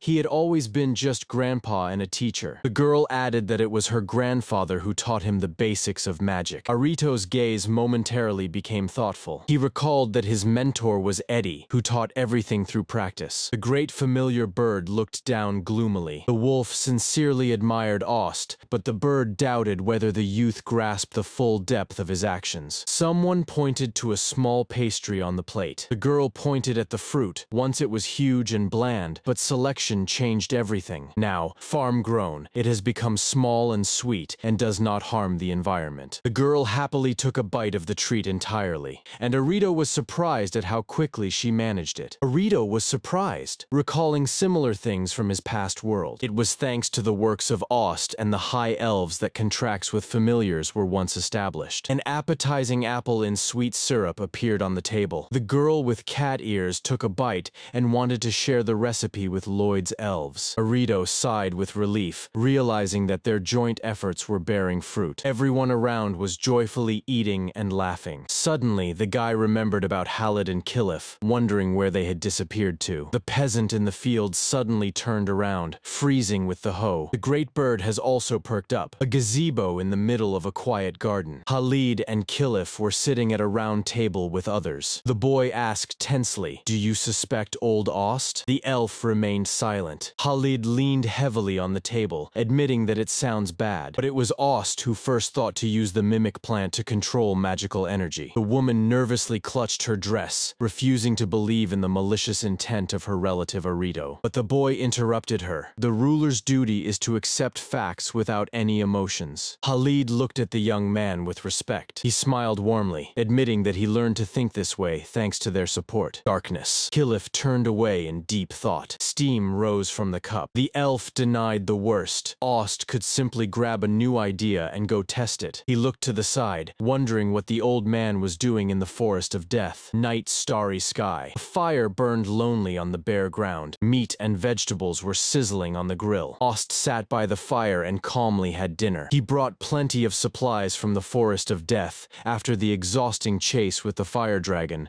the food was pleasantly soothing. Meanwhile, Kilif decided to take a break because Pyron was with them. The relatives exchanged words quietly, promising to take care not to disturb their loved ones. One of them lay by the entrance, preparing to guard the camp until morning. In the end, everyone buzzed in confusion, wondering why they had gathered together again despite the move to the south. Black screen. A part of the title emerged from the darkness. The cover of the 11th volume marked the start of the story. The man held the boy on his shoulders in front of a giant wall map while the maid silently watched them. The boy confidently reached out his hand to the parchment. The man below looked up in surprise, feeling the boy squirming on his shoulders. A meeting of a colorful company of beastfolk and elves was taking place at the long table in the office. Elf Kilif addressed Lord Gilius, hesitantly choosing his words. He stated that such dirty work should be done by them. "No, I can handle it myself," the boy said firmly. The boy calmly objected. Working with one's own hands always brings new ideas. The unfolded map was dotted with marks of the discovered foci of the Yabuhari parasite. It was about a plant that was quietly sowing chaos throughout the country. Next to it lay a report on the hard efforts to eradicate the plague. The boy pondered, recalling the strange zones of absolute emptiness in the magical background. The sharp blade struck the paper. The city map spread out before them like a field of future battle. There was no shortage of centers even in the noble quarter of the capital, although overall the extermination was progressing quite successfully. The boy focusedly gripped the pen, studying the lines. "Baron?" the man asked in surprise when the boy poked the map with a feather. "Here it is." He pointed to the exact spot. Everyone present tensed up upon seeing the place. The man in a formal suit asked if the areas of distribution of harmful plants were meant. Meli quietly confirmed. "The situation is extremely abnormal. The parasitic plant aggressively took over all areas, leaving only one specific territory under the coat of arms untouched." The boy rushed to investigate this personally, but Gilius's strong hand stopped him. Both froze. The man in a formal suit froze in confusion, not understanding the reason for the sudden pause. The boy looked up at Kilif. Gilius frowned, not understanding the reason for the delay. The elf's eye twitched nervously. The gaze froze on the family crest of the safe zone. Kilif sighed heavily and resignedly. Meanwhile, far in the field, a wooden hut stood alone. The bear and the rabbit were busy near the mountain of freshly harvested root vegetables. Two large fluffy dogs joyfully ran along the path to meet. The animals gathered around the campfire in harmony. A huge pile of peeled fruits was waiting for its turn. The vegetables fell into a deep pit. They were carefully laid out on the coal. The bear licked its lips, eagerly looking at the rabbit. The magical flame flared up and instantly extinguished at the command. Thick, hot smoke billowed outside. The airwave struck the ground, causing the animals to crouch down. The ripe fruits shone with a golden glow. The hot flesh of the broken vegetable released a cloud of sweet steam. The beasts pounced on the food with absolute delight. The white dog joyfully barked that old Ost had left them this magically rich recipe before leaving. Ost suddenly headed south right after receiving a letter from Kilif. The silhouette of Osta in a dark cloak reminded of his status as an ancient, powerful ally. Kilif wrote that this man helped them incredibly in the past. The animals concluded that Ost went to negotiate some important deal. In my imagination, the image of a fierce fire dragon burst forth. The dog confirmed that in the south a volcano breathes heat, a true nest of these monsters. But the ultimate goal of Osta lay even further on the very southern continent. The map showed an endless, boiling ocean filled with monsters that would have to be crossed. The beasts quickly calmed down. For such a mage, sea monsters posed posed no threat at all. The real problem lay elsewhere. Engrossed, Ost would forget to eat and could accidentally blow everything up around him. One could only hope that there he would find just as delicious a dinner. A white bird soared over the sharp rocky ridges. At the bottom of the dense forest, a perfectly level square pit was visible. A broken wooden frame lay on the ground. The beastmen stared in shock at this structure. Nearby, a crookedly stretched tent loomed. Kilif sarcastically remarked that this was supposed to be their convenient portable bath. On a thick branch sat an unnaturally round, plump bird. The cat glanced suspiciously at this feathered misunderstanding. The elf scratched his neck. The mechanism disassembled perfectly, but putting it back together turned out to be impossible. He desperately tugged at the stuck canvas. The fasteners cracked, and the parts were permanently deformed. "Now, this is our base camp," Kylif declared hysterically. The beastmen sighed resignedly. At least with the magical beasts around, they wouldn't go hungry. "I won't have to starve either. I brought food from the very forest of death," one of the animals boasted over the mountain of provisions. He laughed, acknowledging that Ost had chosen an extremely strange place for the base. But Kilif's face suddenly became icy. "There will be problems ahead," he said quietly. The sky was torn apart by a colossal wave of magical energy. In the black sky, the full moon shone brightly. The carriage slowly rolled through the stone courtyard. Around rose the deaf, dark walls. The squad approached the massive fortress. The narrow street squeezed them in with its stone jaws. In the lit window, a weary woman was giving medicine to a sick child. The boy grimly noted that this treatment is not available to everyone and does not eliminate the root of the disease. The girl mage quietly suggested that the Baron and Kilif were connected by an old secret. The enormous walls of the mansions created unbearable psychological pressure. The boy tightened his hood more closely, wondering why there was still a sense of danger here. After all, the local aristocrats have already celebrated the complete destruction of the parasite. Znati then still wondered how an ordinary plant could transform into such a monster. The boots echoed loudly on the cobblestones. They stopped in front of a gigantic, tightly closed gate. The boy understood. This is the very boundary that the parasite could not cross. Kylif looked at the door with such fury that the little one flinched. The elf refused to even think about bowing his head before the master of this place. The companions calmly reminded him that they had come with him specifically for negotiations. The gate remained inaccessible. Kilif muttered through his teeth that he sincerely hated this man and would never have come here without extreme necessity. The squad silently waited by the wall in the night darkness. The past years have left the elf with too many bitter memories. It turned out that disputes over trade frequently erupted with nobility from foreign countries, and this was precisely such a case. They decided not to break in through the front door and to go around the building through the back entrance. The boy suddenly tensed up. The elf continued to seethe,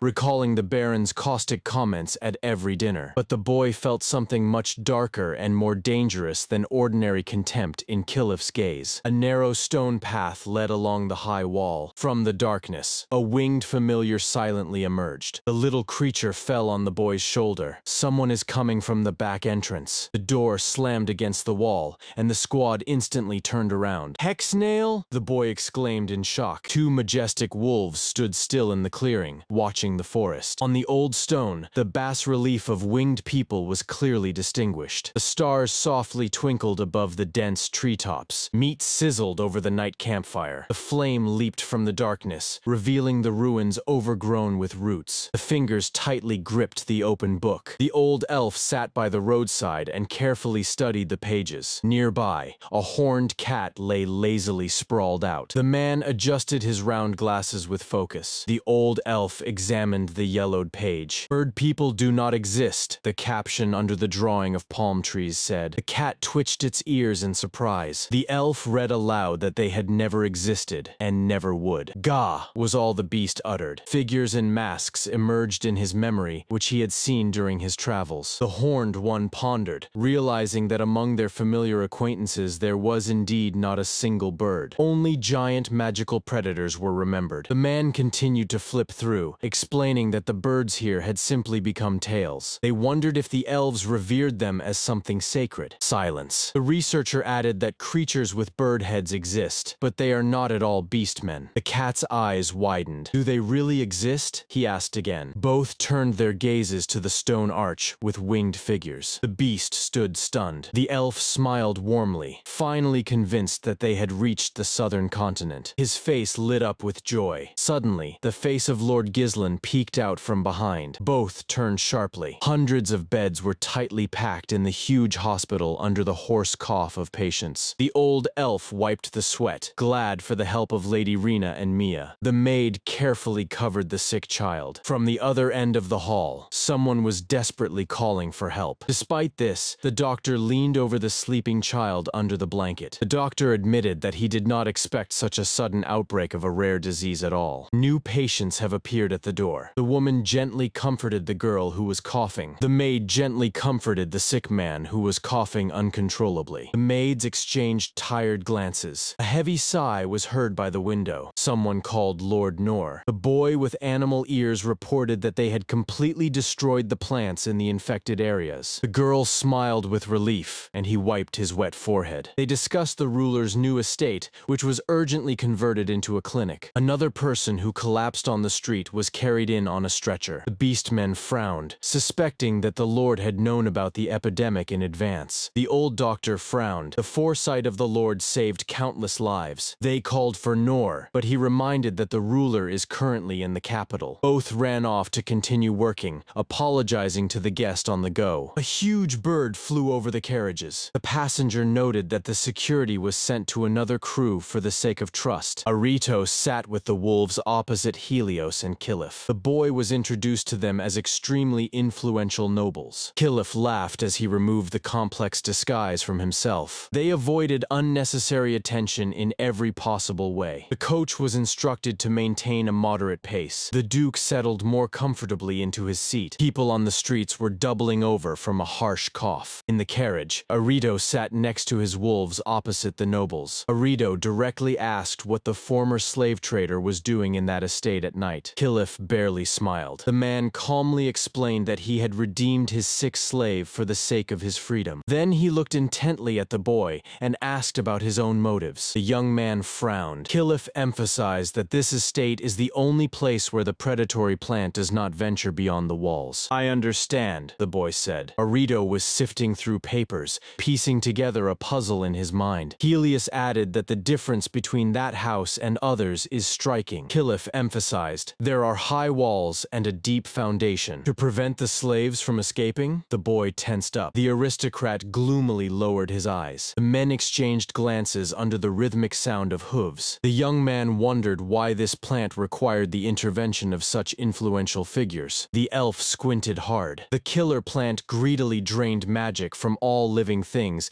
and uncontrollably spread. Arito's eyes widened in horror. Kilif stated that the epidemic was a direct consequence of the spread of this flower. The dangerous plant is spreading more rapidly, Arito exclaimed in horror. The boy realized that someone had deliberately altered the ordinary plant to its current form. Kilif firmly stated that someone is deliberately spreading her through the cities. The Duke's face darkened. And do you guess who it is? Asked Arito. The carriage passed by the tall stone buildings of the capital. From above, the crew and the faithful bird were visible. No, I still don't know the culprit, Kilif admitted. Later, Arito sat outside and stroked the white wolf. Who is capable of changing a plant like that and frightening Kilif himself? The satellite gently asked if the boy was not tired from this heavy conversation. The white wolf carefully sniffed at him. Arito gently scratched the predator behind the ear, assuring that he was just a little tired. Suddenly, a terrible suspicion illuminated him. It can't be. The boy froze, stunned by the revelation,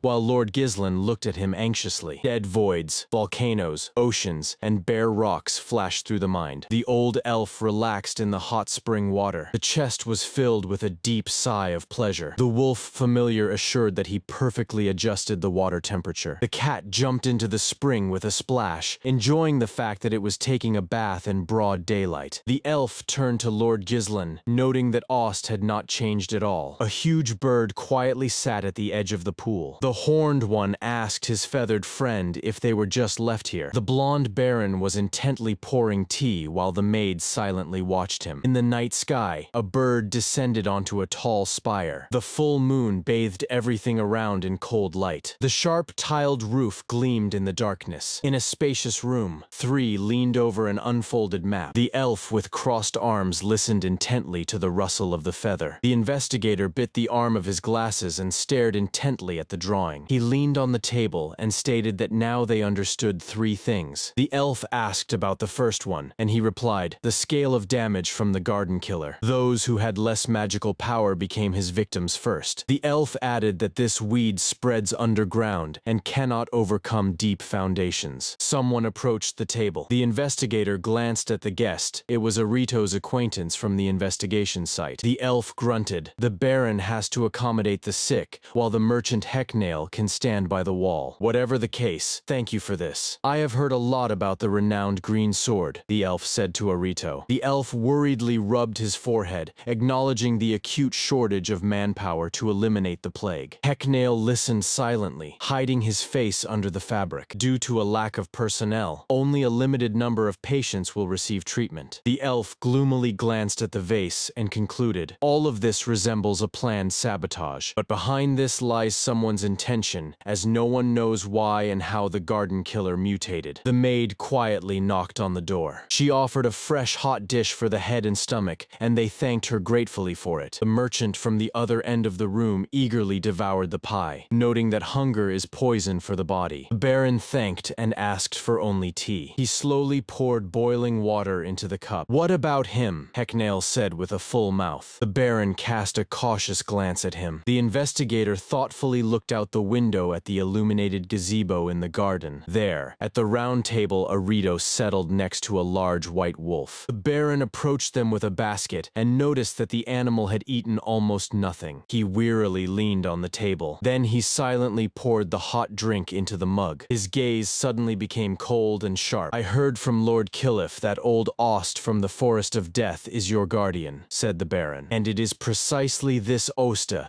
that is currently suspected of organizing a large-scale incident. Arito shuddered and clenched his cloak with a crunch. The Baron studied his reaction intently, and then suddenly he smiled crookedly. I feel like a tragic hero in a cheap drama, he sighed. Raising his cup, he added that even close acquaintances of Osta are in complete bewilderment. Arito opened his eyes in shock. The white wolf perked up its ears anxiously. The Baron sharply leaned on the table, preempting his objection. But, Arito, your appearance doesn't quite match reality, does it? He hit the mark. The tall column of the gazebo was lost against the backdrop of the night sky. The night was deep. The moon brightly illuminated the clouds. Far away in a hot spring, someone was discussing the sinner. The elf relaxed in the water and remembered how he had become so young and innocent. The raven-like man splashed water on himself, realizing that it was the merit of that person. Earlier you were different, and that old Ost seems to have softened a bit, the raven remarked. The elf laughed into his thick mustache, asking if it was perhaps a compliment. The crow freaked out at the towel, refusing to acknowledge it as a compliment. The attempt to change the amount of mana was the foolishness of youth. I almost had a heart attack, the elf laughed. Then he suddenly froze. The first? The raven looked at him in surprise. Of course, a second one has appeared. Didn't you know? The man squeezed the towel in his hands before whitening the bones. He never thought that someone else would deliberately create a mutant to absorb magic. The cat-like beastman frowned gloomily. All three fell silent in the hot water. The beastman silently blinked. The elf stood up and declared, if they were gathered in such a remote place for an important matter, so they are also under suspicion. The elf stood up, and the water dripped from his shoulders. He smiled bitterly, pouring himself some sake.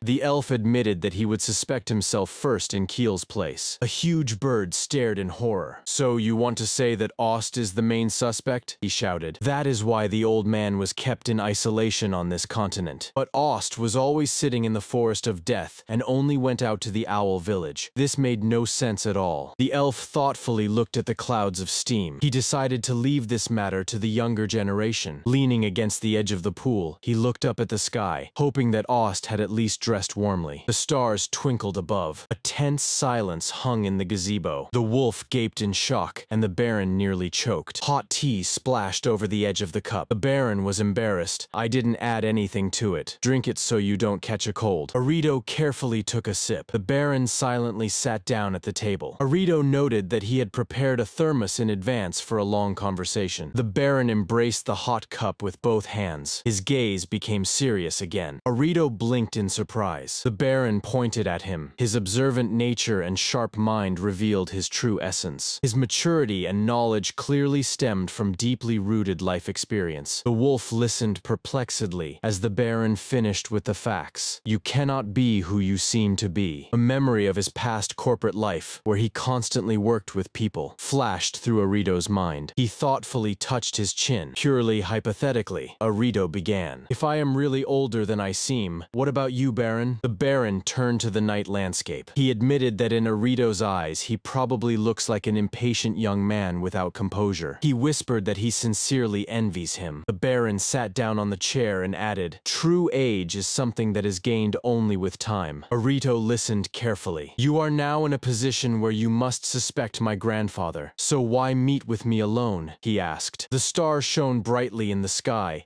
as Arito unwrapped the package of crepe. He took a bite. The Baron smiled. It's still warm and tasty, isn't it? We essentially do not know each other. The one I am seen as is not the one I truly am. That is why I wanted to talk face to face, said the Baron. The Baron's face darkened again. To believe someone on their word is a luxury not available to nobles. Arito mentally agreed, recalling his sales days where loneliness hid behind false smiles. He was impressed by the maturity of the young Baron, who in the meantime added that he always looks for one specific thing in people. The wind swept through the gazebo, tearing off the leaves. Character, then what do you say about old Osta with his questionable reputation? Asked Arito. The Baron frowned in surprise. Listen carefully, he cut in. He pointed sharply at the table. A person's actions and principles rarely change without a significant reason. The Baron listed the facts. Arito crossed the northern border, saw the sea, and returned. He consistently sent reports, updated maps, and reassured Lord Eridani. Arito widened his eyes in shock. This record is enough to earn trust, the Baron concluded. He leaned on the table with his hands. I need your expertise. I am asking for your cooperation. The Baron admitted that he had been closely watching him since their very first meeting. He was confident that Lord Killif would agree that Arito was trustworthy. Arito quietly called the Baron. He placed his hand on his chest and declared resolutely, I am a sinner. Meanwhile, in the secret room, Hecknail opened the glass cylinder with the eerie roots, whispering that the time had come. The wonderful scale texture shimmered before my eyes. A blank black page hung in silence. In the darkness, a solitary letter A emerged. Again, complete darkness. The white letter E tore through the black background. On the cover of the 58th chapter, the key characters are gathered. The elf Ost, the birdman Poli, and the young half-elf. Ost leaned over the map, explaining that the mutated weed was already draining magic from the cities, spreading an unknown disease. Pol noticed that this plant was nothing like the one he had once created himself. The old man recalled his original creation. He developed that variety to stabilize the magical background in order to save the forests from the mass rabies of animals. The plant was supposed to be a salvation. Ost sighed bitterly. He had spent a lot of effort to weaken her reproduction so that the mutation would not destroy everything around. A handful of selected seeds surfaced in memory. Suddenly, Poli remembered Arito, the guy who inevitably found himself at the center of this chaos. The birdman asked in surprise why Ost would not go there in person. Nearby, a horned magical beast was peacefully resting. The elf simply smiled softly. He squinted his eyes. Turning away, Ost cut in. Brute force won't help here. His appearance in the capital would only provoke nationwide panic, as the elf is still under suspicion. Images of civil war flashed in the imagination, capable of taking more lives than the disease itself. The old man frowned. That was exactly why Kill had kept him at a distance. Not out of distrust, but for the sake of peace in the state. The ghost vanished completely, calling his friend after him. The beast looked him over, mentally calling him Old Ost. The elf playfully winked. Watching the youth from the sidelines is the privilege of old age. Poli thoughtfully rubbed his beak. Both headed towards the majestic ruins, thickly entwined with roots. Ost cast one last glance over his shoulder. Poli pondered. If Arito and his friends survive, they will certainly deserve a place on the historical frescoes. The statue of Ost towered in the middle of the spacious hall of the capital library. Under her stood the half-elf Killif with a cup of tea. Hecknail called him to the table. He waved it off, although the man sternly reminded him that the boy had barely eaten. Killif smiled smugly. As a half-elf, it was enough for him to feed on the mist itself. It It was his family tradition, but Hecknail ordered to eat normally during times of crisis. The man turned away in displeasure. Kilif silently turned away, feigning indifference. Hecknail even climbed onto the statue, muttering that he would hide the food from this stubborn one. At dinner, Kilif suggested changing the terminology and officially naming the weed species of evil, and the one who spreads it. The half-elf named him Denel, poisonous wheat. However, the names themselves did not change anything. It remained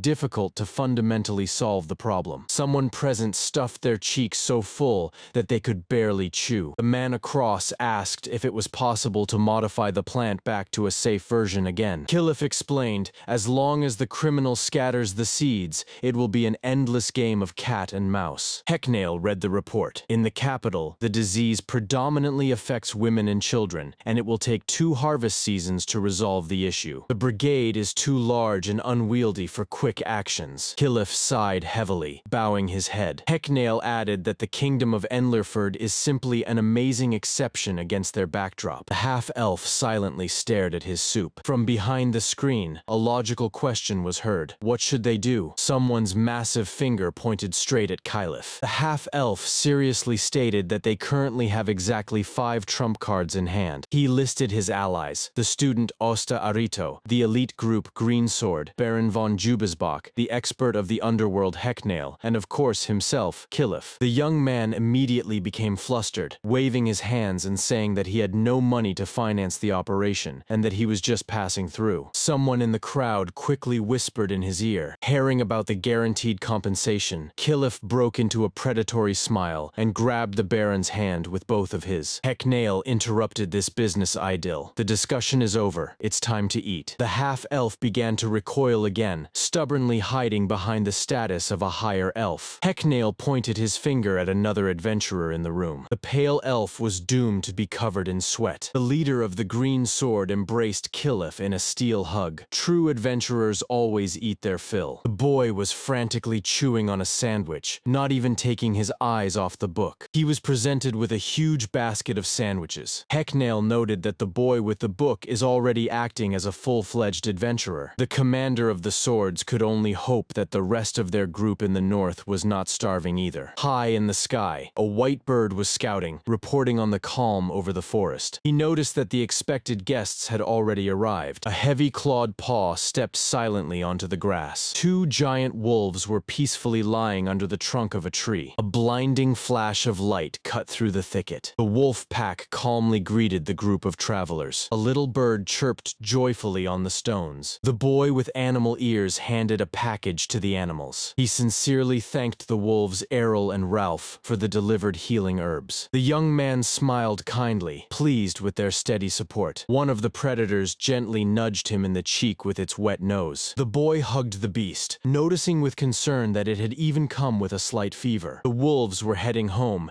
and the young man joyfully waved goodbye to them. The forest inhabitants welcomed the pack with a successful return. The magical beasts proudly carried the exchanged supplies on their backs. One of the wolves recalled that the boy was not afraid of them at all, just like little Arito. They successfully exchanged the flour that Ost always used. The bear dreamt hungrily. Could they prepare that same dish? The wolf joyfully supported the idea. Another predator frowned seriously. It's good that the she-wolf didn't take it upon herself to cook this. Otherwise, there would have been trouble. The screen was engulfed in impenetrable darkness. The shadows were becoming increasingly dense. Again, emptiness. Solid blackness. The title of the story flashed against a bright background. Cover: a sick girl lay in bed, surrounded by worried friends. The courier cart was slowly rolling down the dusty road to the village. Meanwhile, a cart with a package stopped on the outskirts of the village of Sovi. The locals joyfully welcomed the courier, delighting in the news from Arito. Despite Master Ost's departure,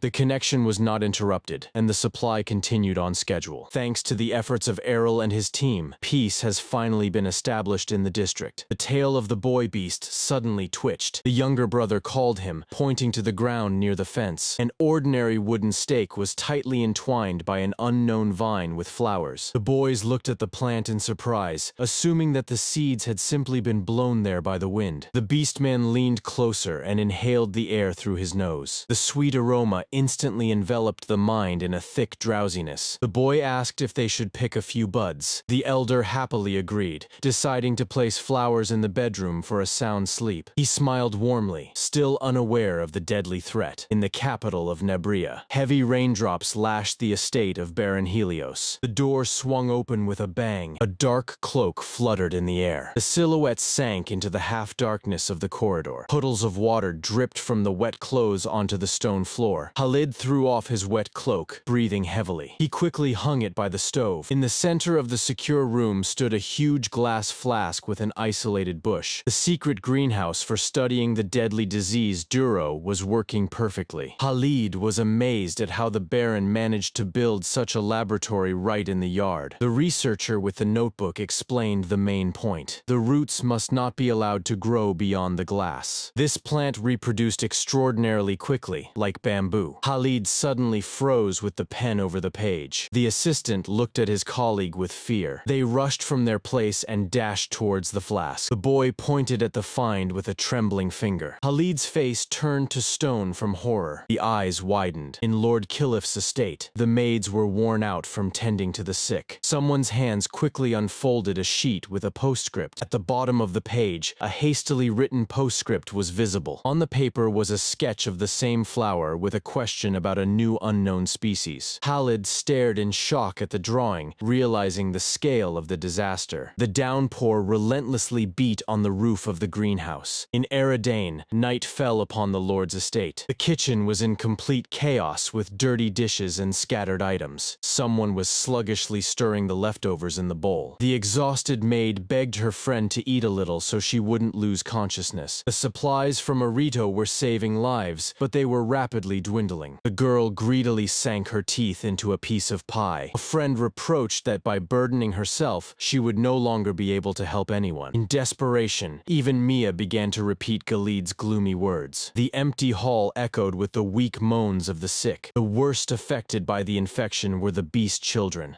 The local doctor simply didn't know what to do. He looked at the little patients with despair. The old healer lowered his gaze helplessly. The beast-man doctor grimaced painfully, sympathizing with his people. The young assistant anxiously thought about the very small sick patients. He carefully adjusted the compress on the child's forehead. The old man's fingers froze. A saving thought came to his mind. Zealous, not understanding, asked what he meant. He excitedly shouted to Zealous that he had found the way out. And over the capital of Nabria, the sun shone without a cloud. The snow-white palace towered in an elite area of the city. In the luxurious hall, a massive crystal chandelier hung. The fat man in expensive clothing sprawled on the sofa with a glass of wine. He sipped contentedly, squinting with pleasure. A woman's voice mockingly praised him for his successful experiment. Her graceful figure was visible through the heavy curtains. The nobleman laughed confidently, declaring that now his enemy would be forced to hide. He threw back his head, celebrating the return of his absolute power. The triumph intoxicated him more than wine. But the woman abruptly shattered these illusions with one word. A tight pouch of coins clinked as it thudded onto the table, the budget for the final stage. The dark silhouette of the interlocutor coldly loomed by the window. She ordered him to crawl and collect money like a pathetic fool with disgust. Behind her, right on the lawn, stood an iron cage with captured beastmen. The same poisonous vine tightly entwined the bars. The tormented old man clutched the bars with trembling hands. He was plagued by a bloody cough. The withered hand with shackles weakly reached for the flower. The woman watched the death agony indifferently. The hooded guard mockingly swung a heavy club. Coins scattered across the floor. The curtains were sharply pulled by the draft. The villain grinned with a maniacal smile. He was given one last chance. The woman reminded that she would not forgive failure. The door slammed shut. A figure in a hood stepped out into the sunny courtyard. A giant snake silently glided over the roof tiles. The reptile gently rubbed against the hand in the black glove. The figure scoffed dismissively while surveying the city from above. The eyes of the master and the predator gleamed equally cold in the shadows. The hem of the cloak fluttered in the wind. The stranger quietly said that the smart ones are probably already looking for the source of the infection. But these pathetic fools will never understand his plan. The wooden shutters slammed shut. In the capital laboratory, Khalid looked at the samples with a pale face. The plant has learned to reproduce not only through underground stems. The appearance of flowers signified the inevitable formation of seeds. needs. This turned local poverty into an uncontrollable global disaster. Khalid gloomily exhaled that things were bad. Khalid grunted that the creator of the poison had walked past them by a few steps. Everyone rushed to check the records near the flask, but the young man stopped them. In his opinion, the evidence had only increased. He explained that if the plant was deliberately modified,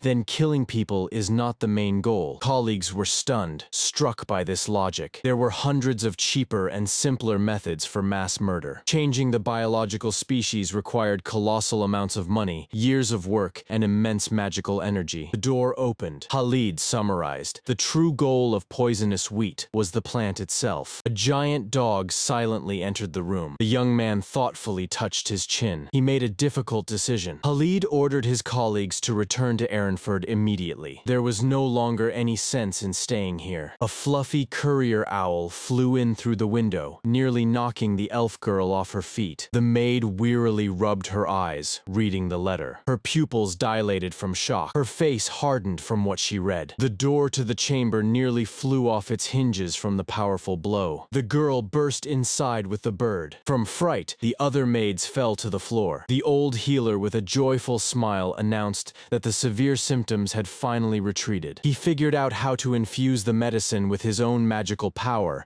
before giving it to the patients. Zealous fondly recalled that this was exactly how his mother treated him in childhood. He recalled the same warm words from his mother over his childhood bed. The method was perfectly suited for small beasts. The maids fell silent, remembering that the sick needed peace. But the joyful news overshadowed all reprimands. Arito was returning with Lord Killif. The men exchanged relieved glances. The space was torn apart by a flash of dark magic. A giant winged predator landed in the yard, raising a hurricane of dust. Fresh tea was already steaming on the table. Zealous sincerely thanked Nur for his brilliant guess about the medicine. Although the method was not suitable for everyone, it gave them the most important thing: time. Time to find and destroy the one who created this epidemic. Khalid noted that it is much easier to act against someone else's conscious plan than against a natural force. He struck the table in defeat. Now they saw the path to victory. The girls could barely hold back tears of joy. The elf girl rushed to clean the table, promising her grandfather to quickly remove all his suspicions. Lord Killif, Baron, Hecknil, all of them united into one powerful force against a common enemy. Complete darkness. Horizon line. The calm waters of the lake shimmered under the night sky. A lonely palm stood still against the backdrop of mountains and a bright moon. The desert stretched into infinity. The beast man bear breathed heavily, wiping the abundant sweat from his muzzle. The old man in glasses stared in astonishment at the table. In front of him lay the perfectly gnawed skeleton of a gigantic predatory fish. The old man savored the fish, smacking his lips in delight. The wind swayed the palm leaves. A chimeric silhouette flashed in the shadows. The moonlight flooded the rocky wasteland. The bird woman asked her interlocutor if he really did not plan to return. Old Nora was finishing off the fish, slyly squinting through his glasses. The fat cat was peacefully snoring next to the leftovers. The man adjusted his collar and confidently stated that he would perform best in his specialty. Noro suddenly raised his finger, illuminated by a new idea. The bird woman smiled, acknowledging the unparalleled genius of Ost. The old man chuckled mysteriously, dropping a mocking word. The bear tensed up, not understanding where this conversation was leading. Dense darkness. From the darkness, a white letter suddenly emerged. Next, the following letter flickered, and one more. Finally, the bright cover of the 12th volume marked the start of a new story. The section header presented the title of the 60th chapter, alongside an old elf in glasses. The girl confidently directed the workers, indicating exactly where to move the stone statue. Through the megaphone, she brightly asked the giants to lend her their steel muscles. Arito calmly operated the winch and instructed the worker to dig where the stones had just been pulled out. The bearded dwarfs gladly took on the work, incredibly pleased with the praise. Rihanna joyfully thanked all the workers for their hard work. Arito indicated exactly where to install logs number 2 and 4 on section A. He explained to the gnome where to dig next, so that everything would be level after the stones were removed. The healthy men burst out laughing. No man in his right mind would refuse such a beauty. One of them proudly struck his chest, guaranteeing meticulous work. A bird flashed across the cloudless sky. Above the commotion, a falcon watched carefully. Arito just smiled wearily. Too many problems had piled up on their heads lately. Rihanna awkwardly clapped her hands. She enthusiastically praised the boy while the falcon smoothly landed nearby. Arito waved it off, considering his own bravery much more impressive. Appetizing mountains of canapes and sausages appeared on the table. The camera glided over a tempting mountain of fresh canapes and sausages. The company settled right on the grass, and the conversation turned to ancient disasters caused by the imbalance of mana. These were dark times when terrifying monsters roamed the world with impunity. The falcon joined the picnic and reminded everyone of Ost's brilliant method. It turned out that he was simply storing excess destructive mana in the roots of specially bred plants. The price of salvation became the cursed zones like the forest of death, but the magical beasts ceased to rage. Thus, centers with a crazy concentration of magic emerged where no one dared to enter. Arito wondered if these dangerous plants had spread around the world. However, the original species had built-in restrictions on reproduction. The travelers leisurely continued deeper into the forest. The boy suggested that the current invasion of catastrophic species is a result of the mutation of the same flora. The naked elf in the bath playfully denied this theory. The men with a loud splash climbed into the boiling water. The elf explained, "The original plant instantly dies if its protective barrier is damaged. Tinfa and Rihanna recently conclusively proved this during closed studies." The boy with cat ears added that these species do not interbreed in the wild at all. They can confidently be considered completely different, artificially created beings. Arito blinked in surprise. The elf simply smiled warmly in response. While the gnome diligently lathered his beard, the boy finally pieced together the puzzle in his mind. Night has already settled outside. Laurel leaned intently over the table in the light of the oil lamp. She happily informed the cat that she had finished the letters to her mom and grandma. The girl gently asked what her fluffy friend had written. He proudly extended the envelope. He wrote that everything is great with Eridon, Arito, and Tinfia. The cat suddenly became gloomy. He worriedly reminded about the current crisis with catastrophic species. Laurel nodded sadly. The cat peered carefully into the glass sphere with a small slime, wondering who was deliberately spreading this threat. The girl playfully poked her finger at the glass, playing with the creature. Then she anxiously raised her gaze. The night moon shone indifferently through the curtains. She sighed, acknowledging that she also did not know the whole truth. The shadows in the room thickened. There wasn't a single cloud in the sky. The elf's lips stretched into a sly, satisfied smile over the wine glass. Arito was sound asleep on the couch, with his nose buried in a giant white wolf. In the chair opposite, an unknown person casually juggled drinks using magic. A dark liquid sloshed in the glass as he quietly addressed Proto. The glasses were perfectly arranged in a pyramid. The elf gazed thoughtfully out the window, impressed by Ost's genius, who had calculated everything 1,000 years ahead. He took a sip of wine.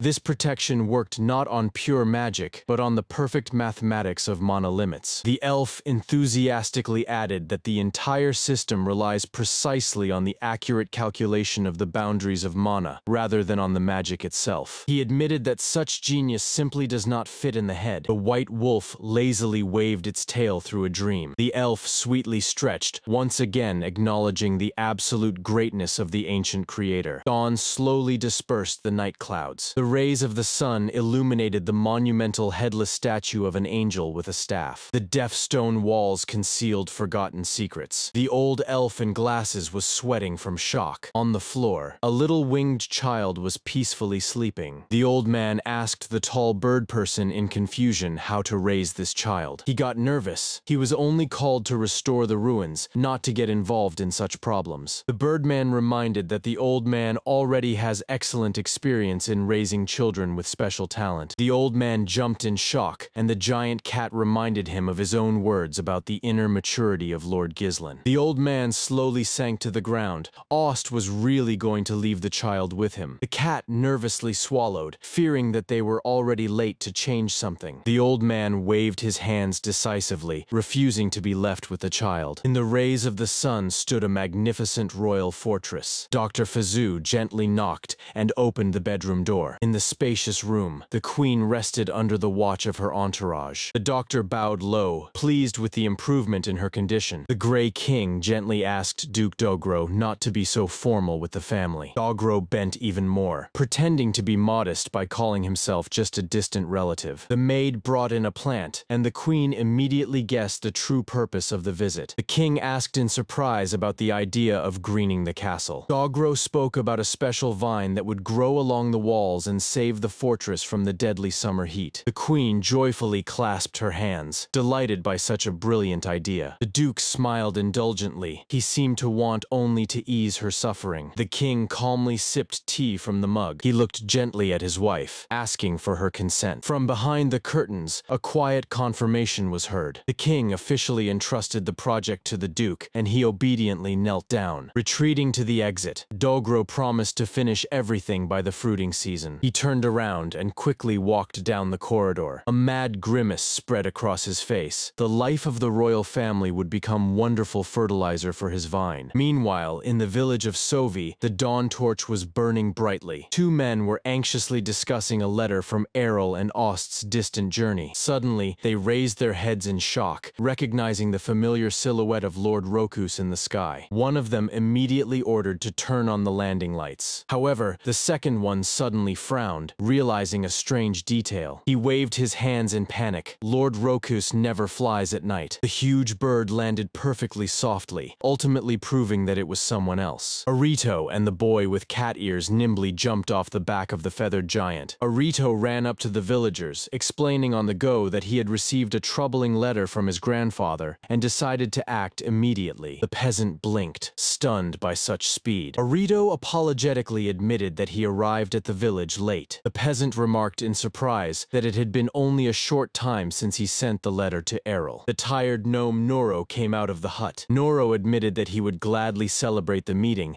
but under the current circumstances, there is simply no time for that. Inside, the building turned out to be completely filled with sick people. The village healer Kantora confessed in despair that this illness was beyond her strength. Arito immediately took to the mortar, filling it with medicinal herbs infused with his own magic. He gave the sick girl a decoction, and she immediately recovered, joyfully running out into the yard. The father, with tears in his eyes, tightly embraced his rescued daughter. Arito smiled with relief. They had arrived just in time. But the healer frowned over the manual. These medicines could not be prepared in advance. Without a powerful mage capable of directly infusing mana into the potion, the recipe became completely useless. A heavy silence reigned over the roof of the infirmary. The cat boy looked at Arito with hope. The boy decisively reached for the bag, claiming that he had a brilliant plan. High above the trees, a small white bird swiftly flew by. He crashed into the ground at a crazy speed, kicking up a cloud of dust. It turned out that this bizarre koala bear harshly intercepted a bird in flight. The fog slowly dispersed. Deep furrows from powerful claws remain on the ground. The bird chirped joyfully right from the beast's paws, announcing a letter from Ost. A whole crowd of various forest dwellers instantly gathered by the gate. The bear looked around anxiously, searching for Errol. The great white wolf smiled and offered to read the message without her. The wolf unfolded the paper and read aloud the usual greetings from an old friend. Suddenly, he fell silent mid-sentence, staring in shock at the text. All the animals simultaneously widened their eyes at what they heard. A commotion arose. The forest inhabitants argued about whether he had adopted a daughter or a granddaughter. The startled animals called out to Ralph, asking what had so impressed him. Someone asked in confusion, "A girl? But how can you even raise a girl?" Others began to murmur, wondering if it was a daughter or a granddaughter, and whether children could be entrusted to him at all. The wolf tensed up, deciding to thoroughly check everything first before telling his wife. But at that moment, his giant fluffy she-wolf appeared, squinting contentedly. The panther nervously swallowed as his wife eagerly demanded to hear the news. Volvka Ralph broke into a cold sweat at the thought of how to explain this crazy situation to her. The darkness parted before the lonely letter. Another one surfaced right after. The text continued to take shape. From the darkness emerged another part of the word. On the cover of the 12th volume, familiar characters appeared with their fluffy companions. A logo for a story about a leisurely life has appeared. Someone was peacefully dozing in the tall grass. The old elf was engrossed in a book, while the little one beside him gazed curiously into the distance. The night covered the camp, hiding the tents under the full moon. The stars twinkled brightly above the roof of the tall mansion. A group gathered in the clearing by the campfire. bonfire. Arito happily reported that the construction is going exactly as planned. Rihanna thanked him for the reconnaissance, leaning back relaxedly. She took a sip and firmly promised that their efforts would not be in vain. The white wolf grimly reminded about the epidemic, but the girl believed in the success of the new three-dimensional map. Her powers allowed her to see the invasion of monsters right through the diorama laid out on the table. Rihanna's thoughts unexpectedly returned to a familiar one. "That boy?" she murmured with her lips, lost in memories. Meanwhile, in the neighboring building, Killif was tirelessly testing the Arito medication. The girl with the warm smile stroked the wolf. They were finally resisting the enemy. Arito sighed with relief, recalling the hero who once tamed wild beasts. Rihanna suddenly shifted her gaze and called him the true hero. Yet she acknowledged the greatness of Ost, although a deep sadness flickered across her face. Both understood. If Grandpa were here now, everything would have turned out differently. A strange bird with a human face silently watched them from a branch of the tree. Rihanna laughed dreamily, imagining the incredible deeds of the old man. The quiet lapping of the river water was cut by another voice. "What about that girl?" came the direct question. The Birdman began his explanation, gazing at the shore from above. Below, the little elf was puzzledly examining the uprooted plant. The huge beast next to her yawned so loudly that it made the girl sway back. Looking at her reflection, the bird-human noticed, "The age of this child is a complete deception." Someone easily lifted a heavy stone off the ground. The girl was holding a block the size of her own head with one hand while playing. Her wild character completely matched her appearance. She froze at the edge of the cliff, preparing to jump. She puffed her cheeks in tension and suddenly became gloomy. And then she took off from the spot, leaving a whirlwind of dust behind her. Ost grimaced in displeasure at such a sight. The Birdman calmly called her a mischievous one, when suddenly a dull rumble sounded. She lifted a gigantic rock above her head with laughter, and with a swing, she hit it into the water, raising a tremendous column of splashes. The birds flew off in all directions with a scream, and a stunned fish floated to the surface. The Birdman turned pale, doubting whether he could cope with such a natural disaster. Ost merely watched silently as she chased the cat. The girl happily jumped over the stones across the river, while the old man cautiously followed. They were being closely watched from the shore near their crossing. She suddenly stopped, her mouth agape in shock. She pointed at the offender with a scream. Her eyes widened at what she saw. Ost leaned closer, meeting her gaze with a chilling seriousness. In the girl's eyes, symbols in the form of dials flashed strangely. She vigorously shook her head, trying to drive away the vision. The Birdman and the wolf met their return to the shore. The girl impatiently pointed somewhere ahead again. Together they began the ascent up the giant stone steps of the ancient ruins. The wolf tensed up and crept closer to the Birdman. A direct question was raised about what Ost was discussing. An awkward pause hung in the air. The girl had disappeared somewhere. The Birdman spun his head around in confusion, searching for the mischievous girl. And in the meantime, she hid among the massive stone blocks. The air was sliced by the sound of a giant claw snapping right next to it. The wolf and the Birdman peeked into the room and froze at the threshold.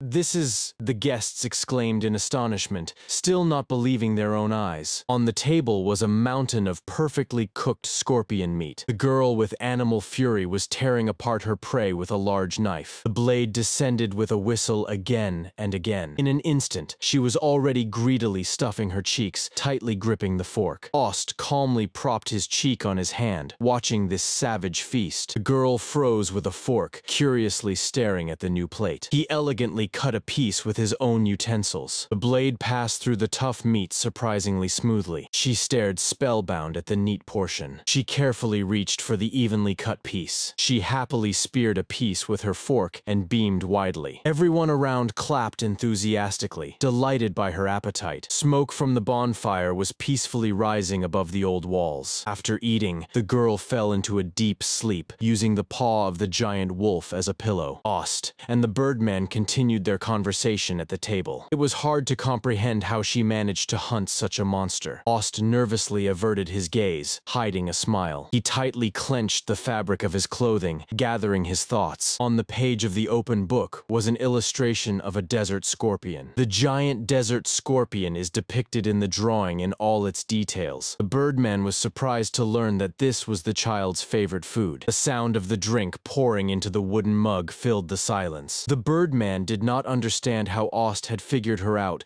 without any magic or surge of mana. The elf smugly explained that it was solely about her nest. He simply found a pile of armor in the ruins and put two and two together. There were entire mountains of scorpion remains there, from fresh to completely old. The interlocutor finally grasped the essence. He realized that the local magic simply did not work on the child. The Birdman smiled, paying tribute to the old man's insight. "You must have guessed it to such an extent." The old man smiled self-satisfiedly. Ost calmly took a sip, confirming the guess. The sun brightly illuminated the majestic mansion building. Arito passionately convinced everyone that knowledge of ancient species is not everything. Ost poured the tea flawlessly with his eyes closed, feeling every drop. The boy exclaimed that the most important thing is how the old man uses his skills. His mind instantly found patterns in thousands of past memories. But above all, his determination to act immediately was impressive. Unlike others, the old man was constantly on the move and explored every detail himself. He could pass the instrument to his interlocutor with surgical precision, even without looking. "You trust him very much, don't you?" "Haha," Arito smiled warmly. Arito noted with a smile that the old man always does everything as sincerely as possible, and it relies only on the facts that it sees with its own eyes. Meanwhile, in the clearing, the animals were lively discussing the idea of Ost's fatherhood. The wolf and the bear exchanged panicked glances. Raising the girl seemed like a disaster. The rabbit and the squirrel just lost their ability to speak. The deer hurriedly justified that he actually has a son, not a daughter. Everyone tried to somehow digest the shocking news from the letter. The great wolf sighed. Ost really asked them for advice on upbringing. With a warm smile, he addressed his partner. He reminded the she-wolf of how they raised their own offspring together. Since Ost was a complete novice, the wolf decided to explain everything to him in the smallest details. The rabbit and the squirrel perked up their ears on the stump, listening carefully. Suddenly, a question was raised. Is this child a magical beast or a human? Meanwhile, Arito wondered who had raised the oldest Ost. The bear suggested that only the high elves could have done this on Spirit Mountain. In the friend's imagination, images of Ost flew by from a small troublemaker to a grown young man. Over the figure of the boy loomed the stern shadows of his true mentors. The story of a leisurely life with familiars in another world continued. A man in a dark cloak leaned over a magical circle, while snakes crawled over his shoulders. A cart drawn by a cow was leisurely rolling down the village road. Someone cautiously peeked into the woven basket. Two beastmen smiled as they leaned over the sleeping companion. They handed the patient a sandwich, rejoicing that the Arito medicine had helped him recover. The man recalled recent events. Then in the village of Sav, the nun could not believe that ordinary slime could be drunk. The elf patiently explained that this special type is safe and even beneficial. Lord Eridani developed it as a universal remedy for rare diseases. The beastmen chewed bread on the cart, noting how much Arieto had matured. All the boy's companions turned out to be surprisingly good and reliable people. Suddenly, the cart came to a sharp stop. Ahead on the road stood a foreign trading van. The beastman jumped to the ground and ran to find out the reason for the delay. The beastman froze, stunned by what he saw ahead. The path was completely blocked by thick, bizarre vines. Plants have spread out in a dense carpet right across the road. The travelers looked on in shock at the obstacle. The old merchant took out a sickle, admitting that for the first time in his years of travel he was seeing such an anomaly. The beastman suggested clearing the way with a tool. He took the sickle, but the anxiety did not recede. A sharp whistle of the blade was heard. The vines were struck. But at that moment, the cut stem exploded into a gigantic sprout, shading the sky. Meanwhile, a bat was circling over the empty streets of the dark city. He quietly peeked into the lit window. The creature reported in a human voice that the spread is going according to plan. The man in the cloak listened to the reports of the spies. The south and the north have been captured. Only a little remains. The flock confirmed that the infection is progressing without obstacles. One of the bats twitched on the wall. In the half-darkness, something stirred, and dark shadows quivered on the wall. The master squinted coldly. He knew that the number of victims of the epidemic would only increase. The city's goals will soon turn into desolate wastelands. There was no pity in his eyes, only the conviction that the weak are doomed. He gently leaned down to the bats, asking if they were in pain and if everything was all right with them. them. "There's nothing to be done about it," he said dully in the empty room. When asked about the mysterious figure, the bats reported guiltily that the search was in vain. The man sighed and threw them a handful of berries, ordering them to keep searching. The little animals greedily pounced on the food. He wondered where the fugitive could have disappeared to. The man just couldn't understand where that person could have gone. In memory, the image of a figure emerged, behind which stood powerful magical beasts. The man thoughtfully touched his chin. Someone's incredible talent for modifying plants seemed to him like a real curse. Ordinary people cannot comprehend this. The crowd always fears such geniuses and ruthlessly pursues them. Society would never have accepted such power, so the owner of the talent had to hide. He confidently tapped his finger on the magical map. The city bats squeaked contentedly, while the master demanded confirmation of the target's location. The man abruptly closed the book and set down the pen. Lacing up his boots, he pondered. If the infection spread this quickly, his goal would soon be uncovered. His lips stretched into a sinister smile. He wanted it himself. The man abruptly threw a cloak over his shoulders. The bats rustled their wings in fear. He calmly intercepted one of them in midair. He mockingly reproached that the little animal nearly stopped his weak heart. A huge snake anxiously leaned over the bat, but the owner calmed her down, calling it his partner. He smiled warmly, assuring that everything was fine. The gaze darkened again. The true mastermind behind this chaos was too cunning to make mistakes. But when the world finally understands the scale of the threat, it will be too late. A dark cloud slowly covered the moon. The clinking of beer mugs shattered the evening silence. The workers were celebrating loudly. At the round table, toasts were made for the successful completion of the challenging construction. The bearded dwarf took a big gulp and called their leader a true genius. The luxurious girl with flowers in her hair gracefully filled the glasses. The builders were surprised. Instead of strict schedules, the manager monitored their health and stopped work before fatigue set in. He had an impeccable sense of the weather and saw through the project. The craftsmen sincerely took off their hats in front of him. The elf was enjoying a special lordly sake.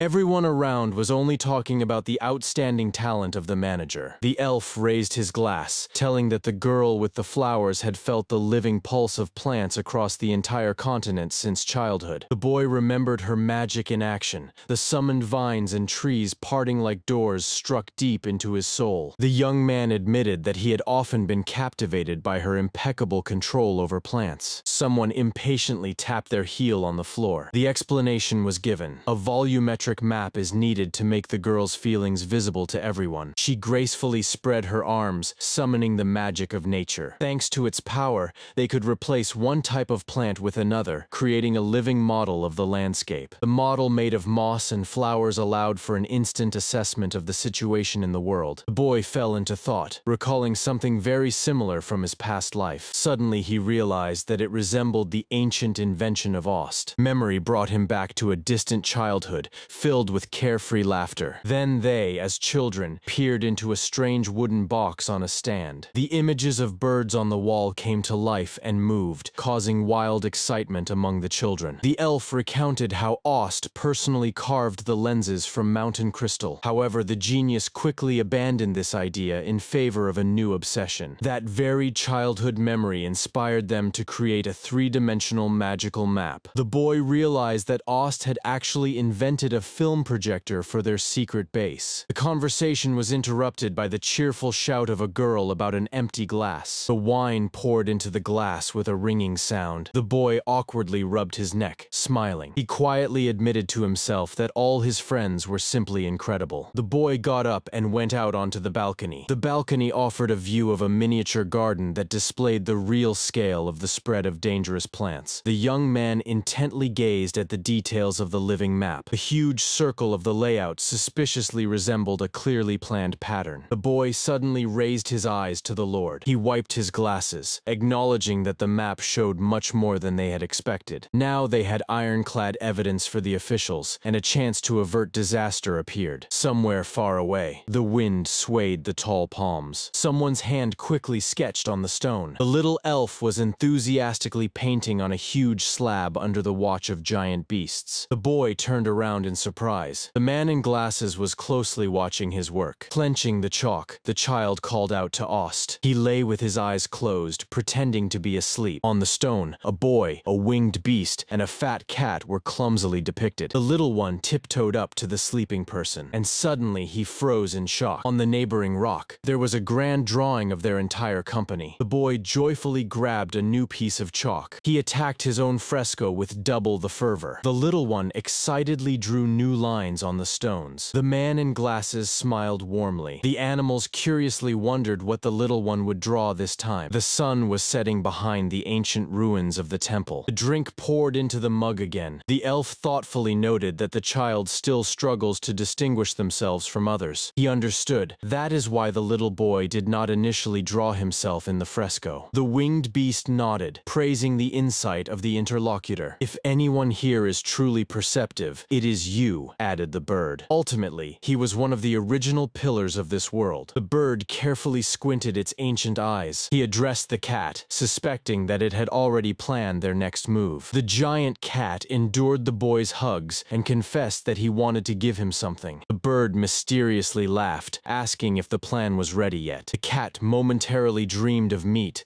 but quickly dismissed the thought. A huge beast with a baby on its tail trudged into the darkness of the arch. While the elves discussed the hints of fate, the cat blinked in surprise, not understanding why everyone was staring intently at him and the sleeping child. From the darkness emerged the letter E. Appeared behind her. Chapter 63. The elf Ost and his small assistant stopped by the cliff under the watch of a giant cat. Suddenly, a giant snake opened its mouth hungrily, lunging at its prey. Ost coldly drew the bow, knocking 3 arrows at once. The air burst with a whistle. The snake recoiled. A winged monster fell from the sky onto it like a hawk. The elf didn't even move, watching the fight from below. The impact shattered a fountain of stones. A whirlwind has risen. The little one watched in awe as the predator was caught in a powerful tornado. The bird ruthlessly hurled its prey down. A disgusting crunch echoed. The snake plunged into the ground. But a second later, the winged one and the stone flew down, barely missing crushing Ost. The plane slowly settled over the tropics. The bewildered birdman barely squeezed out the words. He was expecting a peaceful fishing trip, not a battle with monsters. Ost, meanwhile, was already frying a whole mountain of meat, calmly throwing in that it's sometimes useful to stretch. The guest immediately forgot about his dissatisfaction,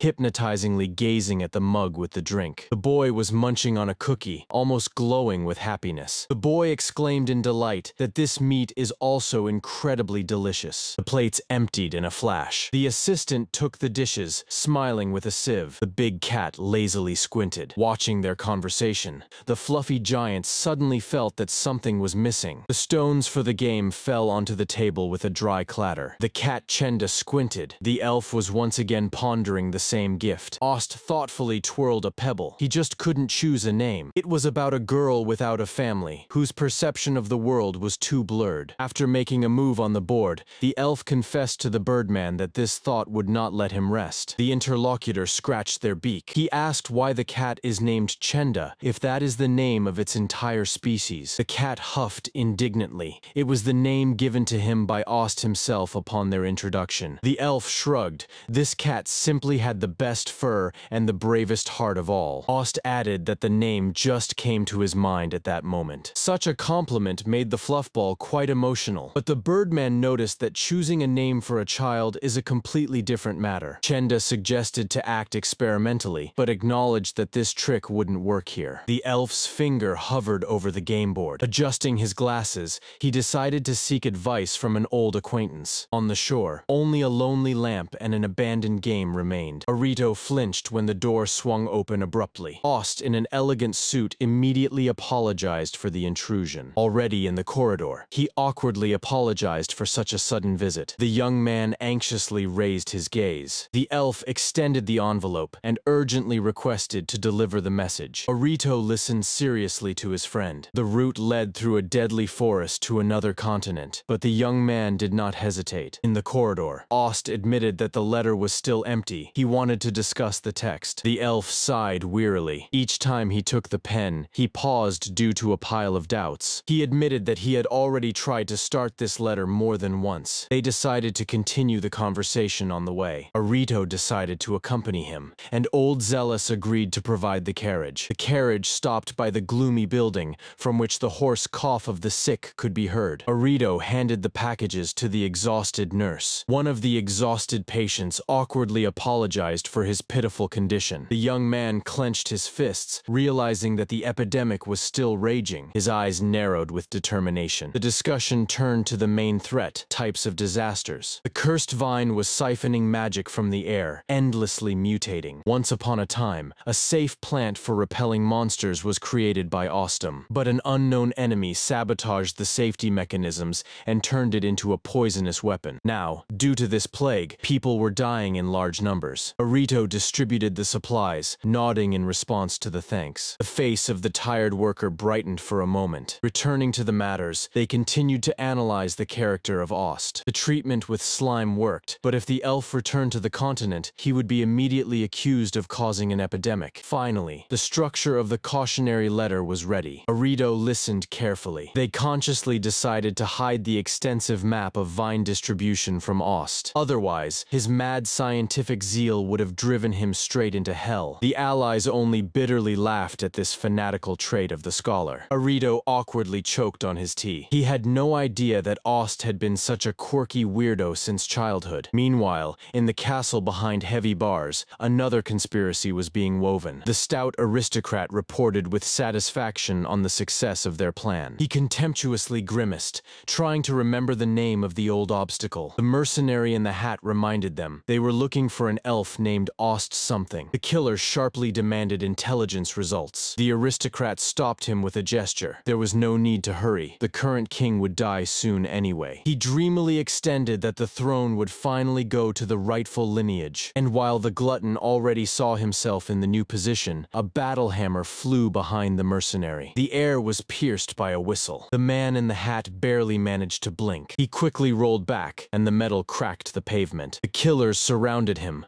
while the client calmly walked away. The aristocrat coldly threw that a living mercenary has no place in the new world. A routine cleanup of unwanted witnesses. But suddenly, a powerful paw clutched tightly at his collar. A giant cat shadow loomed over the glutton. The traitor turned pale with fear. While the mercenary was brutally finishing off the killers, the aristocrat was lifted into the air like a puppet. The beast man held him tightly. The man's face in the hat burned with icy fury. Gladun pitifully sweated, begging for mercy. He crawled away pitifully, shouting that he had always been against violence. But all his pawns were already lying broken on the ground. The mercenary pressed the wound and ominously loomed over the traitor. Now the life of this snail depended on what he would reveal about the Duke. At that time, a postal bird flew to Lord Gilius's estate. The Lord sat in his office, boredly marking new outbreaks of poisonous vine on the map. The assistant brought in fresh intelligence data from Eridani. He hurriedly tore the fabric from the package. The Lord did not miss the opportunity to reach for his favorite bread. The young man with a warm smile nodded. But, unfolding the magical film, both froze in shock. Gilius created a three-dimensional magical projection of the entire continent in the room. Having imposed new data, they saw something wild. The vine was not growing chaotically, but formed a gigantic whimsical pattern. The assistant slyly squinted. It changed everything. The Lord joyfully struck his palm with his fist. If they decipher this drawing, they will be able to predict the final blow and cut off the snake's head. A ruthless smile played on the young man's face. He lazily fell onto the couch, declaring that he would command from the chair for now. The Lord reminded that there are extra ears everywhere. The elf scout calmly sipped his tea, fully agreeing with this. Covering his face, he noticed that fate had brought him together with them not by chance. Gilius handed him another piece of bread. The conversation turned to the injured young man who was finally on the mend. The scout winked. For a generous advance, he would keep his tongue behind his teeth tighter than prison walls. Such an answer completely satisfied everyone. The stars shone calmly over the rooftops. The forest silence was broken by a joyful shout. The long-awaited package from Arito had arrived. The animals quickly surrounded the boxes and the leaves. A real commotion broke out near the hut. Someone carefully pulled out the sealed envelope. The wolf divided the mail into two piles, for them and for Ost. And here arose the problem. What should they send as a gift to that mysterious human girl? The koala offered sweets, but she already had enough food. The idea of clothing was also dismissed. Children grow too quickly. The white wolf grinned joyfully. A toy would be the best fit. The animals sat in a circle for a serious break. brainstorming session. The bear remembered how Ost used to be a fan of human video games. Maybe do something in that style? In the end, everyone agreed on the classic. A regular soft doll is needed. The most difficult part remains: who will become her model? The wolf, without a trace of doubt, offered his fluffy muzzle, causing a wave of outrage. After fierce arguments, they magically molded a whimsical mixture of a rabbit and a bear with the wind. The cat, with a fish in its mouth, meowed that it turned out quite well. All the gifts were neatly wrapped in a magical whirlwind into the chest. Someone proudly showcased the finished doll. It turned out truly wonderful. The koala diligently pushed a heavy box. The fluffy little face of the baby looked simply enchanting up close. The wolf curiously circled nearby, dying to unpack someone else's box. There lay another bundle, which beckoned with its mystery. The company walked leisurely along the sunlit forest path. The Birdman shook his head in amazement, examining the mysterious stone from the ruins. They stood still before the majestic statue of the winged founder. Ost smiled modestly, noting that the patterns on the beast had increased. The stone figure stood proudly against the backdrop of the endless sky. Ost slyly squinted. "You are one of the founders. You must get used to monuments," the Birdman said. The founder spread his wings, admitting that he even found it pleasant. The elf thoughtfully twirled his mustache. A bright flash struck the eyes again. The boy joyfully tugged at Osta's cloak, demanding the same figurine. His eyes were shining with delight, while the elf was pondering a name for the little one. A rumble sounded from behind. A giant cat amusingly flipped over onto its back. The ancient ruins breathed tranquility. The wolf calmly agreed to stay. He trusted his old friends completely. The wolf added that old friends can always be relied upon. The Birdman cautiously peeked into the wooden box. Ost assumed that the package was delivered along with other goods, but its contents intrigued him. He raised his eyebrows in surprise. Suddenly, the elf's eyes lit up with an idea. "Are we going to try to gather it?" shouted a friend, while the elf was already eagerly rummaging through the box. The wolf blinked in confusion, hearing the boy's new name for the first time. Far below, a peaceful town spread out. Someone was running away quickly, struggling to catch their breath. The girl with fox ears was running as fast as she could, looking back in fear. The girl with fox ears squeezed into the wall, listening for the footsteps of her pursuer. She covered her mouth with her hands, trembling from primal fear. In an instant, a rough male hand rested on her head. The man harshly grabbed her by the face,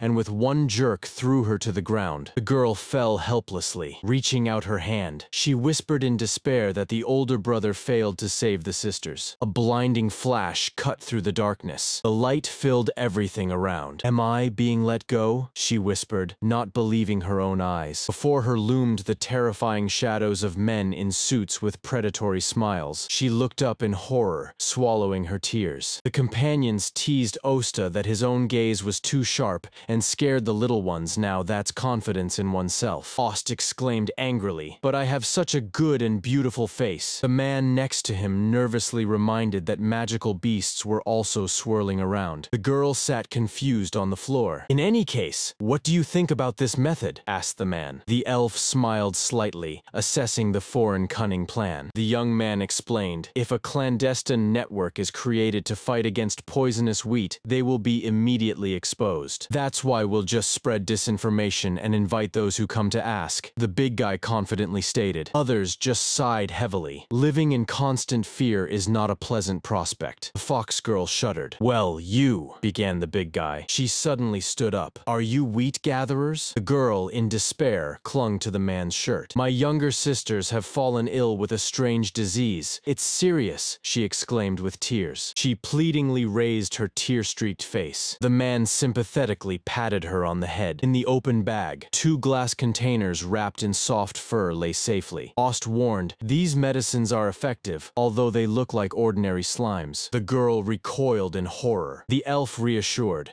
"The creature will not reproduce in the stomach. It is completely safe." Such slimes were often found near rivers. Slimes are capable of holding magical energy, which solves the problem of its degradation, explained Ost. He sternly added, "No strong alcohol, sour or spicy, otherwise the healing slime will perish." The girl thanked warmly, although she sighed in disappointment due to the prohibition of drinking. "By the time you grow up, it will already be possible," the elf smiled. She pressed the bag tightly to her chest, filled with hope. The magical bird was already carrying an important message to the capital, where the best minds were searching for a solution. The birds flew in a flock across the sky. The stone castle quietly rose among the trees. The little bat was reading the report. Master Ost has disappeared without a trace from the forest of death. The report stated that the master had disappeared, leaving behind many familiars. The girl at the table sighed in disappointment. Nothing truly new. The restrained fat man could not believe his ears. The man calmly watered the flowers by the cage, completely ignoring the captive. "Here's a treat. Enjoy." The guards silently offered a full basket of apples. The bats lazily gnawed on the fruits from the bowl. The long-haired young man carefully studied the map obtained through a letter of recommendation from Eridana. The fat man in the cage was stunned and frozen. "Did it really help?" The young man nodded briefly. The prisoner screamed hysterically, begging to be released. The young man shrugged. "You are free to leave any time. The door is not locked." The man cautiously reached for the metal bars. The door opened with a light click. He was beside himself with joy. But suddenly his face contorted with wild terror. "Are you going to kill me?" he shrieked, recoiling from the table. The young man calmly sipped his tea. "Why should I kill someone who tried to kill me? We are not equals." "Then what is your goal?" muttered the fat man, glancing at the calm gardeners. He leaned closer. "Why are you so fixated on the investigation regarding that old high elf?" The young man squinted his eyes coldly. The prisoner nervously swallowed. The clouds lazily floated over the grapevines. The luxurious mansion suddenly shook from the deafening roar. The shutters creaked, and a draft burst inside. The girl with cat ears burst into the room. "What's all the noise?" The master reassured her, explaining that it was just a furnace for processing healing herbs. The steward added, "The system periodically expels harmful air for the safety of the residents. We still won't achieve anything in this situation." A voice sounded. The master suddenly remembered that he hadn't eaten yet today and suggested unpacking the lunches. Black smoke continued to billow from the building. Ost the lad and the giant white wolf were walking leisurely through the forest. At the picnic, everyone enjoyed sandwiches while discussing incredible knowledge about slimes. The man wondered how Arito had found out that slimes feed on a specific mana and subtly end up in drinking water. "They spread the mana, grow, and then return to their original size," another explained enthusiastically. The young man smiled warmly. "It was discovered by the Lord." Everyone agreed that both of these researchers are simply incredible. Meanwhile, the huge wolf listened carefully. "The catastrophic sight only affects women, children, the elderly, and the weak," the boy concluded. "The appearance absorbs mana and stores it in the roots during reproduction." He decisively struck the map with his finger. "If their influence continues to grow, soon healthy adults will also suffer," the man grimly stated. Ost seriously remarked, "The difference is that the improved version I created." The wolf playfully carried several animals on its back, while the boy apologized for his inattentiveness. The Ost explained, "The improved appearance has a safeguard against reproduction after the mana is secured, but the current form that sows disaster has gone far beyond his original intention." Someone was confidently climbing the wooden stairs. The elf recalled how Rihanna had given her all, and they discovered that the reproduction of the hostile species has a clear magical pattern. The hand slowly pulled the canvas. Everyone present was stunned to look at the drawing. The reproduction was not chaotic at all. The hostile appearance painted a giant magical pattern. "If we decipher the logic before the drawing is completed, we will thwart the plans of poisonous wheat," Ost confidently stated. The elf happily reached for a new treat. He chewed with pleasure. "Delicious." Ost smacked his lips contentedly once again, savoring the treat. The beasts just spread their paws. "These are definitely not elvish runes. They have never seen such patterns." Ost puzzledly scratched his neck, realizing that Rihanna had never drawn anything like that either. The bird turned away. "Don't ask me. I'm just a bystander." The bird glanced back over its shoulder with displeasure. All eyes suddenly turned to the boy. The bird irritably waved away. "Arito, what's wrong?" a friend asked worriedly. Arito seriously stated that he had been contemplating the grandfather's safeguard mentioned by Lord Killif. It was about a security mechanism that grandfather supposedly built into an improved version. The boy reminded that the mechanism was supposed to completely stop the reproduction of the improved species. Ost fell into deep thought. "This is too long to pronounce. Let's call it Ostestrain," suggested Arito, causing the bird to choke on its tea. Thus, it was established established. The improved form was now officially called the Osta strain. The boy started to quickly scribble in his notebook. The Osta strain will simply wither if its fuse breaks, explained the elf, drawing a diagram with chalk. The girls in the laboratory have already confirmed this in practice. Withered samples obediently perished, fulfilling their function. But Arito asked the main question. So why does the new strain grow in exactly the same quantity